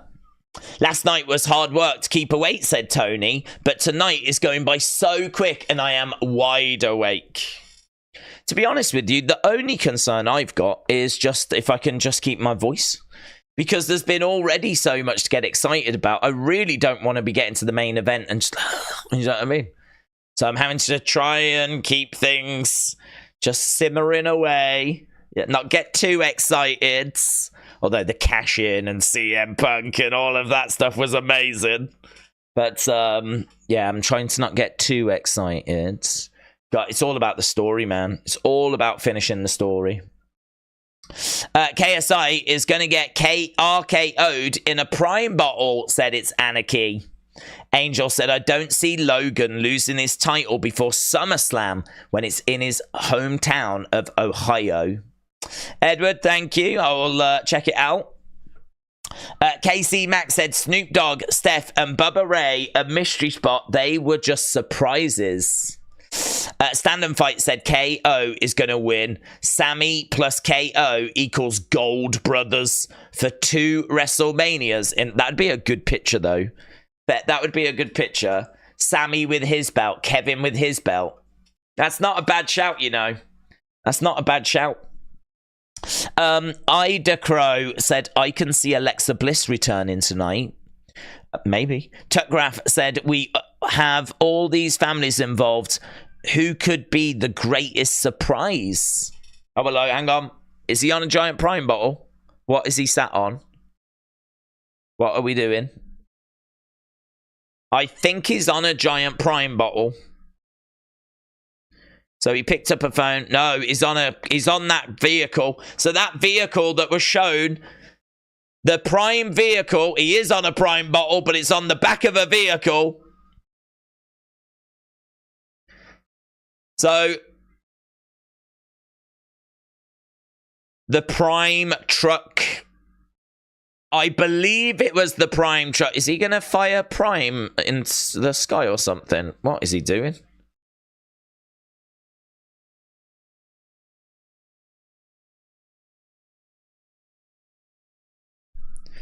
Don't know what that was. But, there's a prime bottle that's dancing. Would that be a bit too obvious for that to be KSI?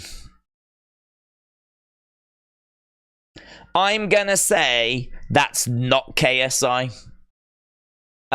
Faint Repeater says that's defo KSI. I'm gonna say no.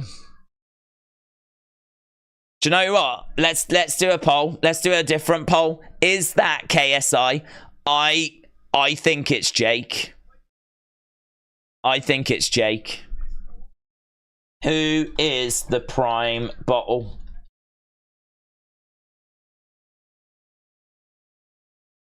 KSI. Jake. Other.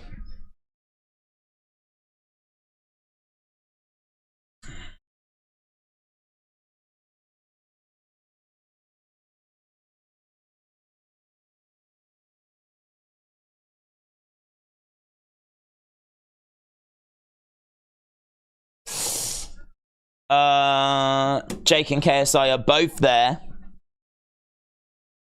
KSI definitely is in the prime bottle. Dark Moons is adamant. Adamant.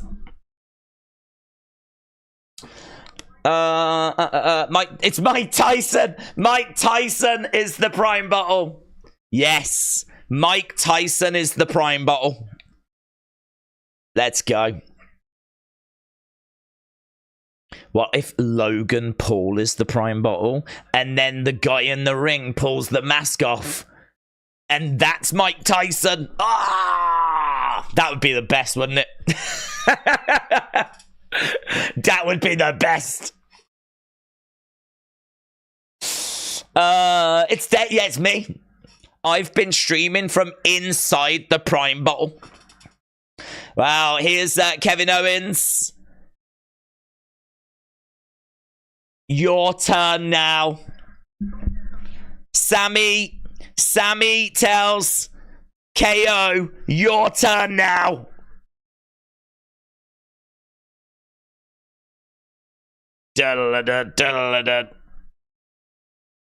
So here's Kevin Owens. Kevin Owens taking a moment. I think he sees the... Is he looking at the prime truck? Oh, trash it. Trash it. Is he going to trash it? Oh, I love the graphics. Look at that. EC dub colors. Where's he? What's he gone to get? Kevin Owens has gone to get something. Oh, he's come out with a little KO golf cart. So, there we go. He's got a KO golf cart. And he says, suck it to the prime truck. I love the KO that's just been put onto a piece of paper and, like, gaffer taped onto the front. Look at the piece of paper that's gaffer taped on the front. King Yeti said it's Mitchell acknowledging Roman Reigns in the Prime Bowl. That sounds like Mitchell, in all fairness. I could believe that. I could believe that's Mitchell. Mitchell, is that you in the Prime Bottle secretly acknowledging Roman Reigns? Please respond.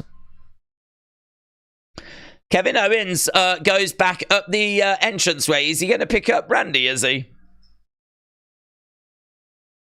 He's like trying to come in. Come on, get him. Randy's having to think about, come on, we're having a match. Save your legs. Come on. Oh, he jumps on the back. Here's Kevin Owens and Randy. That's got some speed, man.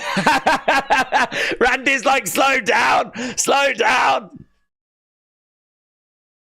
Tell you what, that was a hell of a ride for Randy, wasn't it? Comes to summit when Randy's like, slow down.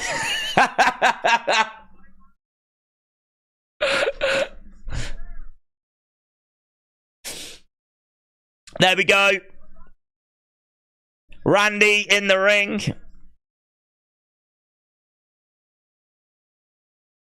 It is every man for himself. We are looking at Germany. It's King Kong Bundy in the bottle after a few years of DDP yoga. That might be a challenge. Could be Butterbean. He's been doing that DDP yoga, hasn't he? Right, US title match then, my friends. US title match time. Let's flippin' go. Right, Jacob Fatu. Jacob Fatu. Right, Logan immediately gets out of the ring. Immediately out of the ring.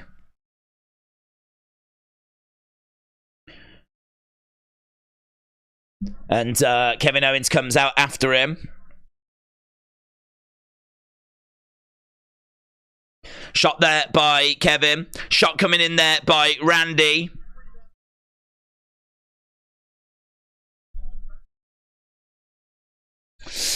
How long until the Prime Bottle gets involved? Well, how much longer we got? I think there'll be about half an hour set aside for Bayley EO. There's a mystery segment which might have about half an hour. So this match has probably got about 10-15 minutes. So yeah, probably going to go a good 8 minutes or so, and then it might get involved.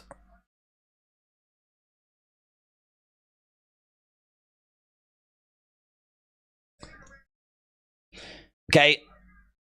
Kevin Owens with Logan. Logan gets planted. Logan is planted on the table. I love the shorts that Kevin Owens has got with the EC dub colours. Boom! Logan planted. Logan planted. Onto the Spanish announce desk, and it doesn't buckle. Yes! The Spanish announce table survives. Let's go, man. Kick coming in there by Kevin.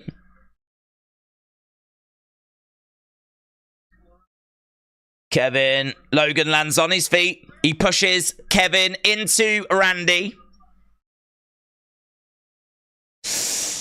James Ellsworth could be... It's James Ellsworth. What did the Spanish announce table do to them? I don't know, but he wasn't having it. Even the Spanish announce table is not playing with Logan. It's like, nah. Boom. Stomped there by Randy. Randy in the ring, stomping away. Oh, and Kevin. They're both working on Logan at the moment. Randy teaching KO with Logan's body. KO shouting out at the crowds. It's Jurgen Klopp in the prime bottle. Well, he needs something to do, doesn't he? He's leaving Liverpool. Okay, Logan is up against the ropes. Back elbow there by Randy. Sent on there by KO. Oh, this is where there's a problem now. Now we don't know who's going to pin Logan. Randy and Kevin. We're not doing this now. We'll keep going. Randy, RKO. No, he did go for it. He did go for it. My bad. I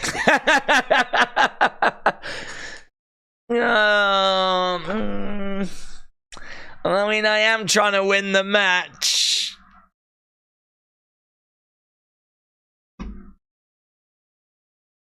You want to do it now? Let's go. Boom. Okay. Here we go. Kevin Owens and Randy. Boom. It's Brock Lesnar in the bottle. Damn. So, Buckshot into a double lariat there by Logan. Kevin Owens is down. Macho King is up. He was watching on us. We didn't quite get to see this. So, Logan goes over. He does the Buckshot lariat. Takes out both Kevin and Randy Orton. There's a stomp there by Logan. When I was younger, no outsiders were allowed in wrestling, said CC Funk. A great time. It's Donald Trump in the bottle, looking for another WrestleMania moment, said David. Liam thinks it's Vince. He just wants to be out there one last time, does he? I don't know what he said, but it was muted. Logan said something to KO and it got muted. Big splash. Big splash. Super kick. Right now we've got Randy and Logan in the corner. Couple of crotch chops. It's going to be a cannonball. Boom! KO in control. Kevin Owens in control. Tony Khan in the water, in the prime bottle. Let's go.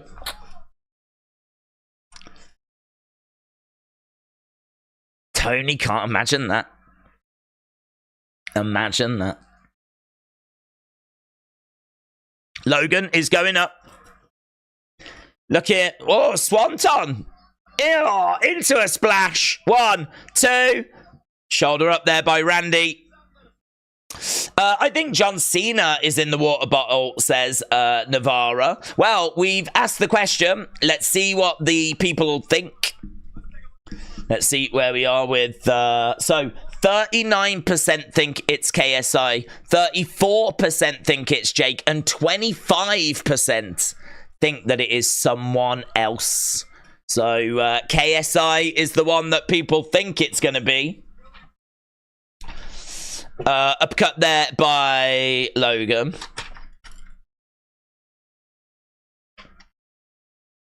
Uppercut coming back there by Randy. Might be Stone Cold. Boom, boom. MJF is in the prime bottle, said Bob. Izzy Girl said it's the Queen. So, Randy goes down. Logan standing over Randy.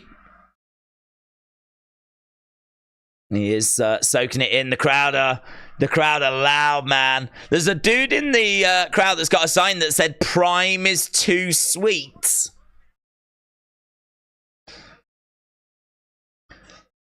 Over the top to the outside goes Logan. Randy in the corner. Clothesline. Down goes Kevin. And again. Lovely. Lovely slam. Everything about tonight just feels so much better than yesterday. Crowds are noticeably louder.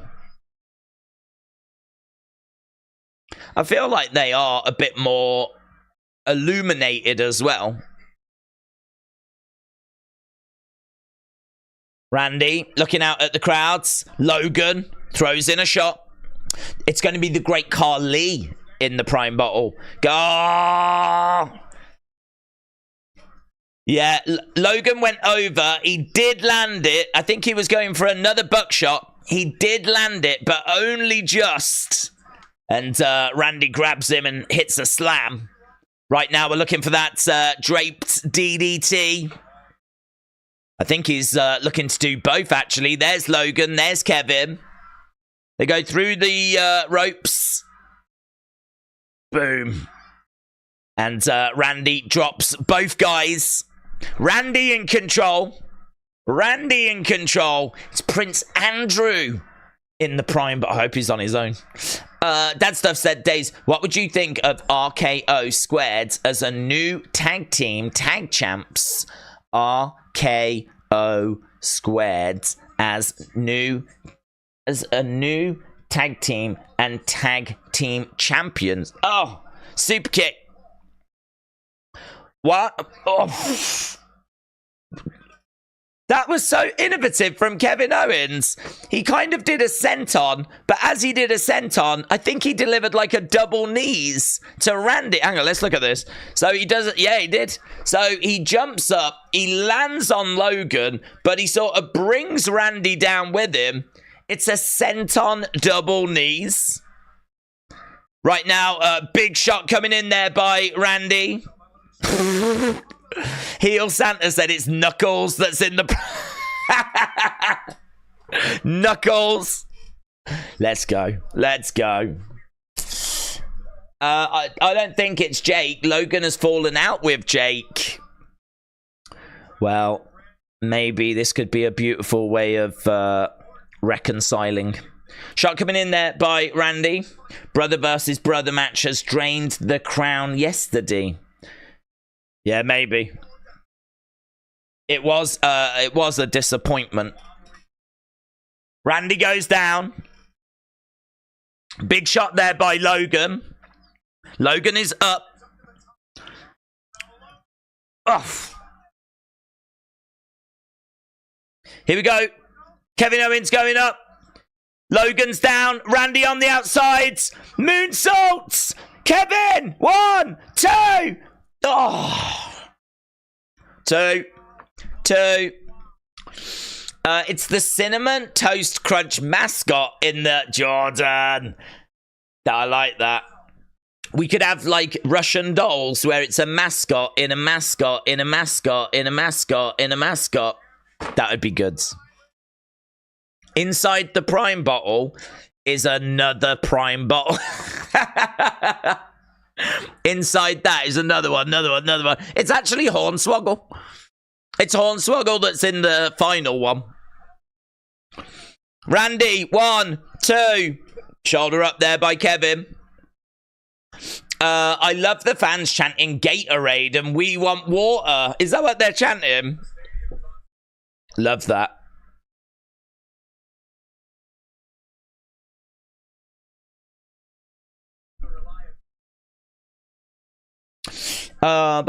Imagine, what if Meek and Diddy are together in the bottle? Oh, hello, the brass knucks are on. Brass knucks are on. Brass knucks are on. He's got the brass knucks. Logan, swing and a miss. Kick to the midsection. Orton trying to get those brass knucks. Logan went to the eyes. Oh, he gets him. Damn. Logan with brass knucks. Oh, kick out. Randy kicks out Logan with the brass knucks. And Randy kicks out. Damn. Logan can't believe it. So Logan with brass knucks. Kevin Owens trying to... shot to the midsection. Kevin Owens is smacked in the head with those brass knucks.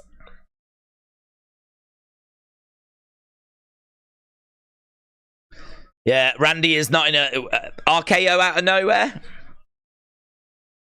Playing possum. Dead weight. Boom! RKO! RKO out of nowhere by Randy. Orton is down, though. He can't capitalize. Kevin Owens is down on the outside of the ring. This might be the time for the Prime Bottle to reveal itself.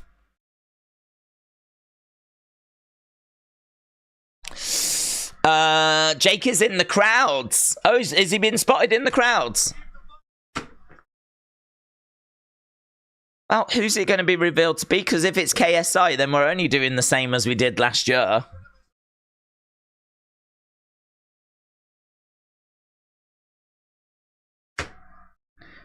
He gives the brass knucks to the referee.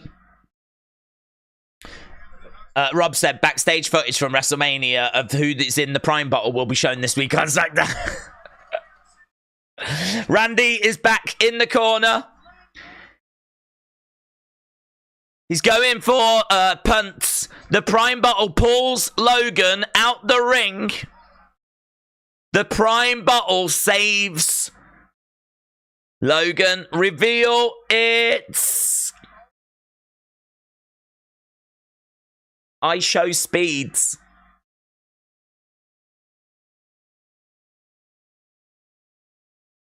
I've seen him before.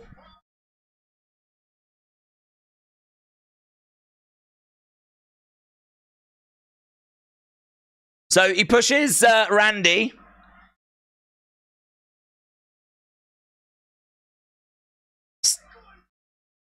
Boot to the midsection. He goes down. Randy clearing the table. Wow.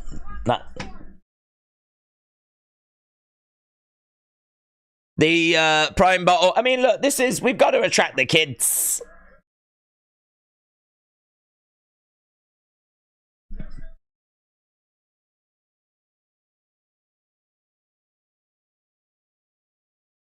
So WWE Speed was in the Prime Bottle.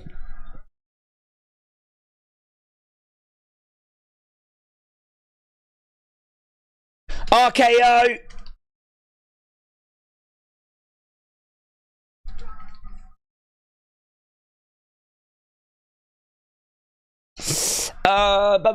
It's a sturdy table. Yeah, it didn't buckle, man. It didn't buckle. Logan driving Randy into the posts.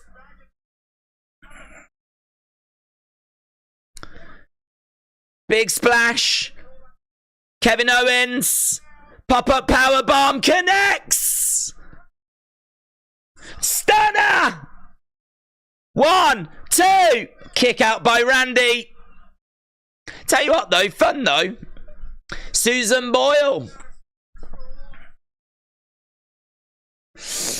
I'm really over the YouTube cast of characters, said AF Chris.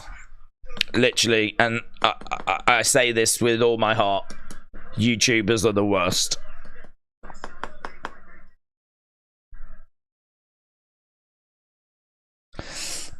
Still say Speed is weird. Yeah, still say Speed was in the Prime Bottle.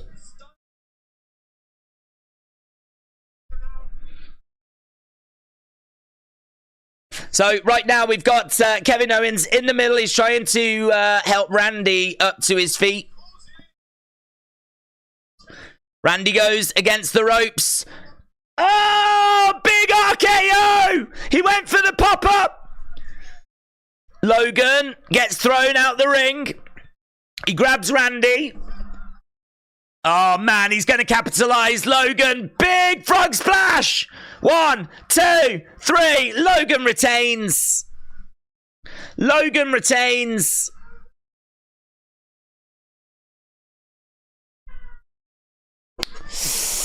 Damn. Logan Paul retains. That guy is okay at best. King Yeti, shout out to you. So there we go. Logan wins. We'll get a poll up. LA Knight will take the US title at SummerSlam. So there we go. Logan has retained.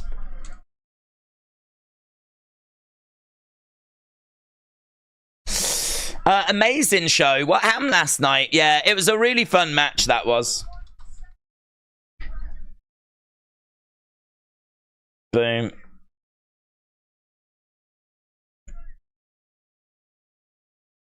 Boom. I really like that match, said Tom. Great match. Great match, but wrong winner, said Scott. The splash was too good, said Fionas. Kevin goes heel on Sammy, said Liam. Oh, God, again. Again. I honestly thought night 1 would be better than night 2, but I was wrong, said J-Love. Yeah, I'm really interested to see what the result comes back from this match, because it was fun, it was fast-paced, there was lots of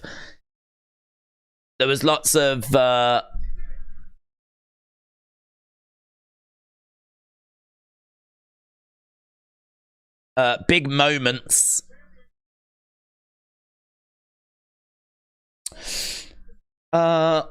Is that all-time triple threat? No, not even close.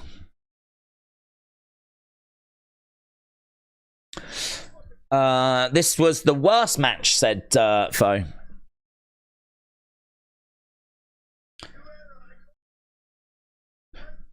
Sorry, Randy. New era. Right, what are we going to do now? I mean, like, are we going to do the mystery segment now? Or are we going to do Bayley EO, I wonder? Because we've only got mystery segment, Bayley EO, and obviously Roman against Cody. USS45 said, I think he had to win for Prime's sake. I think that neither Kevin nor Randy really needed it, to be honest. But I did like the theory. I did like the theory of Kevin winning and then the picture of him with his title and Sammy with his. I did like that. I thought that was a good idea. The drama, the action was good. Mr. Unfamiliar said, with all the success, can he please just pay the people he has scammed already? Trini said, smile at the haters. Oh, hello, what we got now?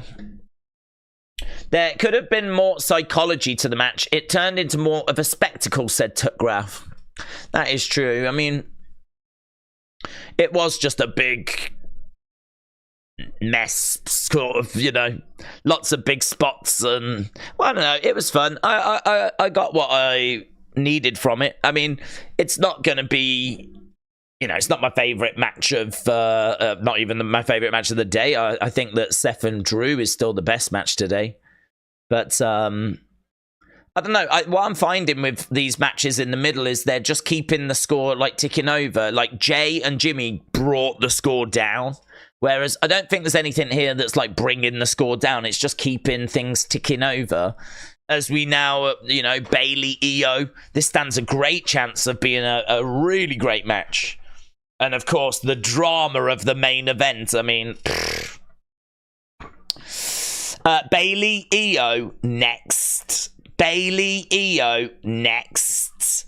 Who leaves as champ? Bayley versus Leo Sky. Right, let's end this poll so that we can do another poll. Great 50, good 30, all-time 12. Okay, that got a score of great 62%. Great 62 is what that got. How does that compare to the first match? First match was great 86. And then everything else has been good. And this was great 62. I agree. I think the first match, great 86. That last one was great 62. So, that's where we are with things at the moment. Right. Edward, shout out to you. Edward says, bit of a good day for you to get into the game. I can do it now. You can do it, Edward. I believe in you. Mystery segment will be before the main event, said Mr. Unfamiliar.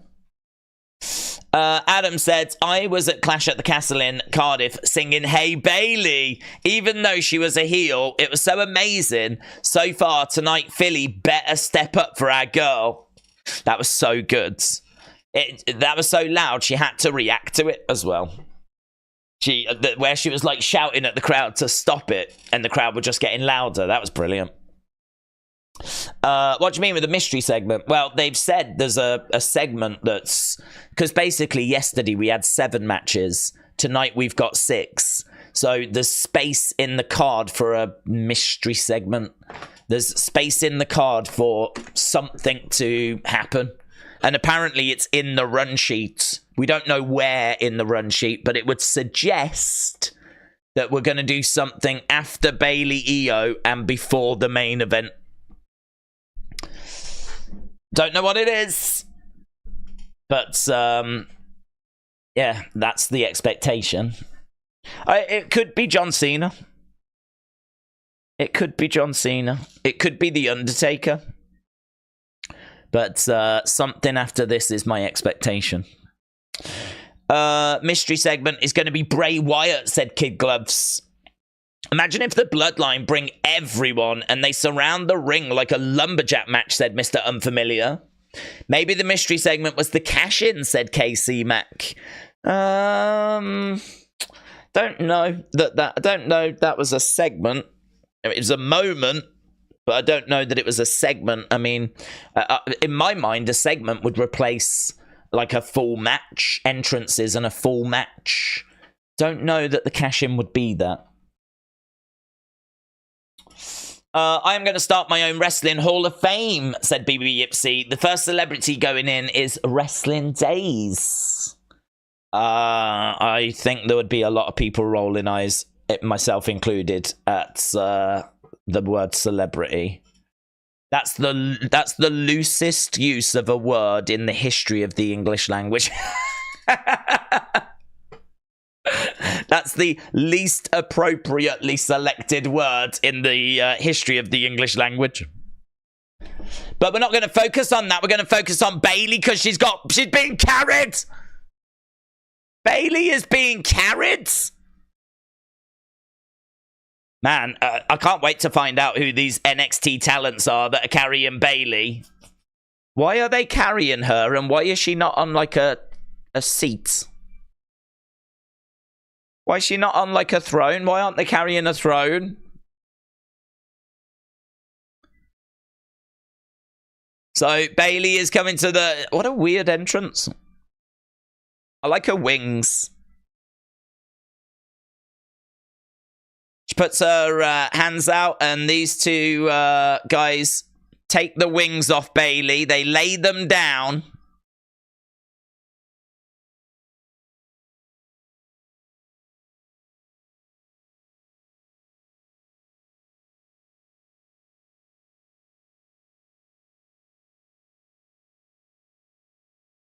Is this new music for her? Has she been using this music?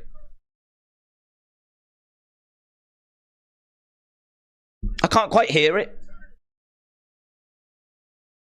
She's geeing up the crowds. This is her first singles match at WrestleMania. This is a big moment for her.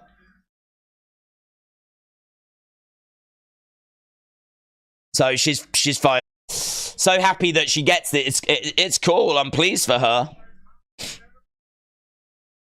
Right.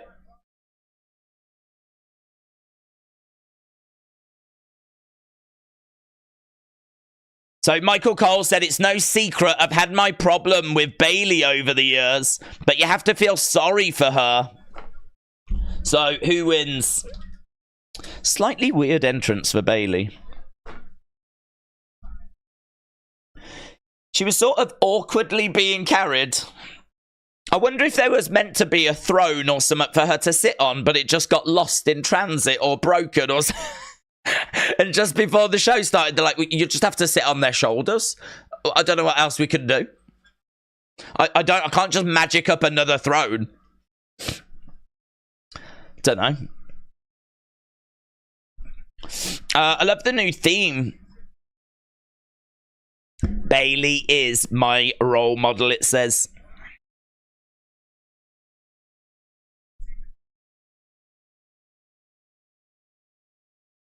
Okay, so there's an Egyptian park, apparently, in San Jose. And Corey Graves thinks it might be in homage to that. I like EO's graphics. EO's graphics look good. I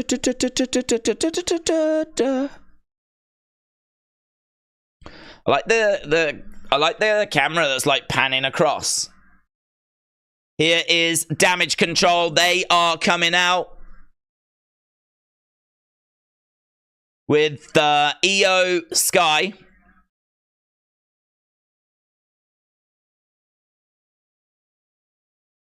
Yeah, didn't go well for Damage Control. Dakota, EO,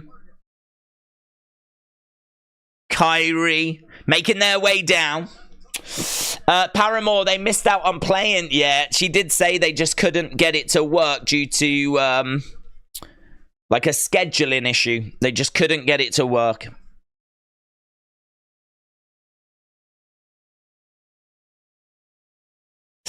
EO walks like she's drunk.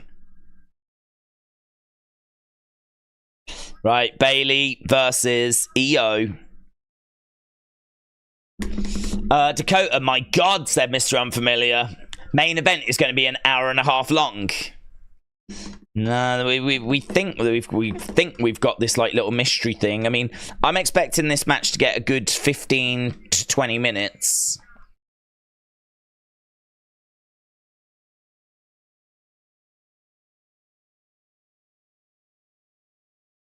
So, EO holding up that championship. Bayley is over in the corner.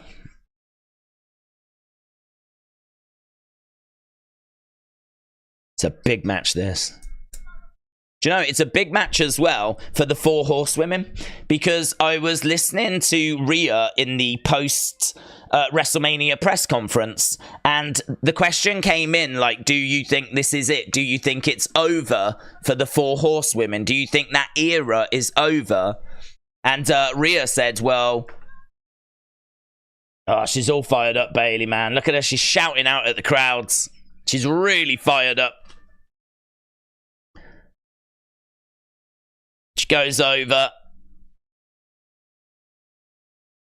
Yeah, man. She's really getting the crowd going. So she says, look, what the 4 horsewomen did and what they've achieved, it's, you know, it's allowed us to get to where we are. But make no mistake about it, there is a new era now. We don't want them to go anywhere. Like, we love having them around, but they do need to step aside. That's what Rhea Ripley said. So this is big, really, for Bayley, but for the 4 horsewomen to show that they are still very relevant. You know, there's no Sasha around anymore, of course. She's in AEW. Charlotte's out injured. Becky lost yesterday. Not going to look great if Bayley loses here, is it? Bayley is looking real good. Everbliss, shout out to you. Right, here we go. The bell has sounded and we are underway.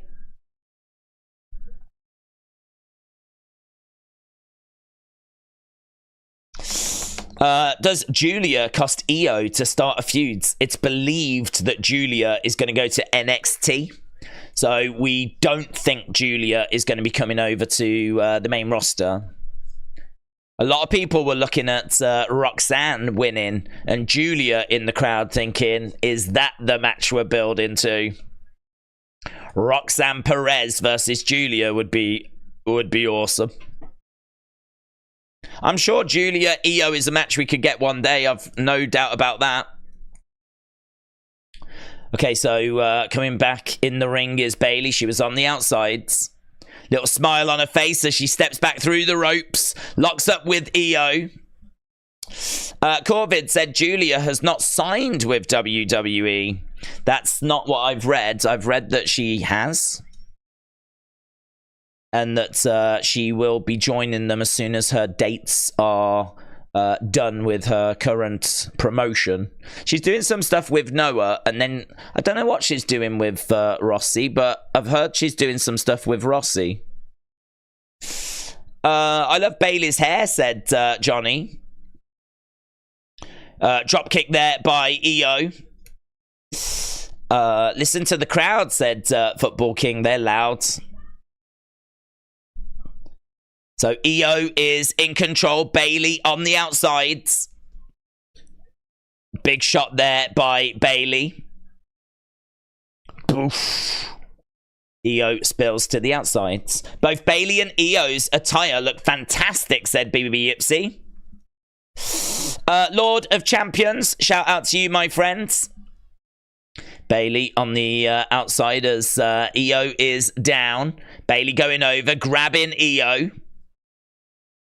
Yeah, I really like what Io's wearing. Bayley as well, you're right. Both look great. 1, 2, kick out by Io. Io rolls. Looks like Bayley's just got a little hobble. I think she's okay. Drop kick. Io goes over by the barricades. Jacob Fatu will come in tonight and will help Roman. I think so, but will he be able to help enough? Spurs Gamer said Bayley is surely winning, and if Roman loses, only 2 out of 8 titles will have been retained. They can't have that, can they? Yeah, new era. It looks like Roman is winning in my mind with everything that's happening. Doesn't other matches don't change my mind. The only thing I would say is if I did predictions and it looked like every title was changing, that would make me go, oh, not sure, right? So I would think that.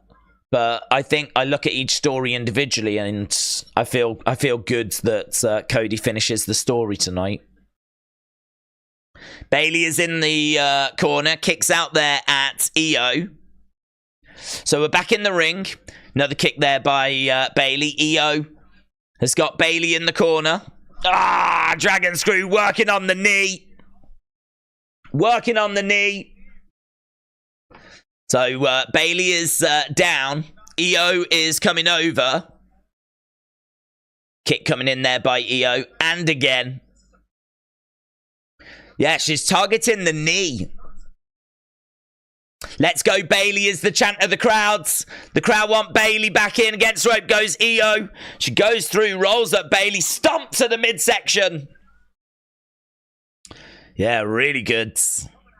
Priest cash in. Best one in what, decades? Yeah, probably. A lot of people regard Seth as the best. I love Dolph as the best, but yeah. It was really good. Ah, here we go. We got the Hey Bayley chant. If you be my girl. Bayley. Ooh. Ah. Brilliant.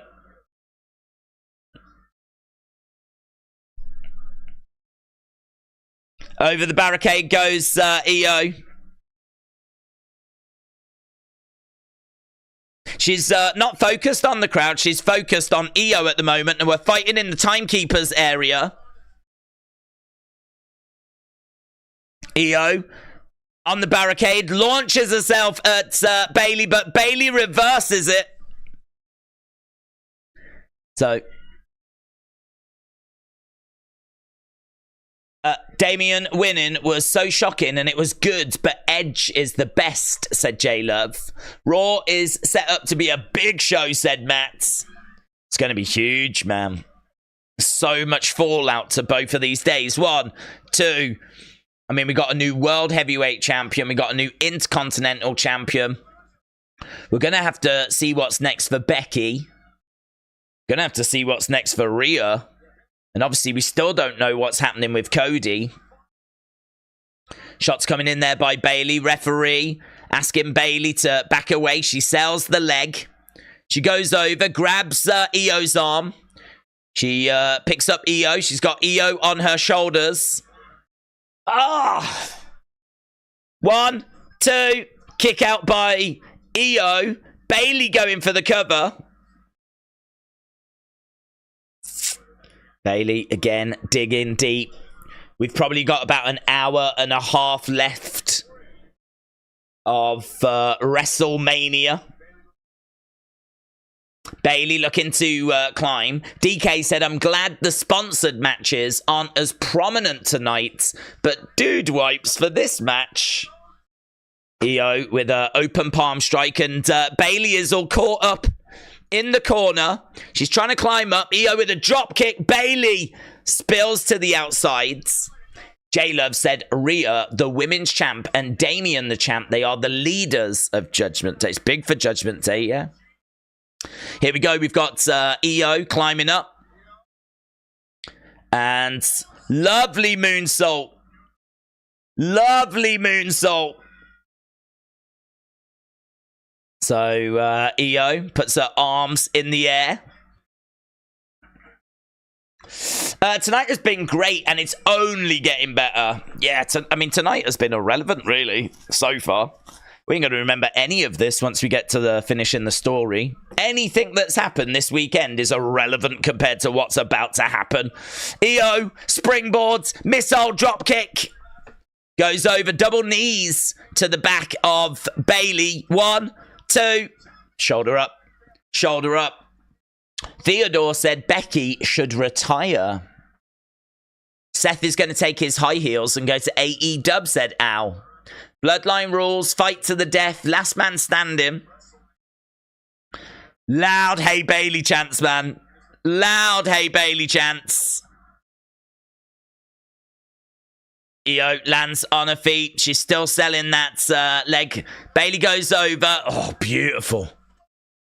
Sunset flip and drives Io into the turnbuckles.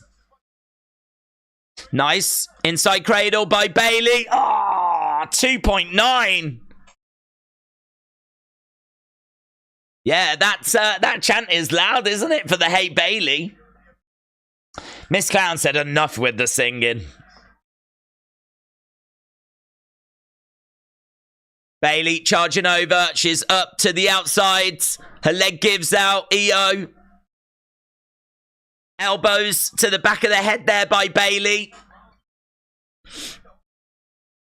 Io trying to drag Bayley back into the ring, and she does. Is she going to go for a German? German gets it. And bridges. But actually goes over, and she's going to look for another. Look at the strength of Io. Io had Bayley. She was picking her up, and then she bridges her over. Bayley manages to kick out. Oof. Io's strong, yeah, man. Io is strong. So, Bayley down in the middle of the ring. She's going to break her neck, said Chris. Io is calling for the beginning of the end here. Io going up top.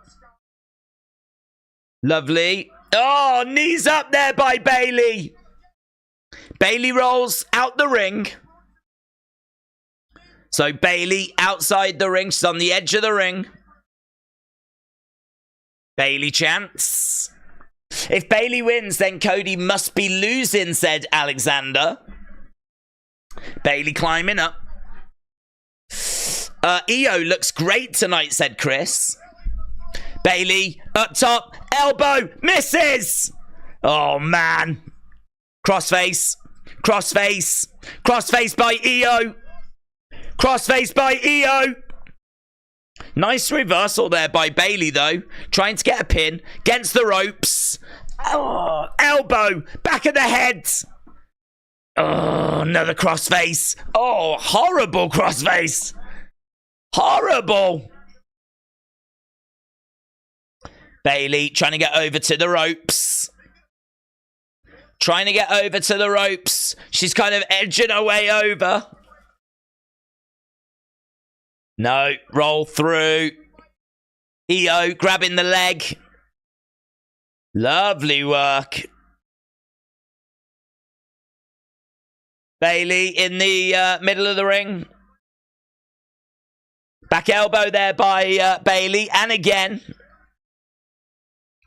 Io over by the ropes as Bayley gets back up.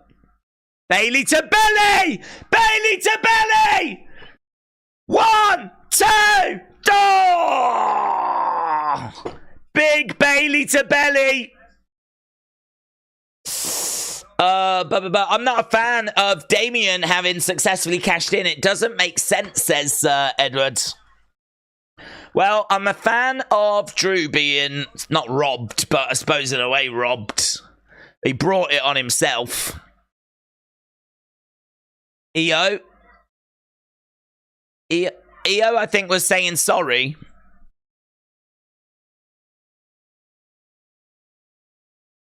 I think she said sorry, and she hit Bayley. Bayley went down. Bayley's got back up. She hits Io.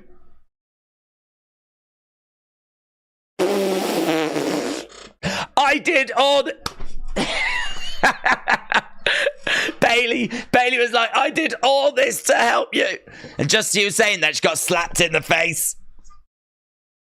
Kick out onto... Io picks up Bayley. Ah, backbreaker. Io steps over Bayley. She goes up top. Genius of the sky. Genius of the sky. Io Shirai. 1, 2. Oh! Shoulder up, baby. The moonsault connected. Wow, I'll tell you what, Io is shocked. Io is shocked. Loud Bayley chant. Loud Bayley chant.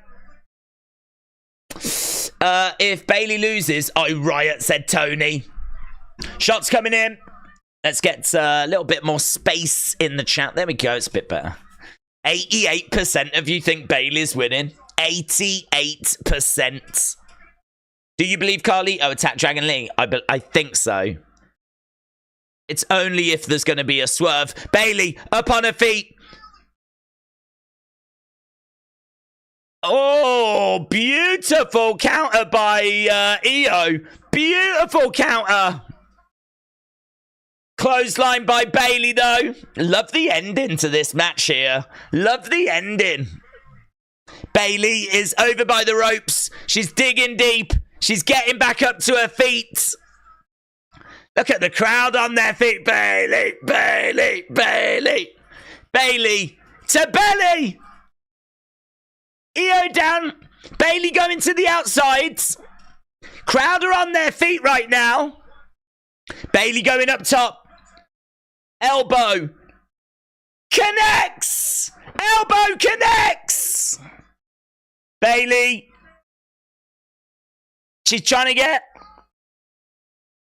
Rose Plant connects. Rose Plant connects. 1, 2, 3. Bayley wins. Bayley wins. I love the closing sequence of that match. That was really fun, man. That was really fun. And I love the crowds. They were standing. They were chanting. They were making noise. They were really into it. Bayley beats Io, and she wins the championship at WrestleMania. New champion, new era. Bayley finishes her story.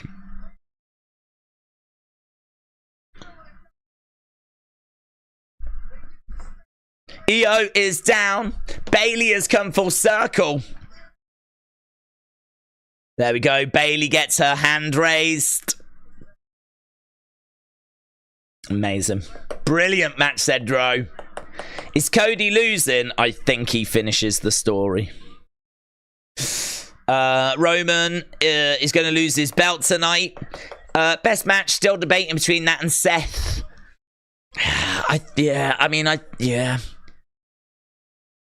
I agree. I think that this and Seth are the top two, with the US title match coming in third.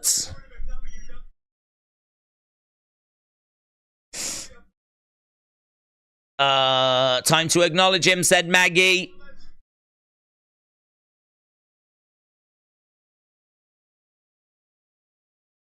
Cody winning confirmed, said Miguel.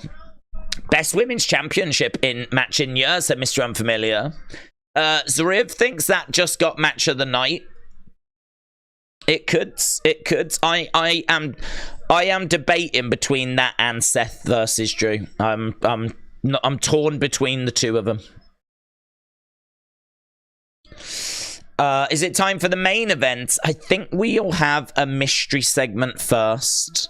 Stay Curious said the UK crowd turned out.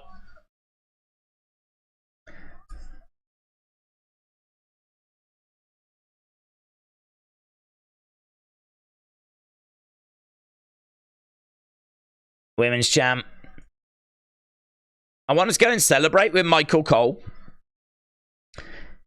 Go and celebrate with Michael Cole, Bayley. Don't look at Io. Don't look at the belt.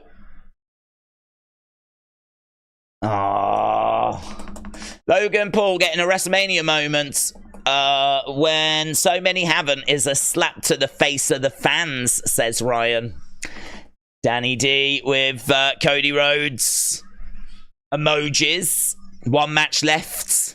And it's not even 10 p.m. Well, we think there's a mystery segment.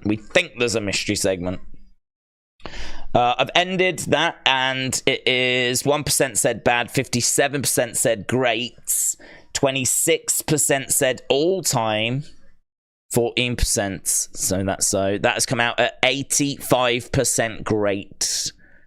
85% great. What did the first match get? Oh, 86%. So that's brilliant. It's brilliant because look how close it is. First match, 86% great. This match, 85% great. Logan winning was 62% great. So it beats it by 1%, the first match. But so close, they're pretty much neck and neck. So close, they're pretty much neck and neck. I think that's right. There will be a lot of people that think the Bayley match is better. There'll be people that think the Seth match is better. I think they're so close. I just don't know. So I love the fact they've come out pretty much neck and neck. Right, what segment are we going to get now? What segment are we getting now? Backlash. Michael Che. It's going to be a Brock Lesnar mystery segment. War and Trinity earlier.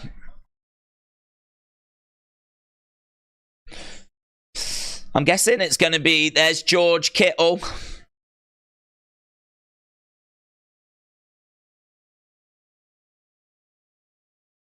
There's T-Pain. Look at the dude in the background with the shocked face. I love that dude. Dude in the back. Vanessa Hudgens again. She loves it. Lily Singh.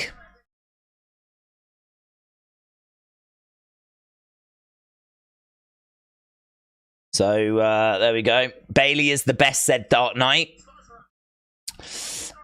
Theodore said Vanessa Hudgens.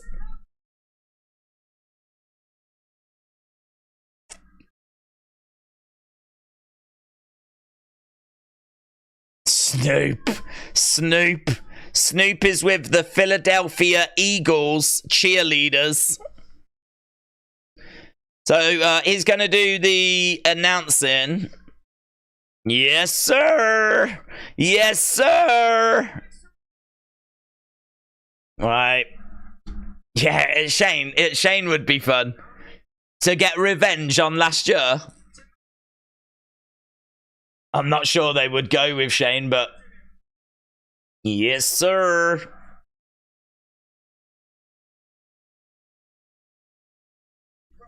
Can we get a toast to the city of brotherly love? 72,755.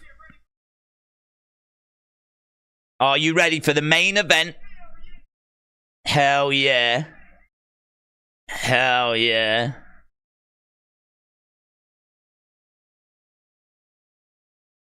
Two-night total. 145. 145,200. Is that what he said? Did he say the right total?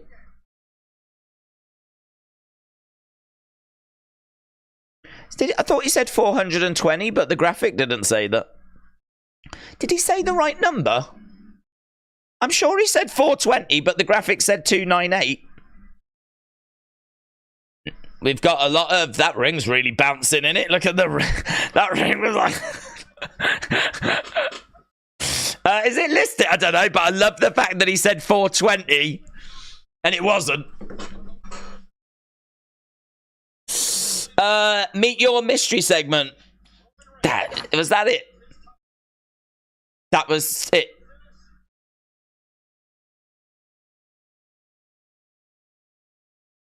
Must be stoned, botched. That can't be the mystery segment. We had that last night, didn't we? That was just reading the attack. Anyone else is like, someone's coming out. Someone's coming out.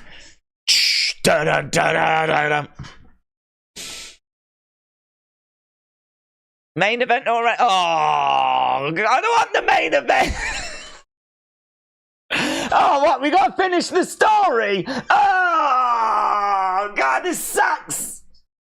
I don't want to finish the story. Oh, God. All right. It's time. It's time. Oh. Boom. Cody Rhodes versus Roman Reigns. What happens here? What are we about to witness, eh? What is this?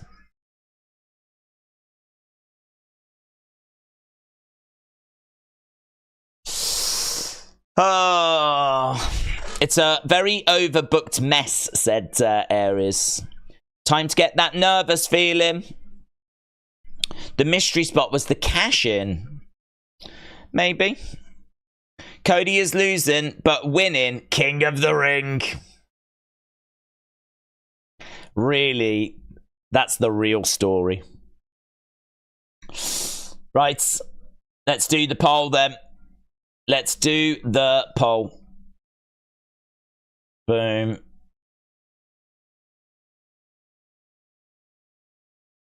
A lot of good stories have a lot of pages. Let's do the poll. Who wins? King Yeti said the story is Cody joins the Bloodline. Wow, imagine that. Imagine that. In fact, I shouldn't ask who wins. It needs to be who...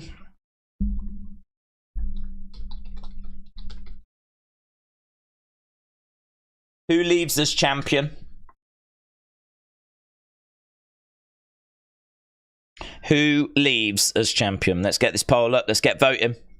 Let's get voting. If you are watching and you've not hit subscribe, if you want to join us, hit subscribe.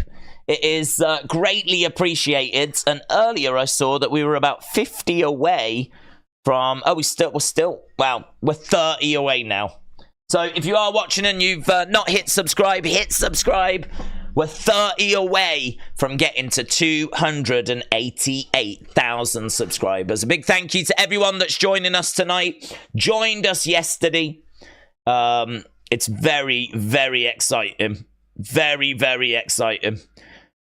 So yeah, a big thank you to everyone that's joined us over these 2 nights. We are going to be back tomorrow, and we're not going anywhere right now, but whilst we're just waiting for whatever is about to happen, I just wanted to let people know that we will be back tomorrow with whatever the Raw after WrestleMania is going to bring. Whatever it is going to bring. Do the halftime score song, said Greg. I think that's gone. Could you imagine if this is half point now? This is the halfway point. Kian said, finish the story or the reign continues. Mike said, so Kenny Omega finally made a WrestleMania. Here's Cody. Is it possible for Roman or Cody to put an hour-plus main event? I mean, I'd imagine the entrances are going to take a little while. I would imagine there's going to be a lot of skullduggery. Last night's main event went 44 minutes something. I can see this easily going the same. Yeah. Let's see. With entrances and everything, I mean, we should be done within, like, the next hour. But there are levels to this, said Aubrey. And we've got a lot of acknowledging going on. It's a shame that there's not, like, an emoji for Cody other than, like, babies. The baby emoji. Paul said, I've only got 4 hours till work. Ugh. Joshua said, take a breather, everyone. It's time. A. Jobson said, great pacing for the show. It leaves a lot of time for the main event to give the entire presentation. Okay, so, well, we go back. It's Cody's entrance. Cody's entrance. We've got flags waving.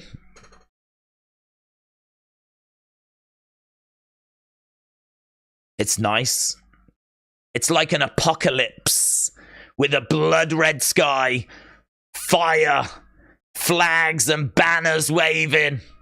It's like we've been to war. Wow, and he rises up with a skull mask on. Wow. Brandy comes out and stands by his side. Brandy Rhodes. Brandy Rhodes takes the mask. Wow. Wow, there was a good pop for Brandy. There was a good pop for Brandy. So he rose up from underneath with the this mask on. Brandy came out.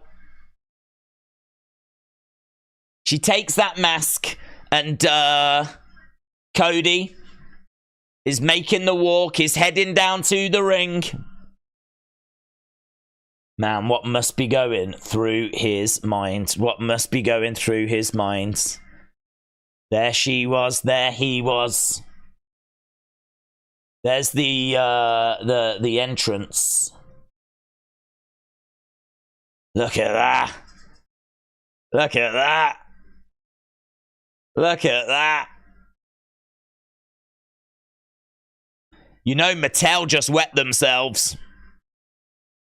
So he made his way down. He took the mask off. Brandy came out, stood next to him, and he handed it over. Leah said, Cody Rhodes, that's it. That's the tweet. Let's go, Cody Rhodes. This entrance is crazy. Cody Rhodes in God mode. Wow. Let's go. Let's go. Come on, Cody. Finish the story. Cody already emotional. From undesirable to undeniable.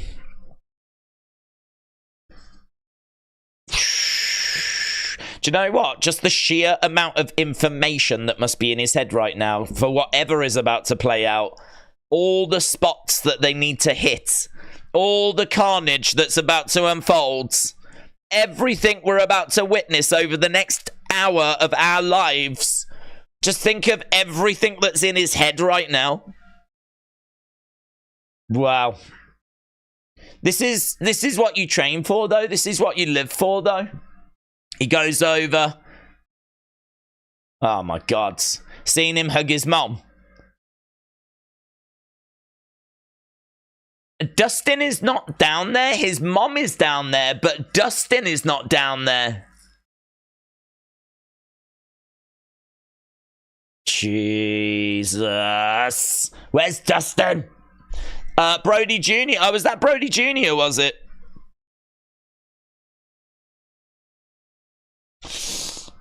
In about 30 or 45 minutes, we'll celebrate Cody finishing the story. Tom said, I've got school tomorrow morning. Who else does? It's fine. If you call in and said, sorry, I stayed up to watch Cody finish the story, apparently they just accept that. So, whatever happens tonight, here and now. Oh, I need to get back into the chat. Whatever happens tonight, here and now, no one can take this from you. Wow. Here he is, looking out at the crowds. How you feeling? Really, how are you feeling? Dustin is under the ring, said Dro. Shiny said, I've got school tomorrow too. Did he have a weight belt? He did, yes. Nelly said, -1 is there. How do I sleep after this, said Paul. I don't know. I don't know. Win or lose, I don't know.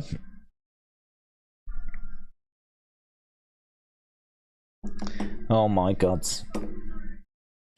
Right, Cody is in the ring. I mean, they've really allowed it to marinate. They've really allowed this moment. Not only is Cody not 100%, but it's Bloodline rules. Right, the music ends. And now there's going to be some acknowledging. Roman entrance. He didn't kiss the Prime bottle. Listen, he can kiss it now. I just don't want him doing it if he's champion. Right, here's, we've got some drummers. Kappa said days mates. Days mates were all going to be on the floor. I know, mate. I know. We've got a choir. Wow, look at this entrance. Look at this entrance. Full-blown orchestra and choir. Oh my God.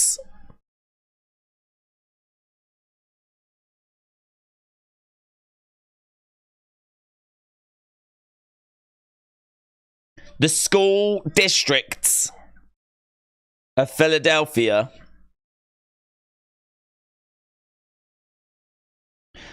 Roman holds up the Undisputed Universal Heavyweight Championship.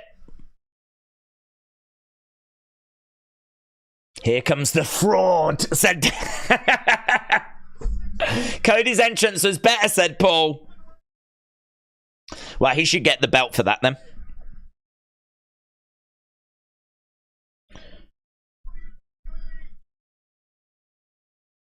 There are only 3 men. Bruno. Bob Backlund. Hulk Hogan. Bruno Sammartino. Bob Backlund. Hulk Hogan are the only men to hold that title longer than Roman Reigns.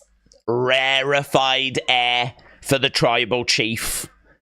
he stands amongst the greats.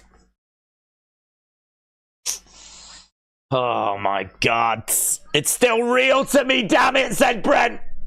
It's still real to me. Hogan gets mentioned a couple of times.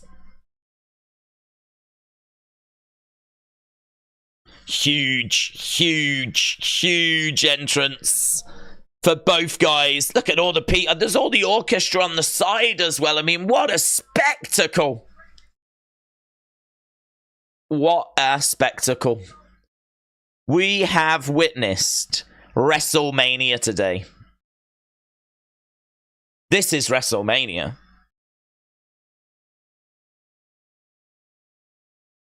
Roman makes his way inside the ring. Only 31 defenses. What's funny about the WWE belt, Roman's 1,316 days is the universal belt. That is true. This belt represents 2 titles that got unified. Roman's reign is for the one of them.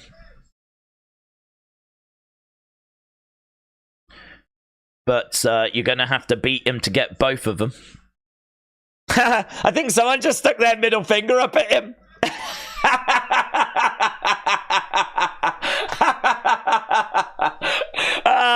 I want the picture of that. So we did this beautiful wide shot as we saw the ring and the crowd, and all of a sudden this person put their finger up to acknowledge. But it wasn't the finger that Roman would have appreciated, to be honest. Oh, where's the image of that? Someone get the screenshot of that. That was great. Where's Oh, you'll be seeing Solo. Don't you worry about that. You'll be seeing Solo. You'll be sick of Solo by the end of this.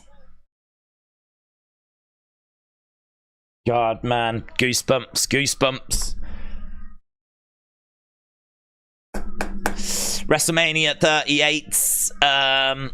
Someone stopped the time, said time. I know. This is you want to just bathe in this moment, don't you? Really, I would love to be able to like revisit this feeling of being on the verge of one of the most epic moments in the history of WWE. I wish we could revisit this. Well, we can. Oh, I'll save the stream. I'll save it. Don't worry. Oh my God. Oliver said, I thought it was the only one that noticed. Oh, mate, it was brilliant.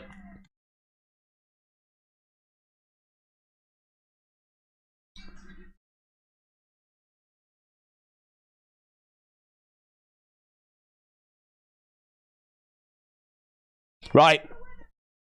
Cody getting his intro. It's now or never, mate. It's now or never. They have said you will not get another opportunity at this title. Oh, God, big. And she put everything into that. That was a huge Cody Rhodes announcement. Huge. What do you want to talk about? Gaming in Real Time said, Imagine Dragons, let's go. King Yeti said, the story is Cody joins the Bloodline. Timothy said, my heart is beating fast. I think mine stopped. USS45 said, I say Triple H screws The Rock before he screws Cody. Here's Roman. Roman takes a step. He's got a smile on his face. He's swinging the belt around.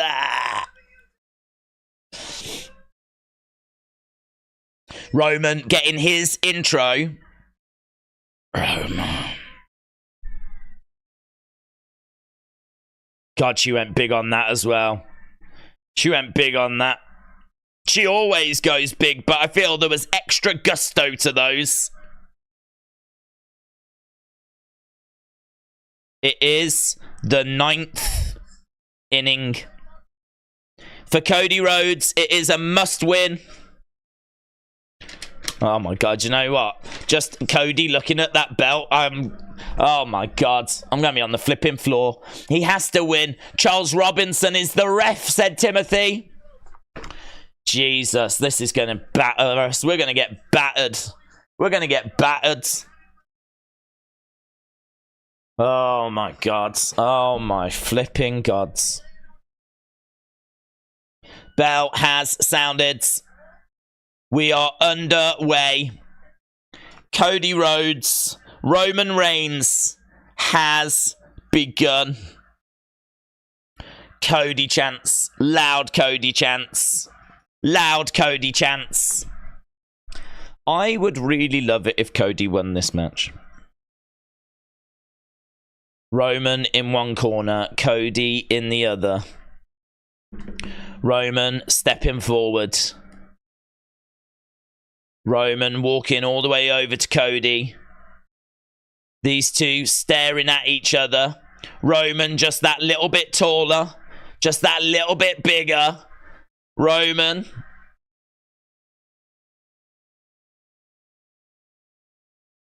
What's he mouthing?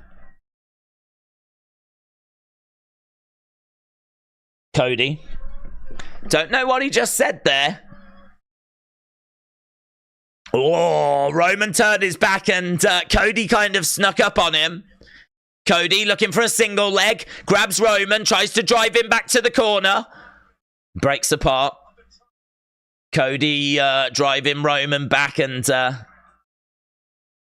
there's a little bit of acknowledging.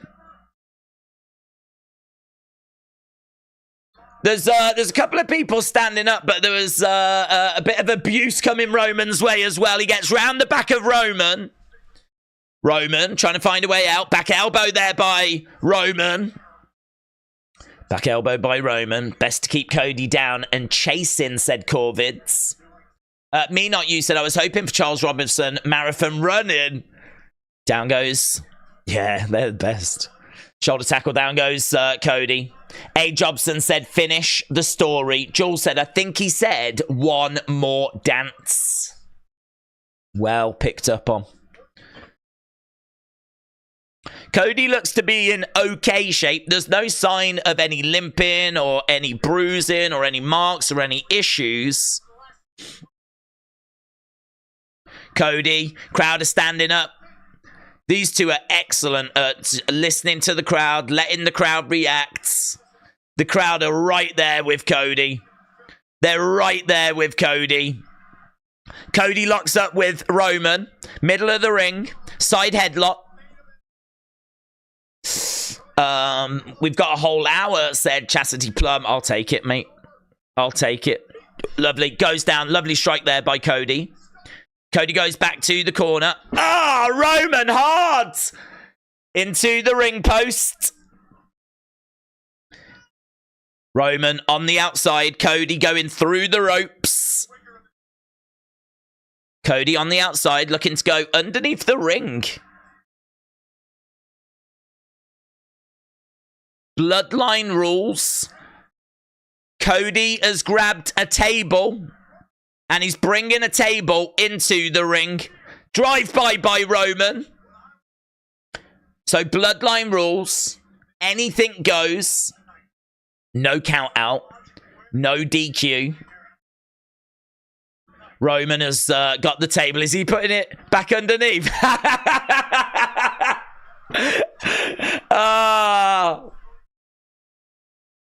You want tables? No tables.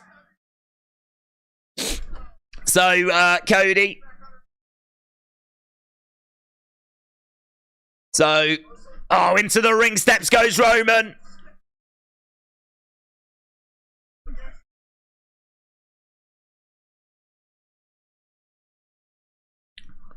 Yeah, Michael, that was good by Michael Cole. Michael Cole said, focus on the man, not the title, because Cody was looking at that undisputed Universal Heavyweight Championship.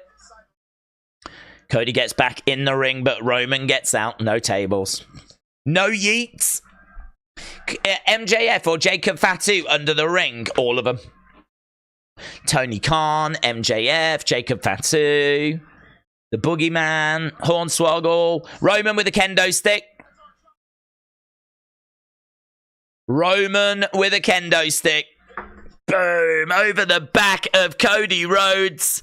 And again, Roman Reigns is walloping Cody Rhodes. Cody is going to rub a Philly cheesesteak sandwich in Roman's face. I'm here for that. I am definitely here for that. Zoom Station said, we'll start Bloodline rules when the Tribal Chief says we start Bloodline rules. Well, they've begun. He's got a kendo stick. Cody in the middle of the ring, ducks underneath, swing and a miss. Now, Cody has got the kendo. Charges over at Roman. Roman moves out the way. He goes over to Cody. Big boot there by Cody. Bulldog. Roman flips over. Woo. There's a woo there by Cody. And he goes into the figure four. I love that. I love the woo into the figure four. And is really cinching that in. Roman raking the eyes, though.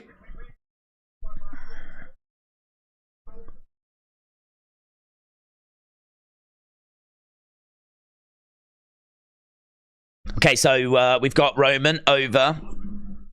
Throwing in some kicks. Knuckles is under the ring. Let's go. All them people you thought were in the Prime bottle, they're all under the ring. Jake Paul's under the ring. WWE Speed is under the ring. Knuckles is under the ring. Vince is under the ring. Brock is under the ring. They're all under the ring. Dusty is under the ring. Oh, I wish. Dustin might be under the ring. Cody's brother. Anything is legal, said Tom. Yeah, anything legal. No DQ. No count out. Pinfall or submission, the only way to win. Cody thrown to the outsides. Do it for all of us, says Maggie. Roman jumps down. Cody over by the barricades. Roman comes over, grabs the big Prime bottle, smacks Cody in the head with it. Roman tips the Prime thing over, chucks Cody into the crowds. Chucks Cody into the crowds. Prime bottle under the ring, that's right.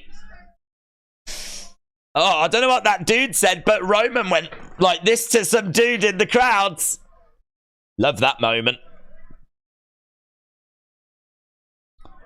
Roman scaring someone in the crowds. Cody face first into this platform.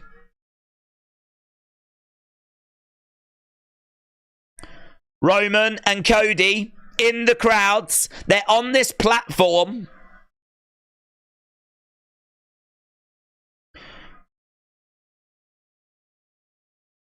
What's he saying? Like, move away. I'm going to chuck him over there. He's going to look to throw Cody behind him, but Cody blocks it. Cody blocks it. And again, shot to the midsection there by Roman. And again, Roman digging into the body. Cody blocks it one more time. Reversed. Big suplex. Big suplex. Oh, Roman felt that. The wise man felt that. Cody chants. That fan is never living that down. Nah. He just got his WrestleMania moment, but it's not one he'll want. Akeem the African... He's going to come out like this. Yeah, Akeem the African Dream. Cody jumps over the barricades. It feels like everything that's ever happened in wrestling has led to this match. This match feels so big. Feels so big. I mean, how long have we spoke about finishing the story? Green shirt guy was giving advice to Cody.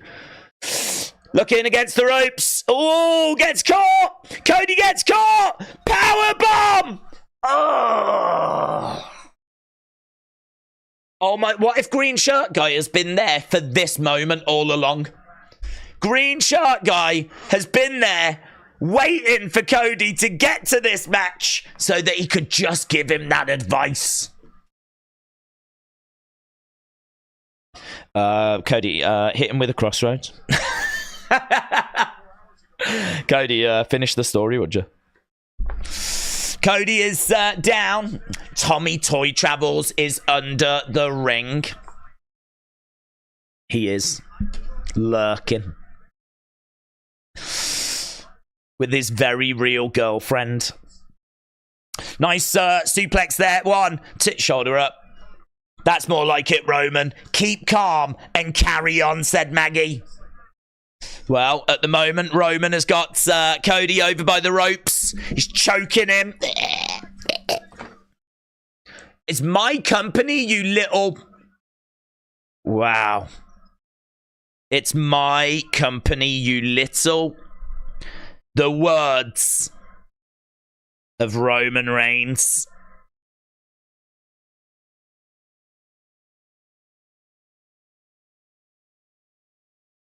Roman is in control. Daze is discreetly streaming from under the ring. I was actually in the prime bottle with speeds. Big back body drop there by Roman. Tell him, Roman said. Maggie's loving it.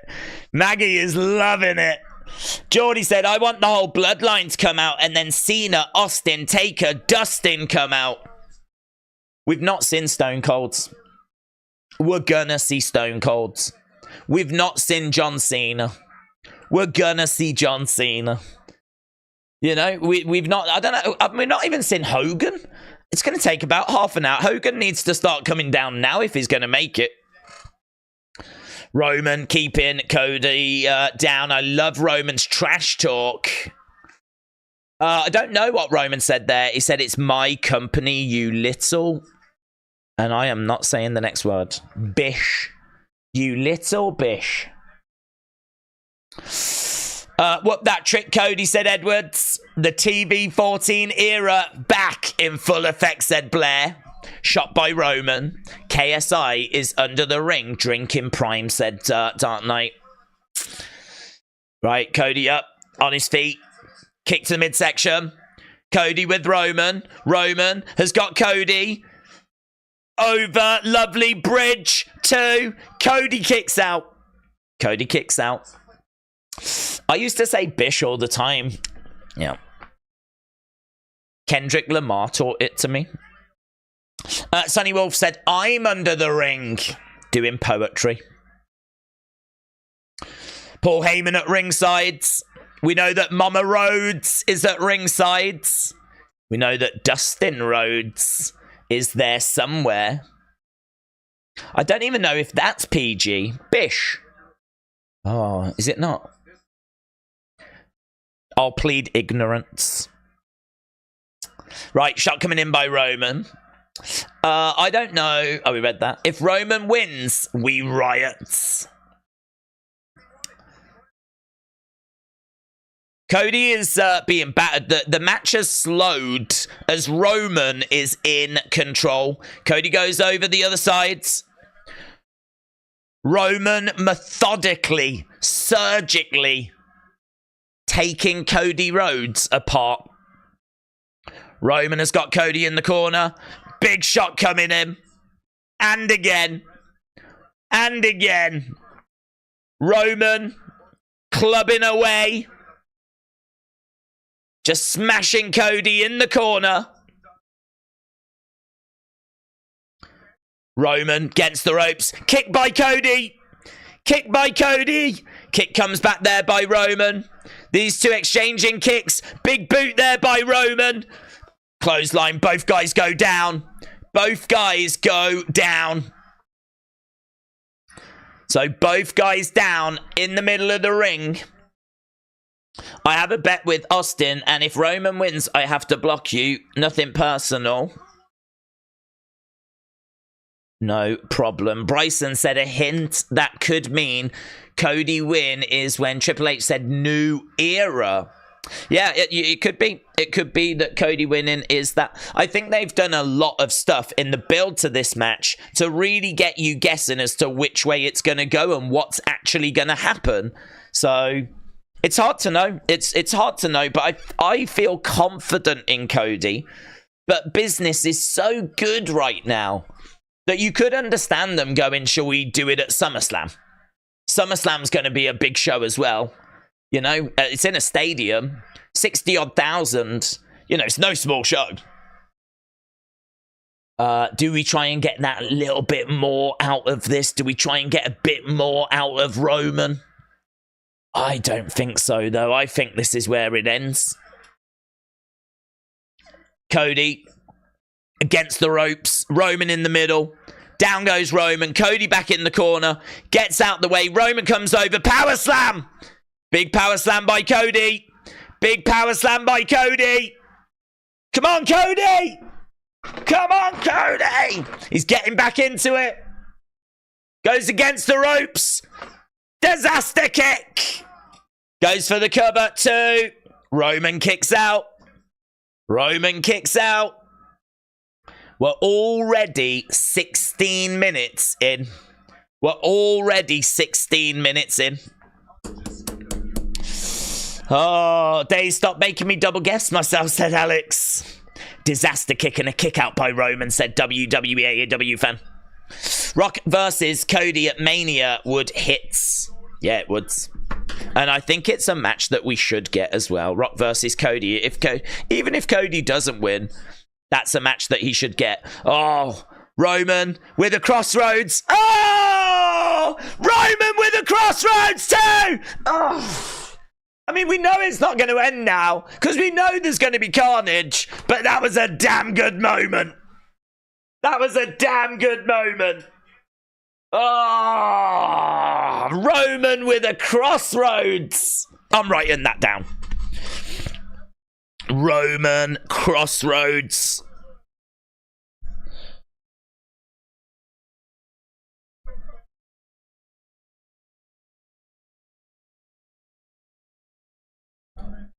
He said, I'm shoving it in his face.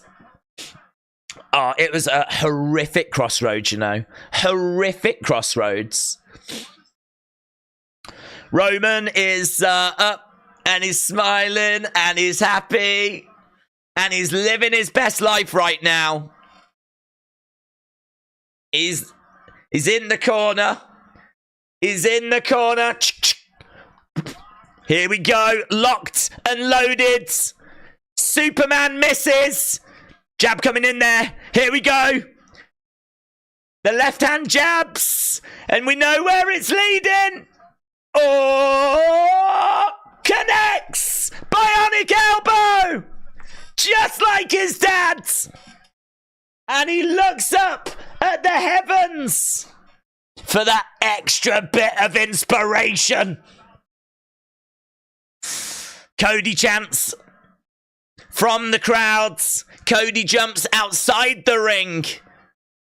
Roman is down. Cody looks over. Strips the announce table. He strips the announce table. Cody strips the announce table. Sapphire. Oh, God. Could you imagine if she was still around? Could you imagine?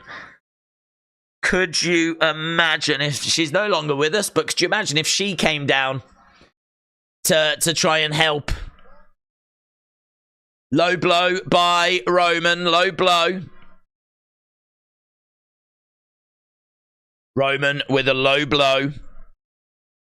Roman has got Cody. He's got him up. He's going to look to drive him through the commentary table, and he does! Oh! Commentary table explodes! Cody in the ring. Roman is in as well. Here he comes. Connects! Superman! 1, 2... Ah!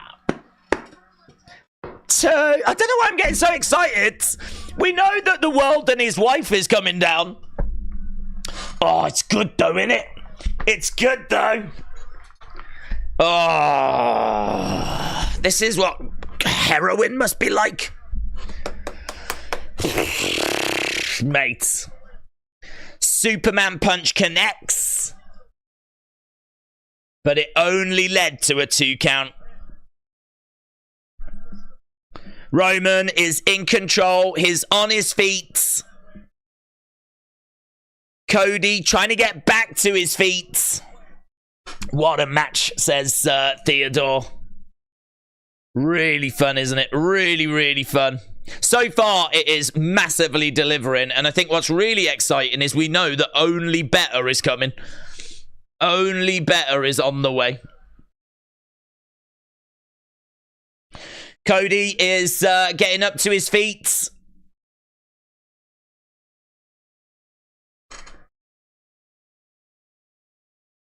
So, the Cody cutter connects. And right now, Cody looks out at the crowds. Cody is coming back, you know. That Cody cutter has connected. He's right back in it. He's looking for a crossroads. Roman's all wobbly here. Knee to the head there by Roman. Oof. Uranagi. He's got him up. Plants him down, but Roman goes over. Charges over. Duck underneath by Cody. Spear by Cody. Spear 1, 2. I keep forgetting. It's not going to end now. It's not going to end now.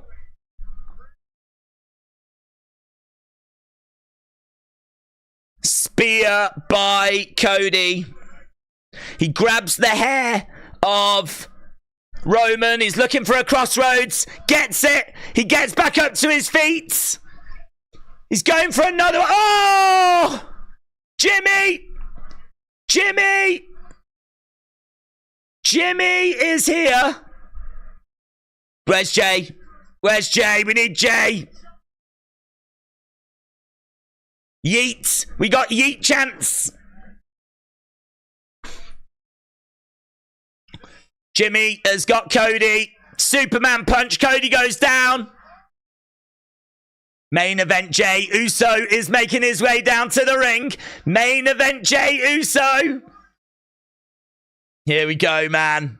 Jey Uso is going to deal with Jimmy Uso. Boom, they're going at it. Jey has come to deal with Jimmy. Super kick. Jimmy goes down. Spear! Oh! Spear off the entrance ramp into some tables. Roll up by Cody. 2. Oh! Cody against the rope. Spear by Roman. 1, 2. Oh! Jesus. Oh my God. We're only 20 odd minutes in. I feel like we've got so much more on the way, but jeez. Amazing so far. Amazing so far. Right now, Roman is squaring up to the ref. Roman looking out at the crowds.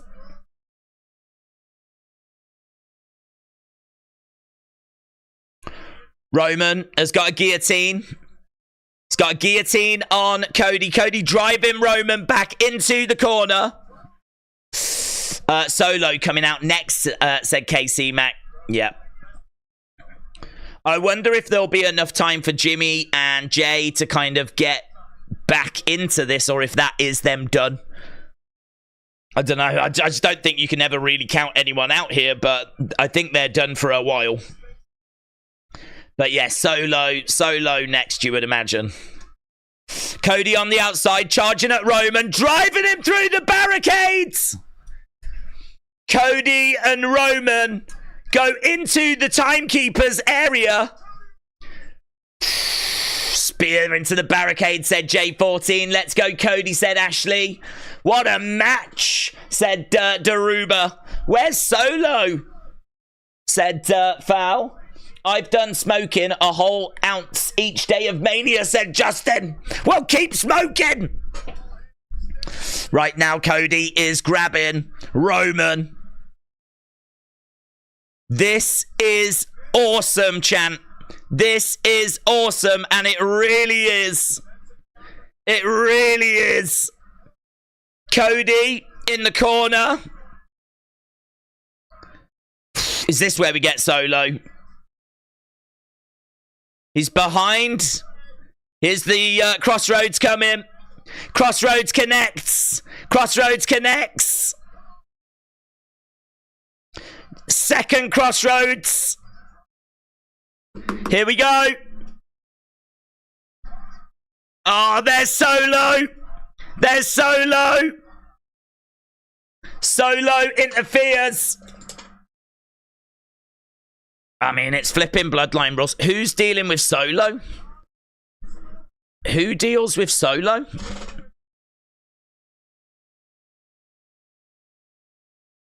Samoan Spike. 1, 2.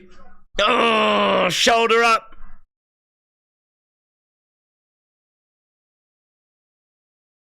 Samoan Spike. Cody gets that shoulder up. Solo. Who deals with Solo? We want Cena. Cena would be good. Cena would be great. Solo going over. Throwing in shots on Cody. Come on. Come on. You know, in Gorilla now, they're like, make him wait. Make him wait. Make him wait. Milk it. Milk it. Hit the music. Hit the music. Because someone's coming. Solo grabbing Cody. Roman in the corner.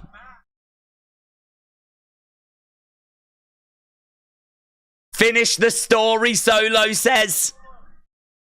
To Roman. Roman. Spear. 1, 2. Kick out. Kick out. Cody, whoever's coming to his aid has really dragged their feet. Whoever's meant to be helping, where are you? Solo. Here we go, John Cena! John Cena! Cena comes running down! Cena in the ring. Boom! Going after Solo. Cena and Solo. Cena and Solo. Cena. Clothesline. Solo to the outside. Picks up Roman. Picks up Roman. Hey! Oh my God! Cena, man, explodes. God! Cena has got Solo up. Boom! The Spanish announce table! The Rock is coming out. The Rock is coming out. Here comes The Rock.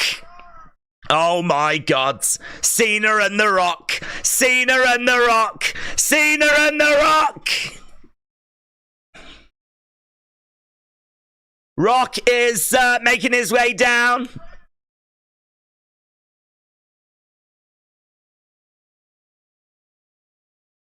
Oh my God. Cena and The Rock.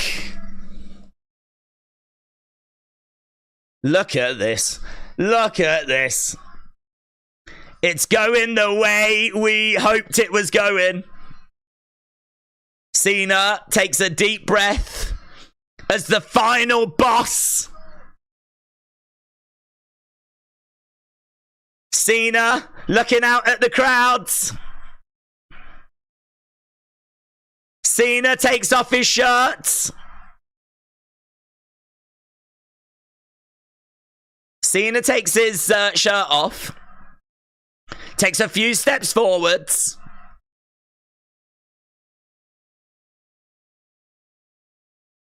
The Rock looking out at the crowd. Cena looking out at the crowds.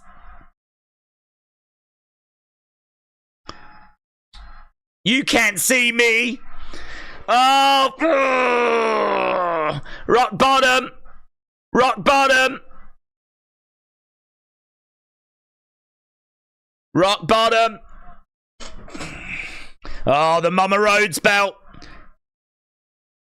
The Shields. Seth. The Shield music just hit. That's got to be Seth coming through the crowds. Man, the Shield music.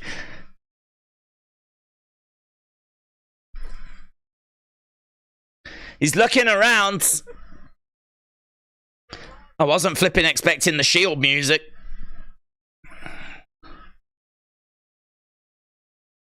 Oh! Seth got in. Look, Seth got in, but he got Superman punched. Oh my God, well that went wrong. Well, that went wrong, didn't it? Sit down, clown. The clown emoji just got battered. Oh my God. Undertaker! Undertaker! Undertaker! Oh my God, the lights just went out! Oh my God! Oh my God! No, mates! Oh, he's in the ring! He's in the ring! Oh my God, he's in the ring! Oh my God, look at him! Look at him! Look at him!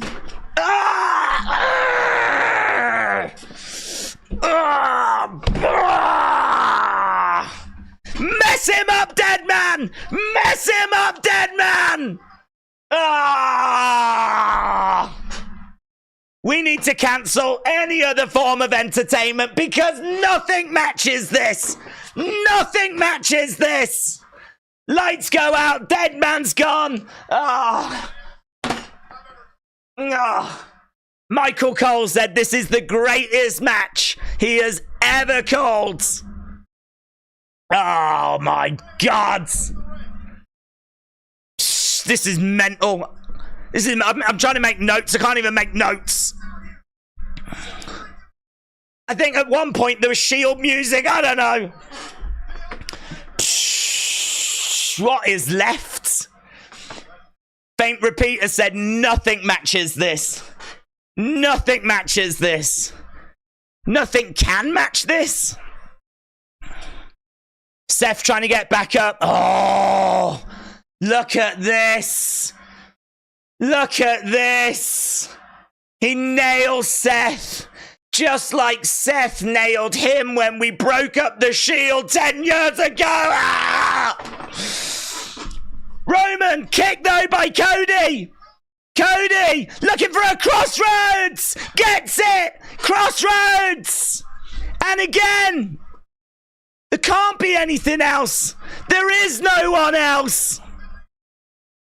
Oh my God. Here we go, one more. This might be the end. This might be the end. 3 crossroads. Cody, 1, 2, 3. He's finished the story. Cody has finished the story. Oh my God. Oh my God. Oh my God. Oh my God. Oh my God. Oh, oh, oh, oh, oh. It was amazing. It was done.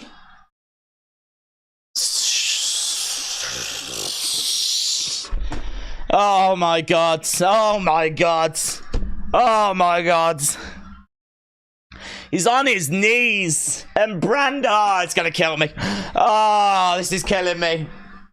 Oh my God. Oh, I don't know what's happening.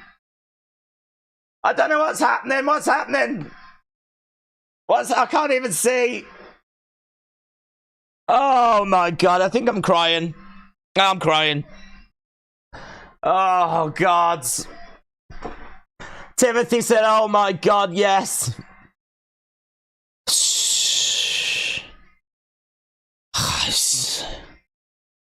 He's on his knees. Cody is on his knees. He kisses Brandy.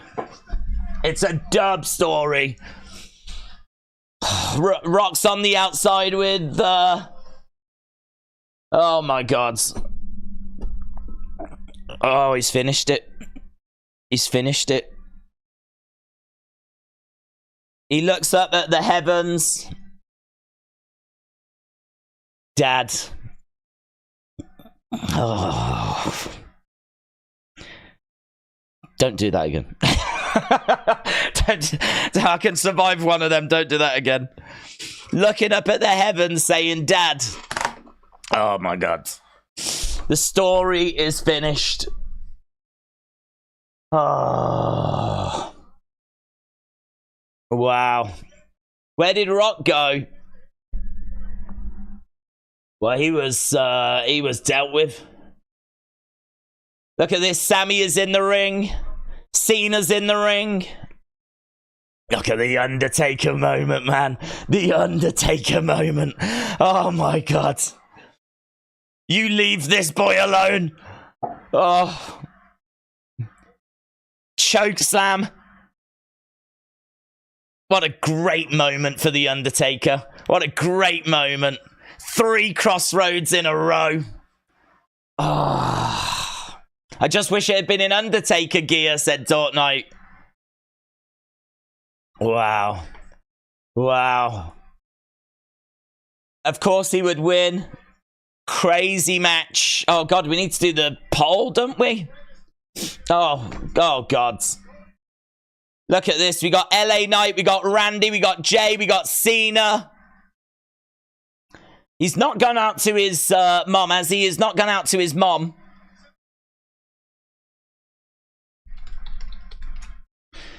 Cody on the shoulders of Sammy and Jay. Oh, he's doing well to keep it together, though. He's doing really well to keep it together.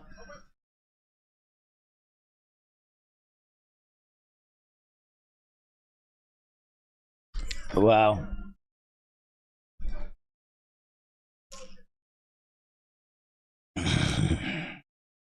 There's a sign that said WrestleMania is where dreams come true.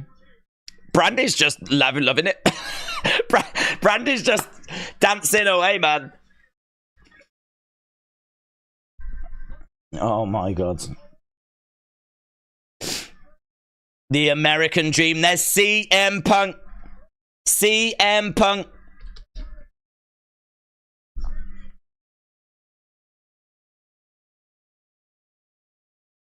Damn it. I love professional wrestling, says... Oh, there's the mum. Oh, God.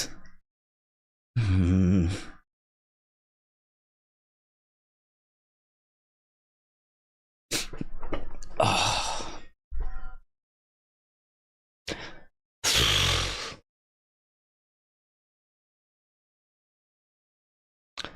Oh.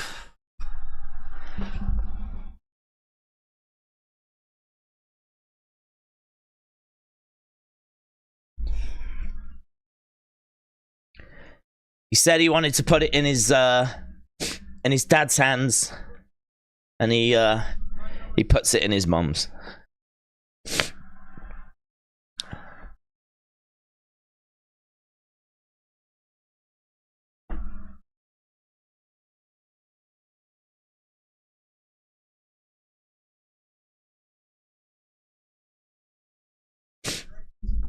He says a few words.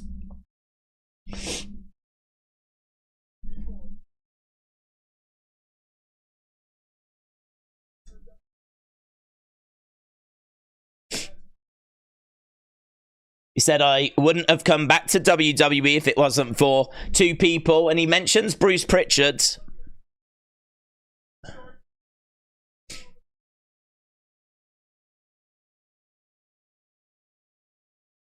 And Triple H. So Bruce Pritchard, Triple H. He asks both of them to come out.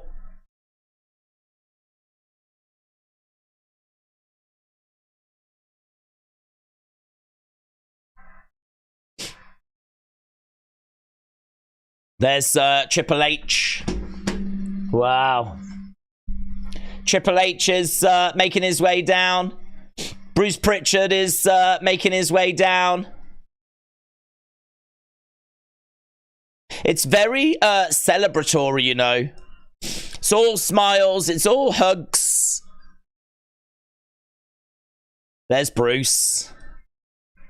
Oh. Brother Love. Brother Love is in the ring. Brother Love embraces Cody. Oh, look at this moment. Look at this. Triple H and Cody shake hands.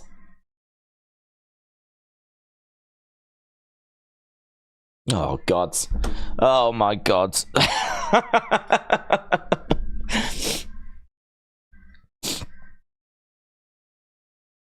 I don't know what he's saying to him, but...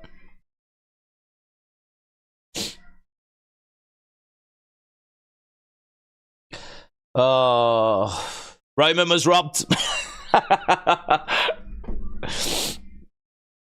Wow. Wow. That's the guy. Corey said, after 4 years, at least Cody finished his story. Corvid's not feeling it. Wow. Brilliant. Brilliant.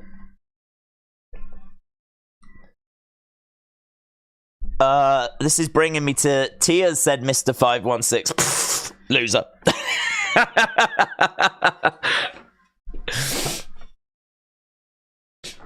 Oh, it's beautiful. That moment with his mom was beautiful. That moment with Triple H was beautiful. And he hugs Brandy as well. He hugs Brandy. He looks up at the sky.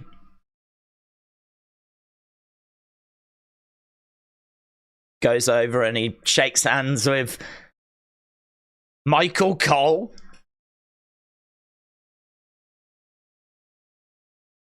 He hugs Michael Cole. Why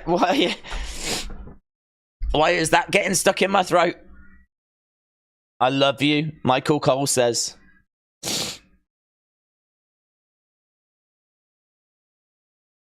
If only the Prime bottle was out here, that would be perfect. Oh.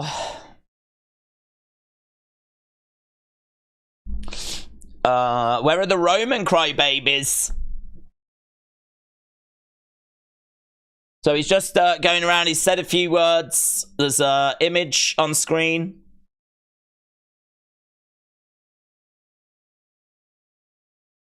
Cody finished the story.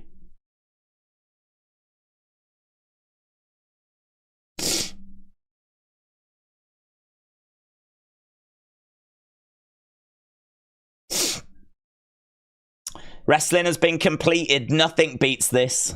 SP said, this is why we watch wrestling. Good website. Yeah. Very useful. Cody puts his hand out to Seth. Seth never screwed Cody. He tried to help him. It's your time now, Seth says to Cody.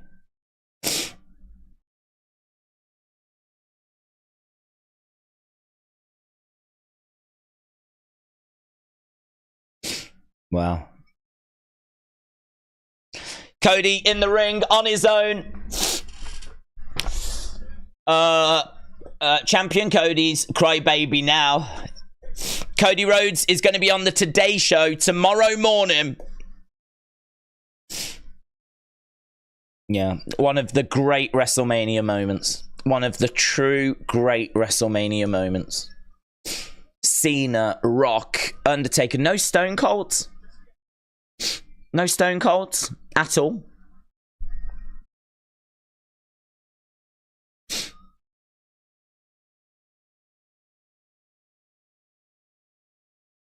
Michael Cole said, we've been doing this a long time and it doesn't get any sweeter than this. Roman was robbed. If the Triple H era is the everyone cries era, then I'm out, says Pappy.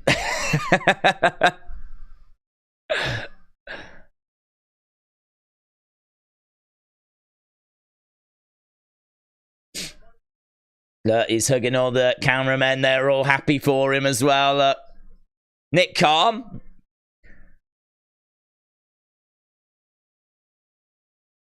Nick Khan gives him a hug.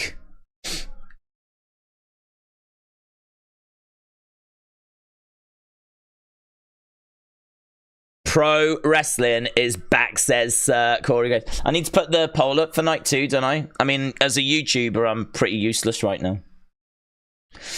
In full fairness, I could have said that any day over the past 8 years. I don't know what you say.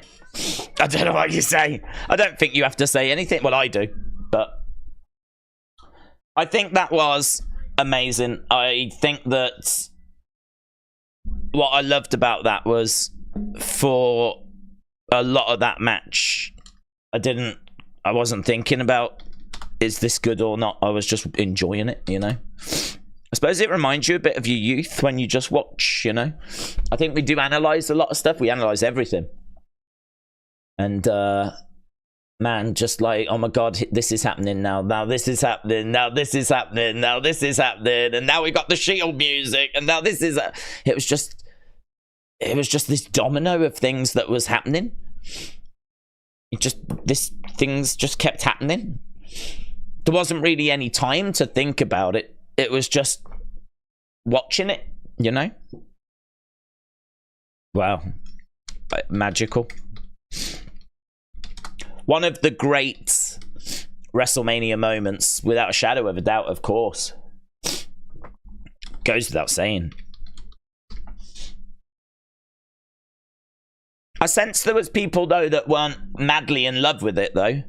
I sense there was people that weren't, like, totally on board with it. Maybe it's not going to be to everyone's taste, but my gut feeling is that that is going to play very, very well. Very, very well. Undisputed Cody, new era, God modes. It was a beautiful night. David said, I thought Dean Ambrose was here. I must admit, I did wonder as well. Momentarily, I mean, in my head, I was thinking, is he? Could he? I was thinking, no, he can't. He can't. But why do the Shield then? But again, I suppose you do the Shield for that moment of Seth being in the Shield gear and Roman standing behind him with the chair.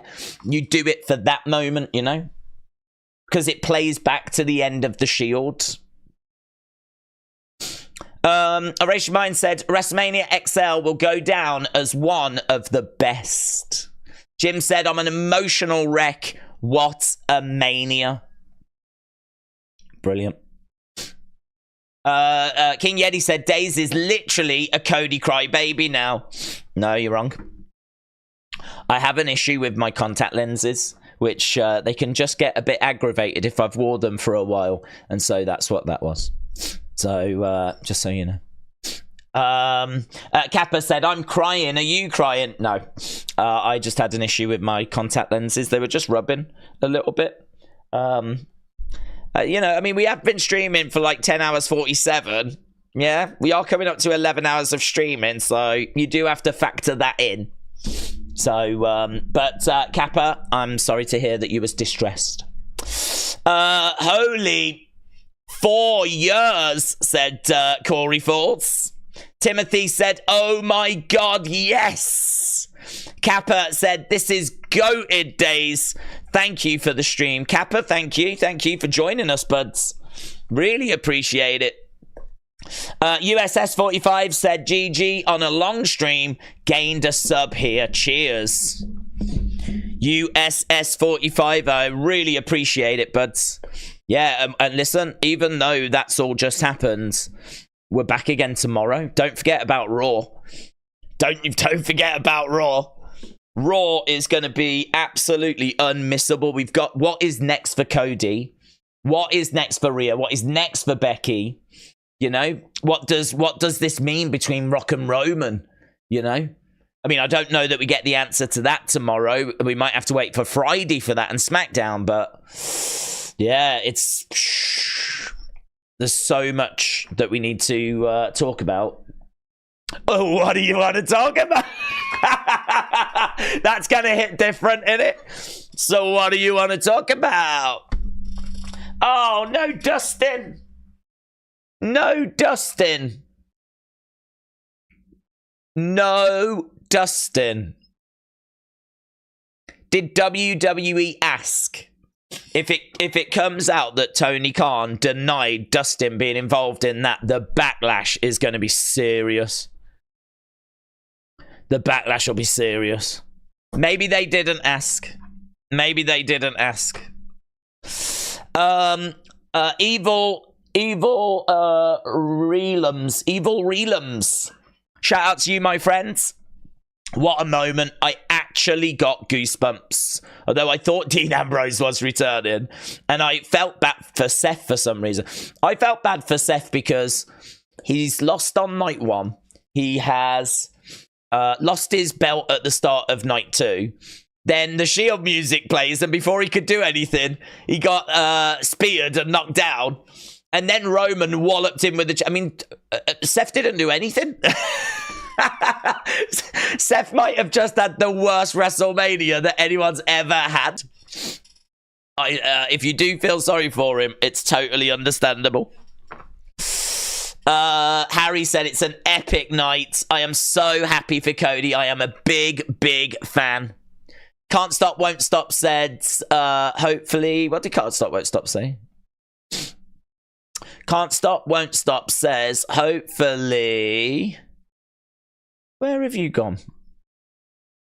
Where have you gone? There we go. Hopefully Cody gets the WWE Championships. Oh, yeah? I knew it would be worth tracking out that comment. Yeah, so he said if he wins, shall we change the belt? Are we going to change the belt tomorrow? Let's change the belt. Joy Marie said, I shouted, thank you, Lord, when Cody won. I wonder what will Drew do tomorrow after being robbed by Damian. Can't wait what will happen tomorrow on Raw. I know, mate. I know. Do you know what's so special about wrestling? One of the billion things is that it never stops. I mean, it's all year round. You know, we don't have an off season, so it's not like that's it. Oh my God, we got to wait, 5 months now for that. It's tomorrow. Tomorrow is a massive show with Raw, and we will start tomorrow with. We'll start early. We start hours before the shows anyway. I don't know if you've noticed, but long streams are not an issue for us. So we will start hours before Raw, and we will talk about all the reaction, and we will talk about all the fallout, and yeah, it's going to be unmissable. I mean, Cody coming out, so what do you want to talk about, Him thanking Bruce and thanking Triple H and calling them down to the ring. I mean, that was a lovely moment. I do think that some might read into that because of Bruce's association with Vince. Ronda Rousey has made it clear whilst Bruce is there, Vince's influence will still be felt. But that was a lovely way of Cody going, nah, this is my guy. If it weren't for Bruce, I wouldn't be here. So I'm thanking him in this moment, And obviously, thanks Triple H. And what a moment that was, We all know that Cody broke the throne in AEW and took that jab at Triple H. And at that point, their relationship was probably as broken as the throne that he broke. But the thing is that Triple H always does what's good for business, what's best for business. Maybe that wasn't just a line that he used to say when it was the authority.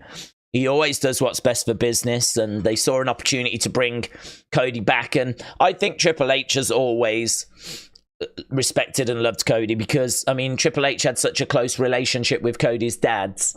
You know, they work so close together in NXT. And, you know, it's no surprise to me that Triple H has given Cody this moment, or made sure Cody gets this moment, because in a way he's doing it not just for Cody, but he's doing it for Dusty as well. You know, he's making sure that he does right by Dusty. He's making sure that, you know, Dusty is remembered on the grandest stage, on one of the grandest moments. And, you know, Dusty's shadow loomed large, obviously, over this, because no Rhodes had ever won it. He's the son of Dusty Rhodes, one of the greatest wrestlers of all time, one of the greatest minds, wrestling minds of all time. And I think Triple H wanted to do right by him. So that was lovely. I'm sure Cody would have liked to have thanked Paul Heyman as well, and I'm sure he did behind the scenes. He obviously couldn't do that in the ring. But lovely moment with him thanking Michael Cole, and oh God, it was all lovely. It was all what you would expect and what you would want from a babyface moment like that, you know? He was the right person, and it was the right time. And I thought they did it really well, and I love that Undertaker moment. I love that Undertaker moment. I knew that people said before, will he get involved? I was like, it's going to take him too long to get down to the ring. But the lights out, Undertaker appears, lights out, Undertaker's gone. There was rumours of a trapdoor, wasn't there? Rumours of a trapdoor. And it turned out to be for the Undertaker. If there was, I mean, I don't know if there was, but maybe it wasn't. Maybe it was that he just came from underneath the ring, you know, instead, and then went back on. I'm sure there'll be fan footage. I'm sure fans with their phones will have caught every moment, you know. If I can find anything like that, I'll chuck it in unseen, of course. But yeah.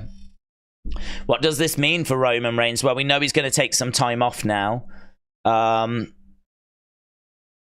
mean, look, people lose championships. They lose them all the time. But that's the end of one of the greatest reigns we may ever see in our lifetimes. I mean, you've got to go back to Hogan in the 80s, really, to find a reign as spectacular as what Roman Reigns has just had. I mean, his legacy is assured.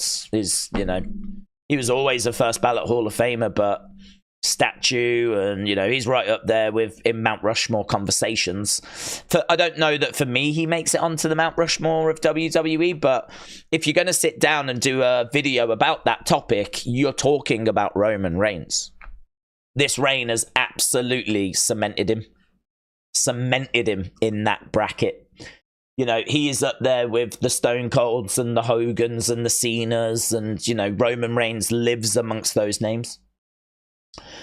I don't know, as I said, he makes my Mount Rushmore. I don't know about that, but that's what this reign has achieved. So I think rather than mourning the end of that reign, we should really celebrate what we witnessed. We should really celebrate what we witnessed, because what we witnessed was greatness from Roman Reigns. And I really hope that Cody can deliver it as well. I mean, I'm thinking Cody Gunther at some point, and what an incredible match that will be. You know, there's some really great matches for Cody. There's some really great matches. There's some really exciting matchups, and I'm looking forward to it. I'm looking forward to seeing how this all plays out now. And I'm really looking forward to tomorrow.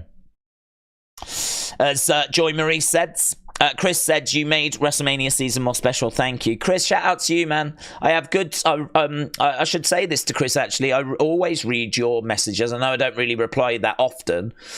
I don't really reply that often to too many people on Twitter, because the way Twitter works for me is I go down my feeds and I'm looking for unseen stuff. And as I'm seeing any messages or whatever, I'm reading them. Sometimes I might reply with the odd emoji or the odd little quick sentence. A lot of the time, if it's just a statement, I'll read it, like it, think about it, and then I'm on to the next thing. So Chris does that a lot. Send me his thoughts on X, and I always read them. So if I've liked it, I've read it. And yeah, Chris sends over a lot of good thoughts. So no, I massively appreciate it, dudes, and I really hope you enjoyed it. Danny said, thank you for all the hard work you put in. Thank you for joining us, Danny. I've said before, it's not lost on me how many options there are for people when it comes to streaming. But for people to choose to spend their time here, it's why we've just done an 11-hour stream. Because, you know, I want to talk wrestling. I want to hear your thoughts. I want to get to as many people as possible. I want to chuck it around and, you know, get our teeth into things and witness some very special moments. And I think we did just do that. J14 said, I'm so happy for Cody, I can't lie. When the Shield music hit, I really thought Mox might come out for a second. It was an amazing ending, and I really can't wait for tomorrow. J14, shout out to you, dudes. Shout out to you. It's the best, isn't it? It really is the best. Pro wrestling is the best. I will take pro wrestling over watching films or TV show, and I do, don't I? I mean, this is how I choose to spend my life. I watch pro wrestling all the time. You know, I could be watching a TV show. I could be watching films. We could have channels dedicated to reviewing those. But we're here spending our time countless hours a week doing wrestling stuff. But it's because it's the best. It's the best. And when you get moments like this, and you get moments like that, this Cody moment, it's not even just the Cody moment, though, is it? It's the moments like Cena coming down, Cena and Rock being face to face. It's Undertaker appearing. There was so much more to that match than it just being Cody Roman, but it's Cody that won it. It's Cody that won it. Roman can't say he lost because of the Undertaker. He can't say he lost because of Seth. In fact, I think the only person that touched Roman was John Cena with an AA. And that was ages before the finish, right? If you compare that to what Cody had to go through with being Samoan spiked and everything by people, I suppose if I was surprised about something, it would be no Stone Colds. I think that was a massive surprise. Don't know what happened there. Really expected him to deal with The Rock at some point, but I'm not down on Cena being the one. That's no problem at all. But Stone Cold would have been expected. But for Stone Cold to miss this is pretty crazy.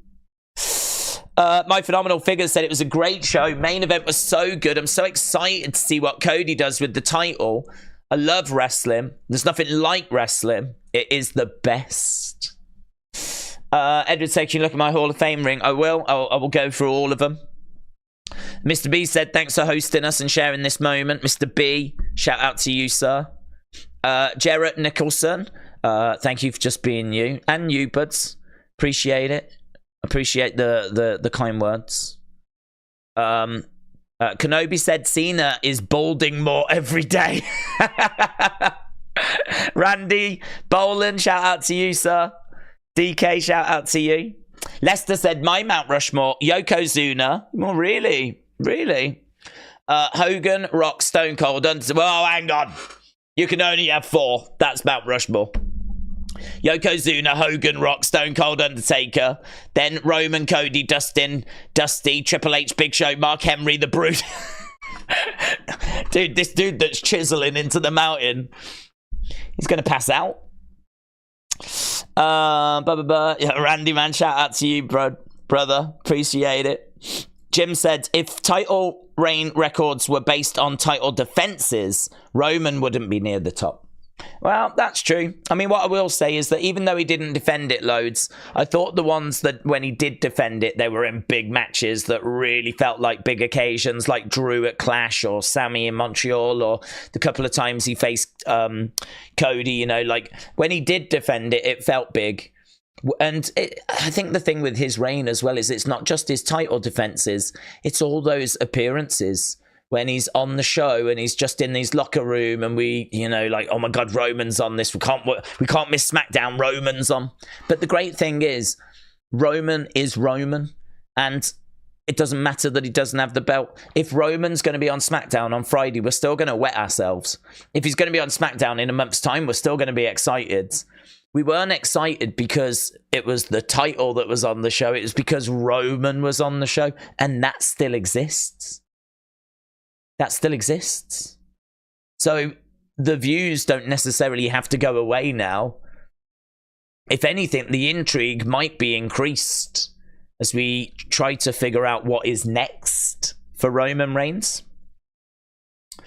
Grant, hello, Grant. How are you doing, mate? Don't let this all-timer distract from the fact that Bubba Ray Dudley is the greatest referee of all time and Snoop the greatest commentator. I love the fact that Grant has allowed us to dial back into what is most important. And you're absolutely right. You're absolutely right. Clearly, we need to be talking about Snoop Dogg on commentary because he was a lot of fun. That was a lot of fun. Yeah, so Grant, shout out to you, buds. I tell you what I'm going to do now is we do need to wrap this up. The show has ended. They're doing a press conference and everything, but I think what's best for me to do is to do my review. So I'll do the review, and then I'll work on Unseen, and I'm going to do opinions. So I'm going to do 3 videos tonight: a review, Unseen, and opinions. So I'm going to go over to X now. I'm going to go over to my Twitter account, and I'm going to put a post up asking for your thoughts. Ideally, 1 message per person, if possible. I mean, you might be able to get around that by kind of, I don't know, taking a screenshot of something if you so wish. I've seen people write things on paper and then use that as an image. You know, you might. I'm just saying if you really wanted to write even more, but ideally 1 per person so we can get through as many as possible. I will take anything you want to talk about from WrestleMania weekend. We didn't get a chance to do this yesterday, so I will take anything that you want to talk about from WrestleMania weekend. But yeah, amazing. I'm going to run away and start work on that review. I need to end this thing because we need to have a look and see what people voted this match. Is it one of the all-time matches? It is. It is 77% all-time, which might make it, and I think it does, but I will have to double-check. Actually, it might make it the greatest match we've ever seen. We did get an all-time match, didn't we? Was it yesterday? There was an all-time match that we got recently, but I don't know that it was bigger than that. Oh, I'll have to go through my notes because I haven't added them yet. But all-time 77, I'm fairly confident makes it the best match we've ever rated. I'm fairly confident, but I will double-check that. I will double check. It's either number 1 or number 2, but I'm fairly confident that has come out as the biggest, best match we've ever seen. I mean, 77% all time. Do you know what I mean? That's 77% of people choosing the top option.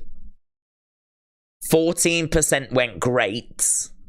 Only 7% thought it was good, okay, or bad. Only 7% thought it was good, okay, or bad. But you'll find this in wrestling. 3% thought it was bad. You know, that's, you know, everyone's going to have different opinions. So we just go with the majority. But that is going to come out as 77% all time. So that is... I wonder if that'll ever get beat. I wonder if that'll ever get beat. Well, thanks a lot. Appreciate the support. Have a great evening doing whatever you're doing. And I hopefully will see you again tomorrow. If you are around, stop by, share your thoughts. We'll see how we feel tomorrow after we try to allow all this to kind of soak in, you know. So we'll see how we feel tomorrow. But just a massive thank you. I so enjoyed this. And I hope you did as well. And have a great evening wherever you are. Bye for now.